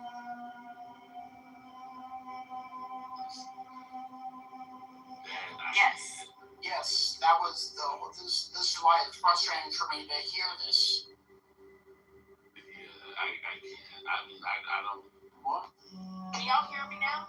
Well, Yes. Neil, I've been talking this whole time. Y'all didn't hear me. It was the demon. See, before y'all keep going, it was the demon. See, when we were talking, I knew where brother was going. I was going to say earlier, it was the devil in the alligator. That's why the alligator is evil. See, y'all don't want to deal with the spirit and the spiritual realm. Y'all don't want to. That's one of the reasons. That's one of the reasons why I decided not to engage in the conversation, because I didn't understand. I mean, you know, like it unique, so I wanted to listen and hear it. But then I realized, I was like, well, this seems like, you know, almost you could make a better argument using religion. I was consistent with this case, but and you're not. And because you're not, and it's not, the argument isn't internally consistent, and you know, there's no sort of, you know, like there's no in the course of the conversation, there didn't seem to be sort of a desire to sort of, you know, do the workman like, you know, engagement through the logic. I was having a difficult time, but I was like, okay, I could make the case, a religious case for the evil alligator. But I've gotten in trouble for those types of things. That's one of the reasons why I asked. I wanted to ask neoliberal, because, and I phrase it, y'all can hear me, but you know, I wanted to ask him, sort of in that way, sort of divorced from the conversation, tying it directly to religion and Christianity.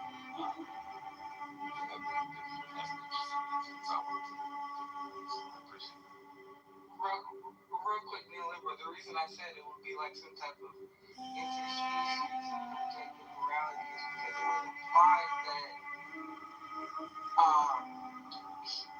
evil or the capacity to be evil was not limited to human beings. That was really what the conversation was surrounding. They were saying that there's not an unique quality to humans as opposed to animals to have moral judgments. That was like the rebuttal to like Christianity, or like the Christian concept of free will being limited to humans. So that was why I was saying if not getting to be evil, you're implying that they are operating on similar moral grounds as humans. If you're saying it's not specific. Yeah, I guess the arguments like the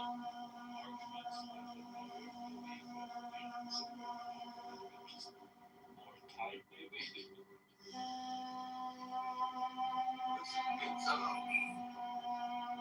I mean, it seems,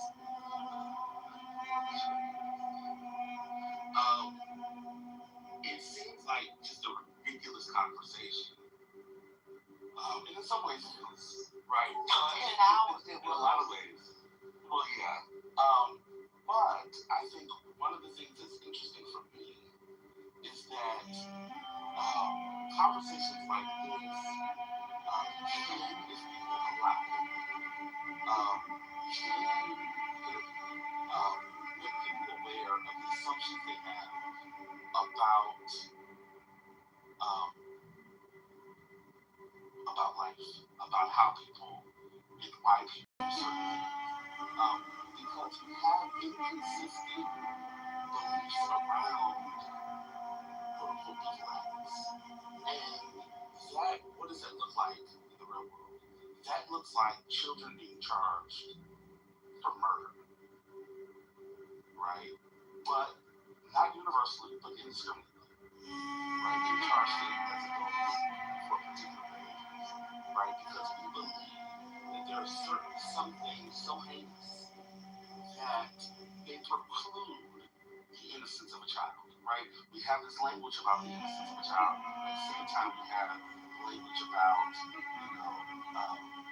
She she's fast. She's XYZ. They're dangerous, right? They're deviants, they're predators, right?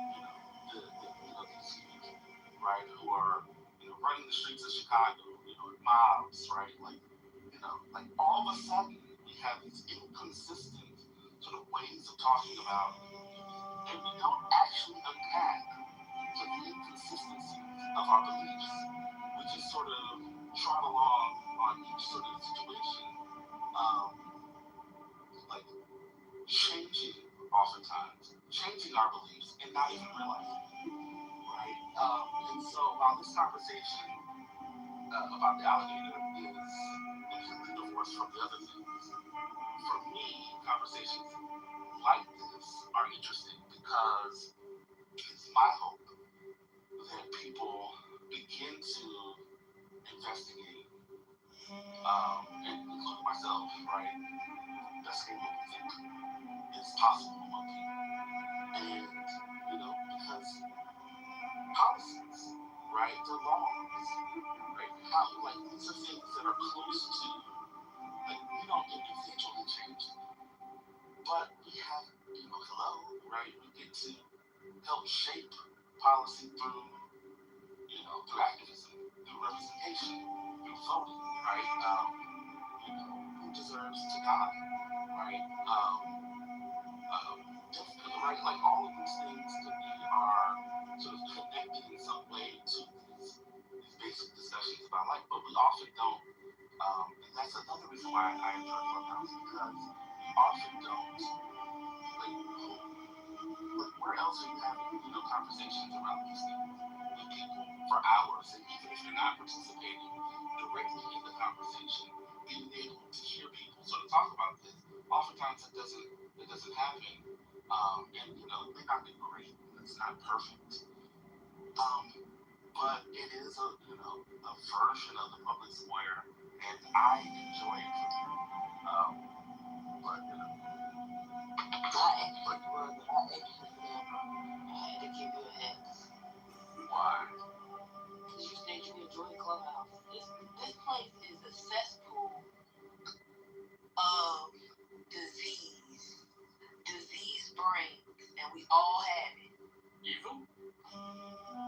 Maybe evil, yeah.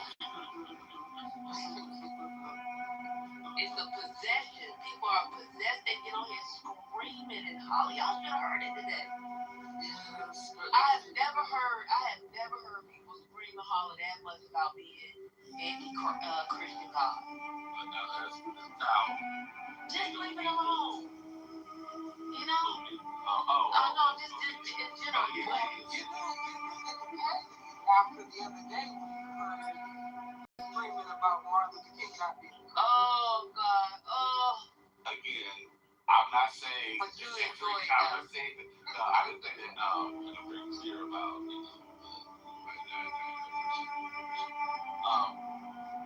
but I'm just saying the potential to still have conversations that seem completely ridiculous and are for the length of time that we spend up there, including myself in those conversations.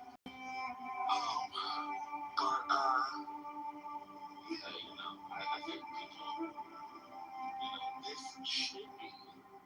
should be a space where people can get so frustrated. I mean, on some level, I also see it as, this is a space where people should get so frustrated when they are having to deal with emotions, frustrations, and they have to leave it, or they should leave it to the audio, to their voice, and they gotta work this shit out. And they have to force themselves to rhetorically engage, and they can't do all the other shit that we do in moments of frustration. And as loud as they may scream, we can also turn down the mic and then still try to navigate that way. At the best, that's how I see it. And sometimes we get there. And I think, I know people don't like to go back on these conversations, but I do think they're valuable to go back to the conversation hours later like work through some of the ideas, come back. Sometimes, better arguments are made, clear arguments. People are clearly sort of wrestling with these conversations and want to still continue them. And I think that can be fruitful. These are at an individual level. It's not a collective. Not everybody's going to benefit from the continuation of the conversation. I'll be very brief. The alligator part went on too long, and the missed opportunity that we had today is that we actually got a much deeper, more interesting conversation. It was not only about if it was pivoted to mammals, as I mentioned in chat, but also talk about like the behavior of bonobos, the behavior of even lions eating the cubs of other lions to protect themselves, or of gorillas, or Jane Goodall, or whatever goes on over there. That would have been more interesting. The alligator thing, I just couldn't take it after, I was just saying this, the animal conversation writ large bothers me. It's something I just have to work out. It's because I often think, and this is sort of like this is an overgeneralization of my reading of history, particularly history about non-whites. There's always been a preferencing of animals over certain humans, and or assigning animal-like qualities to certain humans that are non-white, and or denigrating people's religious belief because they honor nature and or animals.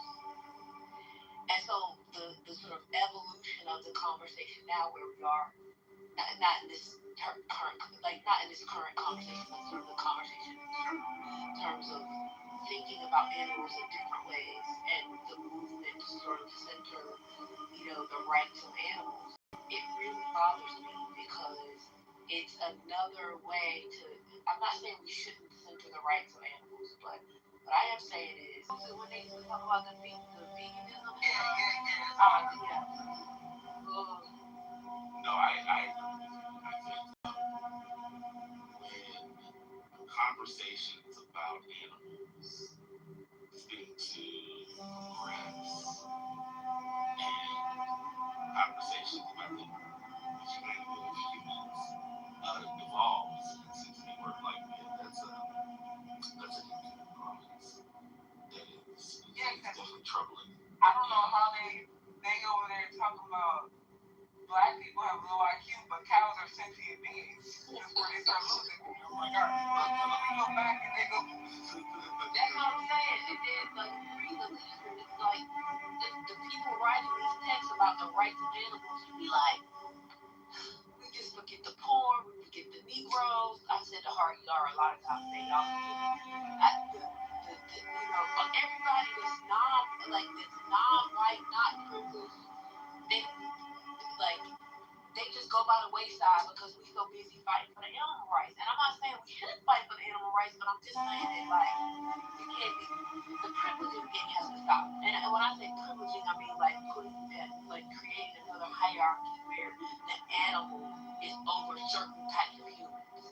I don't think we should be creating new hierarchies around this.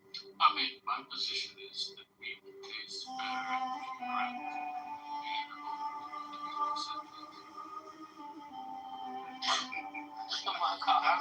not uncaged and then let them eat the grass. I mean,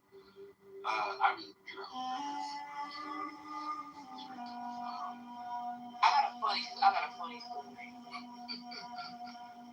So I have a friend who lives in Peru, and they're always inviting me to Peru to come visit. So they eat. What's that animal called? They eat some kind of animal, y'all, and when they cook it for tourists, the face is still there. So, I forget the name of the animal, but no. It's like a little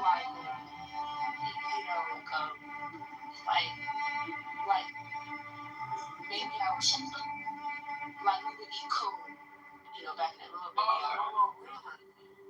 Yeah, it's like a little animal. Is it like a capybara or something? No, I'm gonna have to go look. I'm gonna have to text him, but he's in Australia now, so I can't. I don't know. He might.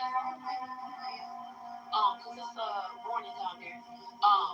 But yeah, it's an animal, and every time he tells us, you can come, I'm gonna feed you some of this. You gotta eat this, and I just be like, yo, the animal's face is there. Whole body is like cooked, like fried, but you can see the face. Like I don't want that. I'm okay with eating the animal in slices, but why I gotta see the beat up face? Hold on, let me look. I'll tell y'all. Heard whole pig before? It's guinea pig. You wrote that. Casper. Yes, it's guinea pig. That's what it is. That's exactly what it is. That's exactly. Y'all go on Instagram and put in Peru guinea pigs and see how they cook that thing. That's what my friend was doing. I can't even eat the whole fish at the restaurant. I can't do it. But if you want to take most... Yeah, I'm sorry. Yes, it's the geek. Y'all go to Instagram. So I converted a vegetarian girlfriend to a pescatarian. Oh God, not you converting her. Yeah, I converted everybody thought I was gonna go there. So when I converted her, she's like, yeah, go rock. Play. But when I converted her, the thing it's so weird. So she can eat shrimp and she'll do some lobster and all that. She will not eat a scallop or clam. I don't know why. It's like the shell is too flesh-like. It's still too fresh to eat it out of the shell. She still eat like legs and tentacles. I'm like, damn, why is the scallop the one? Because what is she? Are y'all shucking the shells? Yeah, cause I eat raw. Like I eat raw. You know, I use oysters, scallops, and clams. That's because you're forcing me. That's because it's not consent. Right? Consent is baked into the shell. If you gotta pry open the shell, you're right. Wait, is she doing the peel and eat shrimp? Like the already gutted? Okay. But she'll eat crab with it. Yeah, Mama, I just looked at a chick like that. It's horrible. Why would they do that? Every time, literally, I was just with him. Listen, y'all, I was just with him in Chicago, and he was like, "Will you come to Peru? This is what you gonna eat." And he kept throwing that in my face. I was like, eating the rat. It looked like eating the rat. And they fried the rat. Y'all the face. The teeth and everything. I was like, what? That is Mrs. Fletcher's third grade classroom. Excuse me, my little cousin got infected. My little cousin has African and hipster. What's the difference? That is terrible. I wish First Lady was paying attention, because if she saw it, I think she would be, no. Well, I'm paying attention, but I'm not cooking. First Lady, please look at that.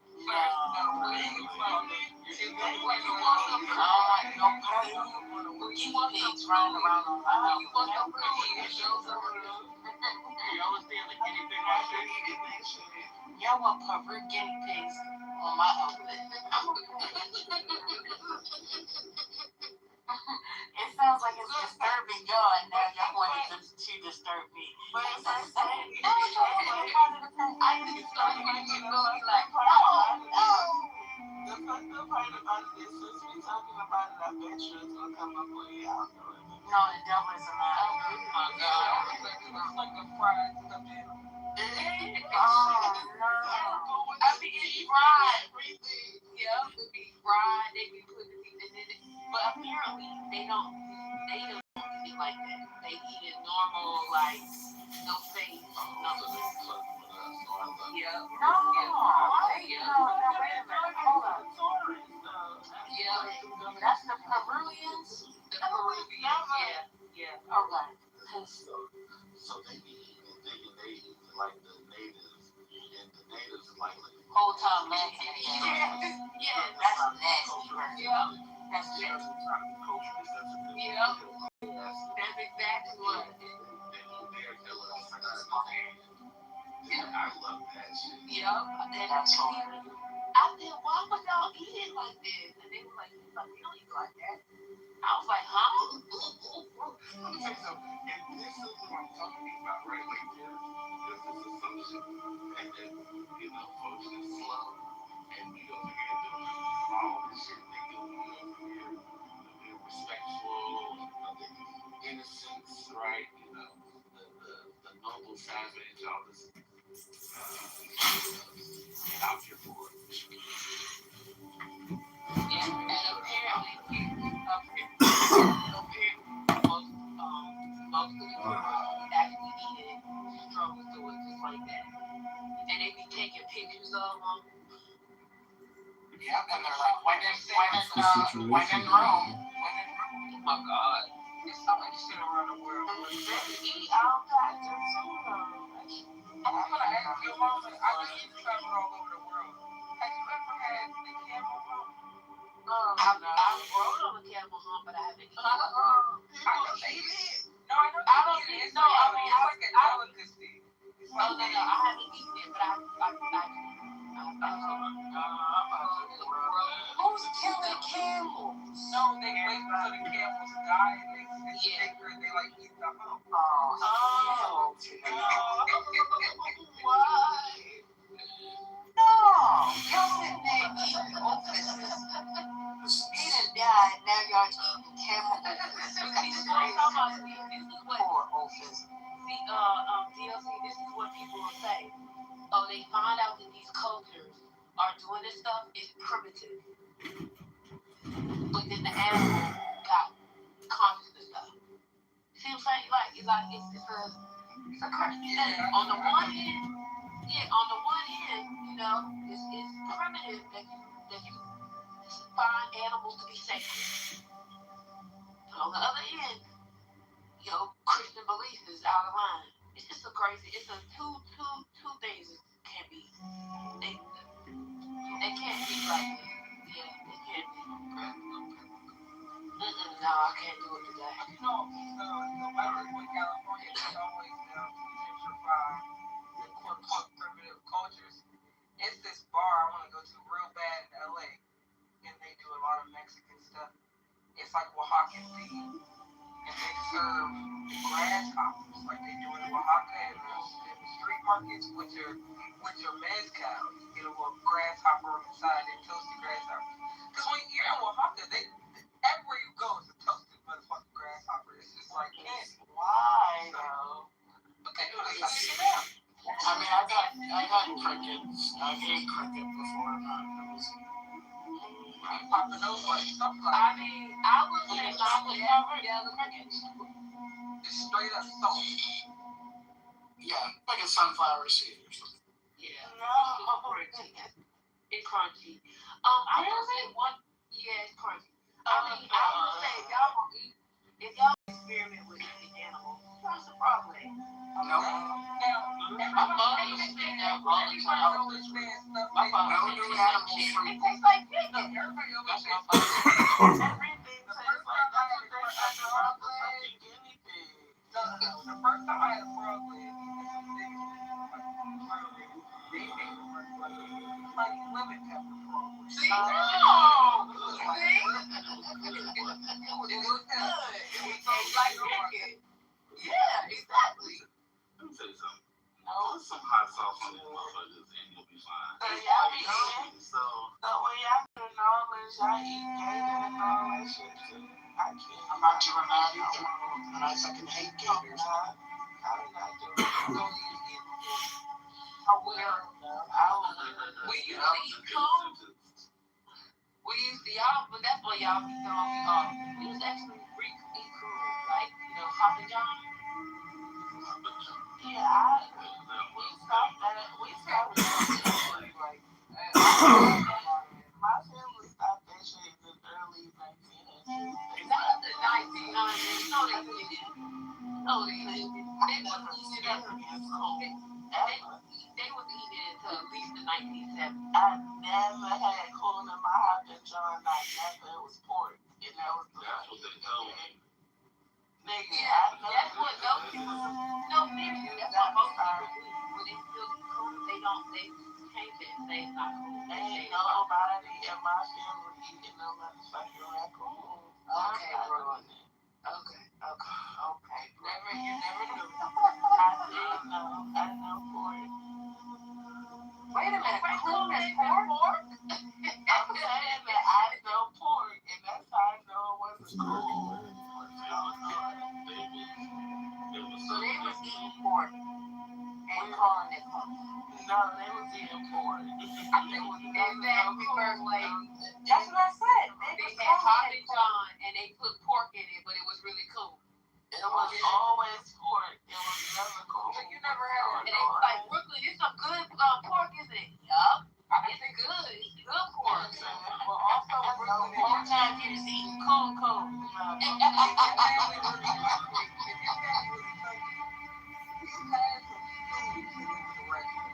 My grandmother had my Geechee grandmother had pigs on her farm, so we ate pork. That farm that baby didn't have to eat. There was another no motherfucking coon ever known.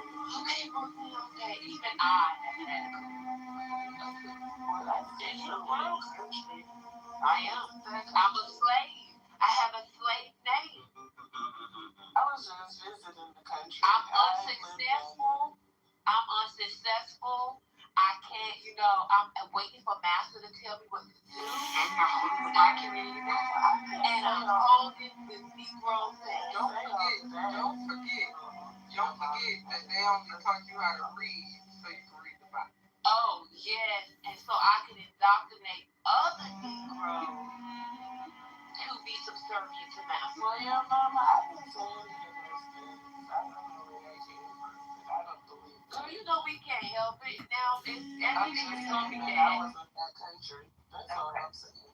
Okay. I'm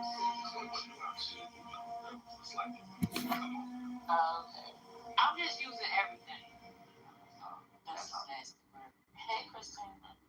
I'm going to say I'm Christina. Oh, listen. I'm there.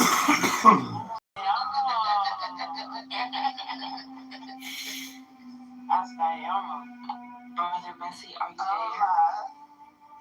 No. Gemini said he was gonna do that first. Oh, okay. Oh, he was here? Yeah. In the chat. And he said it was Good chat. Yeah, he was here for the entirety of Evil Alligator Game. He said he wanted to change his name to Evil Alligator. That was also have the room. We all named the room tomorrow. Put in the title with all the other political stuff. Evil Alligator Game. Or just Alligator Game. I mean, you could also just put a. First of all, you know she's young. That's not First, you could just put an alligator emoji in the title, and then we'll all know. That's it. Just put the emoji. Yeah, that's cute. She's a girl. That's what she said. And yeah, she's been to more church than the 50-year-old. That's what she said. She definitely been more church. Somebody said I was 50-year-old, 58. Somebody said that. Amazing. And she went to church more than most of you niggas. I knew she was like about me, so I said something because she don't want nothing. Well, she said all of you on stage. She didn't just say some of you. She said all of y'all on stage. And that included me. Yes, so, but that's what I'm saying. Y'all know she young.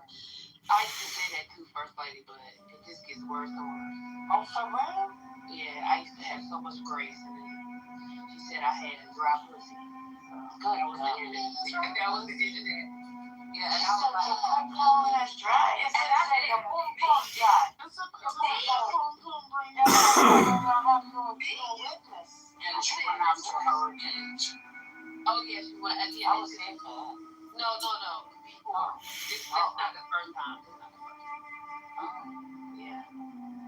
many times has Hurricane let me down? He never crashed out of it. It's a crash out of Hurricane with me. No, God. Don't crash out on him. He never gonna do it. He was trying to end the content. He was trying to end it. What was he trying to end it? He was trying to stare it. No, he was trying to end it when Brooklyn was quiet and Brooklyn came back in and asked for another one. Yeah. He was trying, and then he kind of just went off the ledge. Never want me to talk about nothing. I can't do shit. It was, you know what went off the ledge? Concrete asserted his voice and said, no, y'all might want out of it. Oh, yeah. That's when it started all over again. She was like, yeah, let me keep going. Yeah, I really want to hear what Tara had to ask. 20 minutes. No, it's okay. I don't know much else. Elisa was on fire for the day. I was getting so. That's okay. Brooklyn came there to read Chinese. Yeah, that's a whole nother thing. Let's do a quick Google. But I will say, Johnny's needs to do regular readings of that book until we finish it. That's a fact. We should have discussions because it's actually an interesting, like clubhouse conversation. That's a fact. Pure love in the digital age. How was it that we see Johnny's name 3 times and she appears? It's your guide to internet dating. That right there was part of the reason why I sound that much like not Peter Love, the guide to internet love. What is it? That's the stupidest shit I've heard. Internet dating. One of the best things I've heard on the app. It's actually very good. I mean, it's very good. I mean, you have to stop these lies. We should do a book club. Johnny could do a reading, and we could just take an hour when the content, take an hour. No, I love that.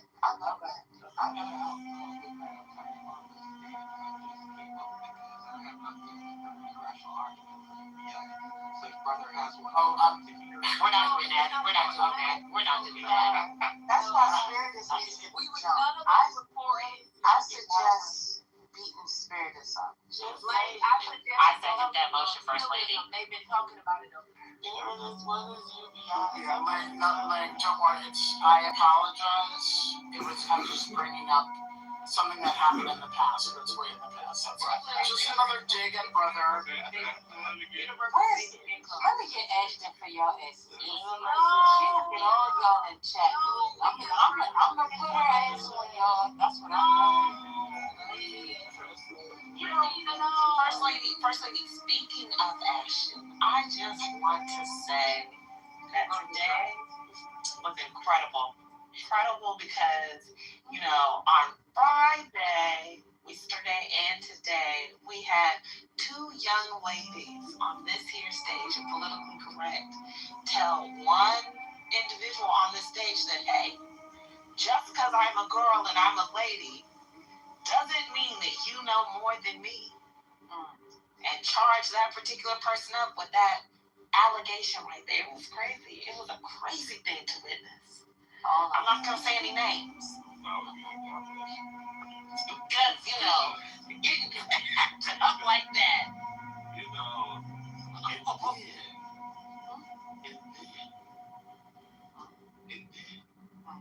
Right, having to take that. And then we need at least already. Damn. one person from the back. Now you want me to watch it? No, I want you to fast forward the tape. I'm the slow ass. Oh, you're taking too damn long. Lousy ass motherfucker. Right. I'm going to talk slowly.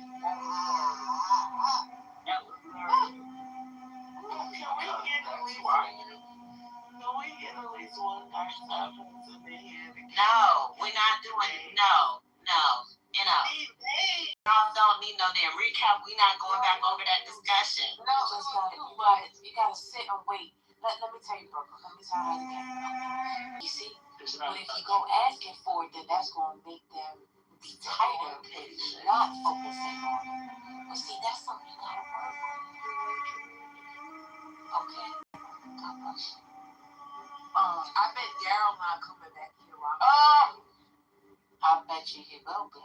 Oh, that was fantastic. You know, I was working and I was like, oh my. What do I do? I did not. I was driving and I said, my.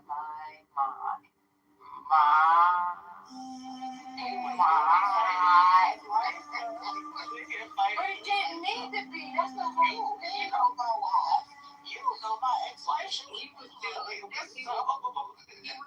who I was not paying attention to all the I didn't realize she had a rough big mother. He did. He said I was Jezebel. At a Jezebel spirit? Yeah.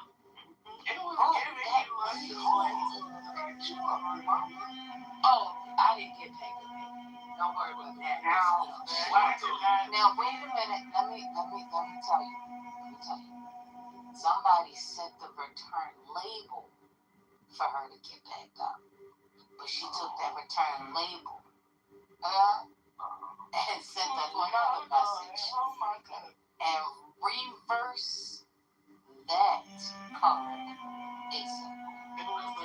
So bad the person no longer wanted the package. The person has to start crashing. The person has to start crashing in very obvious ways. Have to go to, well, where's my wife's tramp stamp? Which I need a tramp stamp. What's my wife's name? My wife is not a lesbian. She would not do this. You don't know my wife. I had so much fun with that, y'all. I had to leave. And get myself in some order. So I was getting ready to go. I did. I had to come back and make sure that I didn't want to lie to you. It was delicious. Just so delicious. You made that word. I did. It was delicious. Even the backpack on the shelf and bringing out the new content you brought out today, it worked. It was a success. Yes, thank you. I didn't know what to make me up. The washing of the feet. Washing in some other areas. My God. I'm telling you, that was. Spun out of control. Took the balls off. The balls, she was rolling on the balls.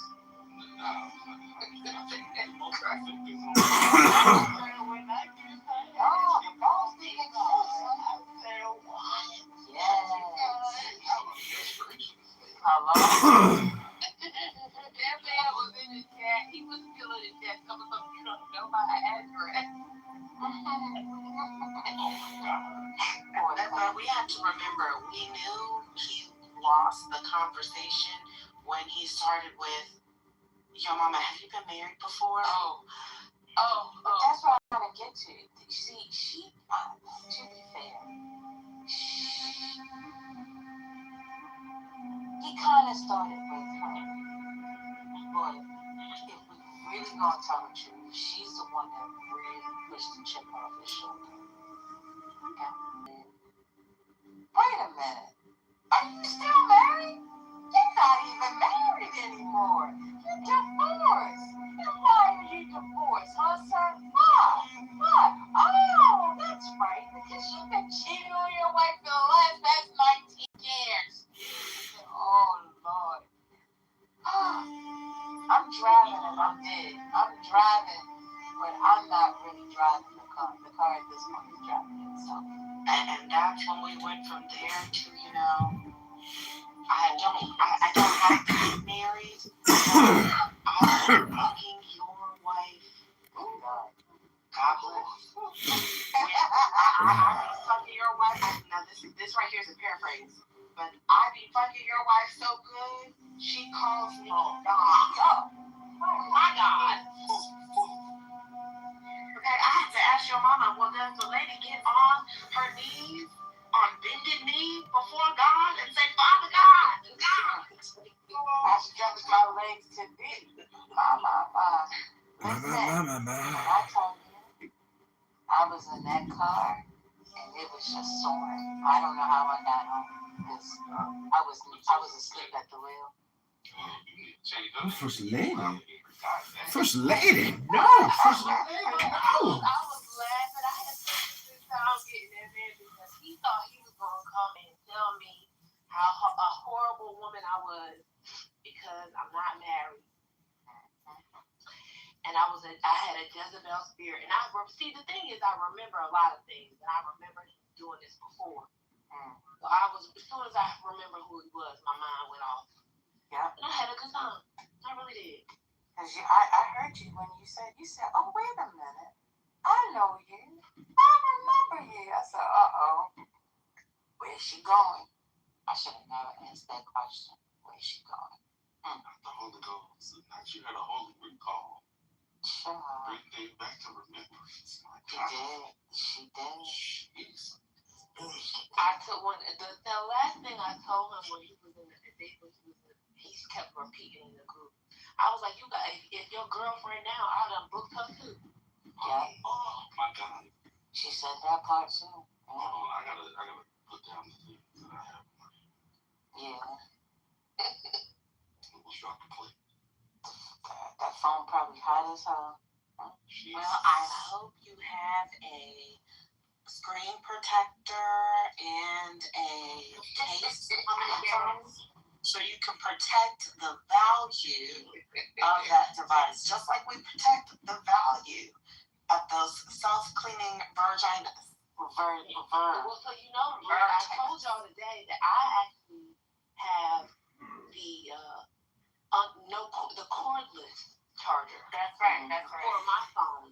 Right. That's what you said. Well, correct. Yes. Y'all too much. Yeah, you don't have to lay down. I lift the phone up. Oh my God. Yeah. I can't believe that totem pole reading. I couldn't do that. Why? It was fun. I thought I couldn't handle it. I'm like, I can't do this. Johnny, and see, because it wasn't like a casual reading. Johnny's head, like she was drinking tea. She probably having some tea. Like she had been, like protecting her voice. I'm in my book club. So she had this. Yeah, you had that professional voice on it. I couldn't do that. When I heard fucking so hard, I was like, I have to go. Johnny, I'm gonna tell you. Repeated pussy for me. Johnny, let me tell you. I'm gonna just tell you this. I know I said one time you were not a close reader. But you have grown, Johnny. Oh my God. You not only are you reading close, but you are exegeting the text. I'm gonna tell you my secret. I'm gonna tell you how I improved. Instead of using my finger, I just use a piece of paper so that I can read line by line. Okay. That's good. That's good. That's good right there. But I ain't gonna lie to you. I really wish you would have given me a preamble before you started reading it because I wasn't ready. That's what I knew it was gonna throw y'all off. Like, what is she reading? I knew see how long people took to get it. Well, I knew because he read a piece yesterday. Yeah, I did the math yesterday, y'all. Y'all didn't. Yeah. There's a homework assignment that I gave some people. Oh, what? Yeah. Right. Get out of here. What's the homework assignment? Okay. Who you give it to? Let me read it to you. I don't do homework, but one moment. That's what it was. All right, here we go. For those of you that may have it, I am reading page 24. This is called The Love Number.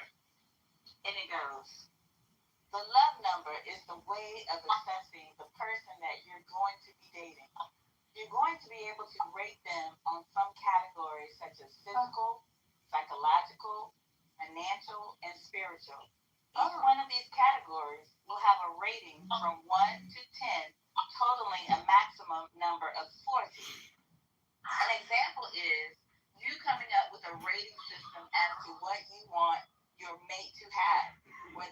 him a 10 in all 4 categories, totaling 40, which is the highest, or you give him an 8 in physical, 5 in finances, a 9 in psychological/mental, and a 7 in his spiritual life. These numbers added together gives that person a 29. That 29 would be that person's love number. This number would give you an idea of whether or not that person has qualities in the certain categories that may be important to you. So the homework assignment was to calculate the love number of your loved one. Thanks, beautiful. I ain't gonna lie, that's kind of a decent book. It's a kind of decent. But you gotta make it hurt. You have to stop. Please. It's in the genre though. You know what I mean? No. Okay. Well, hold on. Let it in the genre of what? You know the books like your love language. What's your love language?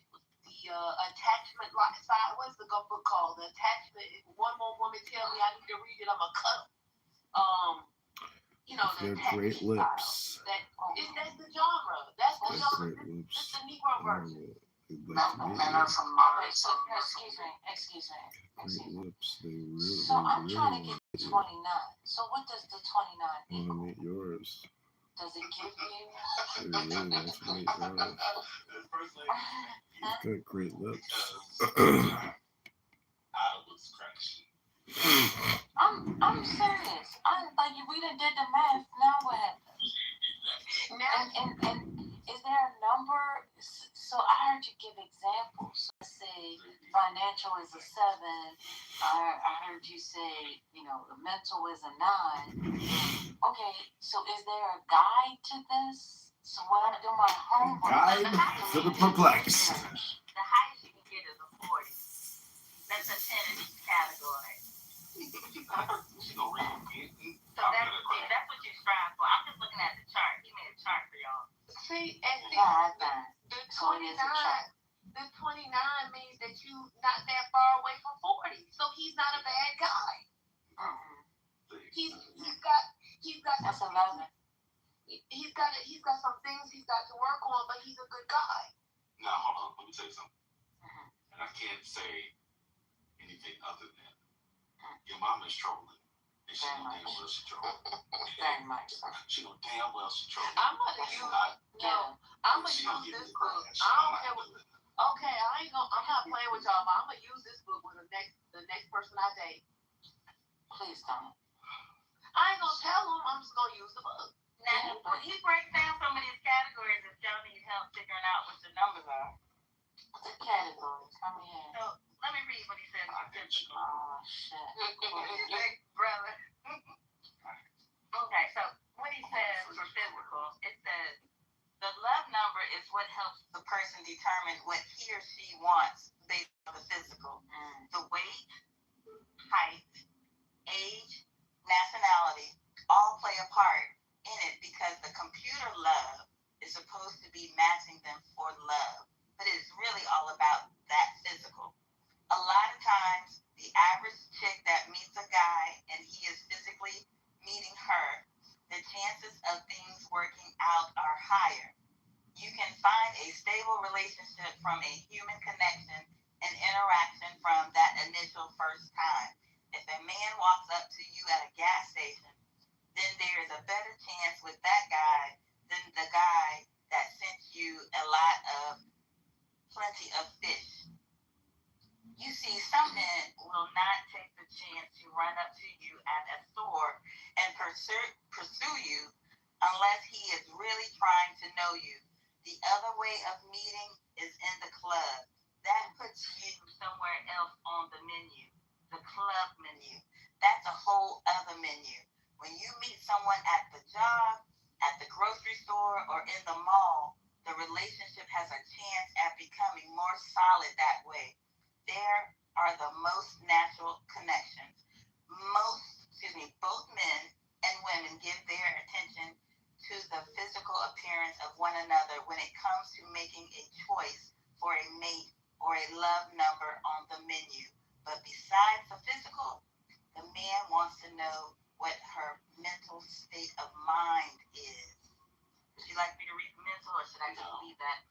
Y'all mad, but this is it. I'm sorry. I'm a beta. Do her because You wait till I see something. You wait till I see Jamal. I'm gonna tell him. I'm gonna say. Oh, he back at 40 acres today. Well, when he's in here, y'all ping him because I'm gonna tell him. you gonna reach out to another person. No, listen. I'm gonna say, Jamal, brother, your book has changed my life. Oh my God.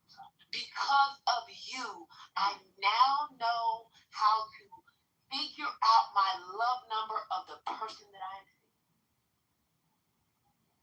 Jeez. Is it annotated? Okay.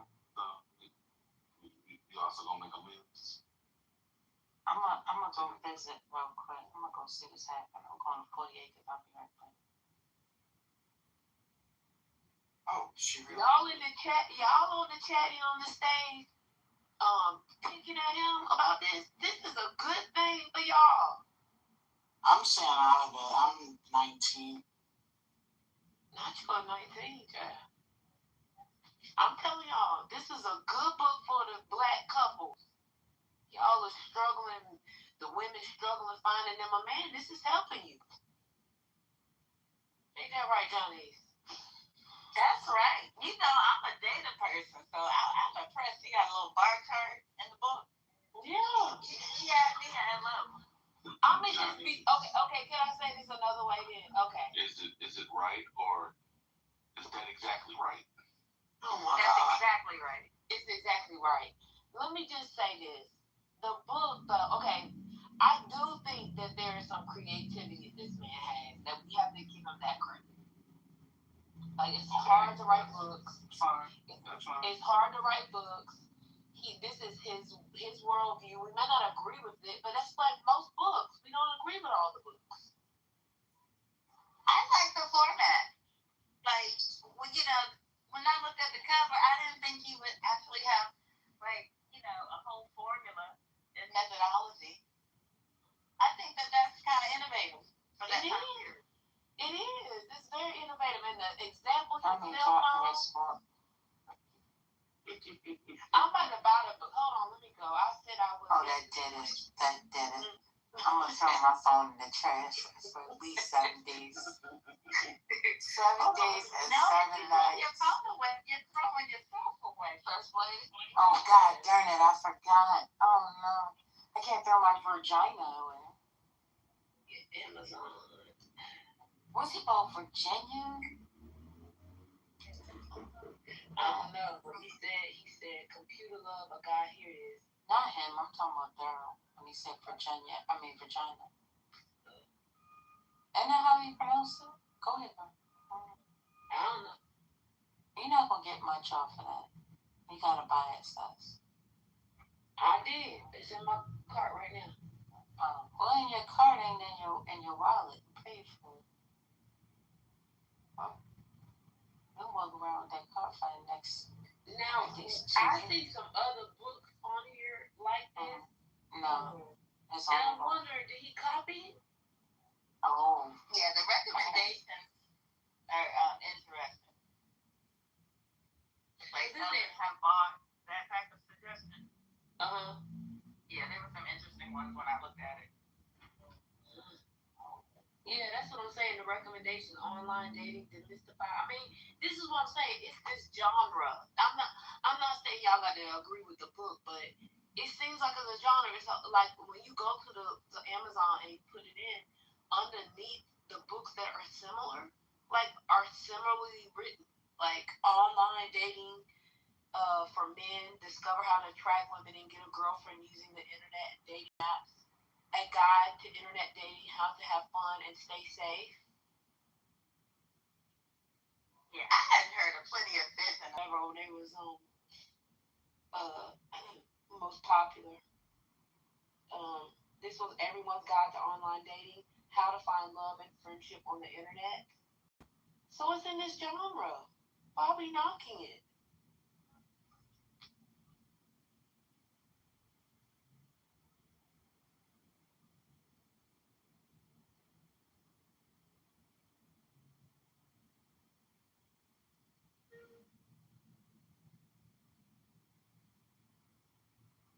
Johnny's, when you have another reading, I want to. Yeah, we should probably schedule a couple of weeks, because some of y'all need help with your dating. I know, I can tell.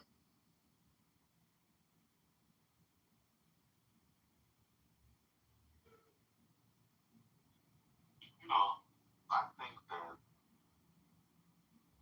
Johnny and your mama should open a room. Johnny's readings. Your mama, who has been known to open a reading room from time to time, can help unpack. I haven't done that in 5 years, sir. That's okay.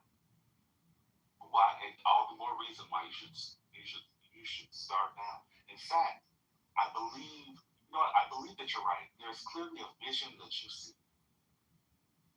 There is an understanding that you have. One may call it a prophetic vision, a way of seeing the text that we don't see. And I believe that as a woman with a gift, with a vision to unpack this text, one might obligate you to open a room to help us unpack. I'm willing to be in that room and learn from you and how you see the wisdom. I believe that God has given you an insight, and I want to learn. So I'm willing to be in the room and unpack the magnitude of this book. God bless.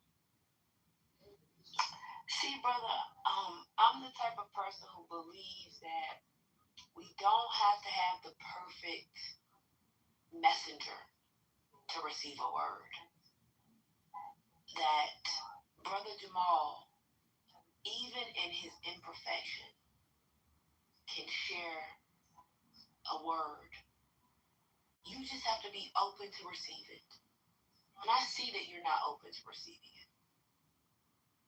Yeah, I think we're too busy on Clubhouse, not listening to the content, but seeing or hearing the person that it's coming from and immediately attack the person and disregard the actual content. And I think that's the problem now.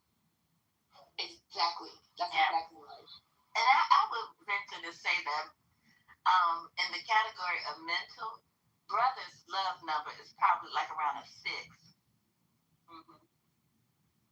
Yeah. Oh no, it's lower. In fact, in all things. I wish you and your wife would take the test to see which y'all give each other. That would be fun. It went down tonight.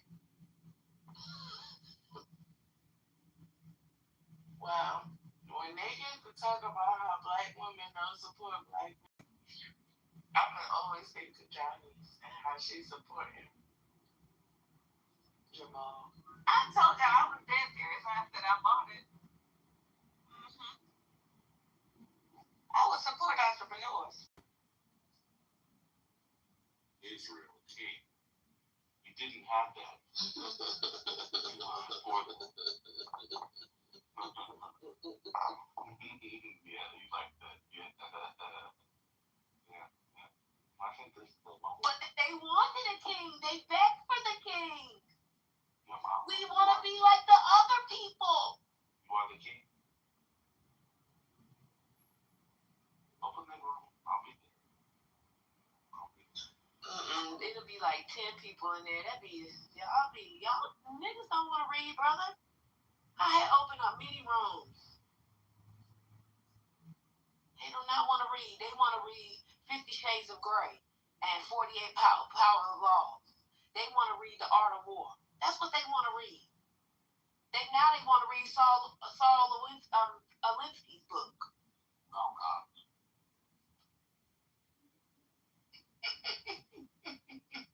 Not Saul Alinsky. And the people who want to read, all they do is echolalia.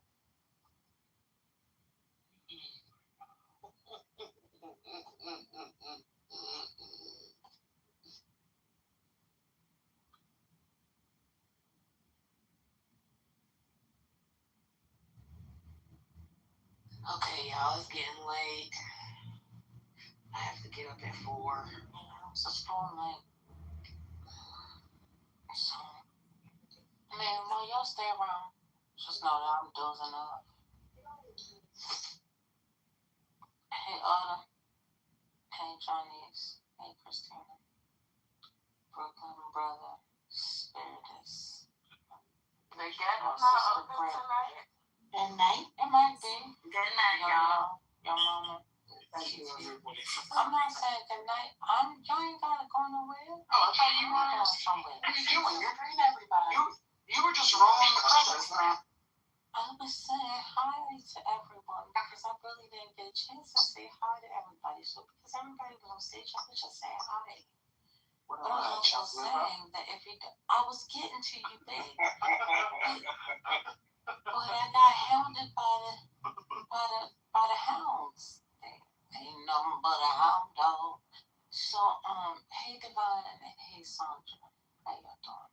I hope I didn't miss anybody. If I did, charge it to my eyes because they closed. I like Barney Frank.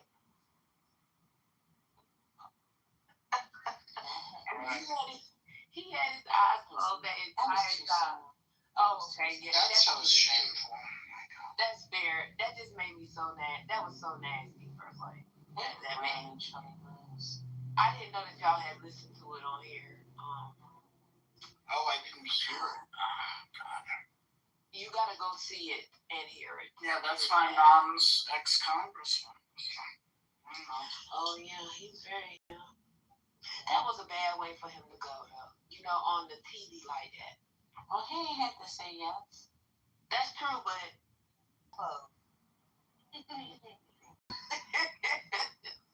I'm sorry. Let me not say that. Because I do believe in the beginning he was trying to read something. Oh, okay. I must have didn't see the beginning. Oh, that was so painful. Yeah. Jake needs to be hit upside the head. He does. Oh, can I commend y'all? Y'all did a great job when El Normo responded to that. Nobody responded. That was great. Y'all remember that part? Yeah. He was still trying to engage. Trying to say he ignored the spirit of the foot.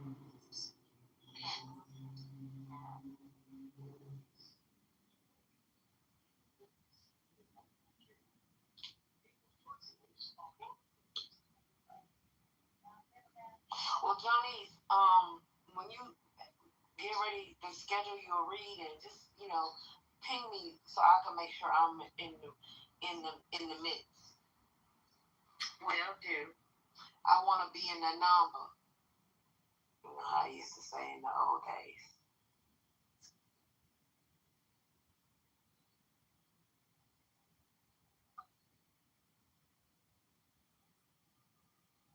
Oh, y'all don't have, this is what Brooklyn was meaning. Brooklyn, don't say it's the ghetto because my house is the ghetto. Yeah, it is. Yeah, you can't talk about it like that. Well, you should definitely read it in that. Oh my God, brother. No, I'm gonna take him to the Jacobins. That's what I'm gonna do. I'm gonna take him to the top. Even better. I've interviewed some of the authors. Maybe we'll interview him, like Misa said. Is her name Misa or Lisa? I'm confused. She is now operating under the name of MISA. Okay. So it's like me changing my name to Ho Mama. Good night. Oh my God. No, I'm just saying. I don't mean it like that. I mean that's exactly what it's like. Like taking one letter of my name. That's all I'm saying. No, she said that was her actual name, Lisa. Oh, I didn't know. She said on stages a few times. The way your mom was. Right. But Kiki, sometimes I come in and I fly out. I mean, I be in and out sometimes. So I don't really go on stages where they do replays. So I just be in and out. So I probably just didn't hear it. I didn't know. Yeah, I don't go in there anymore. Scotty, I mean. Oh, you guys missed a treat. You're not supposed to respond. To me, Ku Klux Keisha, and it went just. It went as well as I thought it did. Wait, did you see she came in here, TT? The other day. She come in there today? Yesterday, and she said, I knew, or it was either today or yesterday, and she was like, I knew that Ben had his, something following him around because some of the people was in there also in here. She was in the chat just to talk, but no one invited her on stage. I think it might have been yesterday. Yeah, she accidentally got put out the room and she came back as Gerald, and it was so funny. But when I tell you, she took a hold of Anthony's beard and didn't let it go. Oh God. It was so funny. She be loud, child, but she got a big mic. She got a big mic. And she write in all caps in the chat. That's what she was doing. That lady is insane. But she was funny. I thought she was funny.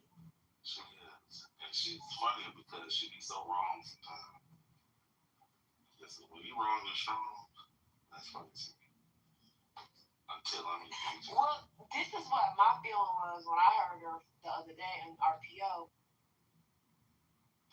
My feeling was that she was willing to have some correction, but the correction had to come from could only come from a certain person. It couldn't come from she couldn't take the correction from everybody.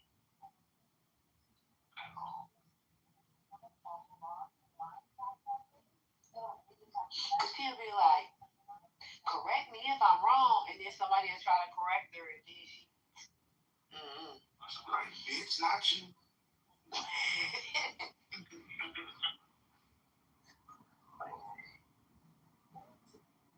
That was funny. I ain't seen her in a long time though. Oh, Ku Klux Keisha. Was she not the original Ku Klux Keisha? Oh. I don't know where she came from. It's another Ku Klux Keisha. Oh, okay. I was wondering. That ain't her. Yeah, okay. I'm getting them confused because I was like, I didn't think Ku Klux Keisha sounded like that. Yeah, the other one is from I think she's either from Alabama or Mississippi, but she's married. She's married. The other Ku Klux Keisha, like she's a divester. She's not a feminine. She married person? Mm-hmm. Oh my God. Why would you do that? Well, because, we from the South and hold it, no. Oh, right. Oh, y'all look in the chat. Ooh. We can curse out again. Fuck, tap, tap, tap, tap. What is that? I like always set. This reminds me of earlier when somebody came on the stage and y'all all were talking at the same time, and then that person admonished y'all for not greeting them on the stage and basically said y'all aren't going to welcome me to the stage. I enjoyed that very much this morning. They just want attention. Okay, Omar is here. Omar the Tiger. Thank you, Mama. I'm about to leave y'all too. Bye. Good night, Brooklyn. Yeah, I'm going into another room. I'm gonna see what the Diddy tape is. Oh, I heard about what it was, but she don't hear about it soon enough. Oh, y'all haven't seen it? It's all over Twitter.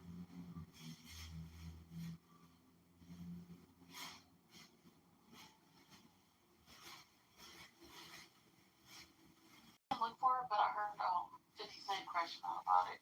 Because isn't it? Daphne Thorne's in it. Yep. Daphne's in it. I didn't have to look for it. A young man that they enjoyed for the evening, and somebody was like, it was boring and it was Snoozeville and it was dry, and they were talking about Diddy's man parts. It was all just a very lackluster affair. Victory. Lady Liberty.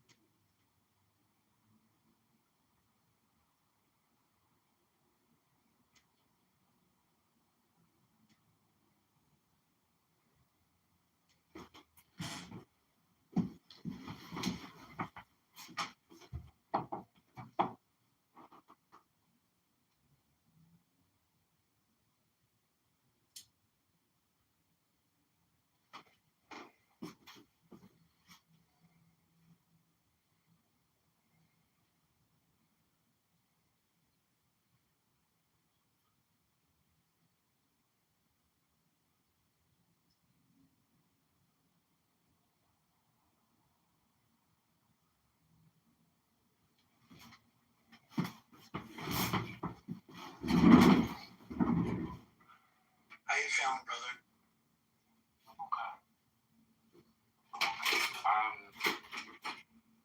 I'm contemplating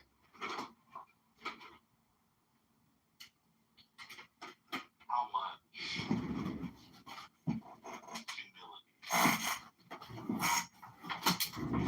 That's not good.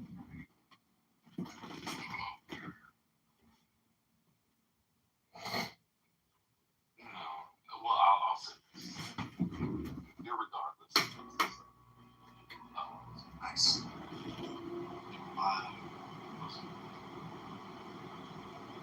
I am interested in relationships, confidence,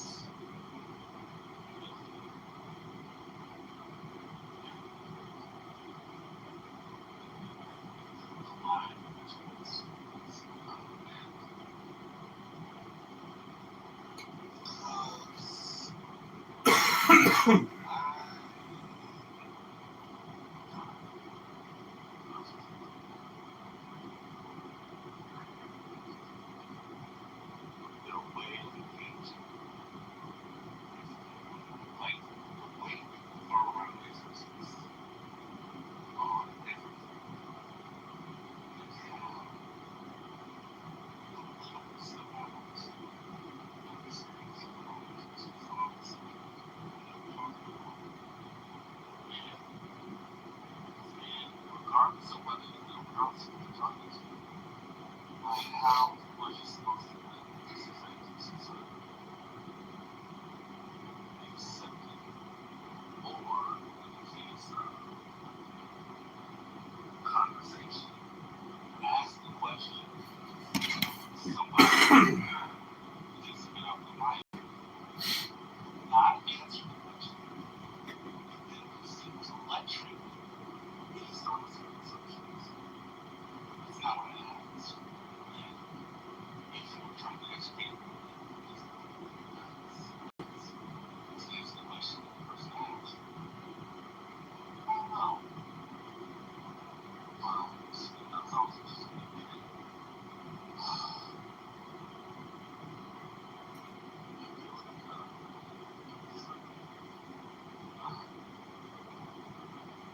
I think sometimes everyone people complain about some conversations.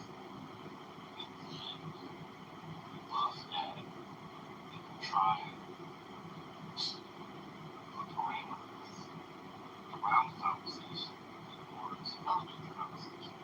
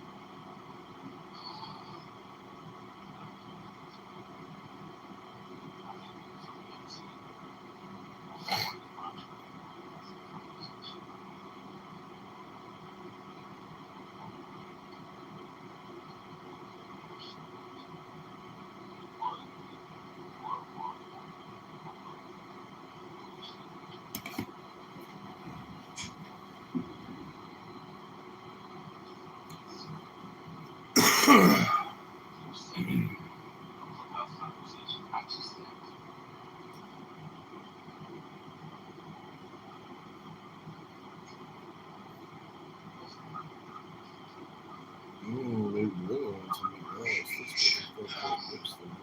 I'm just calling here, just as a strategy to see how people react.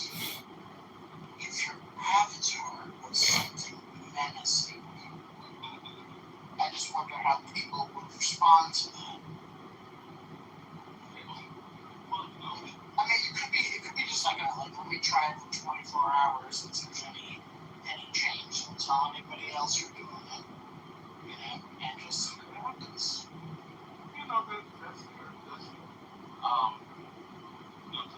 Yesterday I was showing how opportunities for us to live, but they didn't actually. But there wasn't like the conversation that was carried, or we had certain thoughts, or it's just people choosing how to engage from. And I decided to try something different. And there were complete goal corrections. And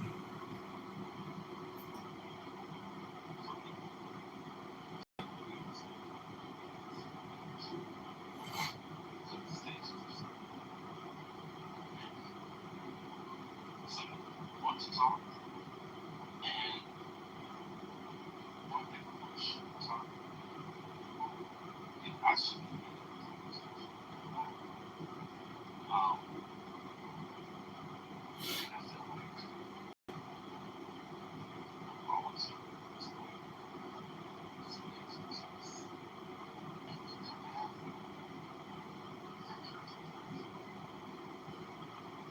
I don't want to be this. I just want to be, I want to let's not answer the question. That's not helping. So it's inside of the bar.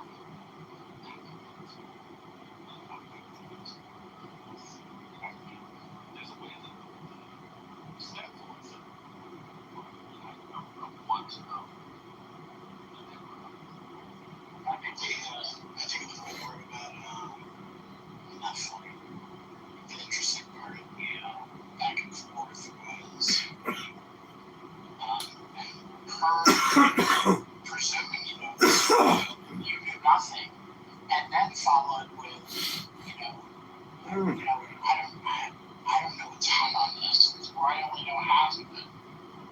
That was the part that was like the authority with which you came in, and then talked over him, and then proceeded to say that you actually, admitted that you don't really know this whole thing, but whatever percentage she knew about it, it was going to be way more than you ever knew.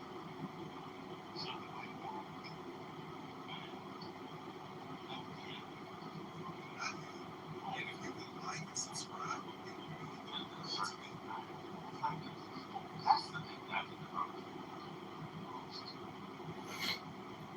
People are not the most the other people have to talk. Some are not listening. Well, I'm going to take you up there.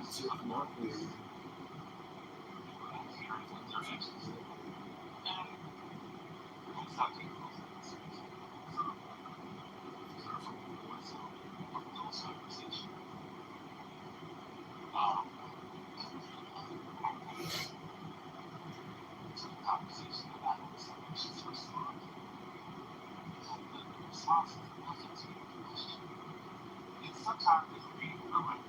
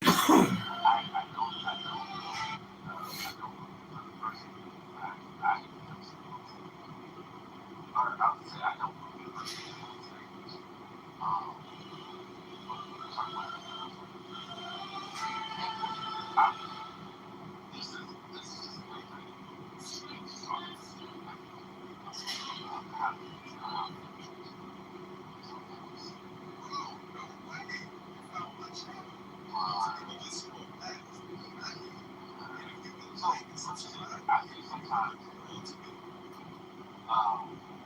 you little slack was that perceptions of how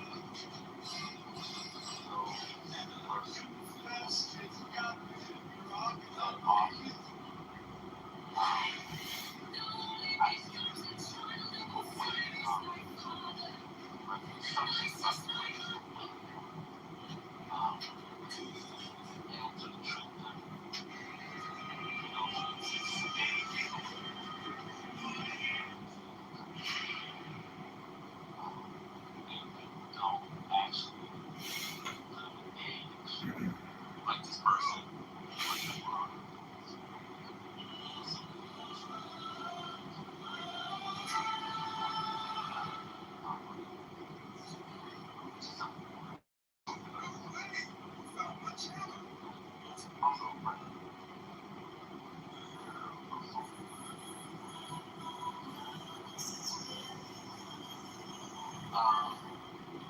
So I wrestled. So it's like tend to follow the code sometimes. And I also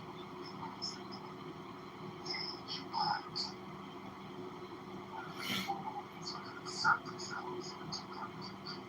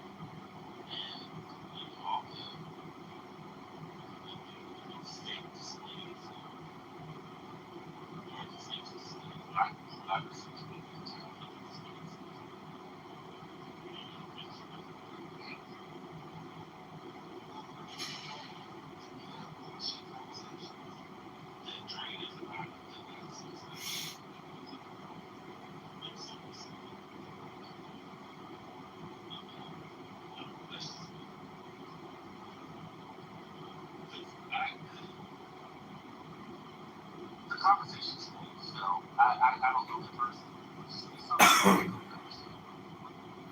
what I was talking about. It felt so cool. It was a condescension that I don't ever respond to in person or in conversation. And each other times I really like a group criticize any girl. So I criticize the application of like this.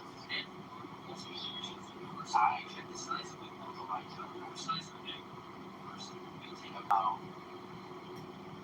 like it's a statement. But because it's a conversation, sometimes I'm like, well, yeah, I'm not gonna follow that because I don't know what I appreciate.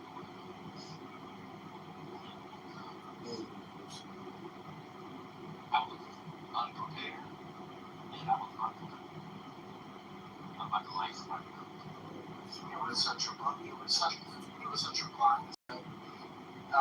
Also, and I think people were, well, they were a little thrown off by how that all happened, but also the type of person it was. People like, like, do we keep it real, or do we just like, go for the purposes of the right? I appreciate it. So the overreaction actually helped me. That's what I was like, okay, this is serious. But it wasn't going to.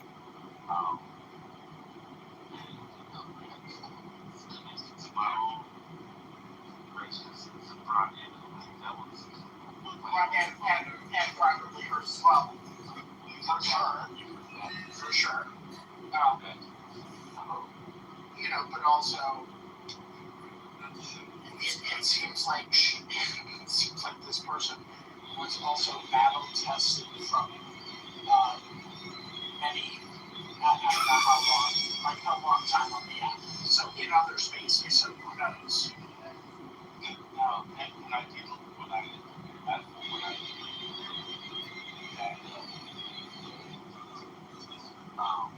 that was the conceit. Yeah, like this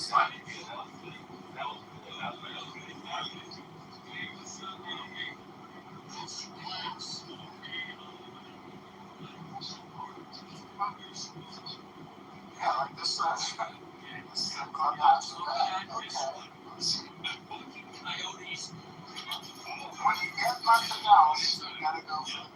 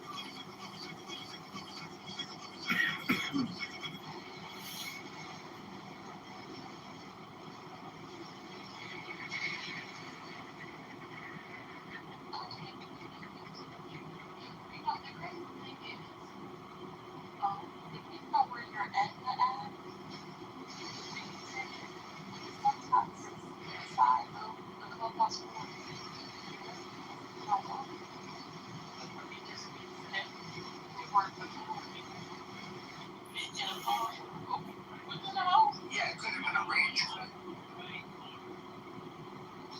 Or more like arrangement. So sometimes if an admin removes you from a house, you can never rejoin. So like a lot of times, like on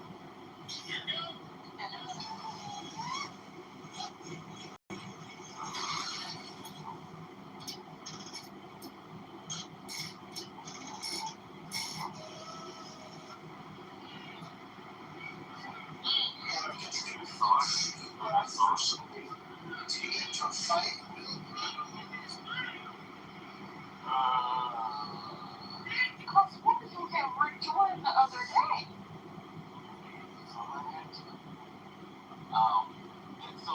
So I'll be honest, this could have been me. And I probably I don't remember doing it again. Because sometimes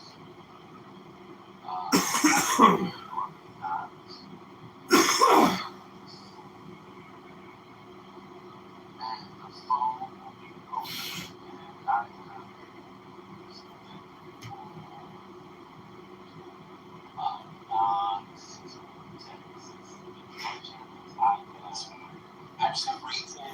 I've seen people like cards. Did you ever accidentally see that you sent somebody a heart or something, and I'm like, wait a minute, I didn't do that. It's kind of things like just the other day, I got a message from the teacher. My message to the teacher is not message. I'm not afraid to tell you. But I got a message from someone I didn't know. Well, I took the other message. This was a person who was going to be at a parent 3 different times. I sent them the hi message. The hi, what was the, yep. 3 different times. Like three different entries of text that were sort of like that. And then they finally responded to me, hi, where are you from? They had like one friend, and I had to block them. I didn't block them, but I had like unsubscribed from the chat.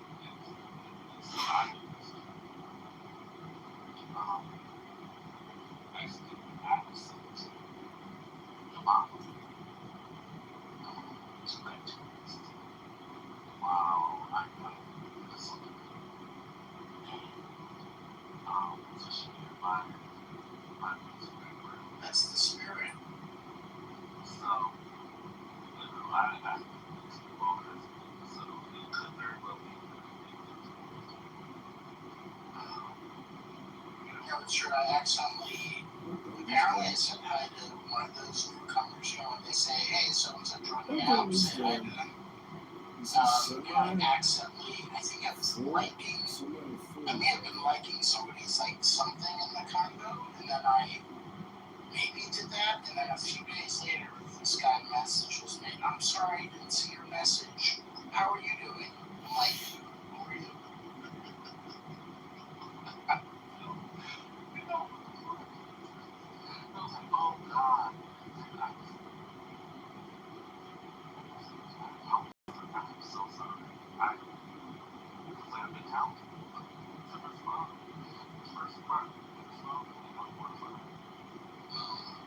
Oh no, and you'll remember that years after the episode.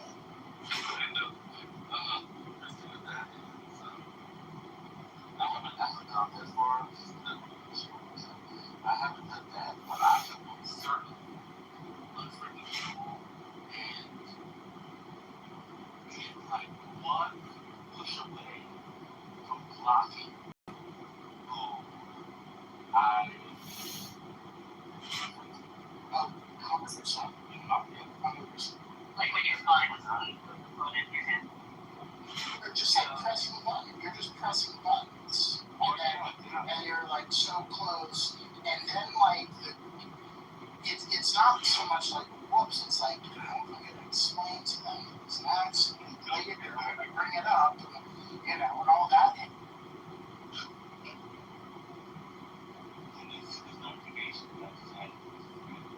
It's like no, we're not friends.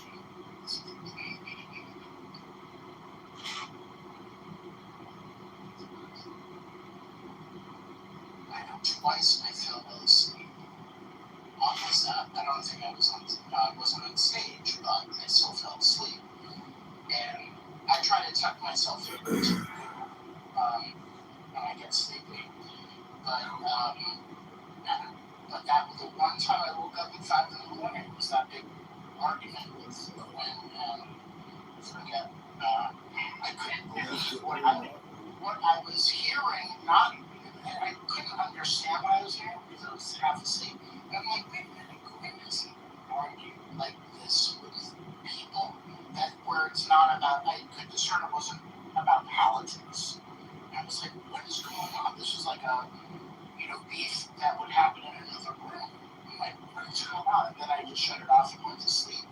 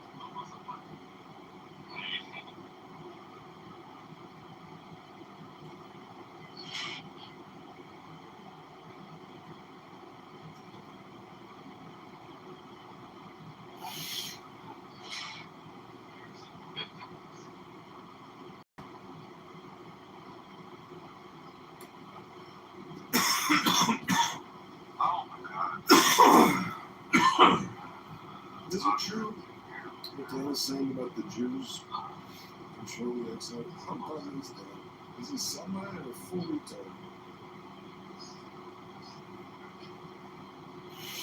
Oh, ew, I just saw that.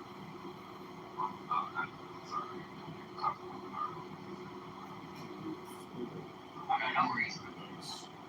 Thank you.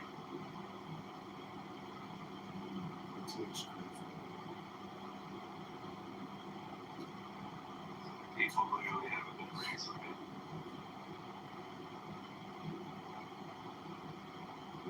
I was wondering about Ashton. He's in the city group from like.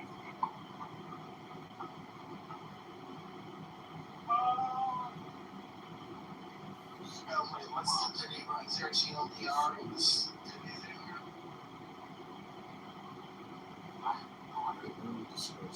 There was. Yeah, someone else that got this on Twitter. And Citizens crying and saying that the only victim is fire and the courts won't let them get his guns.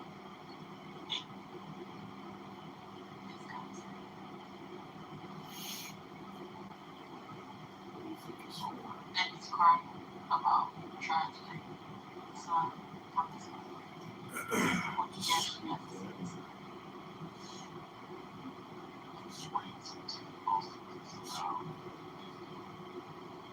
No, 50 posted about 50 because the tape leaked.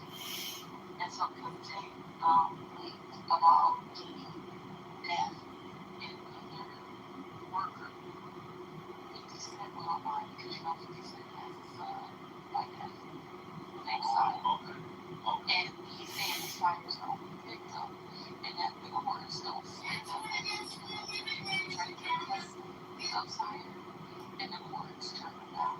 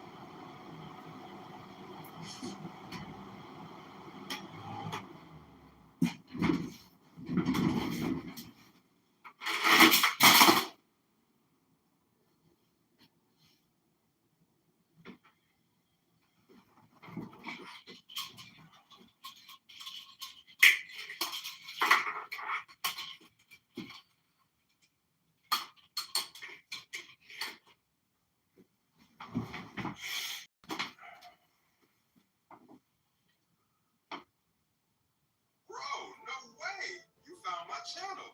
Most people just scroll. Do you have kids? Do you have kids?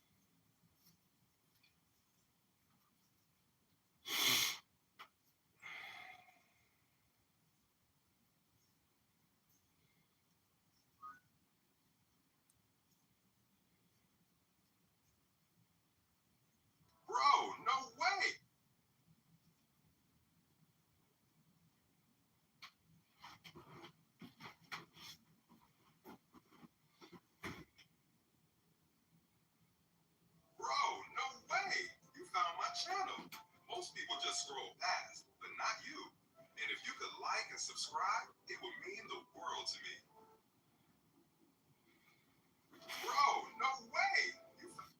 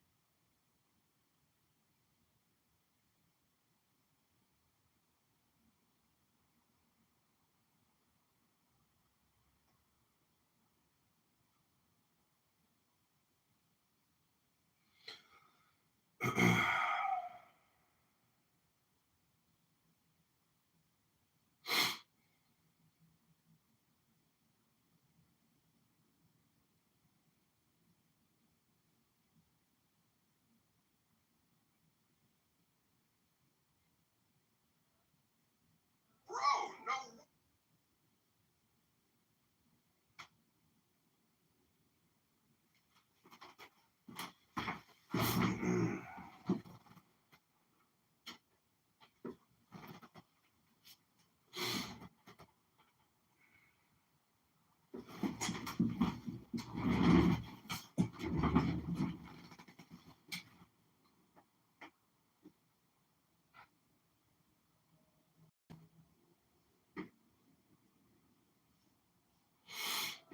Bro, no.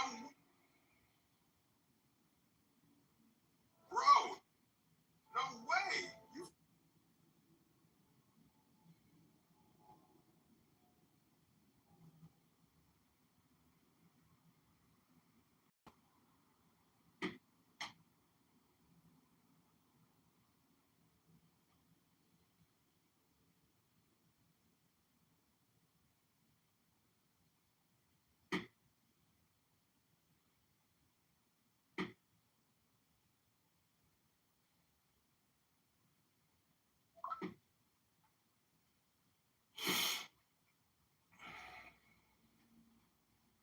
Bro, no way. You found my channel. Most people just scroll past, but not you. And if you could like and subscribe, it would mean the world to me.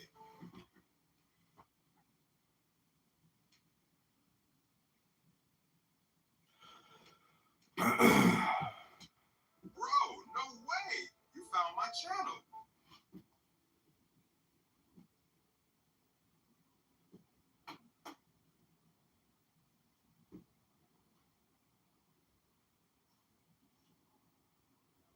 Bro, no. Bro, no way.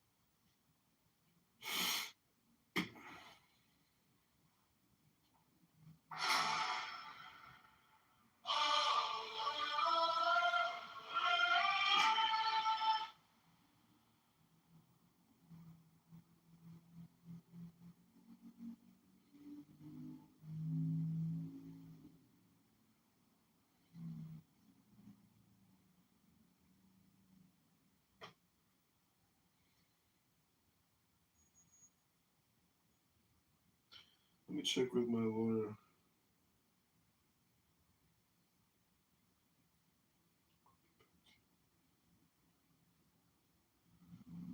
I'll get back to you. Get back to you tomorrow.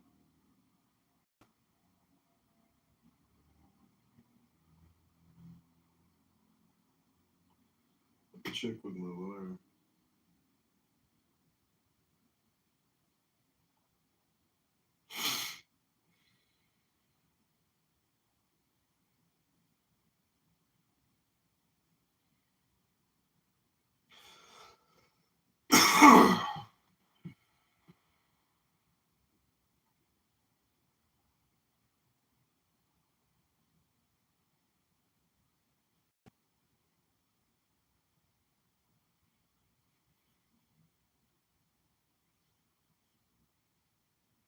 Bro, no way.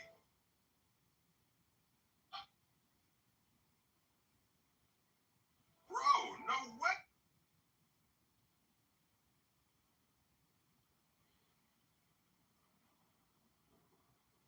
Bro, no way. Bro, no way. You found my channel. Most people just scroll past.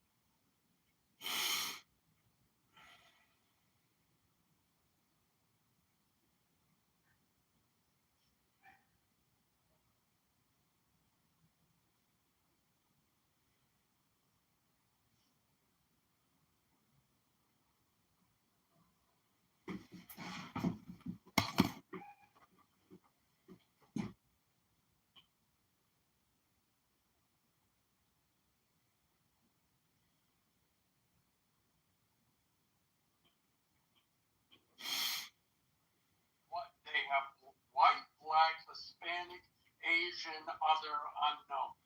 So you look at the total number of violent crimes white people have committed: 8,721,450.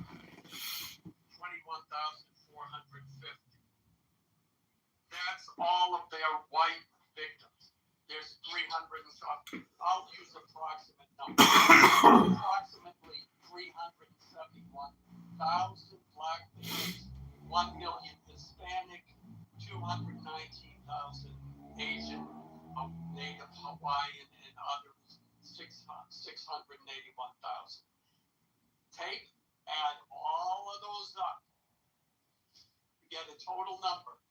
Then you divide by each one. So you divide the total number by the 8,700,000 white victims, the 371 people are probably not finding it. But you get a percentage of victims based on race. Black people make up 3% of white people's victims. You do the same for black people. White people make up 43% of black people's victims. And there's a little cross next to that number. Significant difference from comparison group and another. They are not. But the opposite is actually true. When you look at the percentages, and serendipity isn't here, isn't that convenient of her to not hear that I just proved what she said is wrong? Because what she's saying is correct if you look at the numbers horizontally. But when you look at the numbers vertically, That's how you get those percentages. And this, thank you, Mr. Google, confirmed these numbers. So that's where we are at.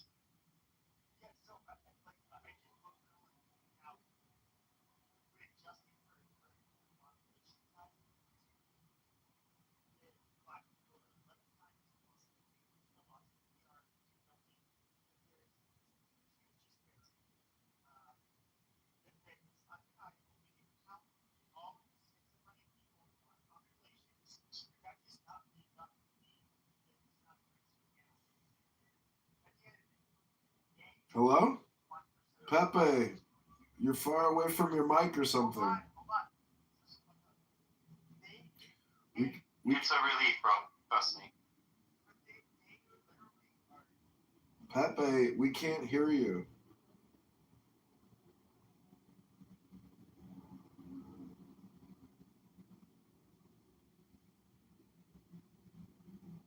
So Matthew, how? Oh, go ahead, Pepe. Okay. So can you guys hear me now? Yep. So I would just say you have like, when it comes to the disparities, black people kill white people 11 times the rate that we kill them. Now, we could try to adjust for the things like, for example, schizophrenia, which runs at almost twice the rate in the black community that it does in the white community. That would not bridge the gap, obviously.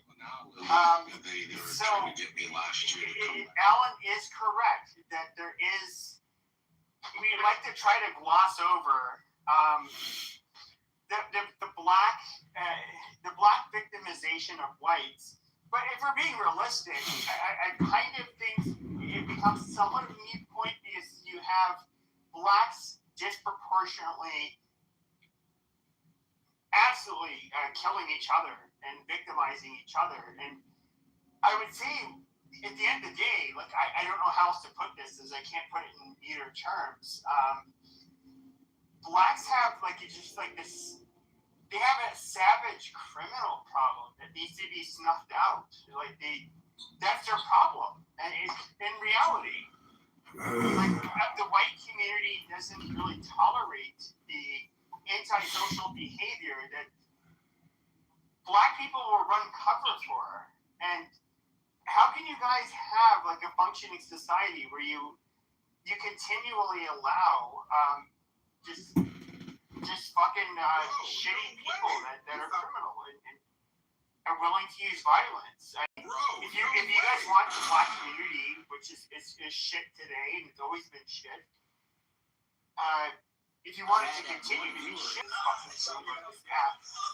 thought they had the key, and they organized much bigger groups than all of you.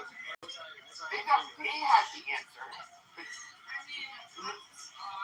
their answers never solved the problem. Nothing came to fruition. It's a fucking shit show. You're pretty cute. I'm pretty cute. But go ahead. I would love to hear from the pro-blacks. What's your favorite coffee?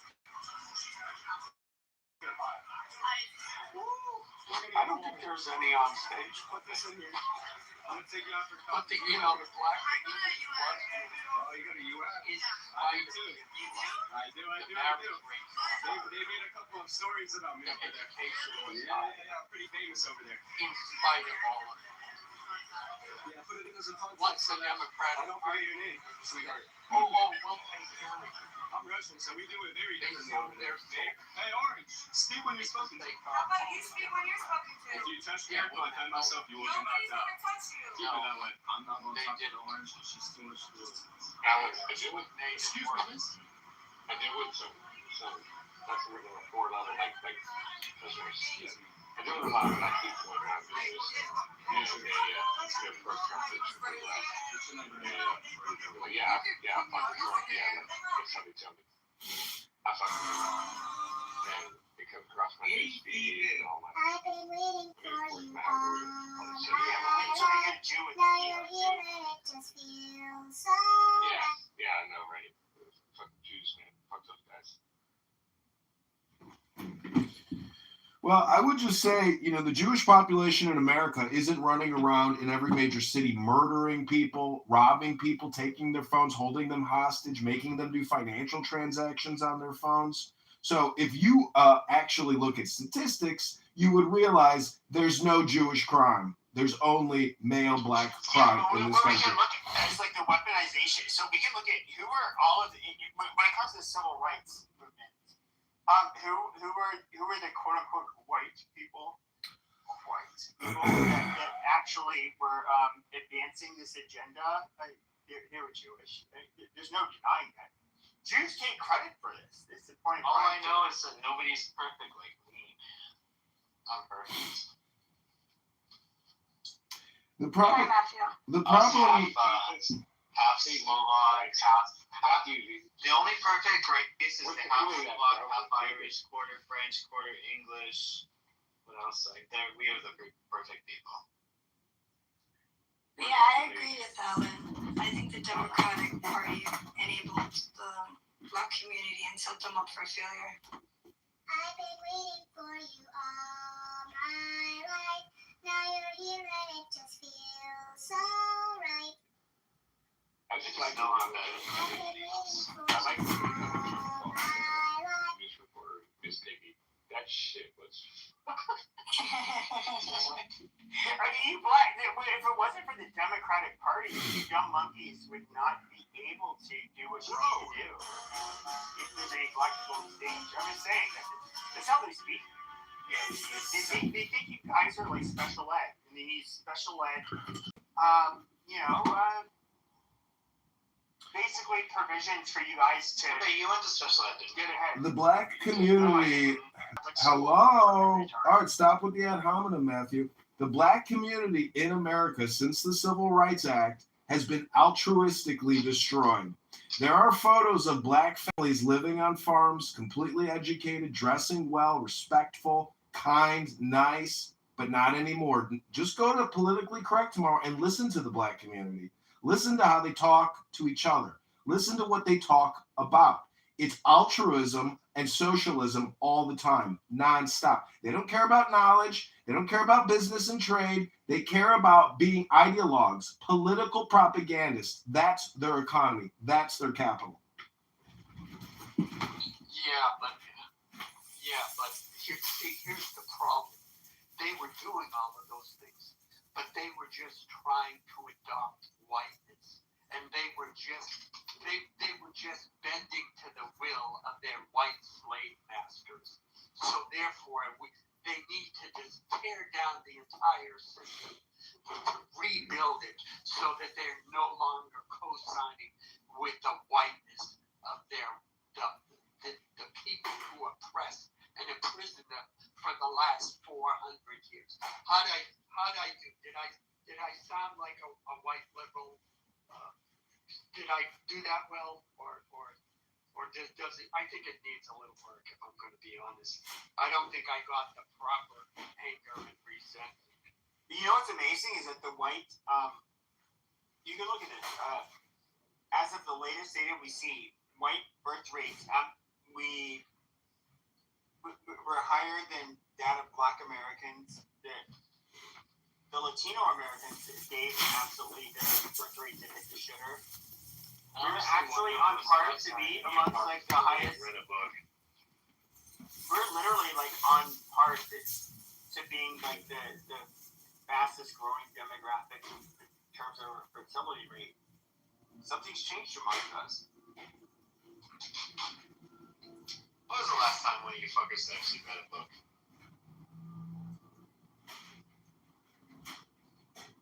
Okay, what is that comment directed at?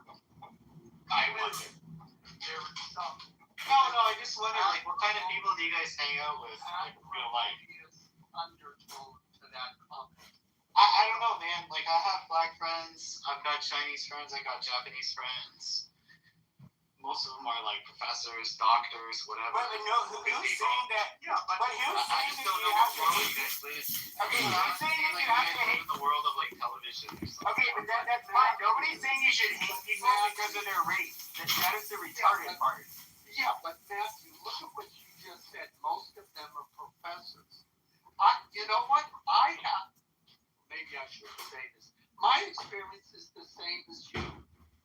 Most of the black people I know are accomplished, professional, etc., etc. Right. But then you come on this app. Have you ever been, have you ever been around black people, quote, in the hood? Bro, like when I come in this room, like the culture of this room is as lowbrow as any fucking hood room. Well, absolutely. I'll be honest with you. But that doesn't answer the question. I just think you're like generalizing about. There is a point. There is a point to this. And There's no doubt about it, dude. No, I got massive problems. Is that you have a black culture that even the people that you and I have met who are black still condone and protect the lower class, or pick whatever word, or the ghetto behavior of the bottom 20%, because they did either through social pressure in the black community or some sense of empathy that they don't want to call out their own bad behavior in their own neighborhood. Whereas this is my closing sentence. In the white culture, you have the term white trash, and there is social pressure to condemn bad behavior. Okay, I get what you're saying. I think what it is, right? So, yeah, you have like white child people that like voted for Trump, people like that. I think it's a bit of a job, but no, I think you're right. Alan, I think you're wrong. I think most of the people defending, quote unquote, let's say, I think what you're describing, and you read the book Black, White Liberals and Black Journalists, White Liberals, I'll use that as a reference, is that there are people that live in cultural enclaves where the rest of society has passed them by. You get the reference that I'm talking about. So you'll have politicians that'll go down to like the, West Virginia and say, hey guys, you don't need to change the way you're living. You don't need to skill up. We're going to make America great again and bring back the factories and fuck anybody who tells you any different, right? And you'll have politicians that'll go to ghettos, let's say mostly black ghettos, and I'll say everything, all the problems within this ghetto is the fault of, Washington. Black politicians. Let's be specific, Matthew. Let's be specific. Black politicians.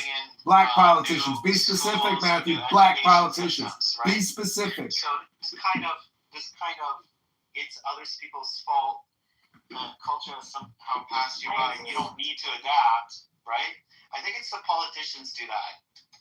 Yeah, black politicians. It's our fault that we're gonna take care of you guys. Yeah. But I think so. H is in a Canadian black neighborhood, if I remember correctly, and you can ask her. The parents and the uncles, they're very hard on kids that act stupid. It's the politicians that are. It's the politicians that are saying this bullshit. So I wouldn't say it's black people that are making excuses. No. I think that's. We're talking about African American descendants of slaves. We're not going to compare them to Canada, which has a much different I agree with history. And so, we're literally talking, when it comes to America, we're talking about primarily the ADOS people. Some like to call themselves foundational blacks. It doesn't matter. But history, so much different. What is your... It is, yeah. See, Matthew's the kind of guy that when you show him the statistics of actual black crime, he'll just overlook it and not recognize it, not contemplate it, not understand the epidemic, understand the culture. Like, Matthew, you're just too soft. I hate to break the bad news to you. What I'm saying, what I think is if you go to the ghetto and you talk to grandmas and grandpas there, lock those motherfuckers up. But for some reason, Yeah, it's called no cash bail. It's called ankle monitors. It's called restorative justice. Do you know what restorative justice is? It's entirely different. Like you literally have the African Americans from America that can move there, and they end up getting approved for citizenship. You get the Caribbeans and the Africans that are able to move there because they're like, oh my God, you know, they meet every metric, you know. Yeah. And so you're basically using a huge screen, which can basically only accept the people that are capable. Now I understand, you know, Canada, like the United States, they do accept refugees. Obviously, the refugee community never does as well as the merit-based immigrants that have to come in. No, that's largely true. It depends really. Yeah, but Matthew, I understand the point you're making. Yes, yeah, exactly. There's always internal criticism. Always, but yeah. But and yes, if you go into Black communities, the people there want crime. Yeah, that's what I'm saying. And then I will go to another statistic that when you look at the demographics of 911 calls, that the 911 calls coming from Black people are 2 to 1 over white people.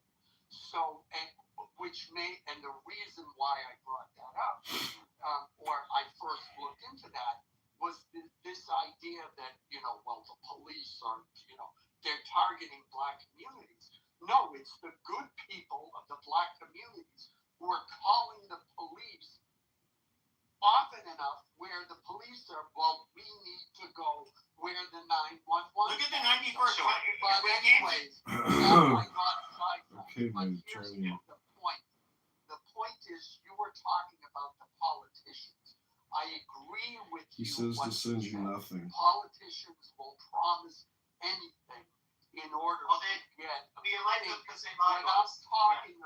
What I'm talking about is the social pressures within each community, how they deal with their derelicts and those who are not, who are behaving badly. And I think clearly there's some overlap, and yes, you know, white people will forgive white people more than they'll forgive Black people, and vice versa. Black people will forgive Black. That tribalism. Okay, my attorney responded. He says to send you nothing. The To first take culture, you when out you on a look at proper the date music, before sending when you you out look for at the dozer political support. statements that are coming, and then you can look Sorry, at but the he's a very good and the way it's being sold. Sorry. I'm sorry, He's a but when very going good back lawyer. to the title of this room, the majority He also says if we get response married, to Carmelo Anthony from the Black community should have been, yeah, that was he also wrong. says if we get He married, we should have go to sign a to prenup. jail. But he was in a psychotic state, so not particular case. I disagree. Yeah, because he was schizophrenic, right? No, Carmelo Anthony. Oh, you guys are talking about Carmelo Anthony, the basketball Let's player. bring this back to Carmelo. No, the guy. I'm sorry if that wasn't clear, but yeah, I mean, it doesn't matter. Yeah, teenage boys push and shove each other, whether they're Black, white, Hispanic, Asian, whatever. That's what teenage boys do. They don't stab each other in the heart just because somebody said you can't sit here. Matt, if this was an all-white community, you know that kid would have been put up on murder charges. Well, you know that it would be considered fucking, I mean, there's no way. Does it even say this has to do with race? This is a weaponization, especially by Black people. Yeah, he also says if we get married, To try to say like this has to do with race. Right. No, you don't get to just punch a knife in somebody's chest, you know, at a fucking. Oh, so I'm reading about this right now. So like another. Okay, that's pretty very bad. No, obviously, I agree with you, Diana Allen. I'm all for self-responsibility. In fact, obviously, like I live in Japan part of the time. Those people are probably they show more self-responsibility than any other group, any other culture in the entire world. Yeah, I agree. So it's very, very clear if you visit there. Someone once said, if you go to Japan and you're a white person, you come back to Canada or the United States, you're going to be racist against other white people because you're like, why the fuck can't we act like? But I would say that the Japanese are racially superior in many ways. No. My point is you have all these problems here in North America, Canada as well to a lesser degree. But the question is like, what is the most effective way of dealing with it? Because it seems to me that both from within and within the outside, that there's a general feeling, and I could be wrong because I'm Canadian, that in the African American community that they're, what would I say? They're almost put to sort of passengers within their own lives type show. I don't know how to explain this very well, but how can I explain this? I think like earlier you mentioned, the underfunded schools. I think education. Well, education is the main fucking thing. Is the main, yeah, because we have descendants of slaves as well. Like if you recall, we had the Underground Railroad. Yeah. And then that's how the Scotians came. The underfunded school shit has been debunked into oblivion. No, it's not. Even billing Melinda Gates. Even Bill and Melinda Gates, they ended up stopping the funding towards schools. They realized it had a negligible impact. So, for example, we can look at the highest performing children in New York City. Oh my God, it's such a surprise. Chinese people do better than white people. They do better. Yet, more than half of the Chinese population in New York City lives below the poverty line. Yet they still do better. And yes, you can say it's culture. That's fine. But the reality is, Please don't they scroll. do better. Just try. Please don't Despite their financial shortcomings. The question is why. Despite investments into the schools. So what I think blacks should focus on is how to be more like the fucking Chinese. It's education when it comes down to it. Well, look, as I said, I moved to Japan for a decade. I mean, it's mostly genetic. No, in Japan, you can study 12 hours a day. Yeah, they study 12. Yeah, they put in the time, the effort. The parents are there. They go to school. They go to after-school school. All of them. Exactly. They all go to after-school school. Yeah. Tutoring. They have tutoring programs. You'll see like Asians there. Yeah. It's education. It's their hardware upstairs. Well, they have videos internally of schools in Chicago of African Americans. They cannot behave. They can't sit still. They dance in their classrooms. They abuse their teachers. They pull out guns after school and create TikTok videos. These kids need to be incarcerated or put through some type of government military. The celebration videos when they graduate high school, they start doing twerking and dancing and acting ridiculous. Have you seen those? Yeah. And then the thing is, they don't come from, there's a lot of African American communities that don't have two-parent households, right? So it's like if the kids struggling. Okay, is that a symptom of the dysfunction of the black community? Or was it something that was put upon them? And once again, this is begging the question. You can have, with all of the dysgenic breeding that happens amongst, African Americans in particular, they don't have, two-parent households. But you have the fucking Chinese. They come in, and like clockwork. By the way, you guys can look this all up. When it comes to the school systems throughout the United States, there's one group that is consistently doing better than all of us. It is the East Asian people. Now, we can say, racism. No, let's calm down. And at Japan, I look at this very high trust society where everybody is very orderly, and this shit just works. Every time I look at Japan and they take in white people, I think like, dude, we are going to make them. We're going to chimp out in comparison to them. We are going to be more impulsive, far more fucking individualistic, way less conformist. We are not out to be like the Japanese. Now they had thousands of years. Well, I mean, if we're being realistic, tens of thousands of years of selection pressures, and of course, maybe millions of years when it comes to the archaic hominids that they were, they ended up mating with. They are not like us. The Japanese behave better than us. And you can say, okay, but you're a liberal cuck. You're going to say, like, oh, it's I'm all for complexity, right? Like, I like to explore the real reasoning behind things, right? Not just say, oh, it's genetic and that's the end of the story, right? So, Japan's a fascinating place. All mountains, right, Pepe? And the only place that the Japanese can actually live is between the mountains and the valleys, right? And so, and the only type of housing that they ever made was out of wood. So what you had is you had little villages in these valleys between mountains. And literally you have one house right next to the other. So if Pepe next door is fucking his neighbor, I'm going to hear Pepe doing the nasty with his girlfriend, and I don't want to hear it, right?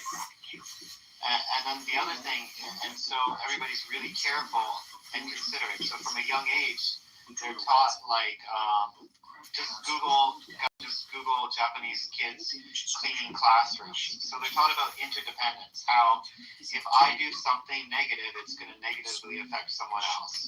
So if you Google like Japanese little kids cleaning classrooms, it's really fascinating. They don't have any caretakers. They even wash their own toilets. They take out the garbage. They feed the pets. And if a little asshole, like let's say Pepe took a piece of paper and he threw it on the ground in the classroom, all the other kids would get on Pepe's case to clean up that piece of paper because he's fucking just a shared. Here's where I say this. I get it. I get that part. But I think that pressure seats the ground. This is the reality that most people in this room are not going to agree with. I think you get a bunch of white kids raised in Japan. We're going to be too individualistic. We're going to be too non-conformist. We are going to be basically the product after thousands, if not hundreds of thousands of years of differences when it comes to evolution, that we cannot be like the Japanese. White people are great in a lot of ways. We are perhaps we have a lot of stupid people, a lot of smart people, a lot of people in between. We are perhaps the most creative, individualistic. We when it comes to individualism, that's kind of our flaw. We are very altruistic, which is it's not a flaw when you live amongst your own group, but when you have outsiders that come in, they will absolutely exploit that. Well, I taught at international schools when I was there in Tokyo, and I can tell you, bro, there were some white kids there. I remember a blonde girl with blue eyes, honest to God, and I started speaking, this was at the Canadian International School, I started speaking English with her, thinking that she could speak English, and she looked at me and she just started giggling, and I'm like, you don't speak English, dude? And she's like, eigo wakanna, gomen ne. I know, so she couldn't speak any English, and she was 1,000% Japanese. Okay, but once again, you're talking about different individuals. Now, it's my belief that I can promise you that you have white people, if they move to Japan, let's say half the Japanese society, they all were raised by Japanese parents. Let's just say they had a large adoption of white babies. Right. My personal prediction would be that Japan would become absolutely unrecognizable within a generation. These people would not behave like the Japanese. We artificially bred cats and dogs for their fucking personalities, for example. Yeah. Now, when it comes to humans, we are people that also bred with each other for very unique characteristics. And a lot of it had to do with basically survival and different elements. And we all had very different environments that our ancestors had to go through. And I think it is so naive to think that culture is the only fucking answer. It's of all of the blind adoption of a white kid versus a black kid. The black kids can never do as well, on average, as the white kids that they adopt. I understand what you're saying, but the thing is that genetics change really closely, right? You can admit that genes change slowly over time, at least thousands of years. Like if you're talking about race, if we were generalizing. Yes, and that's the problem, is that we literally are separated by tens of thousands of years from the Japanese. Right. So that's one point, right? And then here's the thing, though. There's plenty of countries in this world that went from backwater places where nobody was educated, very, very poor. Okay, really, yeah. And then we. And they're all okay. Hold on. There's two groups that were able without natural resources. Hold on. No, but there were two groups that were able to do this without natural resources. Now you get the Arabs that got oil, for example, but they're still monkeys. No, but if we were to look at hold on. But if we were to look at all the groups that have shown an ability to carry a first world country, they all come from two groups. That is literally the East Asian. That is literally the East Asians and people of European descent. All other groups, they have never been able to develop anything better than a developing country. Like that is a fact. No. So. Okay, where was I wrong? So, China, like 100 years ago, people. They're East Asian. I said there are two groups that have been built. There are two groups.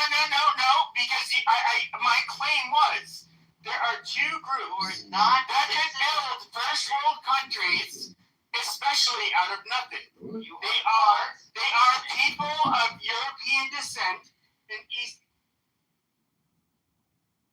Hi, Kaylee. Good evening, sweet dreams. And no, I'm not fake. I'm a real man.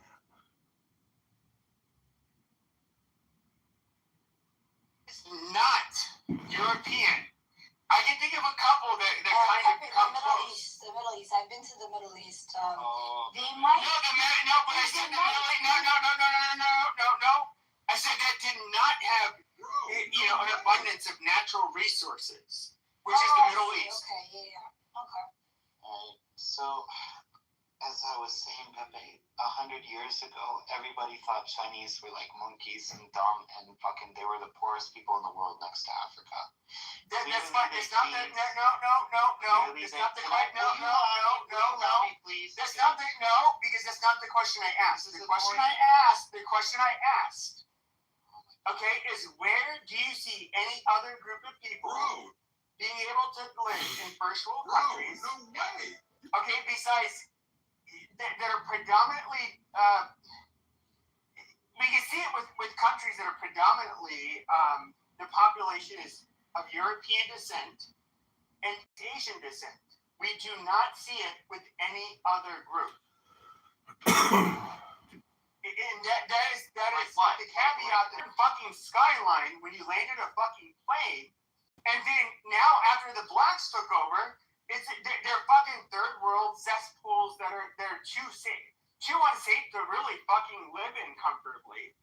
My question is, and this is there's a reason I'm asking this. What countries are first world that were founded by European that were founded by anything other than East Asians and Europeans? The answer is none. Because especially if they don't have natural resources. And because there's countries with natural resources, with abundance of it, but then there's also proxy wars in other countries kind of puppeteering have access to those resources, right? And he never listened to me when I try to explain the reason why some countries are wealthy and some they get a little bit stable, then another higher power country. No, it's not just that. It's not just that. Look, in order, let's say you have a house, right? And everybody in your house makes popsicles, right? That's your specialty. You're the country of popsicles. And I have a house, and my country is the country of sausages. And Florida lives in Florida, and he makes bananas, right? If each of us live on these islands and we never trade with one another, the only technology that you're going to have is whatever you specialize in, right? And Florida man's going to keep making his bananas, and I'm going to keep making popsicles. I think that's a shit poor example, because we can look at after World War II, because if we can look at World War II and the Marshall Plan, where we literally helped rebuild Europe, especially Germany, after World War II. Sure. We can look at, they obviously adopted the more American economic model. Japan right away become more successful at their model. Germany was wealthier than the United States before World War. We can look at South Korea, for example. We can look at all of these places. Now, this has been tried in other places. There's two groups of people. There's two groups of people that literally, in my humble opinion, hold on. There's two groups of people that keep the rest of the world afloat. That is Europeans and East Asians. Now, black people, shut the fuck up. Black people are going to say that, colonization. Okay, you know what, Matt? You gotta go to the audience. Just don't shut the fuck up. Wow. Yep, there you go. Bad boy, Matthew. But when it comes to Africa, first of all, people like to blame the white people for everything. For a lot of reasons, there's a lot of a backstory to that, and types of academics that we're pushing this shit. But okay, you want to blame white people for all your fucking problems? The Chinese, and by the way, guys, look this up on social media. Go on X and look up Chinese racism, Chinese chocolates. Look up Chinese babies. Look up any of this stuff. It's how you guys behave. You know, and that's kind of I don't know how else to say it. Like, you see two groups of people literally propel us into the future that provide everything technologically. They produce everything. You motherfuckers can talk about how you taught us to wash our ass, how we stole all of your inventions, but the reality is that if we look today, there are specific groups of people that do so much better than everybody else. That's East Asians and Europeans. It's because of STEM, Pepe. Yes, we get a small subsect of the smartest from Kenya that do very well. And that is absolutely fine. We get people from all over the world that do pretty well. But the reality is, you gotta go to the audience. You gotta go to the audience because you just don't know how to shut up. There can only be one solution, and that's the El Salvador Bukele solution. We have to clean up our streets. In a weird way. And so if we did the Bukele solution, the problem would be is that 80% of our prisons, our population would be black, and they don't want that. That's not a problem. That's called law enforcement. Oh, look at all these strong black men in jail. Oh, this is white crackers. Well, why we got to do that? Why don't blacks become more like the Chinese? This is your guys' fucking problems. You're too low IQ and too ready to chip out and just be fucking act like a bunch of monkeys. Well, it's kind of a projection alert, isn't it? They're fucking criminals. They kill. They sell drugs. You go ahead and go do it, put it in head, go bye-bye. That's all. Thank you very much. Step into my Han Chinese fun, all natural particles, my gas chamber. That's where you go if you're a fucking Chinese criminal. Executed. Yep. They'll kill you for selling drugs, things like that. It's true. America needs to be a little bit harsher on crime. A little harsher? Yeah, but blacks, a little harsher? The thing is, though, is that whenever you try to be harsh on crime with blacks, and we can look at the 94 crime bill, that is a result of black people begging us to fucking do something about the high crime in black communities. Cocaine, yeah, everybody used it. Yes, crack cocaine primarily affected black people. Okay, who were the people that were chipping out, basically fucking stealing, robbing, burglarizing to get their next fix of crack? Black people. Who were the people that were killing each other all over the streets in America? Especially in places like the Bronx. Black people. When it came to cocaine, powder cocaine, it was basically, this was violence happening at the trafficker level amongst foreigners. Like, anybody gives a flying fucking shit about them. It wasn't affecting everyday Americans. So America, but, oh my God, black people asked us to crack down on crime, and then, we're called racist when we did what they asked. I mean, this is bullshit. I mean, really. I mean, black people, you guys just bitch and complain, blame everybody for your fucking problems. Like, here I am as a white guy. Indian Americans do better than us. East Asian Americans do better than us. Cuban Americans do better than us. Jews do better than us. All of these people do better than us. But I see what they do differently. Start bitching more and more to these other people of color who don't give a flying fuck about your goddamn background. You can't guilt them because their ancestors didn't do it to you. They have sob stories of their own, and they're just gonna lock a bunch of your fucking people up in cages where they fucking belong. This is the ultimate irony.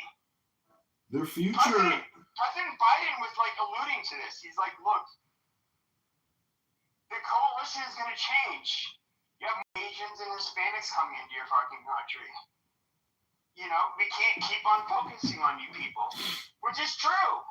Either you fucking people need to get your shit together, or you can just be locked up en masse. And you can be absolutely fucking disparaged and basically have to deal with every bit of racism you guys deserve because you guys are shitty people. Pepe, you gotta let some new speakers in, bro. You can't make it a Pepe show all night long. You gotta let some other speakers in. Okay, so move to audience. I was actually done, but I'm just moving you to audience out of spite. Where the fuck have you been? Sorry, I got a phone call. Do you like my PTR? Let me click it. Who is that? Is this? Oh. He's low IQ. He discovered DNA, but yet he discovered there were differences between different groups of people, and how IQ and behavioral traits are genetic. And he was considered by Reverend Jesse Lee Jackson. In his words, he's an ignorant racist. But in reality, he's like twice as high of an IQ as him. But very smart guy.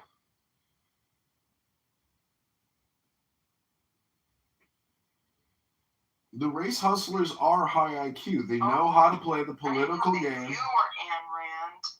Hello? I met Jesse Jackson. I met P. Diddy. Oh, Jewish subversion? Yeah, okay. Yeah, the Jews are the ones committing all the crimes in America in every major city, as we've already discussed. It doesn't happen. We know who commits the crimes. All you got to do is look at Instagram. It's an epidemic. Every major city has major criminal problems. Illegal aliens murdering people. A lot of African Americans, unfortunately. Who are the people? The top school in the country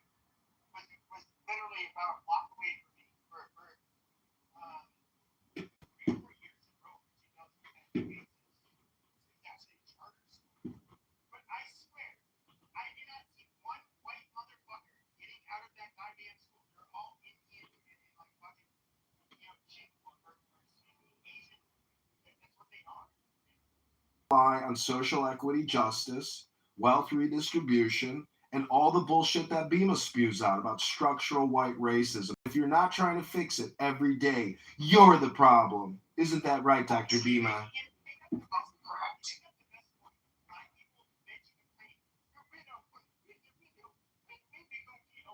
Bro, no way. You found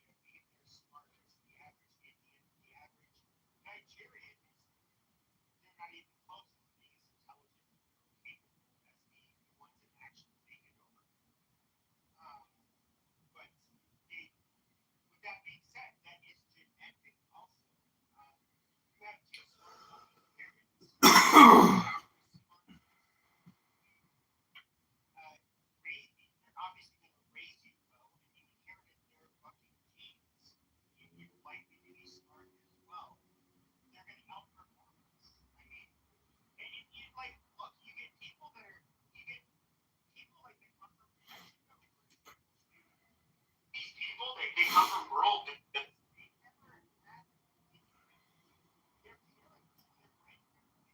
Oh, no way. Bro, no way.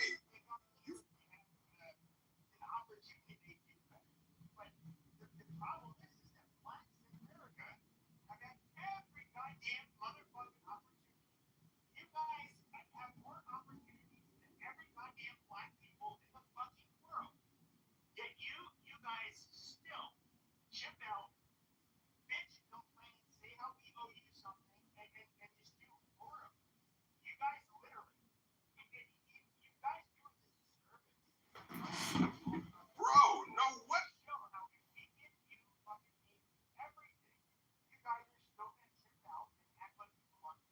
They get so many opportunities because it's such a small population of qualified people to begin with and people that even want to participate.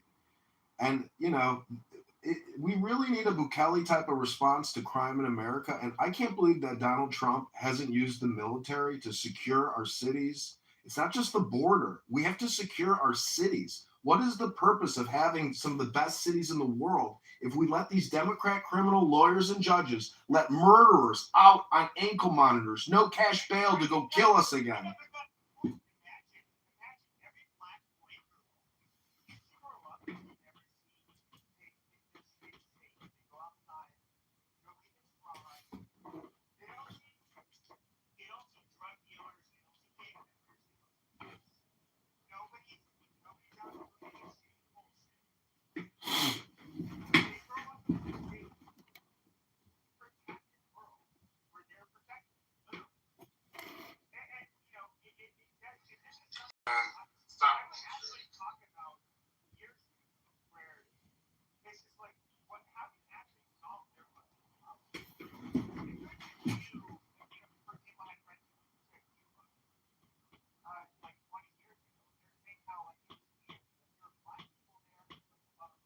Pepe, stop. Don't interrupt Pepe and let Pepe say what Pepe needs to say.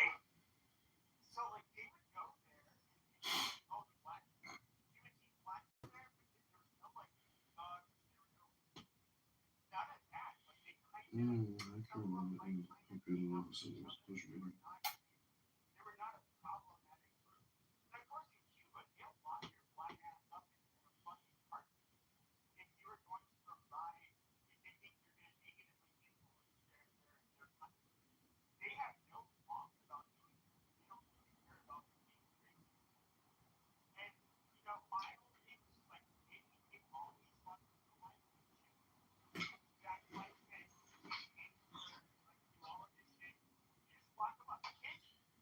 It's the Bukele solution. They're all sitting there working. They're sewing in factories, warehouses. Hey, don't interrupt him when he's making a point.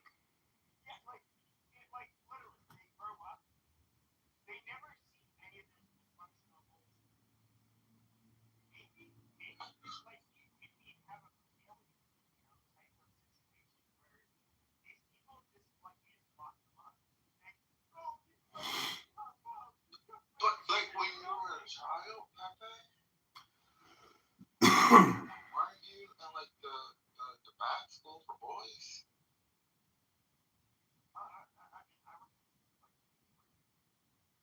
No, but that's the whole. He might have been, but like, why are you getting so personal with him? Like, he's just saying his point of perspective. No, I'm not. Well, first off, stop it. I am licensed. No, see, that's what I'm talking about. First off, I listened to you for like 6 years. I'm not even gonna do all that. Bro, it's like you being racist or anything like that. I was just gonna sit there and say, depends on where you are. And a lot of the stuff that you are perpetuating sometimes is, it depends, because I'm hearing poor ass white people on this app. I'm hearing poor ass black people on this app, poor ass Mexicans that call you. Bro, wait. No, I'm on my channel. Most people just scroll past, but not you. And if you could like and subscribe, it would mean the world to me. Bro, no way.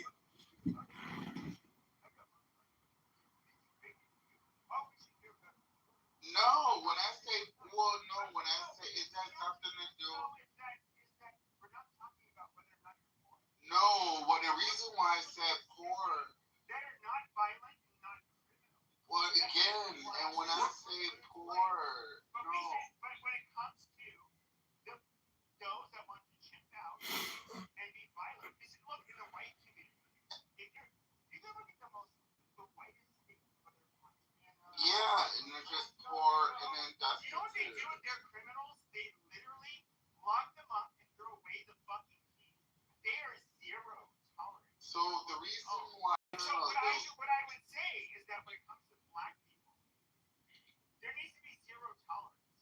The black community should not have to live without the same standards as white people. No, seriously, no. You want to claim racism has something to do with it? You being a poor black piece of shit growing up has something to do with it. Amazing. When what I said, the reason why I mentioned poor means that you might live in a place where you have education, and you may not have certain things, but what I'm saying is, and that across all colors or races, that's all they're saying. And the thing,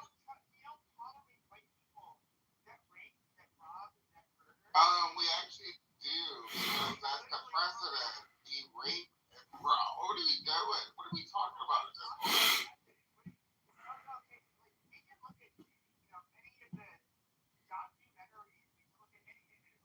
No, but yeah, seriously, within the last 100.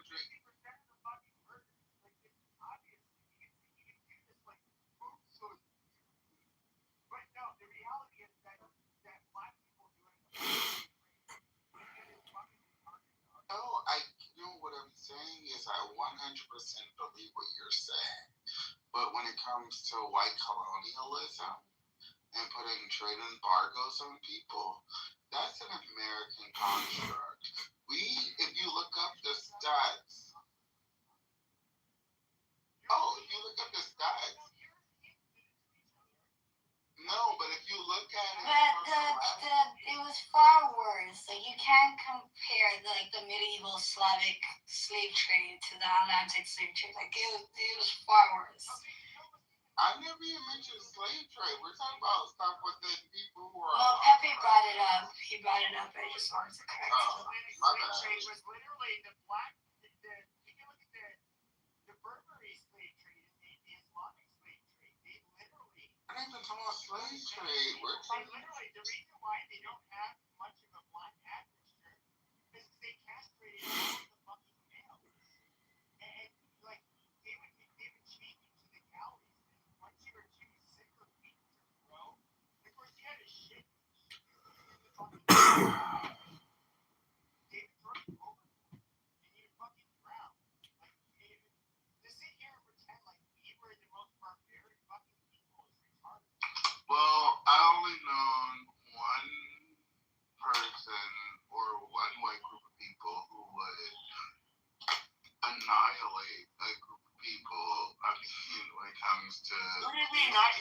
annihilate? Who do we annihilate? Wait. Stop with annihilation, okay? If you want to hate on somebody, don't talk about annihilation. You be specific. What you mean? Oh, I was going to say out of the whole world. There was only. Why don't you name the group? Oh, no. Hang your nuts out. Hang your nuts out.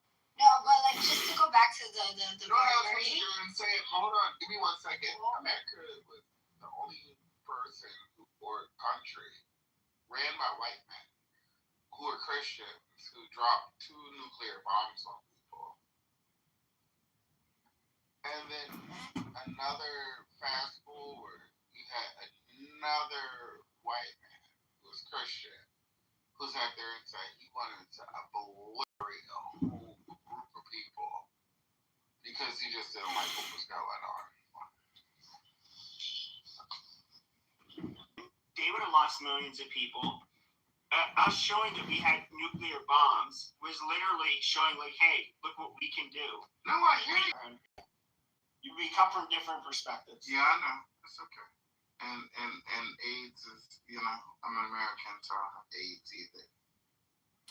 Yeah, that's just projection, Rodney. You're projecting onto us your internal emotional state. I hate to break the bad news that you got a little dick. It's not an AIDS dick, like Pepe said. Well, do you take PrEP?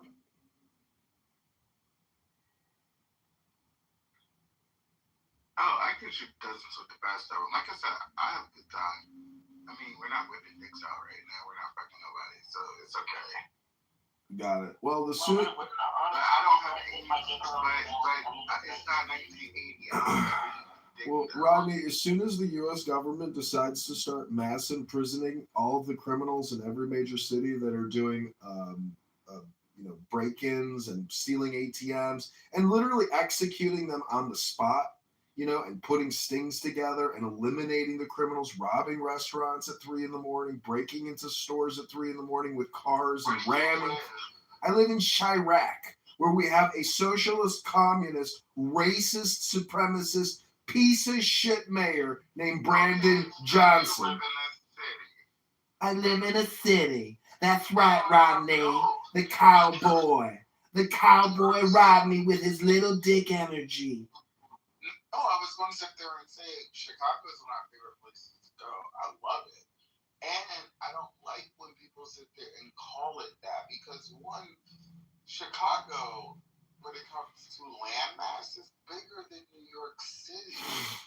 Y'all, I sit there and tell people all the time, I've been to Chicago. It's one of my favorite cities. It's the cleanest urban city I've ever been to. So I don't understand why you would get on here and say all that. Like, you can't walk Projection down. alert. Projection alert. Projection alert. Projection alert. Projection alert. We have no ankle monitors, no cash bail. They murder. Criminals are let out by Democrat judges. They go on to murder many more people. We have a legal industrial complex Democrat problem. These are murderers lighting people on fire on trains, slicing their throats on trains, breaking into businesses all night long. The crime, it never ends. They let people. There's a guy in Chicago who has sucker punched 50 women in the street, and they keep releasing him to commit attempted murder over and over and over and over. This piece of shit needs a bullet in his fucking head and his body thrown into a shallow grave. That's what happened in the 80s. The states didn't want to sit there and put people in the mental institutions anymore. My grandfather used to oversee a mental institution. And guess what? That's the what are we doing? Hello? This is the thing. And also, too, it's not like you're no social worker to say this. I ask them. Oh, don't be rude and don't do ad hominem, Rodney. Just stick to the topic. Little dick energy. Don't attack people. Debate the topic. If you attack me personally, you will lose the argument. I wasn't attacking you at all. First off, I sat there and said that I'll be going to Chicago, I guess, this month. Oh, great. Chicago. As soon as you go out of your hotel room at 6 a.m. to walk your dog, you're going to get murdered or sliced up and robbed. I can't wait for you to come back here to tell us your horrific Chirac experience. That's not true. I've been there at least a half a dozen times. What are you talking about? Just come back after your trip and let us know how it went, Rodney. It'll go perfectly fine. Great. Then come back in the future and tell us about how great it was. It's actually an amazing, I keep telling you, it's one of the cleanest cities. It's an urban place that I've ever been. Yeah, it's got one of the highest murder rates in any major U.S. city because we re-release criminals because we call it restorative justice. It's a scam. It's a fraud. It's a lie. It's murder. No, I'll be honest. This is crazy. I don't know what it is. I don't know if y'all get like a download every morning, an email. Yeah, we look at the news. We follow the local news. We got local journalists, independents, reporting the crimes, following them in their cars with cameras. We're documenting the crimes. We're documenting the criminal judges and lawyers that are releasing murderers to kill again. Do you want the data? Do you want to see the links? Or do you just want to sit here and say, this is crazy? I've been to Chicago. It's the cleanest city in America. Little dick energy, little dick boy. Got a little dick. Got a little dick. Okay, Rodney, when you start talking about the law, it'll be a serious conversation. Until anybody starts talking about the law, it's never a serious conversation. I just don't understand. It's actually, I keep telling you, and anybody else, go to Chicago. It's a beautiful place. And I can't wait to go there later this month because I like going to the beaches, for the land. And then also, too, you have the Navy is out there. Like, that's what I'm saying. What are you talking about? This is crazy. Hello? What are you talking about? What are we doing? Hello? Yeah, well, I don't know. You got this. You got this. You got this. Forget it. I'm done speaking. Yeah.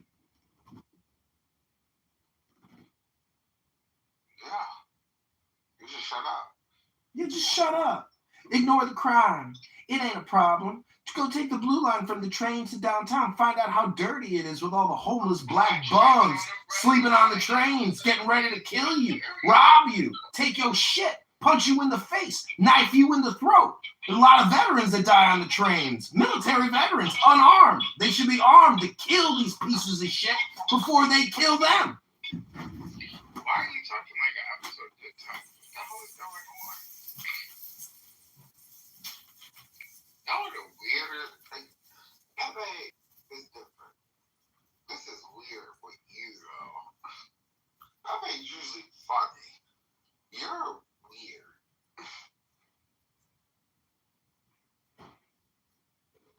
Why don't you just move?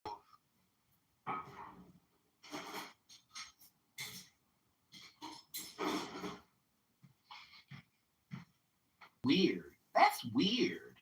Let's just not talk about the topic or data or evidence, statistics, examples, correlation, judges that release murderers, rapists, killers, robbers, thieves, gangbangers back into the streets, and they say, oh, I think you learned this time. I think you learned your lesson. I think it's working. Let him go. Let's see how he does on ankle monitor. Then he goes on the train and he lights a white girl on fire, laughing about it. And then they put up a mural of the girl that got murdered and lit on fire. And then they put graffiti all over that mural because it's racist. We live in a society with no values. It is an altruistic shithole of lies, of social redistribution, no knowledge. It's just eat your TikTok for lunch. Eat your Instagram and YouTube for dinner. Don't read a book. Don't go to the gym. Don't go to college. Don't take an internship. Be a YN and be a community peace activist with the radical communist mayor. That's the situation. Hello?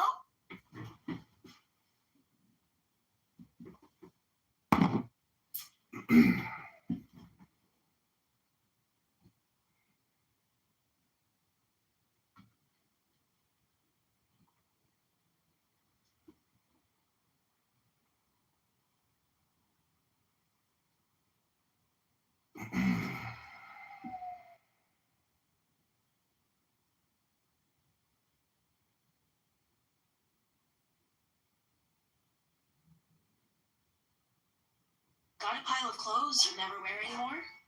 Turn them into cash with Vinted. Snap a photo. We now know the identity of the woman set on fire during a horrific attack on a commuter train. She's 26-year-old Bethany McGee, a business analyst. Her father is a college professor of biblical studies. Cops say this lunatic poured gasoline over Bethany on a Chicago L train as she sat looking at her phone 7 days ago. Bethany tried to fight off her attacker and fled to the back of the train. But cops say the crazed man followed with a lit bottle and set her ablaze. Exactly. Don't want to hear no truths. I can't even change a fucking diaper without babies crying. White babies, excuse me. If you're brown or black-bodied, you're excluded from these comments. But these white, whiny crybabies. And look at all these problems. After they create them. Then pretend that they can be sophisticated enough to create and embed racist systemic oppression in the system. And then they cry and whine like they don't understand. Get out of my face. Get out of my face, you unsophisticated, lying fools. I'm tired of it. I'm tired of the white, whiny crybaby. Their money is over. You got your money, you little socialist tyrant. Hello? You got your money. You got your money. You know who didn't get their money? People were left out of the system. People were left out of the legislation that built the middle class in the United States. White, whiny crybabies. My money. No, I'm not a liberal. Not a liberal. I don't know why.